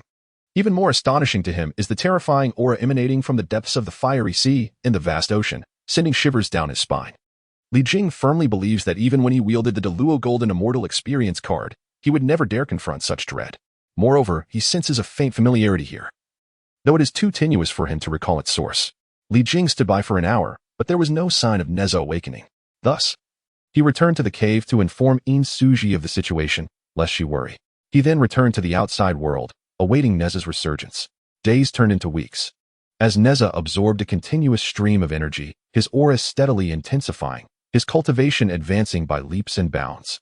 Once merely a step away from the Golden Core stage, he has now successfully condensed his Golden Core. Under the harmonious energies of yin and yang, Nezha's cultivation remained solid and unwavering. Otherwise, Li Jing would have had to forcibly awaken him. After solidifying his cultivation, Nezha's progress became visibly pronounced. Meanwhile, Li Jing sensed a slight diminishment in the power of the fiery sea and the vast ocean, almost imperceptible, akin to a single drop of water amidst an expansive ocean. Chapter 60. Feel free to strike me. Time swiftly passed, and in the blink of an eye, a month and a half had elapsed. Day by day, Li Jing watched with envy as Nezha's cultivation soared. He was now at the late Golden Core stage, merely a veil away from the nascent soul. As usual, Li Jing idly observed Nezha. However, today, the fiery sea and the vast ocean exhibited a marked change, becoming restless, with the energy of the two pillars swelling even more mightily. This spectacle persisted for the better part of the day. Suddenly, it shattered. Li Jing witnessed Nezha's aura erupt, ascending to a new echelon, nascent soul stage. From Nezha's dantian emerged a streak of luminous energy, revealing his nascent soul, a small Nezha no larger than a fist, exuding an adorable charm that almost tempted Li Jing to ruffle him playfully. With a resounding cry, he called to the heavens. Instantly, the fiery sea and the vast ocean erupted into a frenzy, churning violently, a ferocious aura saturating the air, rendering it suffocating. Li Jing, sensing impending danger, remained vigilant, prepared to retreat with Nezha at a moment's notice. Soon, he observed the surrounding space contracting as the fiery sea and the vast ocean began to condense. The chaos intensified. and in an instant, the once boundless fiery sea and vast ocean transformed into a mere 10-meter expanse, then shrank down to a diameter of 1 meter. In the vast emptiness, only 2 beads, one red and one blue, the size of yellow beans, floated above the head of the primordial infant. With a thunderous clash, the red and blue spheres collided, unleashing a terrifying wave of energy that sent Li Jing flying. In his peripheral vision, he saw Nezha unharmed, which eased his worries. The two opposing forces, in a fierce contest, intertwined and resisted each other, continually releasing dreadful energy. After a prolonged struggle and fusion, a sharp crack echoed as the 2 beads merged into one, transforming into a symbol of yin and yang. The newly formed red and blue orb soared toward the primordial infant, settling upon his forehead, embedding itself there. Nezha, as Li Jing attempted to approach, an unseen force enveloped him, making him feel as if he were waste being expelled from this realm. With a splash, he emerged from the water's surface, scanning the surroundings and shouting Nezha's name. Yet, there was no trace of him, prompting Li Jing to plunge back underwater. Daddy! Just as he submerged, a small head broke the surface. It was Nezha. Li Jing resurfaced, scooping him up, and after a thorough inspection, gently placed him down. Thank goodness you're all right. Li Jing exhaled in relief, leading him ashore. Hee, Daddy, I'm no weaker than brother Yang Jian and Xiao Tian now. The little one exclaimed with pride. He had always aspired to surpass Yang Jian and Xiao Tian, and now, thanks to fortuitous circumstances, he had advanced significantly, outpacing Yang Jian and catching up to Xiao Tian. Look at how happy you are. Li Jing teased, ruffling his little head, recalling the worry he had felt earlier. Let us go show your mother. She has been quite anxious. Naturally, In Suji had been just as worried, if not more so, seeing Nezha lively and well finally put her mind at ease. Let us head directly to Taicha Mountain. During the past month, the Baoyu boy had also awakened from his meditative state, and it was a timely emergence. At the entrance of the 8 Treasures cloud-like cave, Li Jing stepped forth from the void, followed by Baoyu and the others who appeared beside him. Finally back, Baoyu boy marveled at the familiar scenery with a sense of nostalgia. Go see if the master is in, Li Jing suggested. Since they were here, it was only right to pay their respects. All right. Baoyu boy joyfully dashed into the cave. However, he returned shortly with a bitter expression. The master is in seclusion, and I don't know when he will emerge. Then we shall pay our respects another time. Li Jing could only bid farewell, taking the mother and son away from Taicha Mountain to seek the Baihe Cave on Jiogong Mountain, where the esteemed Pu Xinjianren resided, and where his second son, Muza, was cultivating. The journey was adorned with beautiful scenery, yet Li Jing found no pleasure in it, for he was engulfed by a sense of urgency. Though Jincha and Muza are his sons, Li Jing has never truly set eyes upon them. After their first month, the two were taken back to the cave by the esteemed Manjushri and the venerable Puxian. Li Jing couldn't help but feel a pang of regret for his past self. That inconsiderate fool who failed to appreciate his wife's sentiments. During the time Jincha and Muza were cultivating on the mountain, Li Jing had visited them a few times. Yet it has now been 4 years since their last meeting, and each encounter was fleeting. Consequently, their memories of one another have become somewhat blurred. In contrast to Li Jing, In Suji's longing is even more profound. Since the children left the cradle, she has not laid eyes on them. At this moment, she yearns to appear before her children and embrace them tightly. What do father, mother, and my 2 elder brothers look like? Nezha is also filled with curiosity. Li Jing exchanged a glance with his wife, both acutely aware of the awkwardness evident on their faces. Li Jing felt a twinge of frustration. This child, Nezha, is becoming increasingly difficult to manage. However, he could not admit that he had forgotten their appearances. Moreover, after 4 years, children are in a phase of rapid growth. Their features may have changed drastically. Thus, even if he were to conjure images from 4 years prior, Nezha might perceive Li Jing as deceiving him upon encountering the real ones. Li Jing chose to feign suspense, saying, Ahem, you shall know once you meet them. The trio traversed mountains and valleys, finally arriving at the foot of Jiogong Mountain. They paused, wherein Suji grasped Li Jing's hand, her palm clammy with anxiety. My lord, do you think the children will fail to recognize me? After moments of excitement, now, just a step away, she began to feel nervous. Her recollections of Jincha and Muza remained frozen in their infant forms. Perhaps, after so many years, upon their reunion, she may not even recognize them herself. If she feels this way, it is only natural to assume that Jincha and Muza might fare even worse, perhaps not recognizing their own mother. Fear not. If they fail to recognize you, I shall give them a good spanking. Li Jing attempted to maintain a facade of calm.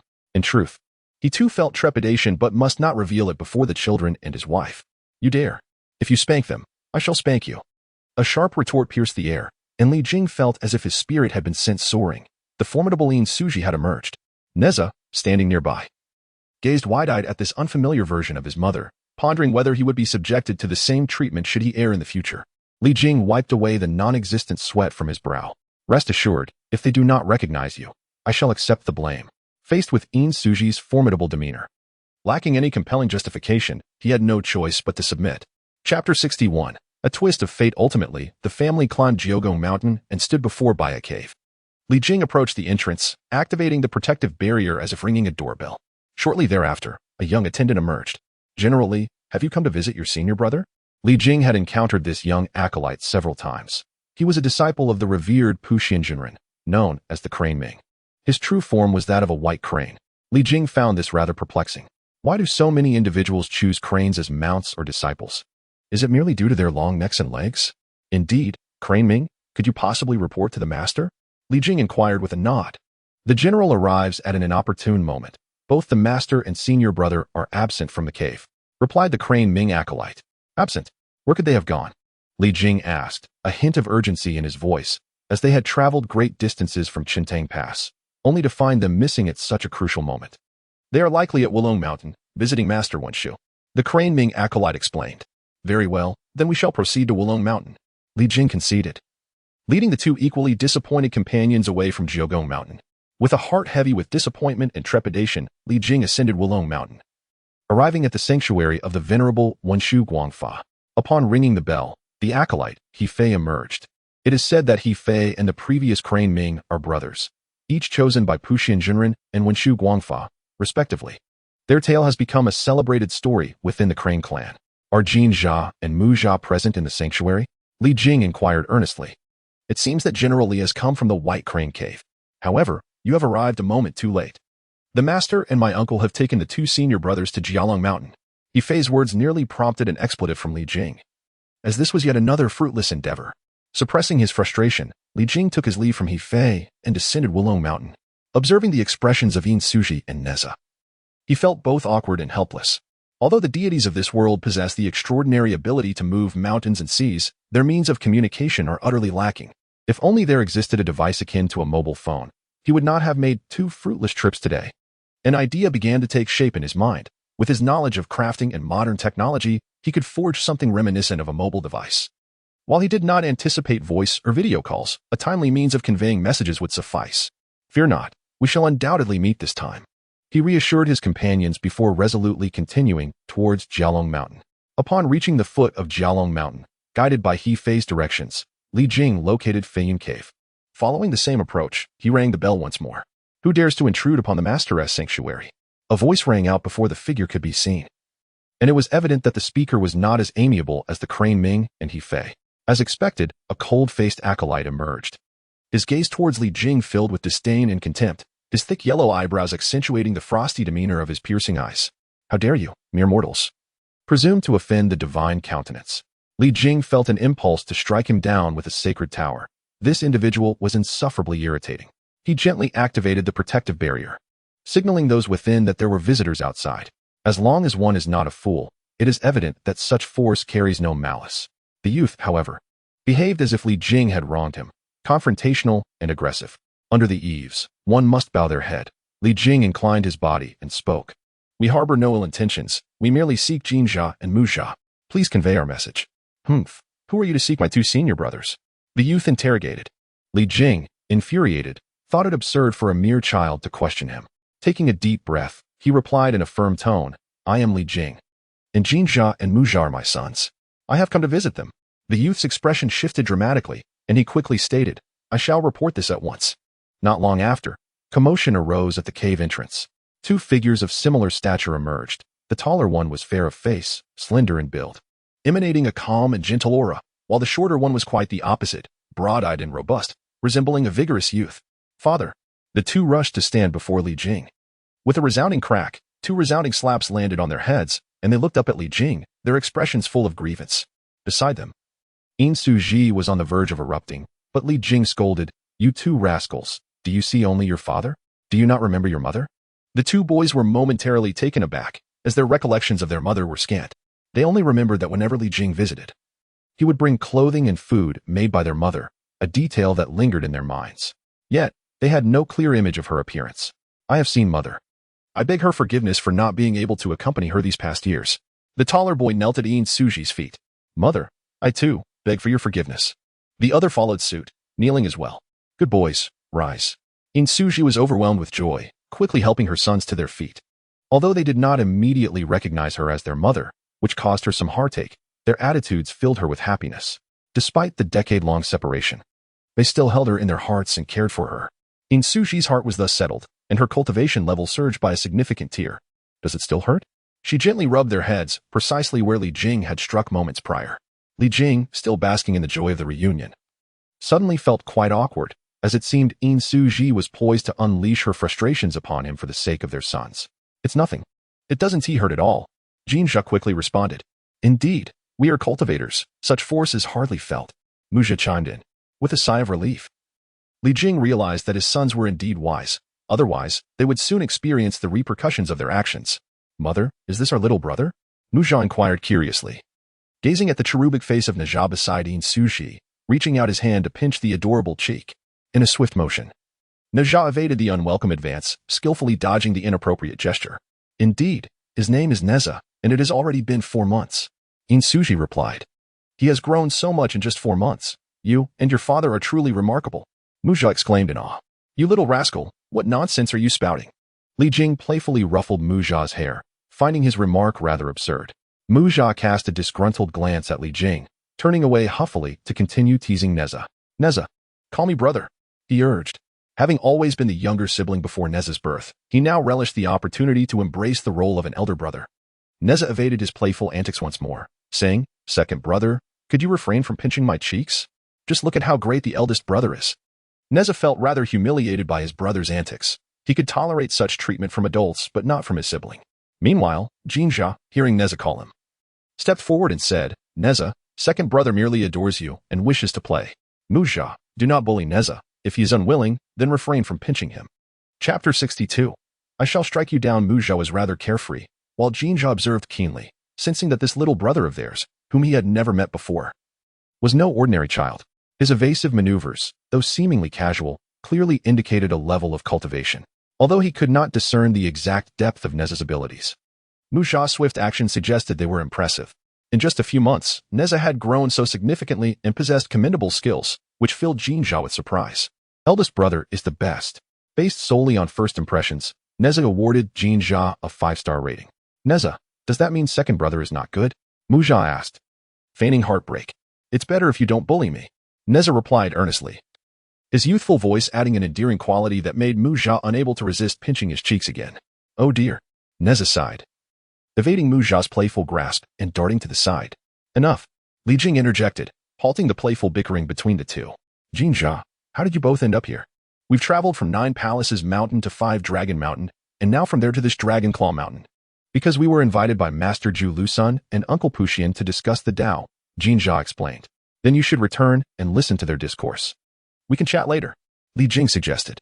As disciples of Yuanshi Tianzuan, Zhu Lusun and his companions undoubtedly possessed considerable wisdom. Hearing their discussions would greatly benefit Jinja and his brother. Such an opportunity was not one to be missed. Not to worry, your timing is impeccable. The discussion just concluded, Jinja replied. Just then, 5 figures emerged from the cave. Among them were the venerable Puxian and the illustrious Wenshu Guangfa Tianzuan, along with a Taoist of ethereal grace and striking beauty, whose gender was difficult to discern, undoubtedly the compassionate Taoist. The remaining figure, a plump Taoist, could only be Zhu Lusun. Another individual, roughly the same size as Muzha, trailed closely behind the 4. Li Jing stepped forward, bowing respectfully. Greetings to the 4 esteemed immortals. Generally, it has been a long time. You have come to see Jinja and Muzha again, haven to you? The 2 immortals, Puxian Jinren and Wenshu Guangfa Tianzuan, responded with warm smiles. Zhu Lusun, with his round cheeks, managed to smile and nodded at Li Jing in acknowledgement. Meanwhile, Si Hongdarn remained expressionless, merely offering a slight nod.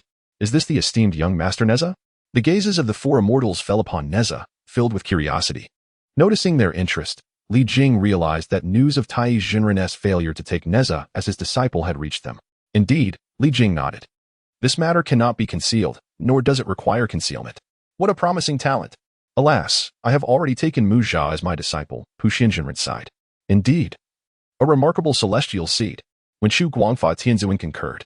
Well, since my 3 junior brothers have chosen not to take on disciples, I shall not hold back. Zhu Lusun said cheerfully. I currently have no disciples, and I find myself quite drawn to Nezha. Sihong Daran stated with an impassive demeanor. The 3 were taken aback. They had not anticipated that the usually aloof Sihong Daran would express interest in Nezha. In that case, let it be so. I yield to my junior brother. Zhu Lusun relinquished his desire to take on a disciple. Seeing that no one was contesting, Sihong Daran stepped forward. Generally, may I take Nezha as my disciple? I am truly sorry, but Nezha has already pledged himself to another master and does not possess the fortune to become a disciple of an immortal, Li Jing declined. The 4 frowned. Having just witnessed Nezha's abilities, they assumed he was a product of Li Jing's teachings, unaware of another master's influence. Oh, may I inquire as to who this individual is? Sihong Daran asked, intrigued. This was his first attempt to take on a disciple, only to be refused. I apologize. But the individual has requested not to disclose his name. Li Jing reiterated his refusal. Sihong Daran was further astonished. What kind of master would impose such a restriction?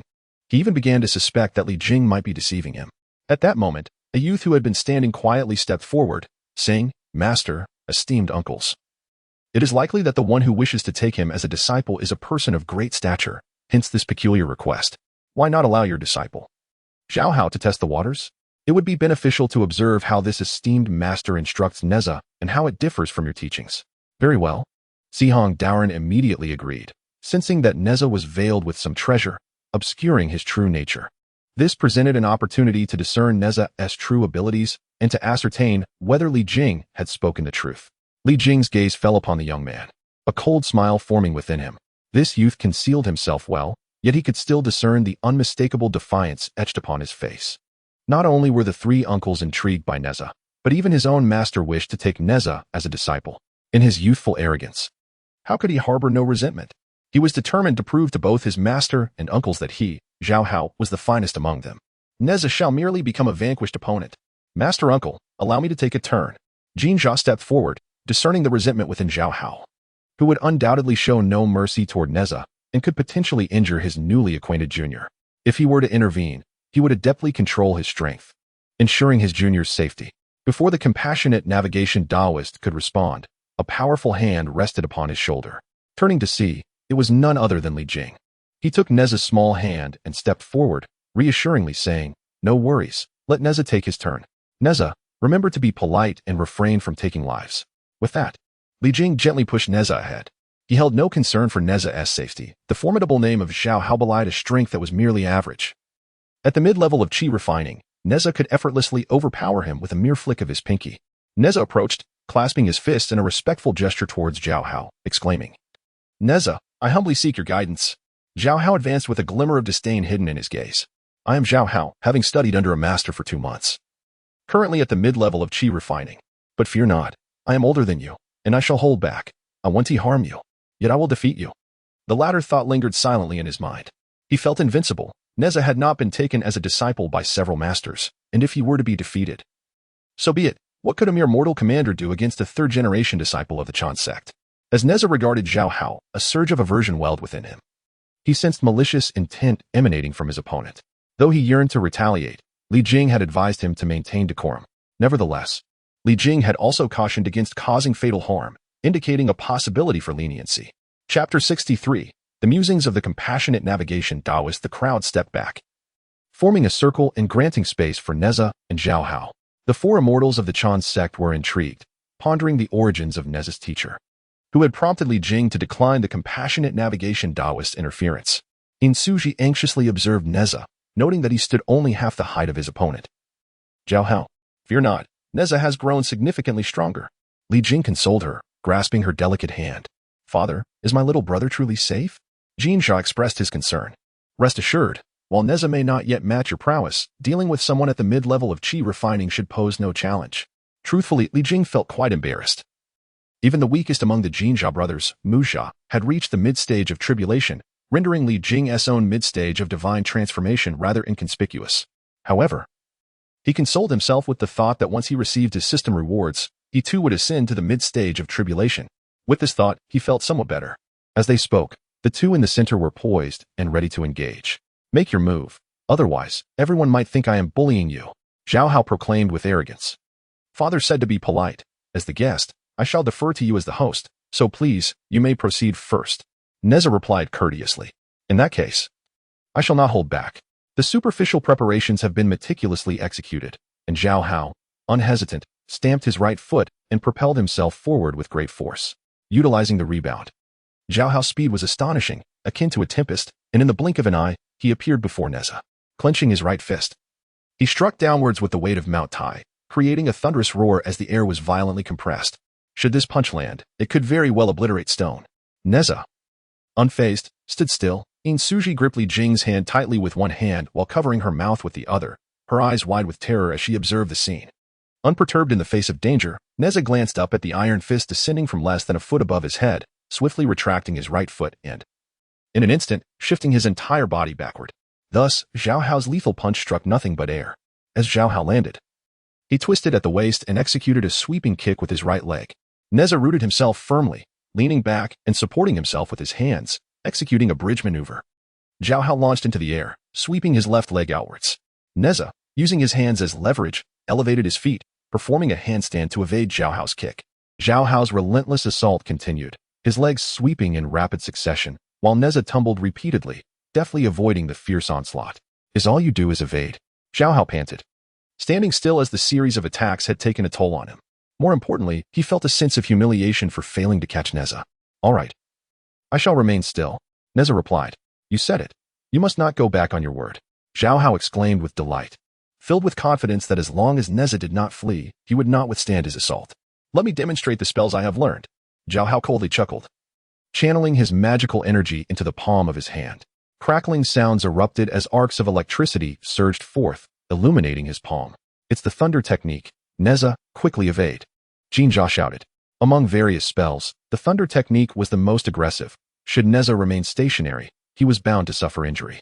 With a sinister grin, Zhao Hao unleashed a strike, and in an instant, the lightning shot from his palm like a bolt of light, aimed directly at Nezha's chest. However, to his astonishment, he did not even tear Nezha's clothing.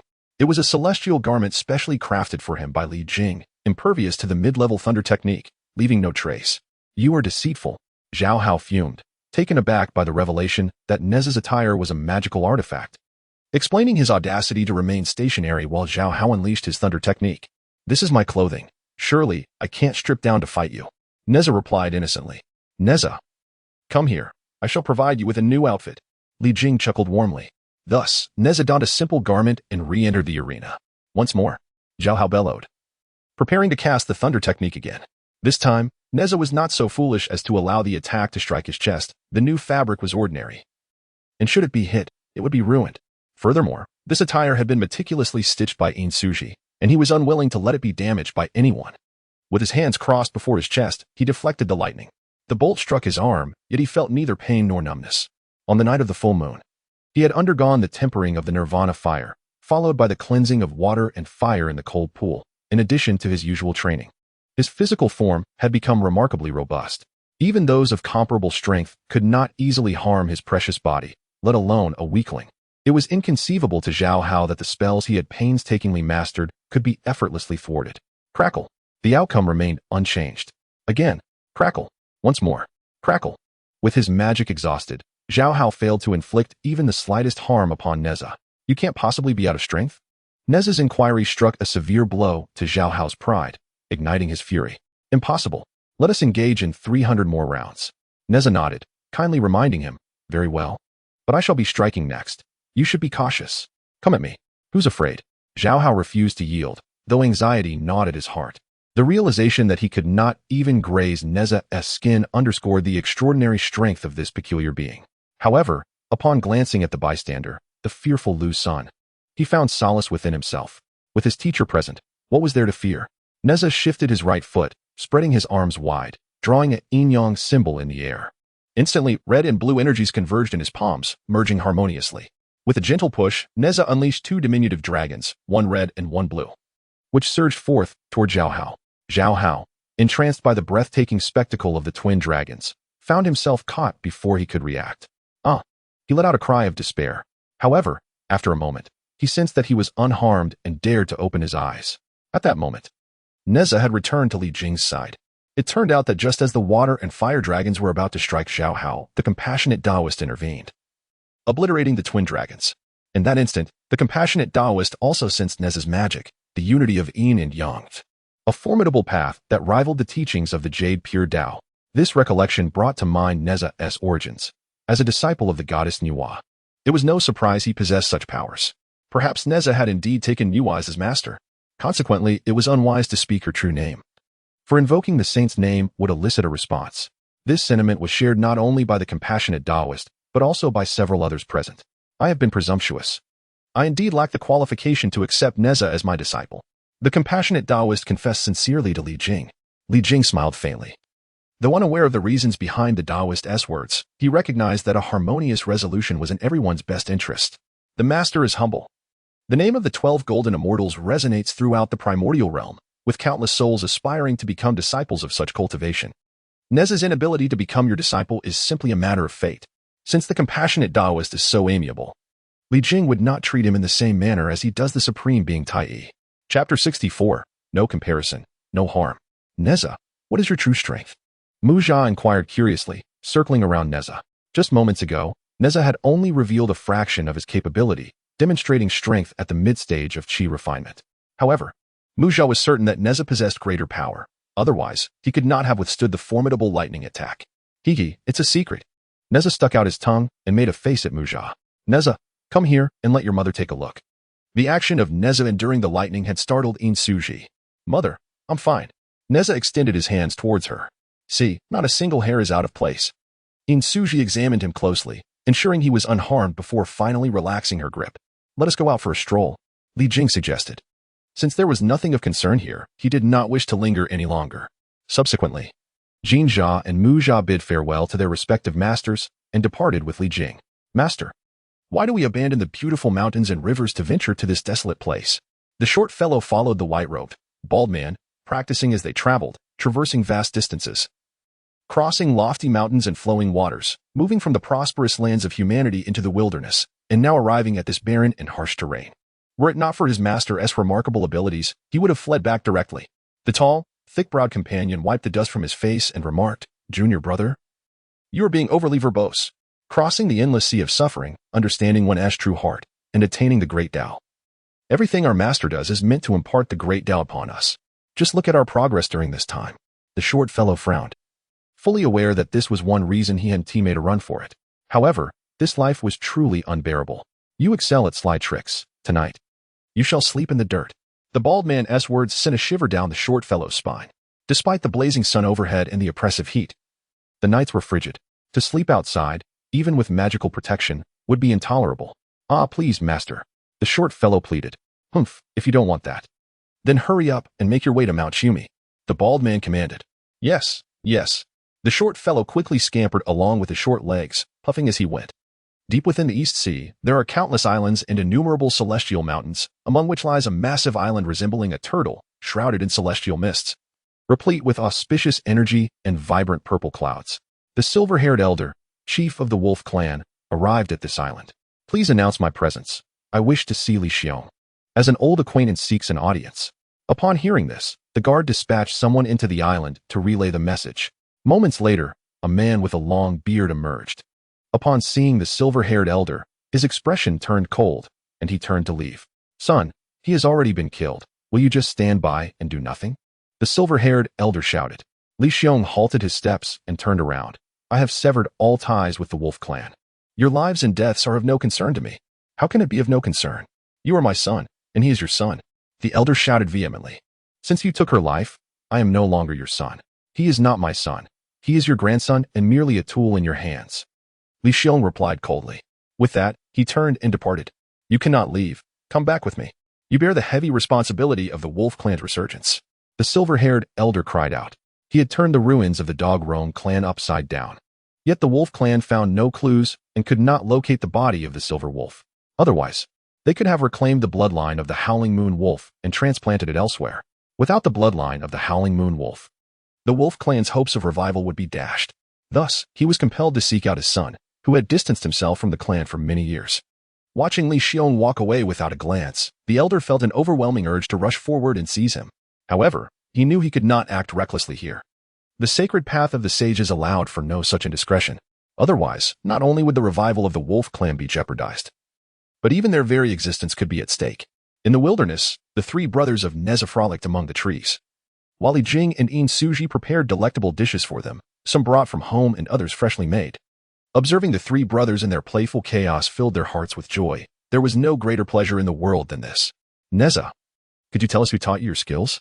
Under the tree, the three huddled together, and Nezha, glancing at Li Jing, quietly inquired of Nezha.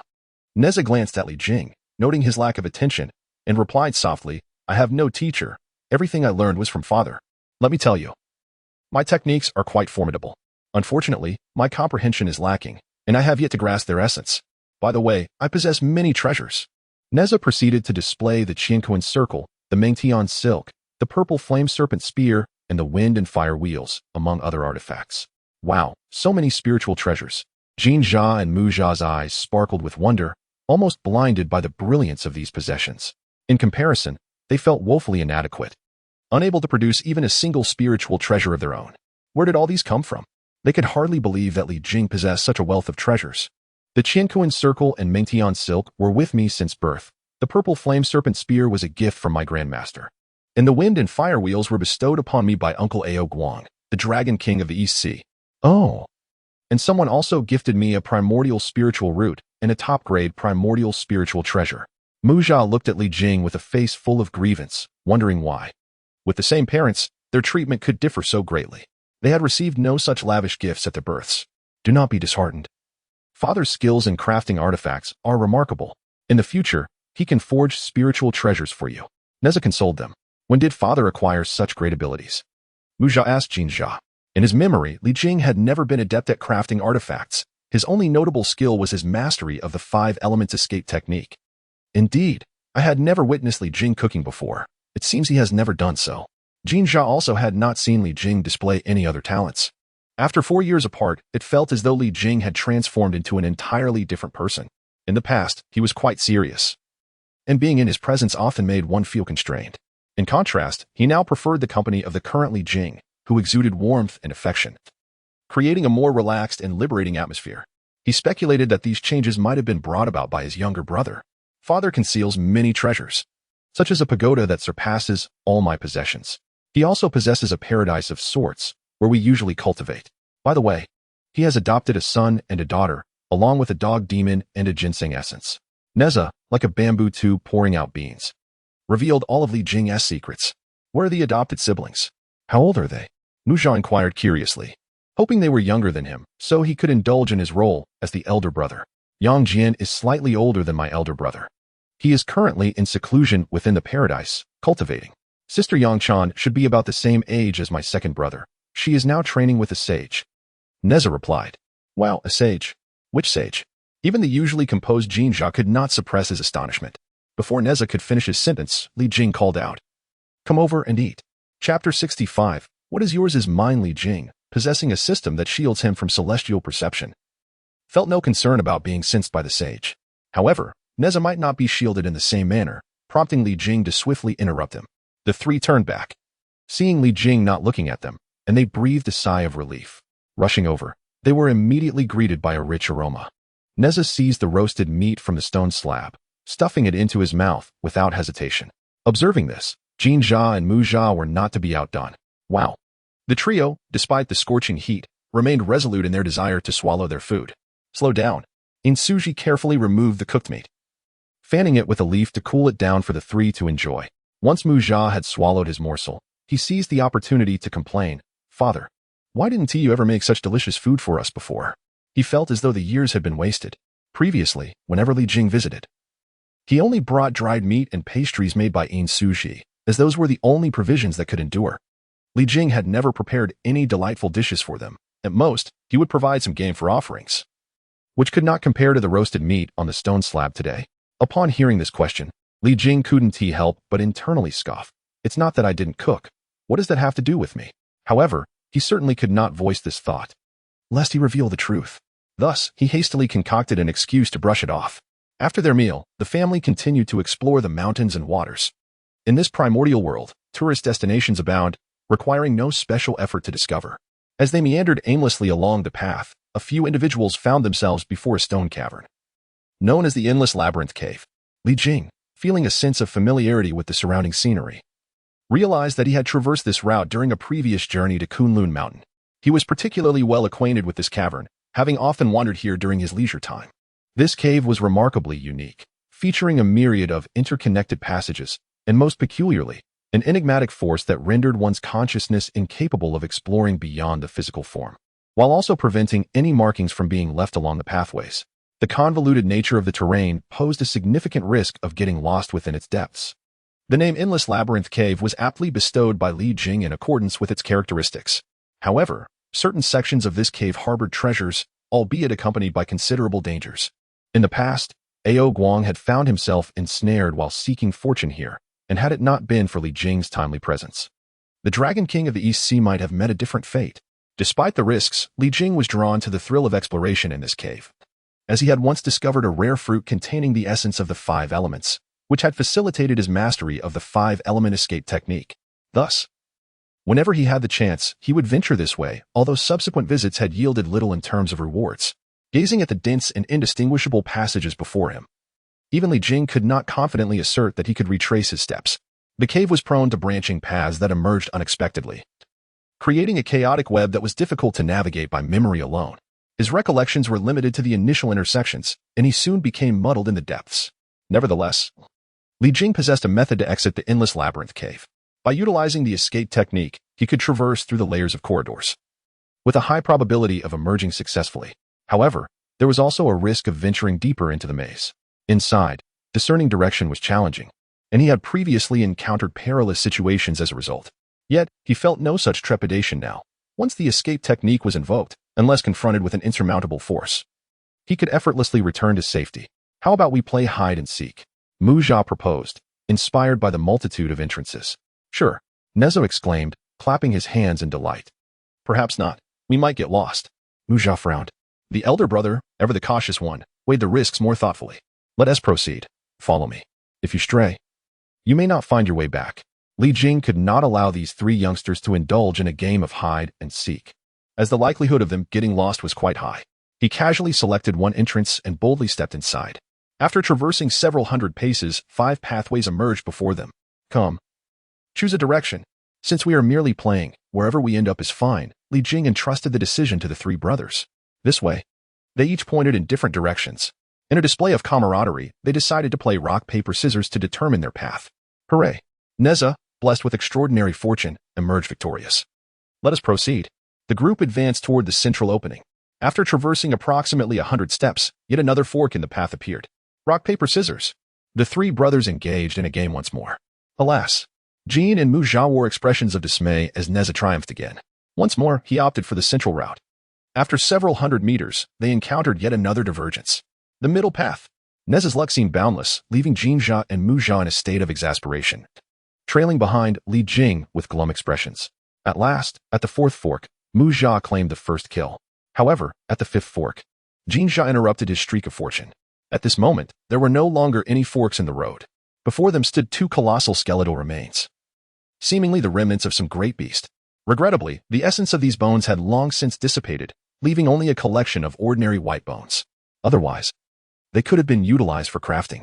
Li Jing regarded the 2 skeletons thoughtfully. They bore a striking resemblance, as if belonging to the same species. Yet, he perceived a fundamental difference in their essence. Particularly, their postures suggested a state of mutual antagonism. As he observed the skeleton on the right, a sense of familiarity washed over him. His gaze fell upon the rear section of the skeleton, where a crucial bone was conspicuously absent. The leg bone. Indeed. Li Jing surmised that if the breaking heaven hammer were magnified, it would perfectly fit this skeletal structure. It appeared that he needed to summon Xiaodian to investigate further. Li Jing roused Xiaodian, who was in the midst of refining the Howling Moon Heavenly Wolf. Master, I was on the verge of completion. Why awaken me now? Xiaodian expressed his displeasure, disturbed from his meditation, a sentiment no one would relish. I summoned you for a matter of great importance. Li Jing firmly patted his head.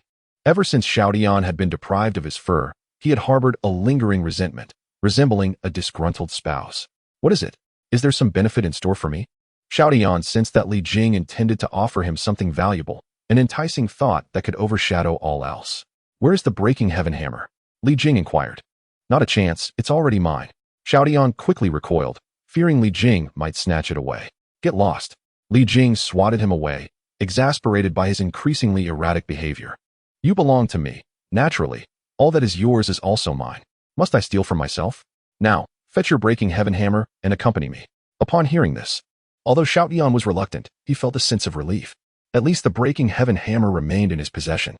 Chapter 66. Living worse than a dog. Wow. What enormous bones! Xiao Tian exclaimed upon seeing the two massive skeletons, drooling at the sight, clearly tempted by the bones. Smack! Li Jing delivered a playful slap to his head. Why are you hitting me? Xiao Tian protested, feeling quite disgruntled, as Li Jing seemed to be continually chastising him today.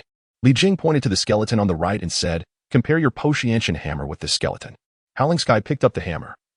His gaze flitting back and forth between the skeleton and the hammer, his eyes filled with astonishment. He inhaled the scent of the Potiancian hammer and then approached the skeleton to take another whiff, his eyes brimming with shock. He repeated this action 3 more times. Ultimately, a look of conviction and reverence filled his gaze. He lifted the hammer, enlarging it, and brought it close to the missing hind leg of the skeleton. Upon contact, the Potiancian hammer fused seamlessly with the skeleton, and in an instant, a radiant light burst forth, causing the entire skeleton to seemingly come to life and emit a mighty roar towards the heavens. Ah, ancestor, it truly is our ancestor. Howling Sky prostrated himself before the skeleton, bowing deeply. The skeleton lowered its head, its hollow eye sockets seemingly capable of perceiving Howling Sky, making him feel as though he was being scrutinized by an all-seeing gaze. The skeleton opened and closed its jaws, producing a resounding bark. Howling Sky promptly responded in kind. Thus unfolded a remarkable dialogue of barks between the dog and the skeletal figure, while Li Jing and his family looked on in astonishment. Ultimately, the exchange concluded with a mournful cry from Howling Sky. The skeleton let out a furious roar, and the leg bones suddenly illuminated, immense energy surging forth, gathering in its mouth before being unleashed towards Howling Sky below. The energy enveloped Howling Sky, lifting him into the air. His frail form visibly strengthened at an astonishing pace, expanding dramatically, akin to that of a colossal elephant. Under this overwhelming force, the blood and energy within him surged, fully awakening the celestial dog bloodline, which roared and boiled, unleashing unparalleled power that rapidly transformed his physique. Suddenly, a spectral silver wolf emerged from within Howling Sky, howling at the celestial dog skeleton. The skeletal figure responded with a furious roar, shattering the spectral wolf, which transformed into a crystalline essence of blood that merged back into Howling Sky. He immediately erupted into a cacophony of barks and howls. His form underwent another transformation, his claws and fangs becoming increasingly ferocious, presenting a more menacing appearance. What shocked Li Jing even more was Howling Sky's cultivation, which surged forward like a raging torrent, directly breaking into the tribulation stage and continuing to ascend. Goodness. This is the rhythm of becoming an immortal. Howling Sky, empowered by his bloodline, soared, transforming from a mere foundational demon to an entity on the verge of immortality in less than a year. In comparison, Li Jing felt as though he was living less worthily than a dog. As Howling Sky grew stronger, Li Jing could distinctly sense the momentum of the celestial dog remains waning and the Potiancian hammer dimming. With a sorrowful cry, the ethereal light dissipated, and the massive celestial dog remains crumbled into a pile of bone dust, the now dull Potiancian hammer falling to the ground. Simultaneously, Howling Sky's aura surged once more, reaching a new pinnacle, Earth Immortal. Boom! Li Jing heard the rumbling thunder above him. Let us go. Li Jing gathered everyone and then summoned Xiao Tian, who appeared outside. As soon as Xiao Tian manifested, the thunder tribulation zeroed in on him, gathering ominously above his head. Crackling bolts of lightning danced wildly, weaving through the dense, dark clouds, exuding an aura of destruction and creation. Roaring, Xiao Tian stood firm in the void, bellowing at the tumultuous clouds. The thunder tribulation descended with a resounding crash. The lightning poured down like rain, enveloping Xiao Tian. The thunder boomed, striking him and singeing his silver fur to a charred black, the terrifying force of annihilation tearing at his flesh. Concurrently, a peculiar power continuously mended his wounds. Destruction and restoration, restoration and destruction. Xiao Tian's body was caught in this relentless cycle. This was the duality of destruction and creation inherent in the thunder tribulation. The tribulation served as both a test and an opportunity. Failure meant turning to ashes, a century of arduous cultivation dissipating in an instant. Most would succumb beneath this thunder, forever barred from the path to immortality. Success, however, could forge a pure celestial body through the tribulation, allowing one to transcend and attain longevity. Of course, there existed methods to evade the thunder or employ treasures to diminish its might. Yet, Those who had not undergone the refinement of the thunder tribulation would inevitably fall short compared to those who achieved immortality through conventional cultivation. 81 bolts of lightning rained down, leaving no part of Xiao Tian unscathed. However, as the tribulation subsided, the residual life force swiftly healed his injuries, making his silver fur shine even more brilliantly. With a thunderous roar, Xiao Tian raised his front legs, standing upright on his hind legs, his entire form elevating. In a flash of light, his massive demonic body vanished, replaced by a silver-haired youth appearing to be around 12 or 13 years old. The silver-haired boy descended from the air and bowed before Li Jing, expressing his gratitude. "Thank you, my lord." He had never imagined that he would ascend to immortality so effortlessly. Before discovering his celestial dog lineage, he had not dared to entertain the thought of becoming immortal. The pivotal factor behind these changes was Li Jing. Without Li Jing, he might have fallen victim to the ruthless dog spirit, not to mention being discovered by the Master of Deliverance for his celestial dog bloodline. Nor would he have activated the celestial dog essence within the breaking heaven hammer, leading him to transcend the tribulation and become immortal. Haha. It's all due to your fortuitous fate. Although Li Jing felt a twinge of imbalance compared to Xiao Tian, he was pleased that Xiao Tian did not become arrogant upon achieving immortality. Even if it was mere luck, it was the luck bestowed by his lord. Xiao Tian replied earnestly. "What do you feel?" Li Jing inquired. The thunder tribulation primarily tested the physical body. Thus, to overcome it, one must possess a sufficiently robust physique. Otherwise, if one cannot endure, they would merely turn to ashes, Xiao Tian responded. Li Jing nodded, acknowledging that it aligned with his understanding. Ultimately, it came down to whether one could withstand the strikes. Everything else was mere illusion. Let us continue to explore this cavern. Given these omens, there must be further fortuitous encounters ahead. With that, Li Jing and his companions ventured deeper into the cave. As the four companions, Nezha, his two brothers, and the celestial dog continued their game of rock, paper, scissors, the outcome revealed that Nezha possessed the most favorable fortune, emerging victorious in nearly half of their rounds. Along their journey, they encountered an array of extraordinary sights. However, they did not stumble upon the serendipity that Li Jing had envisioned. Undeterred, Li Jing recognized that the current era was not akin to the primordial beginnings of the cosmos, where one might effortlessly encounter fortune. To encounter such opportunities, one must possess not only ample luck but also patience and perseverance. In Chapter 67, Nezha declared, "Without me, you cannot prevail." With swift motions, he played his hand forward. Backward, forward, backward, I win. This time, Nezha claimed victory. In the previous 9 rounds, either Nezha, Nezha, or the celestial dog had triumphed, but at last, Nezha had turned the tide. He pointed to the far left and proclaimed, "The first passage." Li Jing smiled faintly and replied, "Let us proceed." As they traversed the dimly lit corridor, the exit came into view. Yet, before they could step outside, Li Jing was met with a torrent of violent energy, reminiscent of a thunderous tribulation. Before him, bolts of lightning surged, and the blinding white light made it difficult to behold. Against the glare, Li Jing discerned a lofty platform ahead, adorned with an extraordinary tree. This tree stood 9 feet tall, its trunk shimmering silver, while electric serpents slithered among its branches, dancing with fierce lightning, rendering the entire tree aglow. Among its foliage hung orbs the size of plums, seemingly filled with thunderous essence, intermittently generating arcs of electricity. "This is the thunder fruit," both Nezha and Nezha exclaimed in astonishment. "What purpose does this thunder fruit serve?" Li Jing inquired. "To endure the celestial thunder tribulation, one must either evade it or withstand it. Typically, the latter requires extensive time and resources to cultivate one's physical form to a certain strength. However, with the thunder fruit, such arduous efforts become unnecessary. It not only enhances physical strength but also significantly bolsters resistance to lightning, and is immensely beneficial for those cultivating thunder-based spells." Nezha gazed at the thunder fruit with longing. Being in the late stages of his tribulation, he was preparing for a breakthrough to celestial status. If he could obtain this thunder fruit, he would transcend to immortality ahead of schedule. Alas, why didn't this thunder fruit appear sooner? The recent tribulation was excruciating. The celestial dog lamented. Despite the aid of the celestial dog's essence, the torment from the lightning tribulation remained unmitigated. Each onslaught of destructive power inflicted upon his form was a suffering he could scarcely endure. Such agony would be etched in his memory until his dying day. Given its precious nature, Li Jing decided to take the entire spirit root tree with him. Adhering to the principle of gleaning what one can, he resolved to package the thunderfruit tree for sustenance within the celestial realm or a treasure pagoda. Nezha grasped Li Jing's garment, urging, "Father, wait. The master has warned that such extraordinary entities are invariably guarded by fierce beasts." Li Jing halted, regarding the thunderfruit tree with caution. "Go," he commanded, producing the treasure pagoda and casting it forth, causing it to enlarge rapidly and envelop the entire platform. A furious roar erupted from the platform. As a silver beast leapt forth, its presence heralding a formidable challenge. The formidable beast, resembling a lion, bore a singular horn upon its brow and was enveloped in crackling lightning, akin to a divine creature of thunder. This was the thunder beast, the cherished offspring of lightning.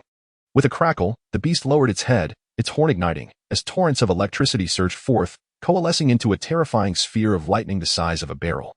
With a thunderous crash, the sphere collided with the pagoda, causing it to sway perilously, nearly losing its balance. Nezha, retreat with your mother. The rest of you, join me. In just one exchange, Li Jing realized he was no match for the thunder beast. Very well. Jinjia, Mujia, and Xiaotian sprang into action, unleashing a myriad of energies that reverberated throughout the cavern. Be cautious, do not damage the thunderfruit tree.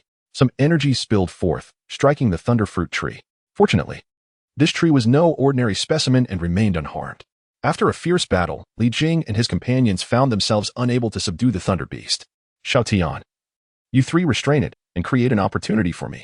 Li Jing withdrew from the fray, allowing Xiaotian to entangle the thunder beast alongside Jinjia and Mujia. Heavenly Dog swallows the sun. Utilizing the heaven-breaking hammer, Xiaotian invoked the powers of the Heavenly Dog, absorbing the thunder beast's attacks one by one. Demon Suppression Seal, Demon Binding Seal. Jinjia and Mujia each cast their seals upon the thunder beast, rendering it unable to focus on Li Jing. 5 Elements Cage. Li Jing once more employed the Grand 5 Elements technique to envelop the thunder beast, seizing the chance to draw it into the pagoda. Hurry! Channel your magical energy into the pagoda, Li Jing bellowed. Under the collective infusion of their powers, the 7th tier of the pagoda erupted in resplendent light. Though intense, it did not blind the eyes. Rather, it emanated a gentle warmth, akin to the sun's rays scattering over a heart during the frigid winter nights. An invitation too comforting to resist. This was the holy light of the light realm, capable of purifying all malevolence and transcending all beings. Such a wondrous creature stirred Li Jing's heart. If he could tame it as a steed, it would be extraordinary. With a roar, the thunder beast, sensing impending danger, howled in fury and thrashed violently, causing the pagoda to tremble fiercely. Hold on. Li Jing invoked celestial powers to firmly stabilize the pagoda, exerting every ounce of strength to channel the holy light and transcend the thunder beast. As the intensity of the transcendence grew, the thunder beast seemed to anticipate its fate, resisting with increasing ferocity. Li Jing's palm, larger than a pot lid, clutched the pagoda tightly, while the immense power unleashed by the beast's struggles caused his hands to bleed and throb with excruciating pain. Yet, he did not relent. His gaze pierced through the pagoda, landing upon the thrashing thunder beast, activating the Eye of Xuanian Shimu. With a roar, the Eye of Xuanian Shimu did not disappoint. The thunder beast let out a wretched cry, its essence plummeting. Do not hold back. Unleash your full strength. Li Jing poured every ounce of magical energy within him, as did the others, especially Xiaotian, who, having ascended to Earth Immortal status, possessed a reservoir of power surpassing that of Li Jing and his son combined. Under the support of formidable magical powers, the tower erupted with unprecedented might. The thunder beast plummeted into despair, its resistance waning beneath the terrifying holy light. As calm returned to the tower, the 4 individuals collapsed to the ground, breathless and exhausted. After a prolonged pause, Suji and Nezha, who had been waiting at the fork in the road, hurried back upon hearing the commotion, rushing to assist the weary quartet. Fear not, let us ascend and behold the spoils of our endeavor, Li Jing exclaimed eagerly, directing his gaze toward the platform where the thunderfruit tree stood unscathed. The group soared to the high platform, only to be met with an unexpected sight. The thunderfruit tree was not rooted in soil, but rather emerged from a pool brimming with boundless thunder. What appeared to be a platform was, in fact, a thunderpool, the dwelling place of the thunder beast, which had seemed to leap forth from beneath the tree. It appeared that this thunderpool not only nurtured the thunderfruit tree, but likely was also the birthplace of the thunder beast. Li Jing could not contain his joy, exclaiming, The rewards of this journey are truly remarkable. Thunderfruit tree, thunder beast, thunderpool, each one is an invaluable treasure. Fortune favors the bold, for wherever I tread, I encounter extraordinary adventures. Indeed, it is your fortune that flourishes, Hu Tian chimed in, showering compliments. Li Jing shook his head, stating, It is your choices that have led us here.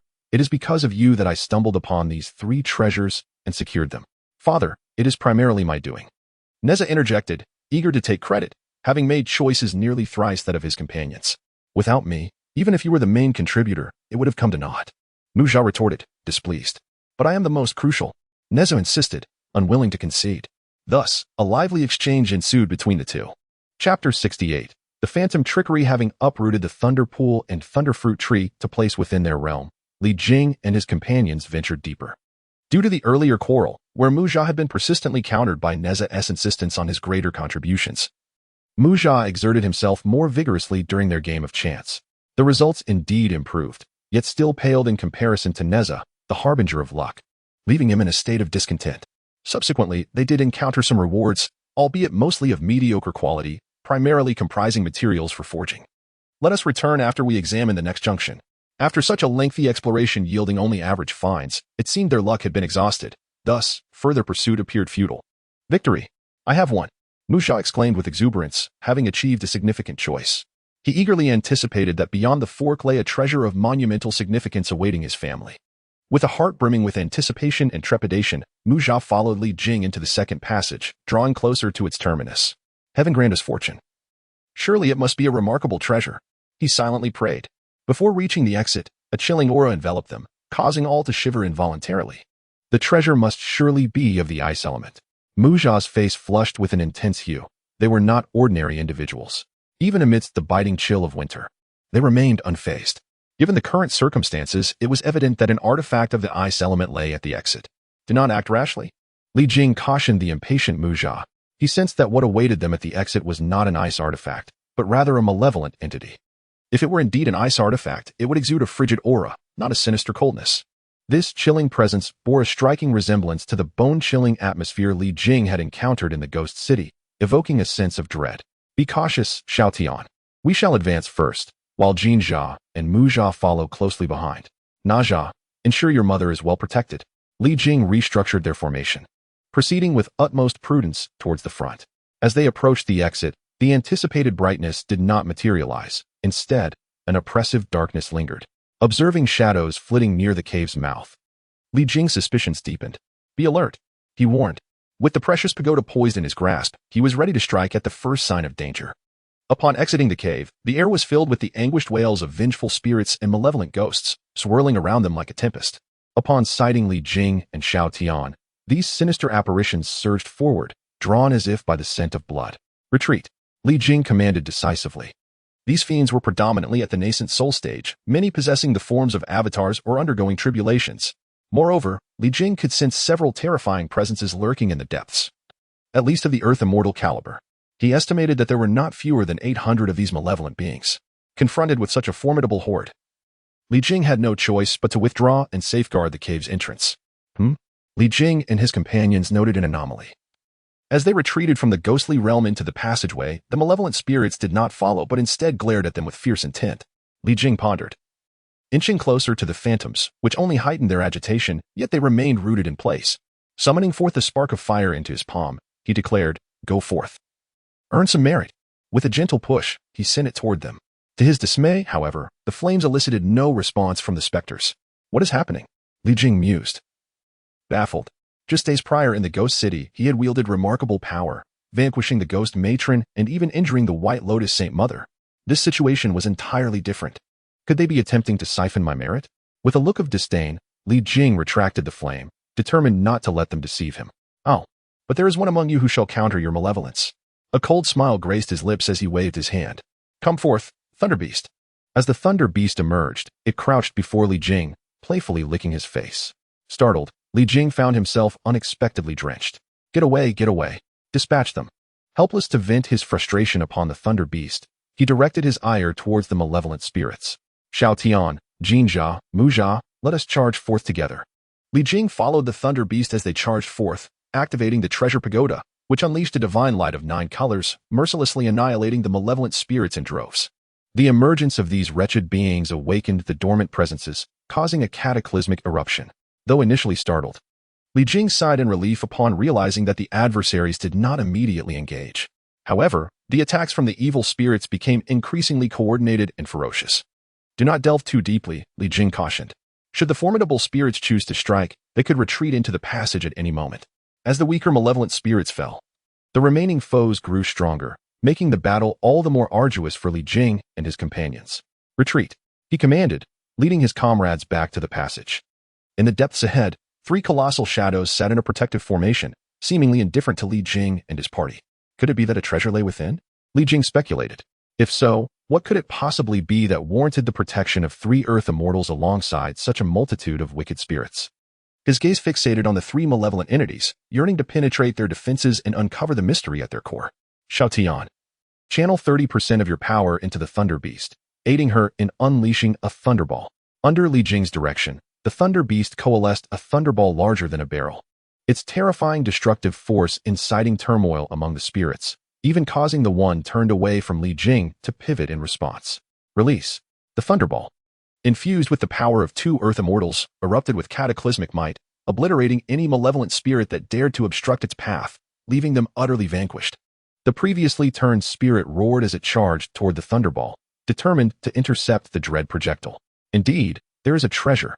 Li Jing rejoiced as he beheld a pitch-black orb suspended in midair. He was certain that this was the object the malevolent spirits were guarding. As anticipated, the evil spirits paid a price to block the Thunderball. Jinjia, Mujia, Xiaotian, do not hold back. Pour all your power into the Thunder Beast, allowing her to unleash her mightiest assault. Empowered by an unprecedented surge of magic, the Thunderball coalesced in the air, crackling with fearsome electrical serpents. Its blinding radiance illuminating the shadows, causing many spirits accustomed to darkness to scream in anguish. Witnessing this cataclysmic momentum, the 2 remaining strongest spirits could no longer remain passive. They rose to stand alongside the other malevolent entity, forming a barrier before the black orb. Release. At Li Jing's command, the Thunderball, capable of annihilating the entire realm of spirits, surged forth, sweeping away all adversaries without contest. The 3 great malevolent spirits roared in fury, charging forward, unleashing torrents of ghostly energy that coalesced into an indomitable shield. An opportunity had arisen. Li Jing suddenly vanished from his position, only to reappear beside the black orb. With a mighty roar, the 3 malevolent spirits seethed with fury, realizing they had been deceived. They contemplated halting Li Jing's actions. Yet the menacing Thunderball before them could not be disregarded. In that moment of hesitation, Li Jing had already seized the black orb and vanished without a trace. Boom. The Thunderball detonated, and in an instant, all but the 3 fiends were obliterated by the terrifying bolts of lightning. Let us depart, Li Jing urged, swiftly guiding everyone out of the endless chaotic abyss. Master, could you perhaps take it a bit easier next time? 2 encounters in one day is quite taxing. I feel utterly drained. Howling Sky lamented, slumped on the ground, having exhausted all his magical energy to the last drop. Having just attained the earthly immortal realm, he found himself commanded by Li Jing to squander his power, only to barely recover before being drained once more. This left Howling Sky with a rather unsatisfactory experience of the earthly immortal state, erasing any previous joy. Let us not dwell on it. We are all equally fatigued, Li Jing remarked, rising from the ground while clutching his right hand. Father, do take a look. What was that treasure just now? Mujia exclaimed with excitement. Yet upon seeing the array of grotesque spirits, his face turned pale.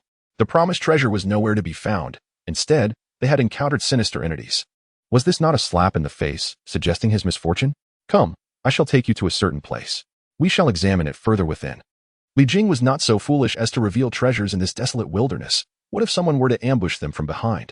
Gazing upon the breathtaking scenery, surpassing even the realms of immortality, Jinjia and Mujia could not help but marvel. Behold, the thunderfruit tree. On the precipice, the tree basked in lightning, swaying gracefully in the wind. This is indeed Father's cave abode, Nezha proclaimed proudly. Li Jing produced the black orb, manipulating it to levitate with his magical power. Do not touch it, he quickly admonished as Mujia reached out. The frigid energy emanating from the orb was too potent. Direct contact could result in frostbite. Merely lifting it had already left Li Jing's arm feeling numb and his bones aching with a sharp chill. Before even making contact, Mujia sensed the cold aura at his fingertips and promptly withdrew his hand, gazing at the black orb with disappointment. What is the origin of this black orb? Li Jing pondered, shaking his head. Even as a master craftsman, he was bewildered by its nature. This object was not a spiritual treasure, for otherwise he would have recognized it immediately. However, he sensed a tremendous energy within it, and if released, it could undoubtedly shake the heavens and stir the spirits. After some time of contemplation, none present could discern the true nature of the orb, so Li Jing reluctantly decided to stow it away. In a moment of leisure, Nezha and the others gathered together in playful banter, while Li Jing and In Suji observed them from the side. The sounds of laughter resonated atop the mountain, drifting through the valleys. What a lively atmosphere! On the mountainside, having just emerged from his seclusion, Yang Jian looked up. With a gentle leap, he soared into the air, heading straight for the summit. I have come to greet my adoptive parents. Upon reaching the summit, Yang Jian cast a surprised glance at the unfamiliar Jinja and Muzha, followed by a puzzled look at Xiao Tian. Before striding directly towards Li Jing and his wife, Li Jing nodded approvingly, exclaiming, Indeed, indeed, you have made progress.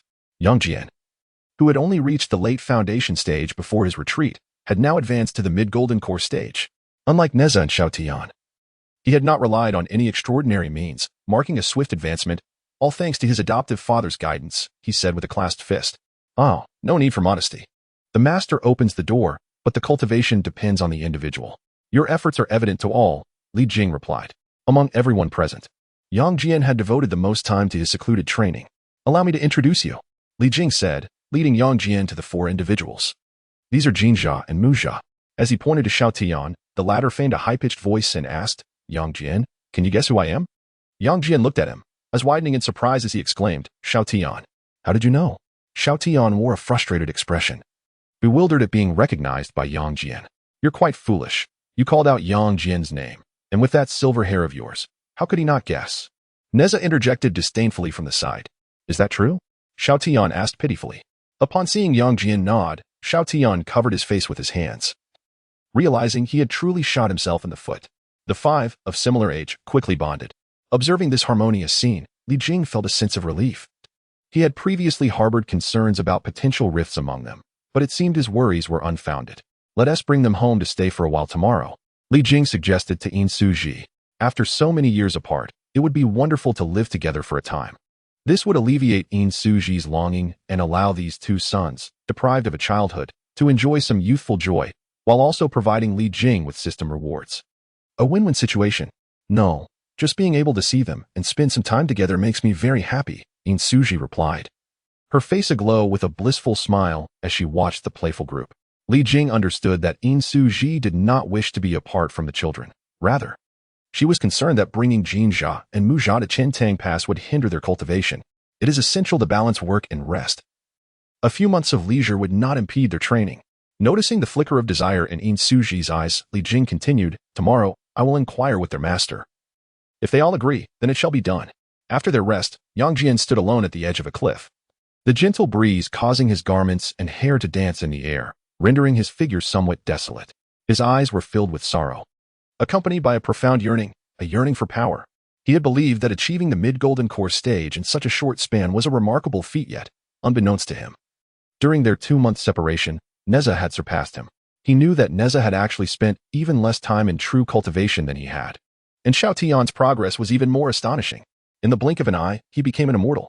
Jinja and Muzha surpassed him, leaving Yang Jian as the weakest among them all. Observing their progress, Yang Jian yearned to elevate himself to their level, hoping for an earlier reunion with his family. Jianer. In a moment of reverie, Yang Jian seemed to hear his father's call. Chapter 70. Yang Jian's decision turning around. He found it was Li Jing. Are you feeling distressed? Li Jing inquired. Yang Jian remained silent, but his expression spoke volumes. Ever since Yang Jian emerged from seclusion, Li Jing had anticipated this outcome.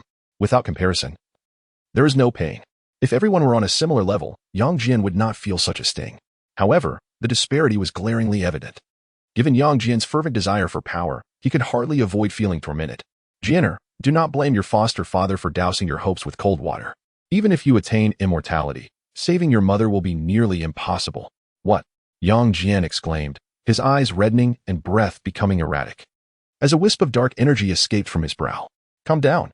Li Jing's voice resonated like a bell, echoing in Yang Jian's mind. Simultaneously, a sacred light enveloped him, dissipating the dark energy. Your foster father conveys this to make you understand that the journey is long and arduous. Do not be overly eager for success, lest you stray from the path. The true force that suppresses the fairy of Yunhua is the heavenly law. If you cannot break through it, it would be futile even to topple the heavenly court. Taking a deep breath, Yang Jian solemnly asked, May I inquire, foster father, what level of power must I attain to rescue my mother? Li Jing shook his head. I cannot specify the requisite strength. To save your mother will inevitably draw the attention of the heavenly court. Thus, at the very least, you must be capable of withstanding the heavenly soldiers. Otherwise, not only will you fail to rescue her, but you may also endanger your own life. Rescuing the fairy of Yunhua is exceedingly difficult. First, one must withstand the heavenly court. Since Yunhua has violated the heavenly law, attempting to save her would mean trampling the heavenly court's dignity and they will not relent easily. Furthermore, the shackles binding Yunhua stem from the heavenly law, which is even more formidable. There are very few powers in the world that can contend with it. What is the strength of the heavenly soldiers? Yang Jian inquired again. Li Jing shook his head once more, expressing his inability to provide an answer. As he had limited interactions with the heavenly court, his only encounter was during the rescue of Yang Jian and his sister. This left Yang Jian somewhat disheartened. After a moment's contemplation, Li Jing remarked, "However, it is not impossible to ascertain the strength of the heavenly soldiers." "What method?" Yang Jian asked, his excitement palpable. When the heavenly court was first established, they sought to establish their authority by showcasing their power to the primordial chaos. However, the teachings of the sages would not tolerate their arrogance. Thus, they directed their focus towards the despised demons and monsters. Therefore, whenever a particularly brazen demon emerges in the primordial chaos, heavenly soldiers will be dispatched to exterminate them, providing a glimpse into their might. Li Jing explained, a notion he had heard from elsewhere but had never witnessed firsthand. "Foster father, I wish to venture out," Yang Jian suddenly declared. "Absolutely not," Li Jing firmly rejected. Given Yang Jian's slight physique, any demon could easily treat him as a mere delicacy, and yet he yearns to venture forth? Hanli has braved countless trials and tribulations in his endeavors to attain the great Tao. Under the protection of my adoptive father, I shall never mature. It is only through embarking on adventures that my strength may continually flourish. Furthermore, I must ascertain the prowess of the heavenly soldiers to prepare for the rescue of my mother. Thus, venturing forth is undoubtedly the wisest course of action. Observing Yang Jian's well-reasoned arguments, Li Jing felt as though he were lifting a stone only to drop it upon his own foot. Lost in contemplation, Li Jing sighed and said, "Very well, since your mind is set, I shall not impede you." In truth, Li Jing had subconsciously kept Yang Jian close, fearing that without the protection of the Chan sect, he would be annihilated by the celestial court if he ventured out alone. However, upon reflection, he realized his misjudgment. A god of war is forged through battle, sculpted with the blood of heavenly soldiers. The ninth and eighth mysterious arts alike are powers that can be enhanced through combat, growing more ferocious and formidable with each encounter. Keeping him at home might very well lead to Yang Jian's stagnation. "Thank you, adoptive father, for your understanding." Yang Jian bowed respectfully. "Have you mastered the art of transformation?" Li Jing inquired. Yang Jian nodded, transforming into the likeness of Jinjia, then swiftly shifting into his original form as Howling Sky, subsequently morphing into a lifeless stone, and finally becoming a white cloud, drifting gracefully with the wind. "Indeed. I can rest easy now. However, you shall depart only after I make some arrangements tomorrow," Li Jing stated. On the following day, Li Jing led everyone to the thunder fruit tree. The branches were laden with thunder fruits, totaling 365. "Jianer, these are yours." Li Jing plucked 60 thunder fruits and placed them into a jade box, presenting it to Yang Jian. "Adoptive father, this is too much." Yang Jian recognized the rarity of such treasures. He was only at the golden core stage and not yet ready to utilize them. Li Jing pressed the jade box into his hands, saying, "Take it, everyone deserves a share. Moreover, these do not need to wait until you are ready to transcend tribulation. Consuming them early will also fortify your physical form, enabling you to face the enemy's lightning-based spells without fear." "Thank you, adoptive father." Yang Jian was at a loss for words. He could hardly quantify Li Jing's benevolence. "This is for you, Howling Sky." Li Jing then picked another 60 fruits and handed them to Howling Sky. Howling Sky was taken aback, exclaiming with delight, "I get a share too?" Having already weathered the thunder tribulation, he had thought himself excluded. "In this family, how could we forget you?" Li Jing chuckled. After gathering 120 fruits, Li Jing refrained from collecting more, prompting a restless Muzha to exclaim, "Father, what about our share?" Li Jing shot him a glare, saying, "What is the rush? Would your portion ever be overlooked?" He then produced a folding fan and a peculiar weapon. "This fan I seized from an enemy, and it is now a mid-grade innate spiritual treasure. As for this weapon, I have crafted it for you. It is a celestial weapon named the double-edged tri-pointed blade." Yang Jian was taken aback, unable to accept these two items, for each was more precious than the last. The spiritual treasures were what countless cultivators yearned for yet could seldom obtain. He knew that even the three brothers of Nezha had never received such gifts from Li Jing. Now, as his adoptive son, he was bestowed with such treatment, leaving him momentarily unsettled. "Take them," Li Jing insisted, pressing them upon him. "Originally, I intended to forge spiritual treasures for you after achieving immortality. However, upon your sudden decision to depart, I could only gift you this fan, which is not entirely suited for you, and hastily crafted this dual-edged blade that is most fitting for you. What, you wish to leave?" Xiao Tian and the others gazed at Yang Jian in astonishment. At that moment, The uncomfortable Mu Jia also comprehended the situation. It was because Yang Jian was preparing to leave that Li Jing had readied such an abundance of treasures for him. In an instant, the four companions urged Yang Jian to stay, particularly Nezha and Xiao Tian. Yet, Yang Jian remained resolute, unmoved by their pleas. Consequently, Nezha and Xiao Tian rushed to Li Jing, imploring him to persuade Yang Jian to remain. Chapter 71. The Three Surnames of the Primordial World. Li Jing waved his hand, stating, "Enough, Yang Jian's decision is unwavering, and I have no authority to compel him to stay." Upon hearing Li Jing's refusal, Nezha and Xiao Tian grew despondent. Li Jing turned to Xiao Tian, inquiring, "How have I treated you?"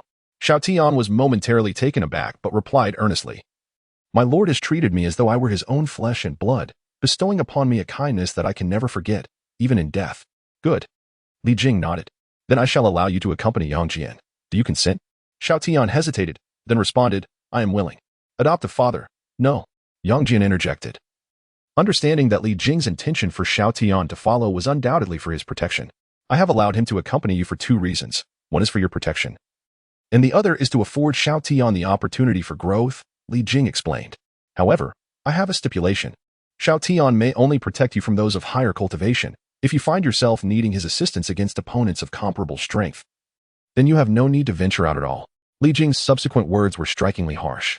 Yang Jian trembled, affirming, "Your teachings are wise, adoptive father. I shall not bring shame upon you." Li Jing then produced two jade boxes, presenting one to Yang Jian and the other to Xiao Tian. Curious, Xiao Tian opened his box and beheld its contents, prompting a vivid image to flash before his mind, a figure burying themselves deeper and deeper until they found themselves at the gates of the underworld. "These ginseng roots may be your salvation in critical moments," Li Jing cautioned.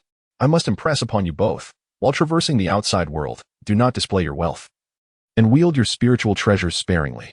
A common man is innocent, yet possessing treasures brings envy. Your capabilities make you susceptible to covetousness.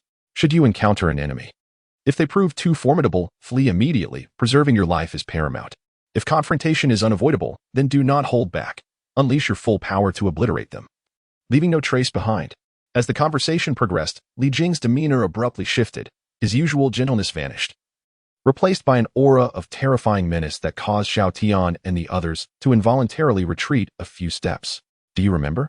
Meeting Li Jing's icy gaze, even Xiao Tian, who had already reached the realm of earth immortals, could not help but feel a chill run down his spine, bowing his head and hastily responding, "Well, I have conveyed everything I wished to express," Li Jing declared.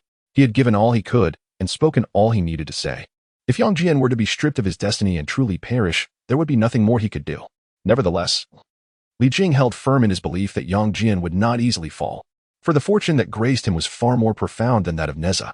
Both of their fortunes radiated a vibrant blue, surpassing even Li Jing's own. Under such formidable auspices, calamities often transformed into blessings. "Come, Jinner," Xiao Tian. "These are the gifts I have prepared for you. Within are provisions and funds, so please accept them." In Suji produced two bundles and handed them to the two men. "Thank you, dear mother," they replied, receiving the packages. "Now, let us depart. I shall escort you out." Li Jing guided everyone out of the celestial cave. Watching the figures of the two recede into the distance, Li Jing proclaimed, "Let us proceed to Jialong Mountain." Within the flying cloud cave of Jialong Mountain, aside from the host Juli's son and the revered Manjushri, along with the eminent Puxian and Sihong, there now sat another figure.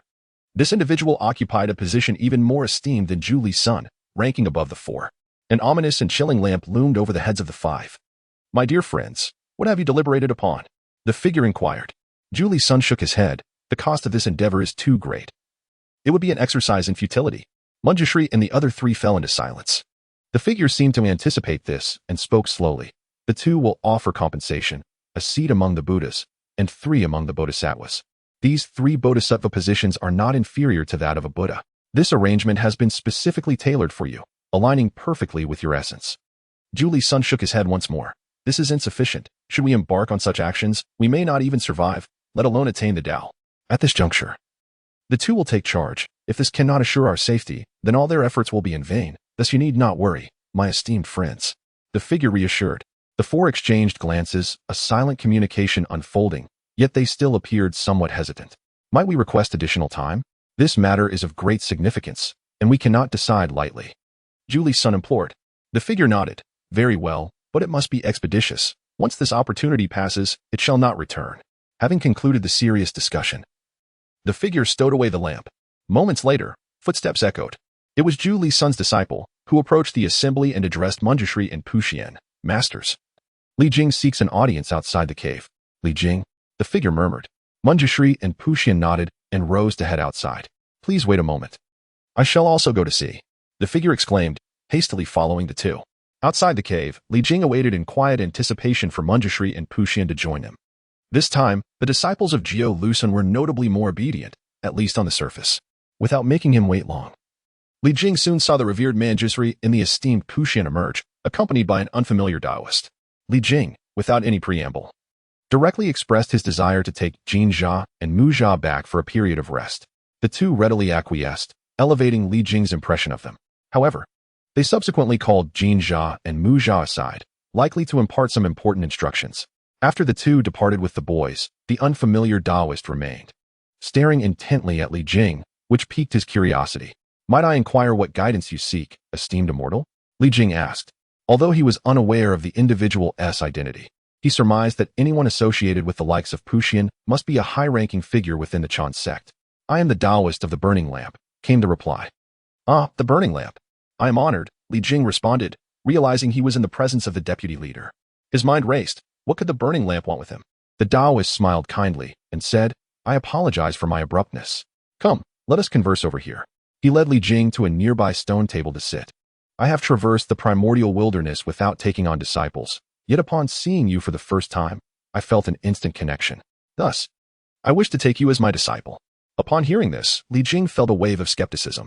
Despite the burning lamp's lack of prestige, it seemed an odd choice to seek out him, whom he regarded as a failure.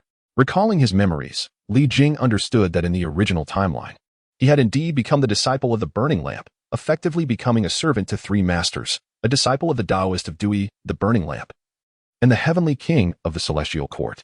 It was a precarious position indeed. Moreover, he was aware that the burning lamp would eventually betray the Chan sect, which would further entangle him in servitude. Regardless, Li Jing was resolute in rejecting the notion of taking the burning lamp as his master. There was no way he would be swayed by the allure of a mere pagoda. Presently, he had no need to confine Nezha within a tower and burn him.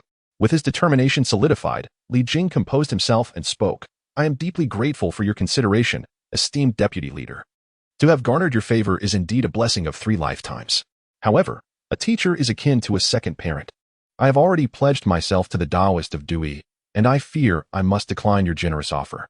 If you are willing, I could discuss this matter with the Taoist of Dui, the burning lamp proposed. Li Jing was rendered speechless. The burning lamp was truly attempting to undermine him. The crux of the matter was that he could not allow the burning lamp to consult with the Taoist of Dui, for the latter had already indicated that Li Jing could seek another mentor upon his departure from the 8 Treasures Cloud-like Cave. With a heavy heart, Li Jing replied, To be candid, I have long since given up on the path of cultivation. I find fulfillment in watching my 3 children pursue the way of the immortals. That is sufficient for me, and I harbor no regrets. The burning lamp gazed silently at Li Jing, who felt an unsettling chill creep over him. Li Jing found it utterly perplexing why the burning lamp Taoist insisted on taking him as a disciple, considering his rather mediocre talent for cultivation. Eventually, the burning lamp Taoist relented, stating, When you come to understand, you may still call upon this humble monk as your master. Watching the Taoist retreating figure, Li Jing sighed in relief. After a moment, Jinjia and Mujia emerged, brimming with excitement, as though something wonderful had transpired. Father, we have acquired spiritual treasures, exclaimed Mujia.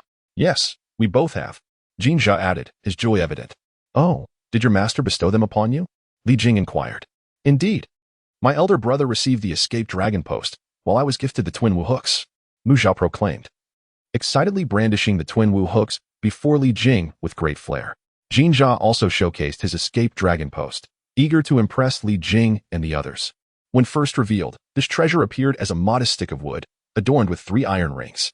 However, as Jinjia invoked its power, the winds howled, clouds swirled, and dust filled the air, obscuring vision. Upon casting the little wooden stick to the ground, it suddenly expanded, transforming into a towering golden pillar over 3 zhang high and half a zhang wide, from which a golden lotus sprouted, and the 3 iron rings morphed into large iron hoops. Li Jing nodded, understanding the excitement of the 2 young ones. Simultaneously, he felt a sense of satisfaction towards the Bodhisattva Manjushri and the Taoist Samantabhadra. The 2 had taken Jinjia and Mujia as disciples, But they did not treat it lightly.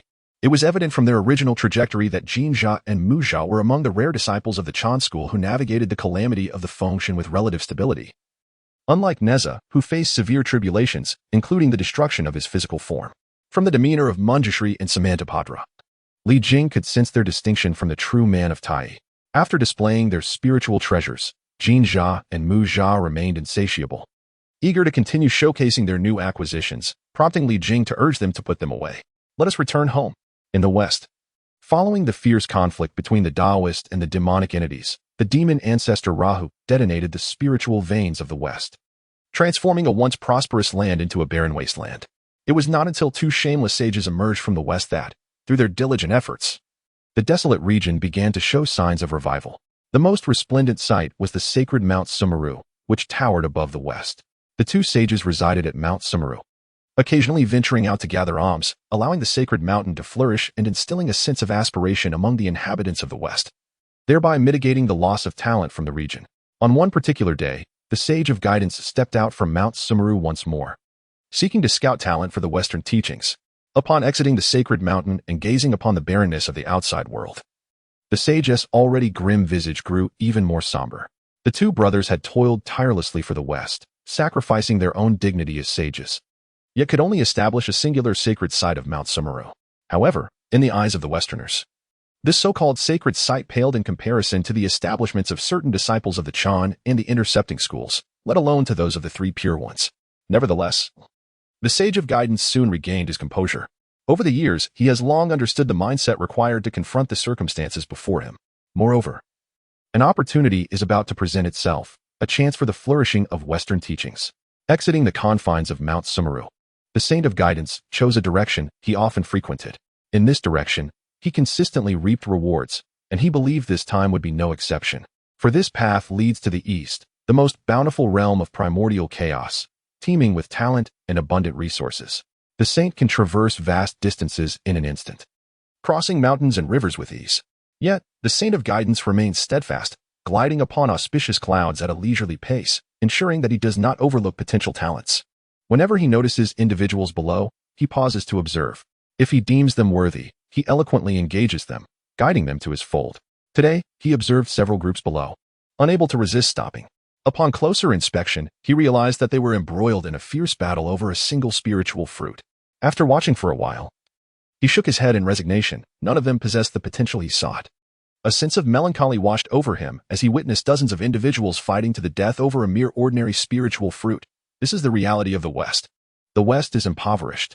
To cultivate, even a resource the size of a fingernail must be fought for with one's life. Countless souls have perished for such a cause, and endless days and nights of arduous practice have been rendered futile. This has led to a further decline in talent within the West. Yet, even the Saint of Guidance, despite his exalted status, finds himself powerless in such matters. Such events occur incessantly, and he cannot intervene in every instance. Addressing the root of the problem is the only solution. Shaking his head, the Saint of Guidance continued on his way. Along the journey, he encountered several groups, but alas, none were suitable. In contemplation, he caught sight of three figures below and instinctively halted.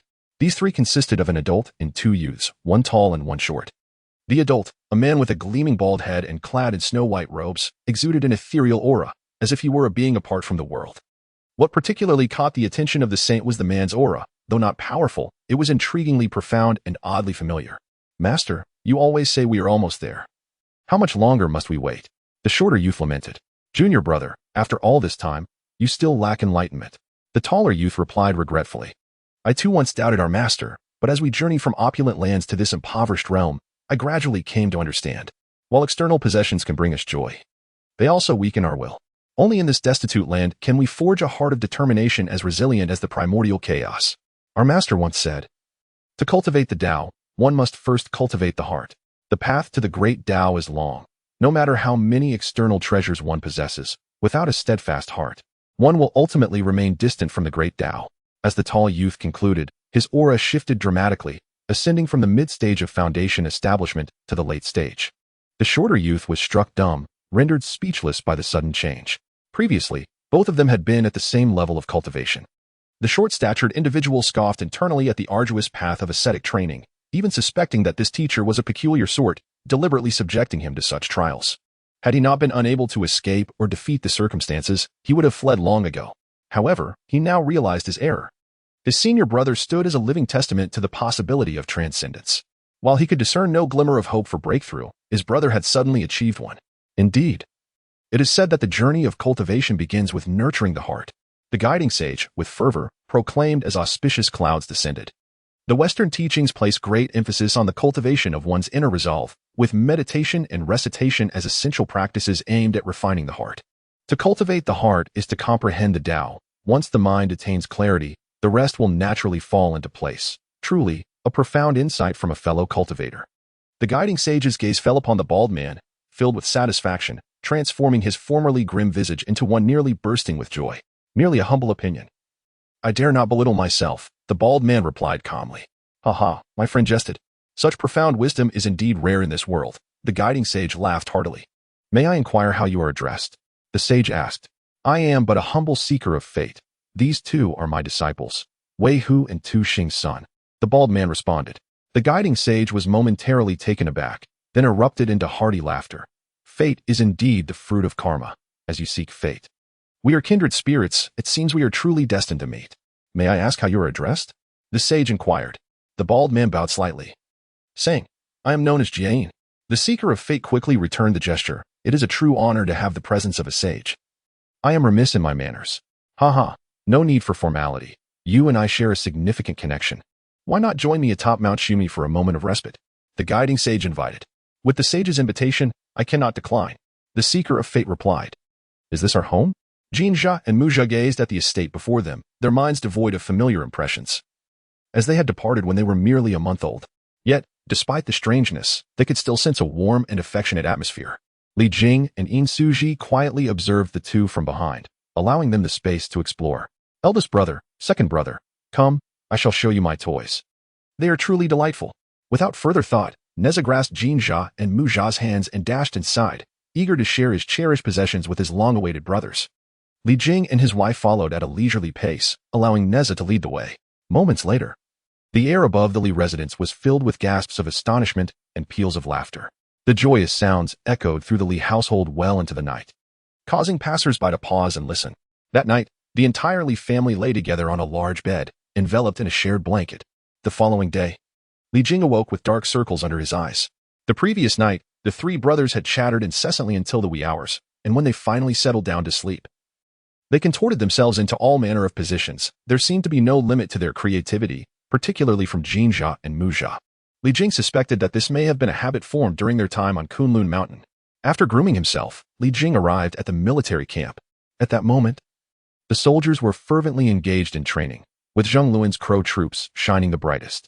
Li Jing observed this scene with satisfaction, nodding his head, feeling that his efforts had not been in vain. Senior brother, you've come so early. Zheng Luan jogged over, having received word of Li Jing's return the previous day.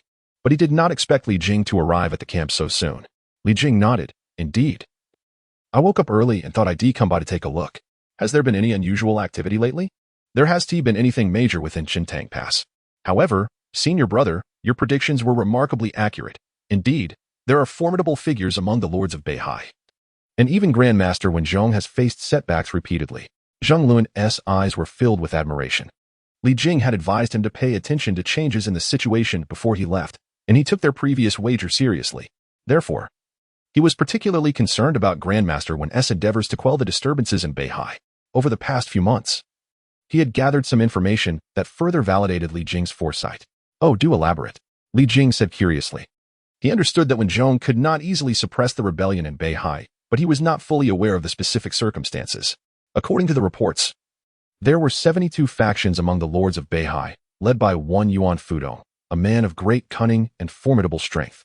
It was precisely because of him that the seemingly invincible Grand Master had suffered numerous setbacks. Zheng Luan appeared quite astonished.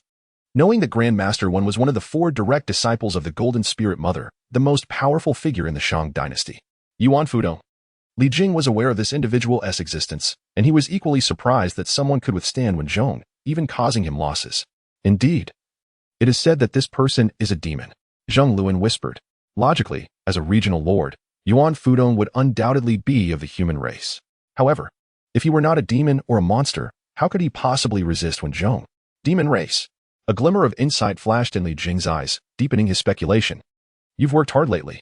Li Jing patted Zhang Luan on the shoulder. It's no trouble. I must thank you, senior brother, for giving me this opportunity. Zhang Luan replied, shaking his head. Li Jing presented him with a spiritual treasure he had previously crafted, saying, This is for you.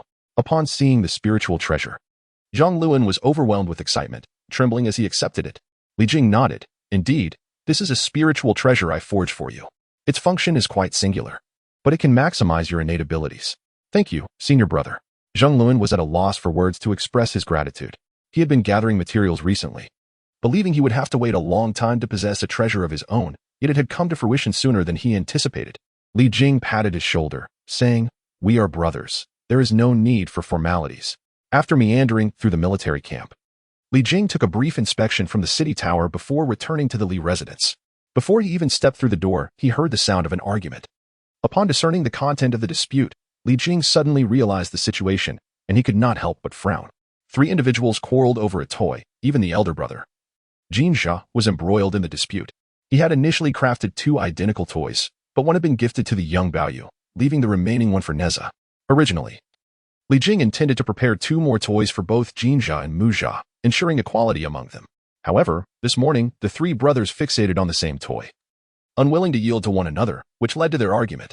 Such is the nature of children, they yearn to prevail over their rivals. Chapter 74. The sibling quarrel. Li Jing entered the Li residence with a stern expression, making his way to the backyard. The 3 brothers stood at odds, their faces flushed, incessantly arguing and presenting their cases, each eager to claim the toy for themselves. Upon hearing footsteps, they turned to see Nezha's countenance shift, prompting him to fall silent immediately. However, Nezha and Muzha rushed to Li Jing, clamoring for him to mediate their dispute. Particularly, Nezha sought Li Jing's attention with a pout and a playful demeanor. Stand straight, Li Jing commanded coldly. Observing Nezha lingering in place, he added, You too. Come and stand properly. The 3 stood side by side, not daring to breathe a word. Nezha looked at Li Jing with innocent eyes, filled with grievance. The toys clearly belonged to him, yet his brothers were the ones seizing them. Why should he be scolded by father? Stand still. Do not move without my permission. With that, Li Jing departed. Nezha stole a glance at his 2 brothers, pouting and turning his head away. Time passed slowly as the trio remained in silence, too fearful to shift. From the rising sun to the setting of the golden crow, their shadows danced with the changing light, yet they remained motionless. Nezha observed ants scuttling at his feet. Muzha counted the leaves scattered on the ground, while Nezha closed his eyes, engaging in silent meditation. As the final rays of sunlight vanished, Nezha opened his eyes, perplexed as he surveyed his surroundings. Muzha, Nezha, do you not sense something amiss? Nezha's eyes reflected uncertainty. Humph. Muzha and Nezha averted their gazes. Nezha spoke solemnly, I am quite serious. Do you not find it excessively quiet? Aside from the chirping of insects and birds, there is no human sound. The 2 inclined their ears, and indeed, there was no human presence. This is unusual. Even if the Li residence were devoid of noise, surely some sounds from outside would reach us. Before they could respond, Nezha exclaimed, My spiritual awareness has been restricted. Mine too. Nezha and Muzha echoed their astonishment in unison. The 3 exchanged glances and hastily dashed out of the backyard. A gentle breeze swept through, lifting the fallen leaves from the ground, causing them to swirl in the air. There's no one here. Let us check elsewhere. The trio sprinted through the house, exploring every room, yet not a single soul was in sight. Father, mother, the 3 shouted, yet received no response. Everyone had vanished. A look of panic arose on their faces. How could people simply disappear? Let us go outside and investigate. Nezha took the lead in rushing out of the Li residence and onto the empty street. Gazing at the desolate thoroughfare, an ominous premonition gripped their hearts. Not only had the Li family disappeared, but the entire populace of Chintang Pass had also vanished. This left the 3 young ones in a state of deep unease. Ultimately, Nezha reached a conclusion. It must be that a powerful being had abducted their parents and everyone in Chintang Pass. Who has taken my parents? Show yourself. Muzha cried out, his eyes reddened, brandishing his dual swords with fierce intent. Come out, I command you. Nezha stood upon his windfire wheels, draped in the Muntian silk, wielding a purple flame spear in one hand and a Chinquan circle in the other. Nezha, the one who stealthily seized our parents must possess terrifying strength. We are surely no match for them. However, their failure to strike against us indicates they must be wary of our identities. Therefore, we ought to seek our teacher's assistance. Once the teacher arrives, that individual will surely think twice before acting recklessly. In contrast to his companions, Nezha appeared far more composed. All right, The three soared into the sky, heading beyond the pass. Bang! As they reached the edge of Chang'an Pass, they collided with an unseen barrier, leaving them dazed. Oh no! This person anticipated our move and set a restriction preventing our exit from Chang'an Pass. The three quickly understood the predicament. I shall shatter this vile restriction. Nezha raised his spear, unleashing a fierce combat technique learned from the military, which erupted with terrifying power. Simultaneously, purple flames burst forth, emitting heat capable of melting stone. Bang! Waves rippled through the air, but the barrier remained unscathed. I refused to believe it. Nezha gritted his teeth, his spear transforming into numerous shadows striking the same point, resembling the relentless patter of rain on banana leaves. Nezha retracted his spear, grasped the Qiankuan circle, twisting his body to concentrate all his strength into the circle. With a mighty shout, he hurled the Qiankuan circle. Instantly, it flew forth, radiating a brilliant golden light as it collided with the barrier. Boom! The impact generated a tremendous noise, yet the outcome remained unchanged. I shall give it a try. Mu Jia, filled with fury, wielded his dual swords, slashing at the air and sparking countless flames, but could not budge the barrier in the slightest. Let me attempt it. Jin Jia summoned the escaped dragon post, transforming it into a thick golden pillar that struck the barrier forcefully. Yet, this treasure, meant to ensnare, proved less effective than Mu Jia's dual swords. Is it truly impossible to break this barrier? If we cannot breach it, how shall we rescue our father and mother? Nezha lamented. I refuse to believe it. It must be breakable. Mu Jia, filled with determination, seized the dual swords and continued to strike. Indeed, it can be shattered. Nezha, invigorated, wielded the purple flame spear in the universe ring in alternating fashion, creating a reverberating force against the barrier. Let us strike together. Jin Jia, unwilling to concede defeat, joined in with the dragon-dodging stake. However, after half an hour, despite the persistent vibrations of the barrier, it remained unbroken. This left the three brothers in a state of despair. With a kick, Mu Jia sent a stone flying, exclaiming in frustration, "Damn it, this wretched barrier is utterly indomitable. Indeed, this barrier is formidable. Even my spear and ring cannot breach it." Nezha lamented, his helplessness evident. Among the trio's treasures, the spear and ring were the most destructive, yet they proved ineffective against the barrier before them. Let us devise another plan. We can surely succeed. Jin Jia encouraged, understanding that as the eldest brother, he must not show weakness. He was the emotional anchor for his younger siblings. If he faltered, so too would Mu Jia and Nezha. Let us search for any weaknesses. The three dispersed in meticulous search. Hours later, they reconvened, their expressions heavy with disappointment. Every inch of the barrier was uniform, whether above, below, or within the water. There was not a single flaw to exploit. Do not give up. If our combined efforts are insufficient, let us concentrate our powers into a singular force. Perhaps we can break the barrier. Jin Jia proposed. Consolidated strength surpasses scattered efforts. A lesson Jin Jia learned from Li Jing in the Endless Confusion Cave. Agreed. Mu Jia and Nezha concurred. Nezha, your purple flame spear and universe ring possess formidable attack power. You shall lead the charge while we channel our energies to you. Very well. Nezha raised his spear, its shaft trembling in the air, gathering immense energy, poised for action.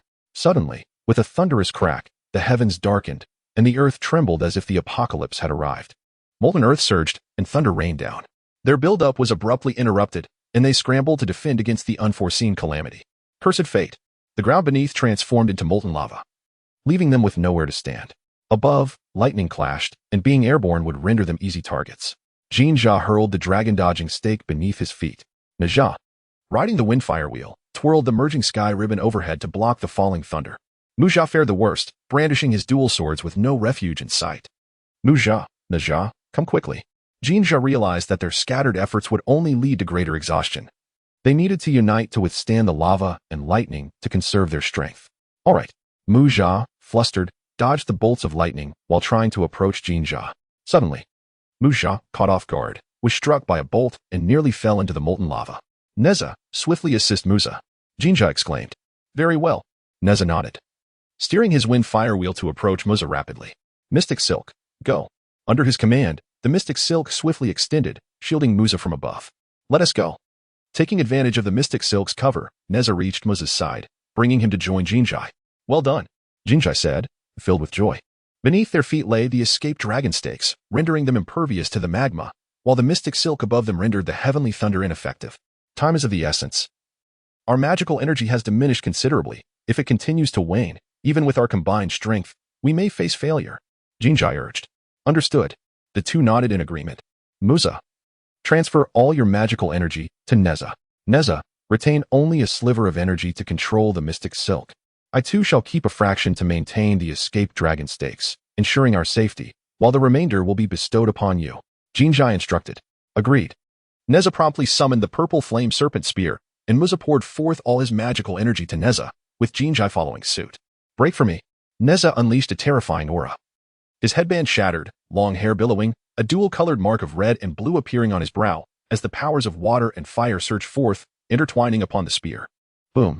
The spear, imbued with formidable strength, struck the barrier, unleashing a radiant explosion accompanied by terrifying waves, momentarily tearing apart the darkness, rendering everything around them indistinct. Sensing the external light vanish, Nezha and the others opened their eyes. What is this? The three gazed at their surroundings in disbelief. Nezha looked down at his feet and saw a few ants, while Musa observed the leaves on the ground. What is happening? The ants and fallen leaves appeared identical to the state they were in when they departed. There's movement nearby. Jinjai strained to listen, able to hear the sounds of the servants at the Li residence and the commotion from the street outside. No, our magical energy remains full. Our consciousness is still accessible. They each realized something was amiss. What exactly transpired? The three were perplexed by the recent events. Stand still, do not speak, do not move. A stern voice emanated from the next room. The trio exchanged glances, relieved, and hastily stood at attention. In the courtyard, Nezha and the others stood silently. Sunlight cascading from above, casting their shadows into a single mass. Tap, tap, tap, footsteps approached, and the three looked up toward the entrance. Li Jing crossed the courtyard door and seated himself in a grand armchair in the corner, his gaze fixed upon the trio. Jinjai met Li Jing's eyes, his own darting about as if searching for something. Jinjai, as the eldest brother, you should reflect first. Li Jing spoke. Jinjai turned to glance at Musa and Nezha beside him, saying, I'm sorry, father, it is all my fault. As the eldest, I failed to set a proper example and instead quarreled with my younger brothers. Oh, since I was wrong, what do you think should be done? Li Jing inquired. As the elder brother, one should set a good example, care for one's younger siblings, and demonstrate greater humility to foster harmony and unity among brothers, Jinjai replied. Musa, what about you? Li Jing's gaze turned to Musa. Musa scratched his head and said, I too have erred. And I assure you there will not be a next time. I will no longer bully Nezha, and if anyone dares to torment him, I shall use my twin swords to pierce that person with numerous transparent holes. Nezha, what say you? Li Jing asked. Nezha lifted his head to look at his two brothers and, feeling remorseful, replied, I have failed to uphold your teachings, father. You have always said that brothers should be friendly and respectful to one another, yet I have not done so. I will surely remember your daily guidance and show respect to my two elder brothers. Li Jing nodded, his eyes filled with satisfaction.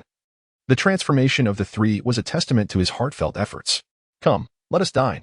Li Jing led the trio to the table, which was already laden with a feast of delectable dishes awaiting the four to begin their meal. Come, you three, eat more. Insuji encouraged as she served them. Father, mother, you must eat too. Jinjai selected several choice morsels for Li Jing and his wife, then served some to Musa and Nezha. This morning, it was my fault, so please enjoy a little extra. Thank you, elder brother. You too should indulge. The two hastily expressed their gratitude, then chose their favorite dishes from the table for one another. Observing the affectionate bond among the three, Li Jing and Insuji exchanged glances, their eyes brimming with joy. Ding. A loving family is rewarded with the art of fortune retrieval. The valley, once reduced to scorched earth, now blossomed anew.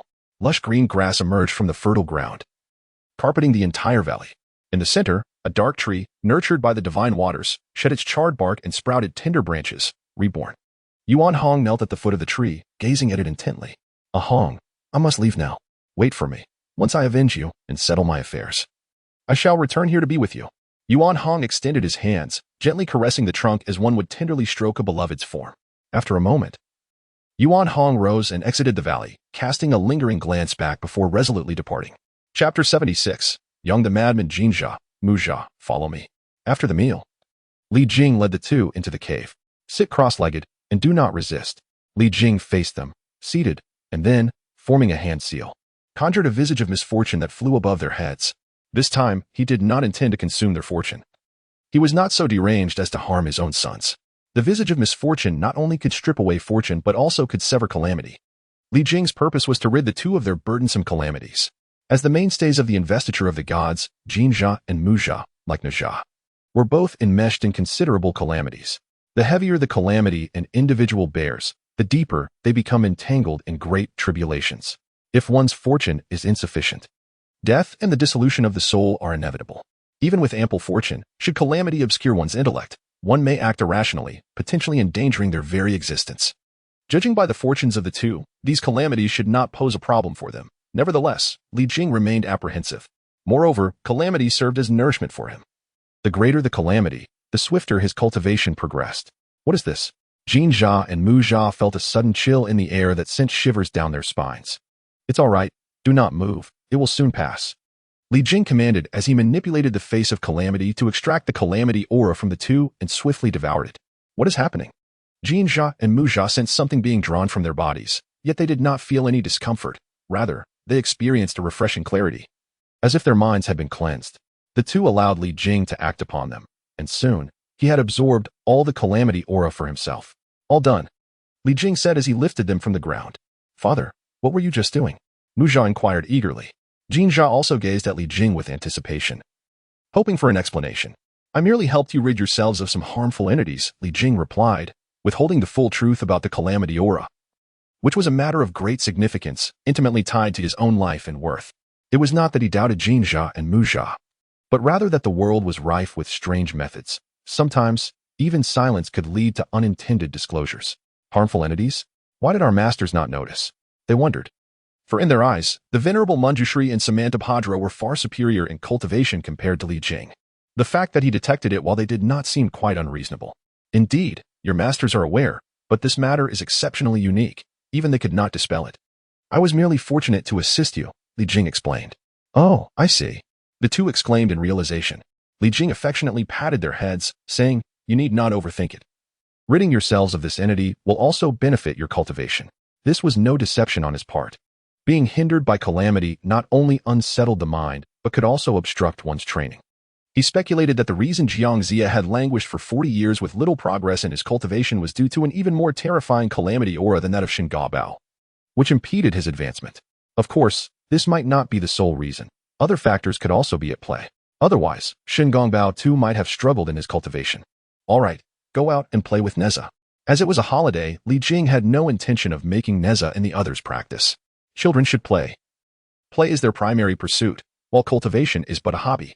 Having endured 19 years of schooling and countless mock and real examinations, Li Jing understood the importance of a joyful childhood.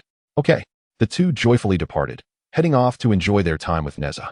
After the two departed, Li Jing took out some materials and recreated 2 sets of toys that Nezha already possessed, adding a few new ones as well. However, he refrained from immediately presenting them to Jin Zhao and Mu Zhao. When all three played with a single set of toys, it often led to discord and quarrels. Yet it also provided an opportunity for them to bond and enhance their fraternal ties.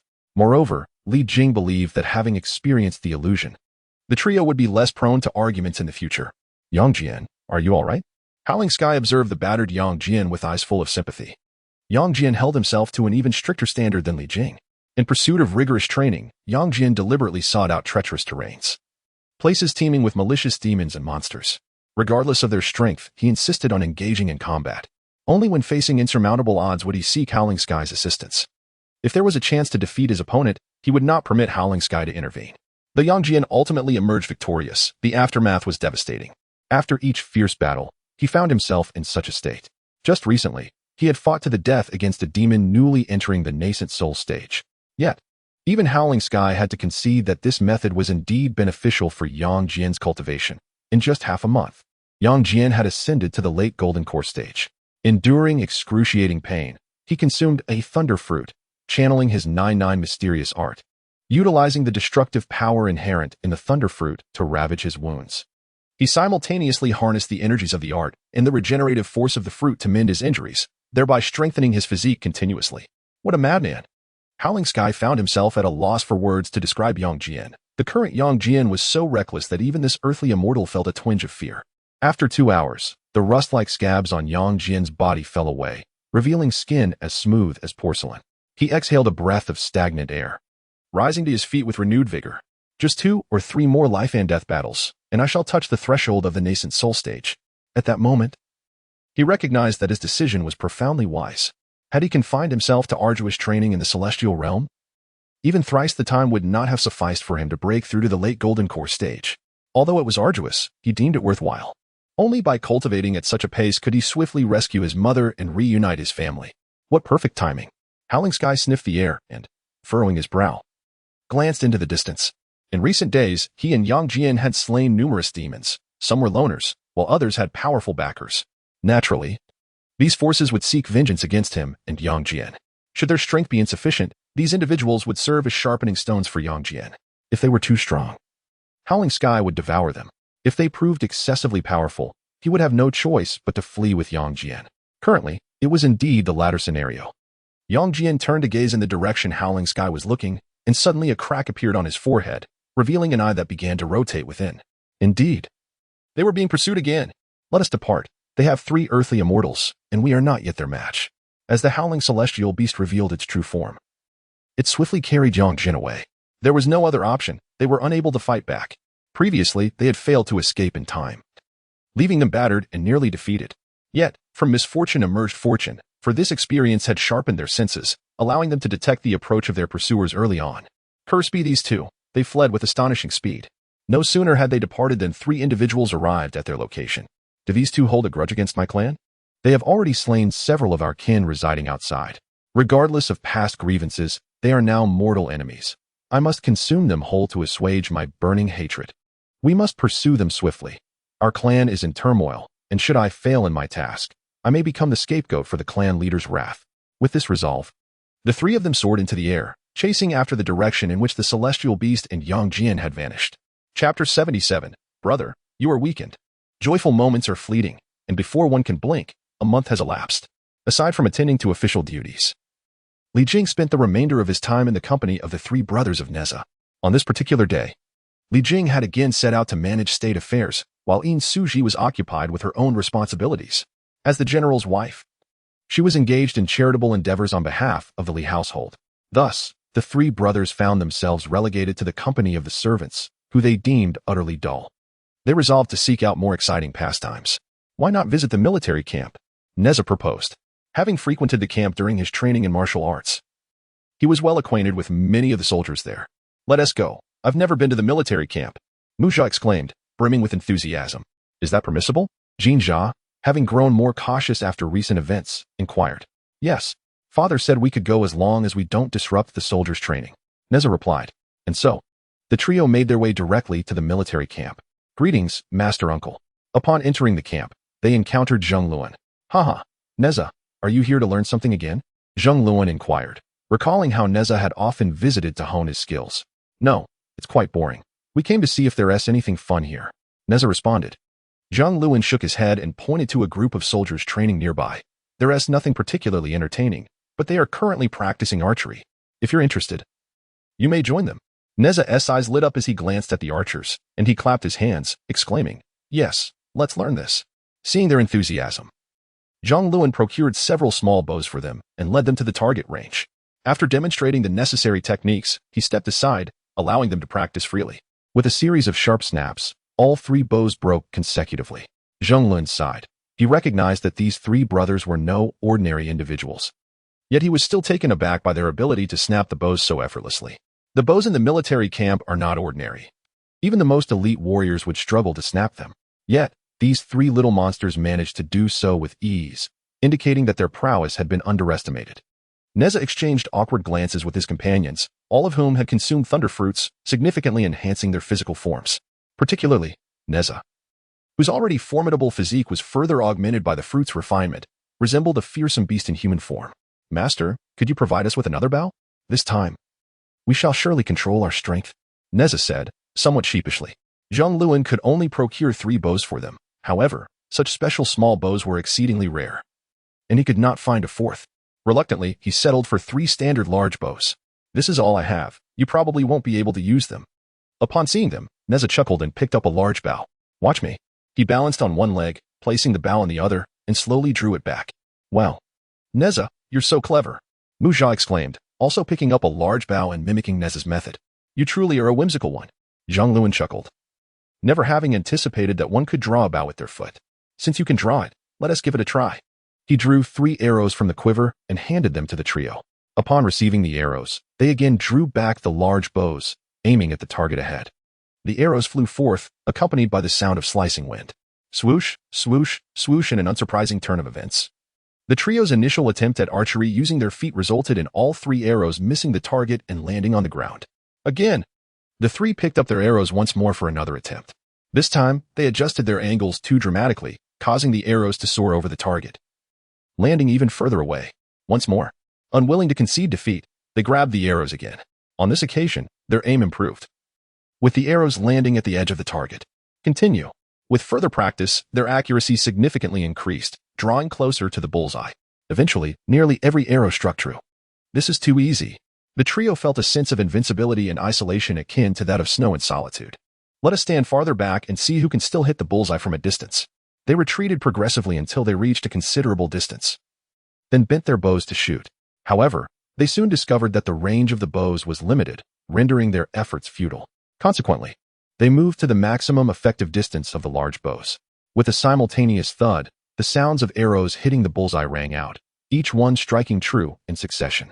Alas, this is dull, Nezha lamented, feeling that it was impossible to distinguish which brother shot better. Much like a top student whose performance is constrained by the difficulty of the exam, he could not differentiate himself from the others. I have a thought. There must be a bow that can surely reveal who shoots best. Suddenly, Nezha recalled a tale recounted by an old soldier. Where? Nezha inquired with excitement. Come on. You'll find out once we arrive. Nezha led the 2 away from the military camp and ascended the city tower. There, they encountered a bow known as the Qiankuan bow, which boasted a grand lineage. It was said to be the weapon used by the Yellow Emperor Xianyuan to vanquish Qiyu, hence also referred to as the Xianyuan bow. Additionally, there were 3 arrows named the Zhentian arrows.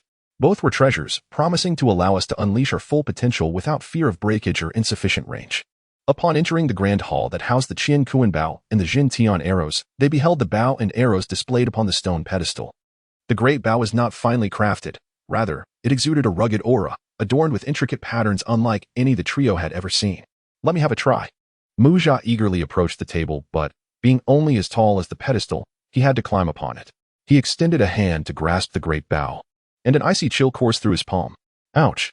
Nezha stumbled upon the pedestal. Haha. Second brother, have you exhausted yourself from shooting too much? Nezha laughed heartily. Nonsense, I merely lost my footing. Nezha, his face flushed with embarrassment, hastily rose and grasped the great bow with both hands. Lift. Nezha summoned his strength, attempting to raise it. Why is it so heavy? He wondered in astonishment, feeling that even 1,000 pounds would be manageable with such might. Yet the bow remained utterly unmoved. Lift for me, he urged, increasing his strength, but the bow remained still. Second brother, what is happening?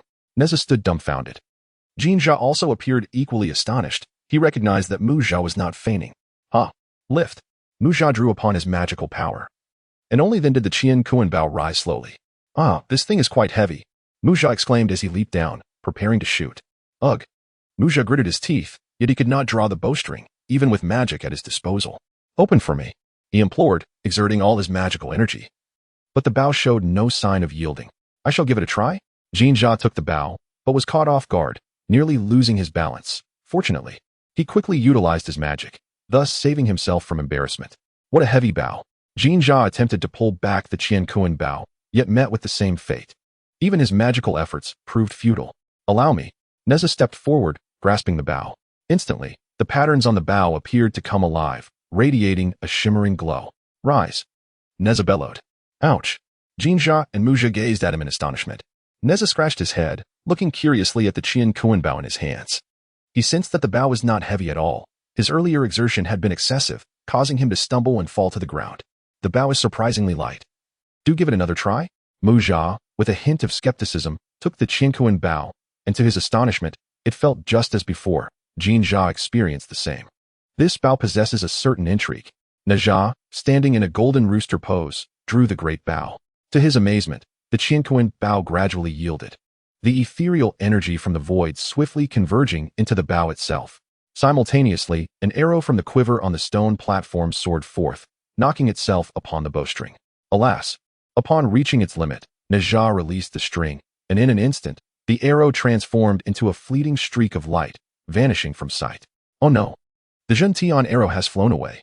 How will we retrieve it? Nezha suddenly realized. What should we do? Perhaps we should venture out to search for it? Nezha suggested. We cannot leave Chintang Pass alone. What if our parents cannot find us? We must first clarify matters with father, Jinzha insisted. Very well, Nezha replied, feeling disheartened. Beneath Skull Mountain, the figure of the Holy Mother of White Lotus materialized. Who would have thought that after all these years, I would return to this place? The Holy Mother regarded the peculiar peak with a complex expression, carrying a myriad of emotions. She ascended to the mountain's summit and arrived before a cave dwelling. To her surprise, everything here had remained unchanged over the years. The Holy Mother of White Lotus sighed. As she beheld the familiar scenery, her heart was filled with conflicting emotions. Pausing for a moment, just as she was about to knock on the door, a young girl emerged from within. Who are you looking for? The girl inquired. I seek Shiji. Please inform her that an old friend has come to visit. The Holy Mother replied. Oh, please wait a moment. The girl returned to the cave. Before long, a gust of wind swept from within, and a figure appeared before the Holy Mother, an elegantly robed Taoist priestess, the mistress of the White Bone Cave, Shiji. Sister. Shiji exclaimed joyfully. Sister. The Holy Mother of White Lotus responded with equal excitement. Please, come inside.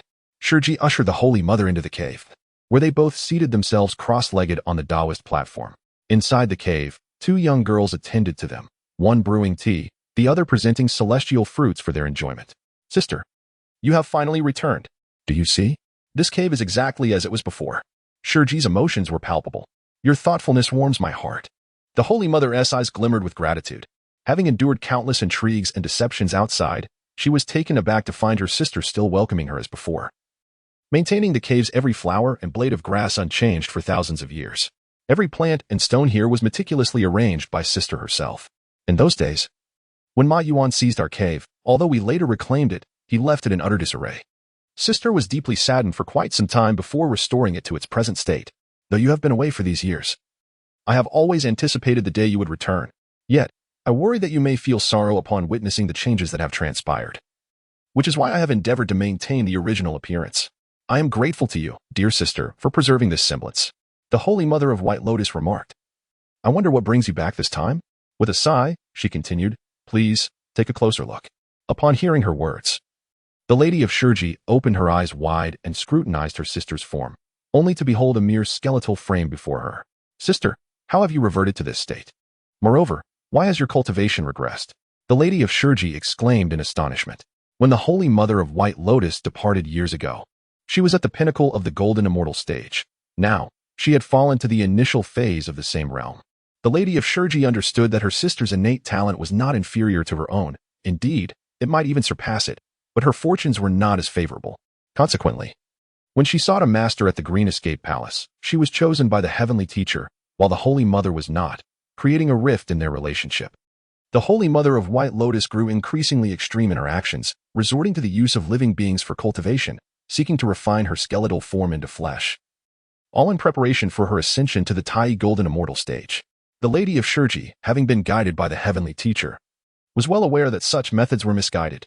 However, the Holy Mother seemed ensnared in a delusion, dismissing her counsel, leading to a heated argument before she departed from Skeleton Mountain. Those detestable humans.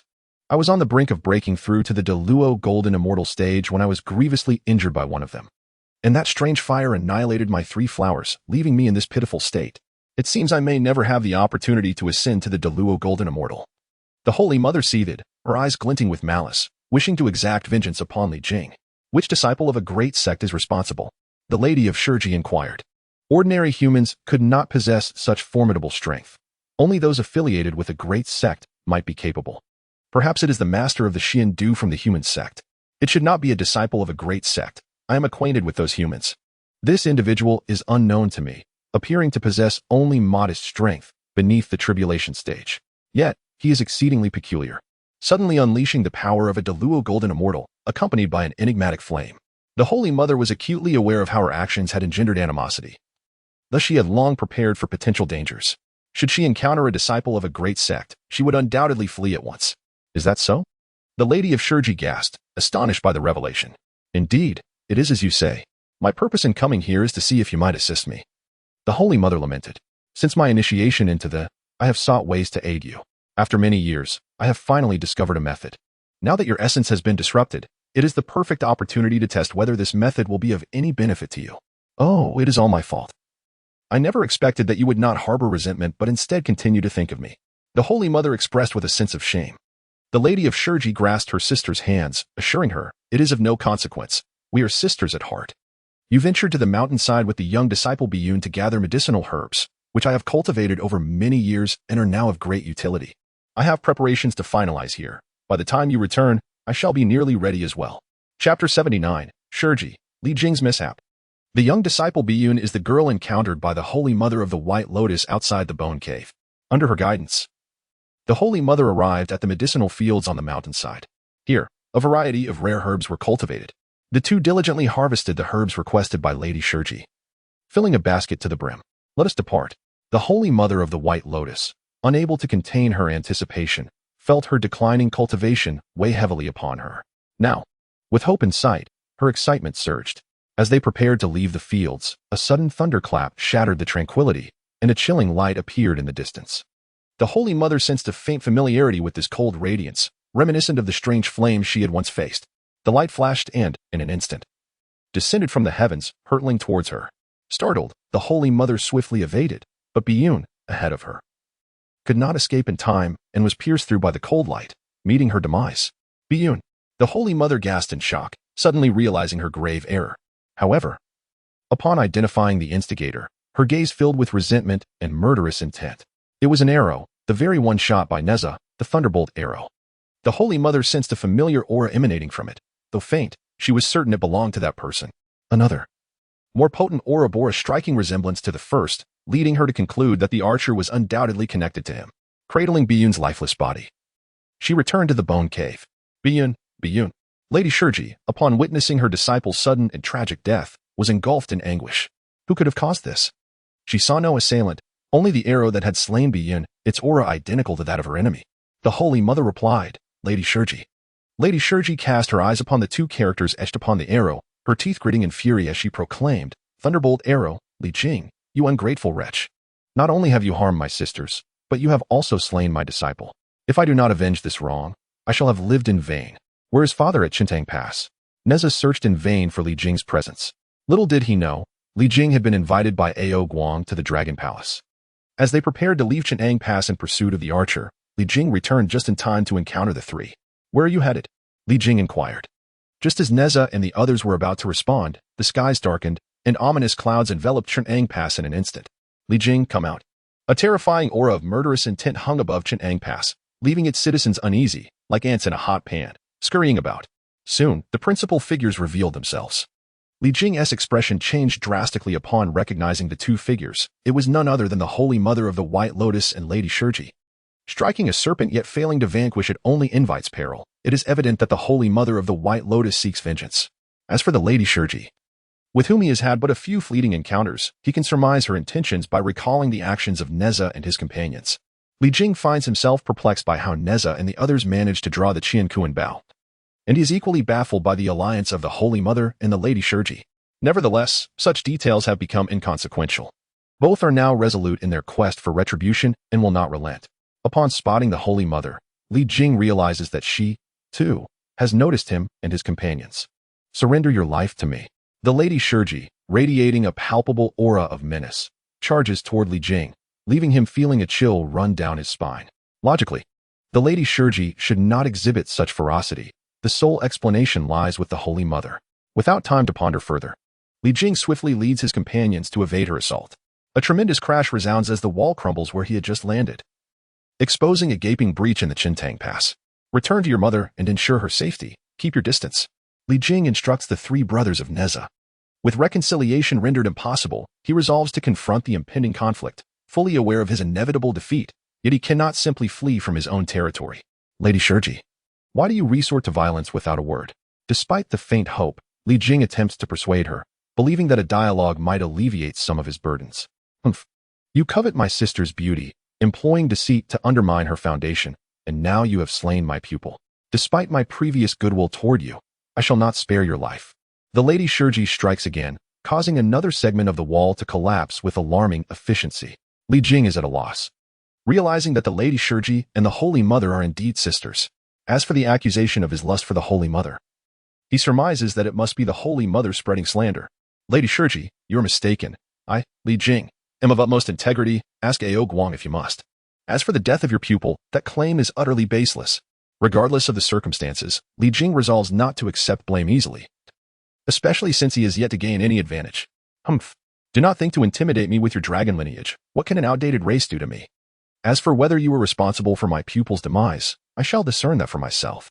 The Jin Tian arrow falls under your jurisdiction, Li Jing. Who else could be accountable? The Lady Shiji's ruthless assaults leave Li Jing no choice but to evade her relentless onslaught. The Qian Kuan Bao cannot be drawn by just anyone, not even by myself. How then could arrows traverse mountains and rivers to reach your skull mountain and slay your pupil? Li Jing explains while dodging her attacks. Lecher, surrender your life. As the Lady Shiji hesitates, the Holy Mother of the White Lotus charges forward, transforming her hand into a colossal skeletal appendage aimed at Li Jing. Have you lost your senses? Li Jing erupts in fury. He has done nothing to warrant such accusations of lechery, nor the demand for his life. Die. The two adversaries possessed cultivation levels far superior to that of Li Jing, and their relentless assault left him with no avenue for escape. You dare to underestimate me?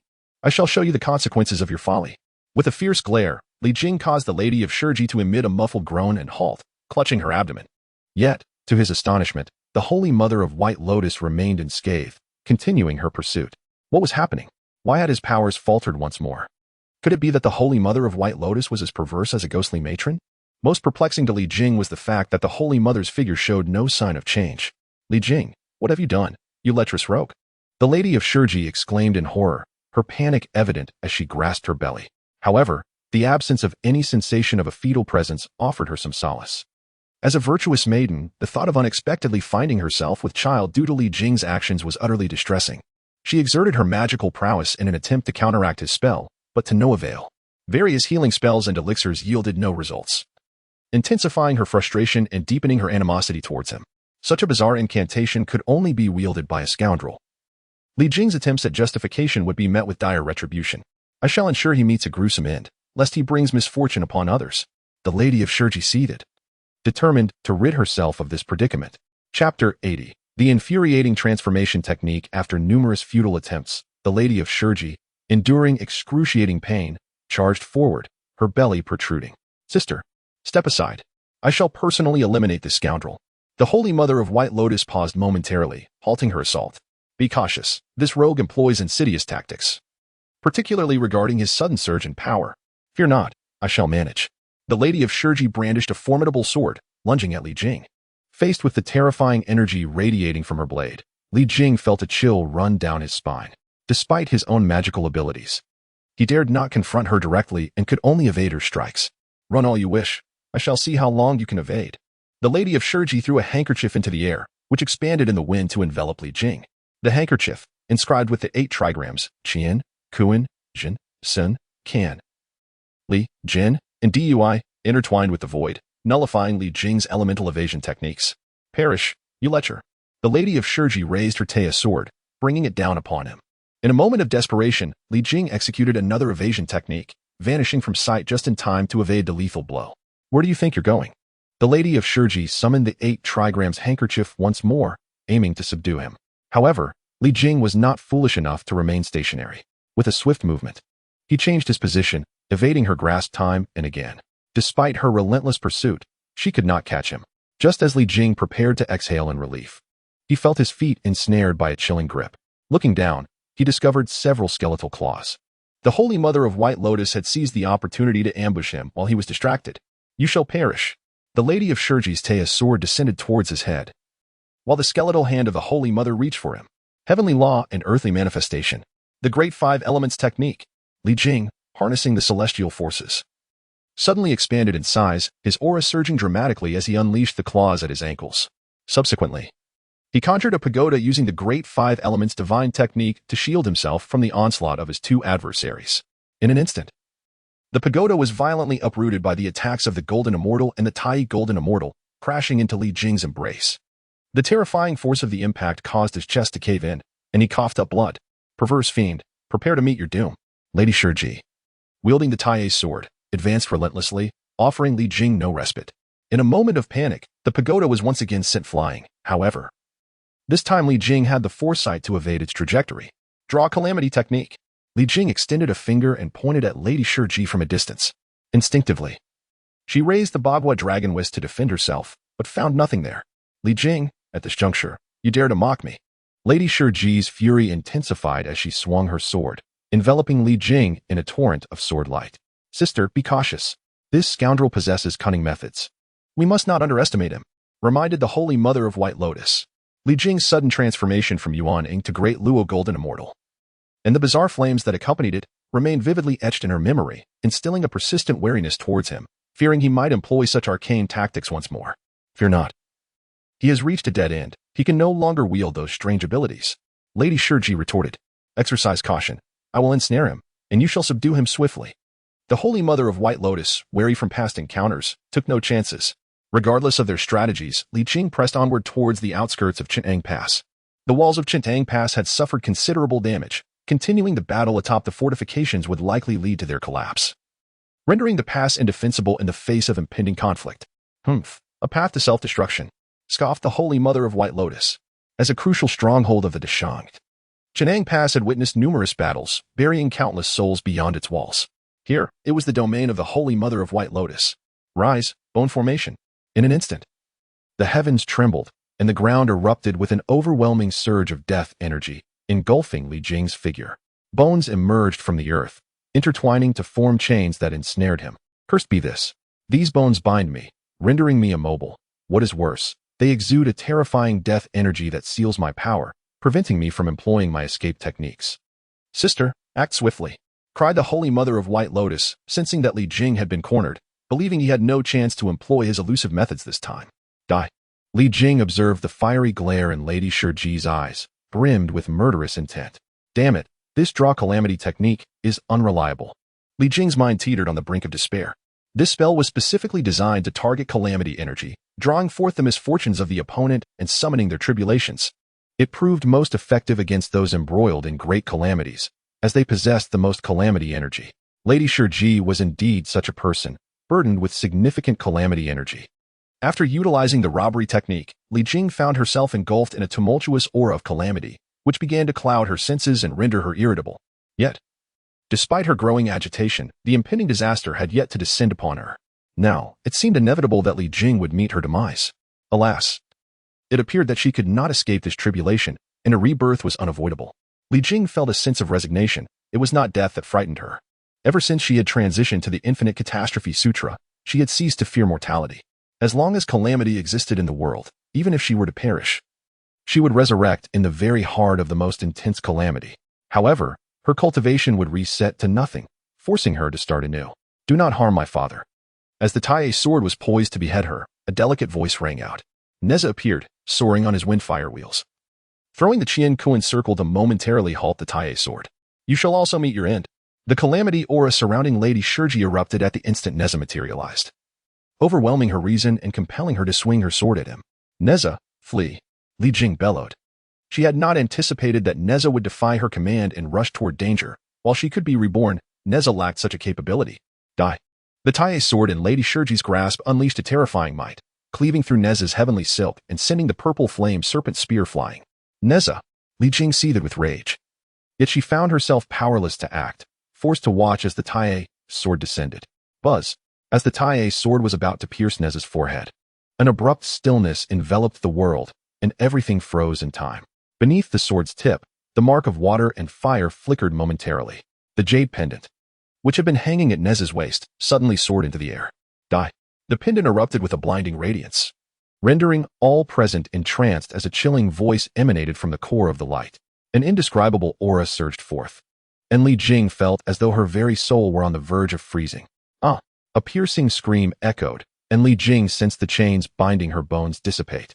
Moments later, clarity returned to the realm, and the endless death energy merged back into the earth. Li Jing opened her eyes to find Nezha floating before her.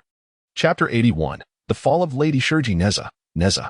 Li Jing hurriedly embraced him, anxious to assess his condition. Father. After a moment of shaking, Nezha gradually opened his eyes. How are you? Li Jing inquired urgently. I'm fine. It seems Uncle Lingguang's jade pendant saved me. Nezha replied. Li Jing looked down and saw that the pendant, once hanging at Nezha's waist, had reduced to a mere string. The pendant itself had vanished. She exhaled with relief, grateful to Uncle Lingguang for his timely intervention. Otherwise, Nezha would have faced dire consequences. Simultaneously, her curiosity about Lingguang's true identity deepened. Gently ruffling Nezha's hair, she admonished, You must not do that again, understand? But, father, you were in danger. How could I stand idly by? This is all my fault. Nezha pouted, reflecting on his impulsive decision to leave Nezha and rush over. Moreover, this incident was instigated by him. How could he possibly allow Li Jing to bear the burden alone?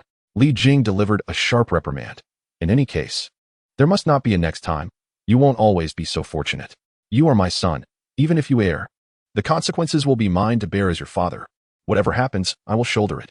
My cultivation may not be profound, but my skills in preserving life are undoubtedly exceptional. Nezha fell silent. Nearby, a sword and 2 silken cloths floated in the air. Li Jing recognized them as the Taiyi, sword of Lady Shiji, along with the 8 trigrams dragon whiskers and the 8 trigrams cloudlight scarves. However, beside them lay a crystal-clear stone, roughly the size of a fist, swirling with hues of celestial blue and earthly yellow. This brought to mind the origins of Lady Shiji, who was said to have attained enlightenment from the primal stones of heaven and earth. Perhaps this was the essence left behind by Lady Shiji upon her demise. A rare treasure, the embodiment of a Taiyi golden immortal, an exquisite material for forging. Li Jing felt a surge of joy as he gathered these 4 items into his possession. He surveyed the surroundings, finding nothing else of significance. Could it be that the Holy Mother of White Lotus had been reduced to ashes? There was not a trace left by her. Moments ago, he had heard a scream. Unmistakably hers. Let us return and see how your mother and 2 brothers are faring. In the instant before Lady Shiji's fall, within the Bo Palace, the Tongdian cult master abruptly opened his eyes. His gaze spanned endless seas, landing upon Ch'eng Pass. Alas, I entrusted you all to remain within the confines. Quietly reciting the Huaning scripture, yet you did not heed my words. Now, you have fallen here. A millennium of hard cultivation reduced to naught in a single moment, truly a lamentable fate. The Tongdian cult master withdrew his gaze, casting a complex look over the disciples of Jinbi Island. Damn it, this family possesses such strange powers. In a dark and damp cave, the Holy Mother of White Lotus lay sprawled on the ground, unable to maintain her illusion, revealing her true form. Her once crystalline skeleton had dulled, now marred by alarming cracks as if it might shatter at any moment. At the instant the jade pendant erupted, Lady Shiji, at the center, had no time to scream before being struck down in an instant. The Holy Mother of White Lotus, positioned at the periphery, was caught in the aftermath of this force. Her spells dispelled in an instant, leaving her body severely wounded, on the brink of demise. Now, her once resplendent silver flowers had entirely dissipated. Her cultivation regressed to the late stage of true immortal. At this moment, thoughts of vengeance were far from her mind. The Li Jing family were indeed monstrous. It was terrifying. The power they wielded was at least on par with that of a great Luo golden immortal, only thus could Lady Shiji have succumbed so effortlessly. Father, I am sorry. Nezha and his brothers bowed their heads before Li Jing. They were acutely aware that Lady Shiji had come seeking vengeance due to the thunderous arrows they had launched, which had slain the child of Biyun. Father, it is all my fault. I should not have gone to the city tower, nor should I have touched the Qian Kuan Bao. Nezha lamented with a face full of regret. No, it is my fault. I, as the elder brother, failed to lead properly, proclaimed Jinja. Father, I am also to blame. It was I who first touched the Qian Kuan Bao. Muzha admitted his own misstep. Li Jing gently rubbed his temples, feeling a headache coming on. The matter of the Qian Kuan Bao had weighed on his mind, but since he had encountered it, he had set it aside. For even with all his magical powers, he could not draw the bow even a fraction. Moreover, seeing that Nezha had shown no interest in archery within the barracks, he had not forbidden him from handling the bow and arrows. Little did he anticipate this oversight. The bow, which no one could string, had been effortlessly drawn by Nezha, truly astonishing. As for whether Nezha had indeed slain the Biyun boy, Li Jing found it somewhat dubious. He suspected that the White Lotus Mother might have played a role in this incident. The Qiankuan Bao and the Zhentian arrow were originally weapons of the Yellow Emperor Xianyuan, revered by the human race to this day, sanctified by their devotion and fortune. Once released, the Zhentian arrow flew aimlessly, unlikely to strike down an innocent. Rather, it was far more probable that it would target the blood-soaked demons. To his knowledge, the virtues of the Stone Lady were commendable, and her disciples should not be lacking in merit. The White Lotus Mother, however, was different. Her hands were stained with the blood of the human race, and it was conceivable that the Zhentian arrow was aimed at her but missed, inadvertently slaying the Biyun boy instead. Thus, he could not lay the entirety of the blame at Nezha's feet. From now on, remember to think thrice before acting. Do not be reckless, understood? Li Jing finally managed to utter a few words, devoid of any real sting. Understood. The 3 brothers bowed their heads in acknowledgement. After they departed, Li Jing gently touched his chest, where his clothing had sunk in. His sternum had been crushed, and other areas were also injured, causing him excruciating pain. This was one reason he lacked the mood to chide Nezha and the others. I shall retreat to heal. Li Jing sighed softly as he ascended to the 9th level of the pagoda. Hearing the commotion, the ginseng spirit, akin to a startled mare, hastily sought refuge deeper within. What are you hiding for? I will not harm you, Li Jing said, somewhat irritated. To the ginseng spirit. The essence it contained rendered a few plucked whiskers as trivial as a drop in the ocean. It was evident how petty the ginseng spirit was. Glancing at it, he paid it no further mind and settled into a cross-legged position, utilizing the rich life force to mend his wounds. In the backyard, the 3 brothers of Nezha sat together, their brows furrowed in distress, devoid of any playful spirit. Their reckless actions had nearly cost their father dearly. Although Li Jing had not expressed anger or punishment, they felt an overwhelming sense of guilt, their hearts heavy with discomfort. Elder brother, do you think we should do something? Nezha propped his chin on his hands, gazing at Jinja. Jinja, feeling the weight of responsibility, feared making a wrong decision that might lead to even worse consequences. After pondering for a moment, he proposed, let us seek out Mother and inquire about her opinion. Untitled recently, the editor inquired whether I had reached a creative impasse. And to be candid, my understanding of such a term after more than a year of writing remains somewhat nebulous. Thus, I took the liberty to consult Bihu for clarification, primarily concerning the collapse of narrative arcs, character development, emotional threads, themes, world building, and power dynamics. I perceive that the narrative arc remains intact. The essence of my work revolves around the investiture of the gods, albeit without delving into the specifics of the Great War at this juncture. Currently, the story is set during the interlude preceding Jiangxia's descent from the mountain, wherein I focus on Li Jing's years of nurturing Nezha's growth. I have touched upon certain events in Chaoga, but aside from a few exceptional instances, I have refrained from elaborating, as replicating the original material verbatim would indeed constitute plagiarism. Regarding character development, I sense a significant shift in the character of Xiaodian, who has transitioned from a serious demeanor to a more comedic personality, perhaps influenced by my own recent state of mind. Speaking of which, allow me to share what I have been engaged in lately. I reported to the company on the 74th and commenced training. The company is quite secluded, reminiscent of a rural setting with little entertainment nearby.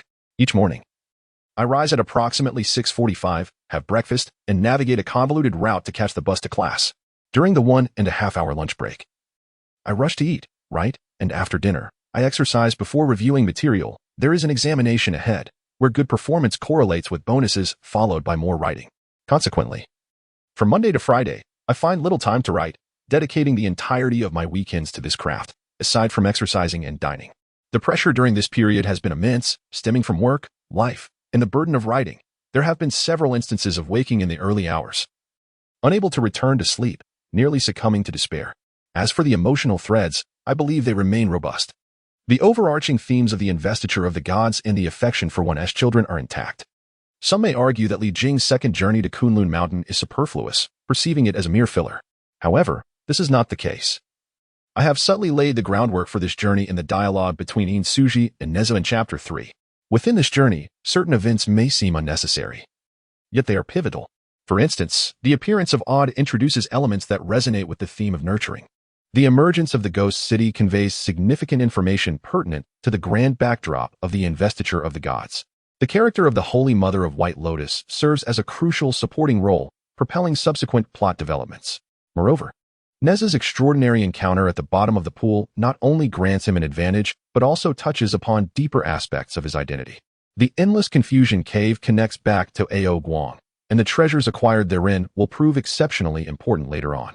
Additionally, several chapters are tantalizingly close to the 2,000 character mark, often falling short by a mere 10 or 20 characters, which leaves me feeling rather helpless. I have just completed this section, and exceeding the limit would necessitate shifting content to the next chapter. Were I to indulge in filler, I would certainly exceed 2,000 characters. The world building adheres to the established lore of the investiture of the gods, posing no issues. As for the power dynamics, they may seem slightly off, however. It is essential to recognize that Li Jing's strength lies in his swiftness, while peers might view the ninefold universe tower and divine abilities as overpowering. The vast disparity in levels means he cannot withstand such forces and must rely on the art of evasion to survive.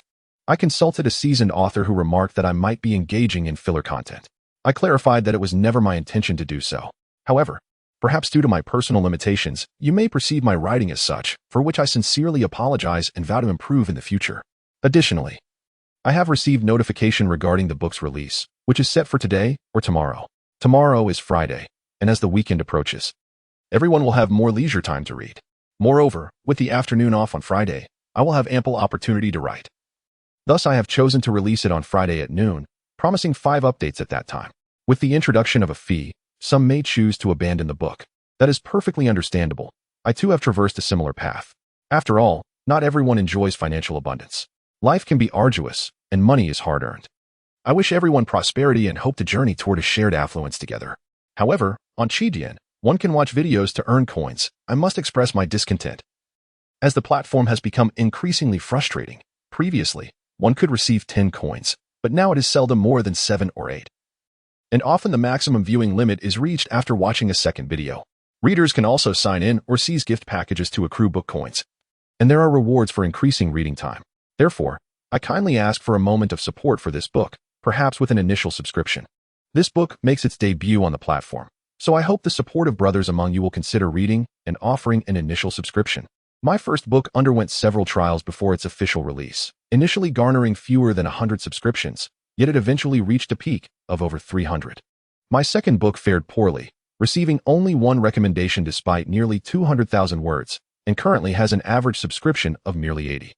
This book has over 8,000 collections, with a goal of achieving 100 initial subscriptions. For every additional 100 subscriptions, an extra chapter will be added, alongside previous subscription bonuses. As the release date approaches, I extend my heartfelt gratitude to the editor for their invaluable feedback and assistance in revising my work, and to all the brothers for their support, donations, votes, and collections. I am immensely grateful for the numerous rounds of recommendations that have come my way. On another note, I wish to address the issue of comments. The other day, I was thoroughly appalled by one particular new account that had not read a single book previously. I mistakenly stated it was 2, had not posted any comments, and had a reading time of only 2 minutes, yet proceeded to leave a negative review in the reader community. Such behavior is truly disheartening. Here, I will not tolerate baseless negative reviews, if you possess valid reasoning. I have no objections to your critique, for I recognize my limitations. However, if the reviews are unfounded, I will have no choice but to delete and mute the offender. Chapter 82. The army approaches. Yuan Hong's revenge. Nezha and his companions sought assistance from Yin Suji, who ultimately assigned them 2 tasks. The first involved visiting the families of soldiers wounded or killed in the recent battle. Though the city walls were manned, collateral damage was inevitable, and the court must compensate the affected families. Yin Suji would also procure funds and resources from the Li household as reparations. Given the Li family's significant involvement in this matter, she took it to heart and brought the 3 of them along to offer condolences. Once this task was completed, Li Jing emerged from his retreat and, observing the trio's eagerness to contribute, assigned them to repair the city walls. The walls of Chintang Pass were damaged by the divine beings Shijin Yangyang and Balian Xingmu. The destruction was significant enough that it could not go unrepaired. Otherwise, should an enemy attack Chintang Pass, these breaches would prove to be fatal. The 3 individuals were far from ordinary. Lifting massive stones was a trivial task for them.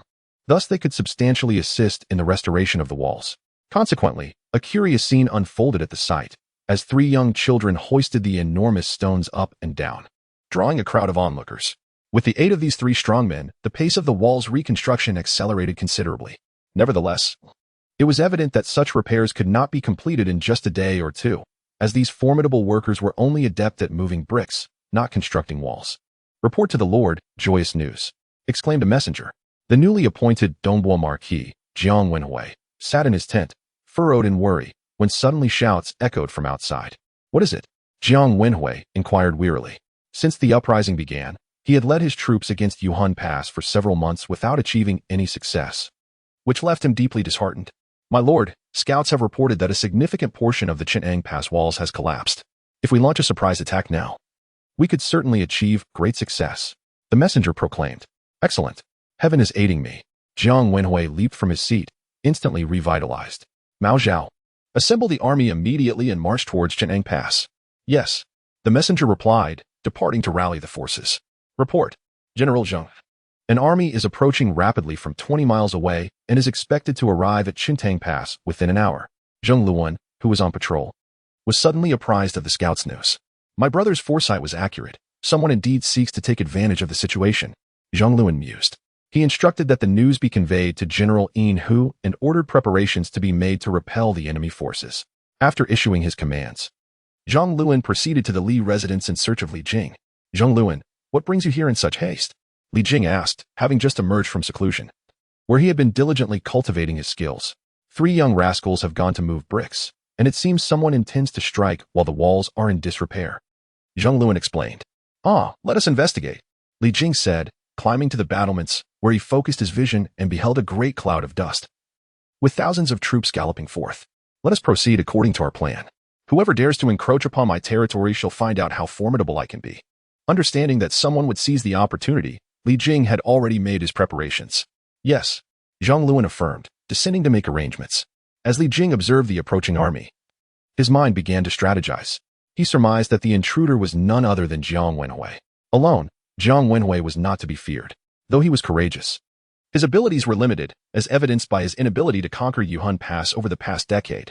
Li Jing's concern lay with the possibility of some practitioners of the arcane arts becoming involved, as certain dynamics had already shifted, and it was likely that unexpected developments could arise. Father, I have heard that an army seeks to assault Qintang Pass. Allow me to redeem my past transgressions. I shall surely vanquish them. And I too, I shall show them the might of the twin Wu hooks. As the army approached, the restoration of the city walls came to a halt. Nezha and his companions, feeling idle, ran up to Li Jing to request participation in the battle. Li Jing glanced at Nezha, who stood at his knee, and hesitated. Nezha was born for the purpose of becoming a deity, and engaging in warfare was a common occurrence for him. However, he was still far too young. To expose him to such a bloody scene at this tender age could yield unforeseen consequences. Father, please. Nezha tugged at Li Jing's trousers with a playful charm. Overwhelmed by the adorableness of the little one, Li Jing couldn't resist lifting him up and planting a hearty kiss on his cheek. After the kiss, Li Jing found it hard to refrain, reaching out to pinch Nezha's chubby little face. Father, just agree. Nezha pleaded once more, his voice dripping with endearment. Li Jing felt his resolve crumbling, and he hurriedly set him down, his tone turning serious. No. Why not? Nezha asked, bewildered. He sensed that Li Jing was on the verge of acquiescence. Why had he suddenly changed his mind? When you grow up, if you wish to enter the battlefield, I shall not stop you, but for now, it is out of the question. Although early exposure to the battlefield would be beneficial for their training, Li Jing firmly believed that his children deserved a semblance of a normal childhood. Yet, Nezha remained undeterred. There is no yet. Li Jing waved his hand dismissively, sending the trio back to the Li residence. A Hong, no matter what, I will avenge you. On a distant hill, Yuan Hong's eyes gleamed with murderous intent as he fixed his gaze ahead. Before him lay a vibrant expanse, reminiscent of a sea of flames. However, it was not a sea of fire but a unique grove of trees. It was said that these were the Fujisakura trees. Of course, these were not the legendary divine trees rooted deep within the sun, known as the 10 innate spiritual roots. Yet, this grove was indeed descended from that divine tree. Presently, this Fujisakura grove belonged to the territory of the distant kin of the Golden Crow clan, the Fire Crow tribe. During the age of the Wu and Yao, the Fire Crow tribe rapidly rose to prominence in the primordial world. However, after enduring the cataclysmic calamity of the Wu-Yao conflict, the tribe suffered significant losses. Despite this, the Fire Crow tribe remained formidable, their power not to be trifled with by ordinary clans. Now, Yuan Hong found himself confronted by this powerful tribe. For the one he called a Hong had been slain by a member of the Fire Crow tribe, yet he was unaware of the identity of the assailant.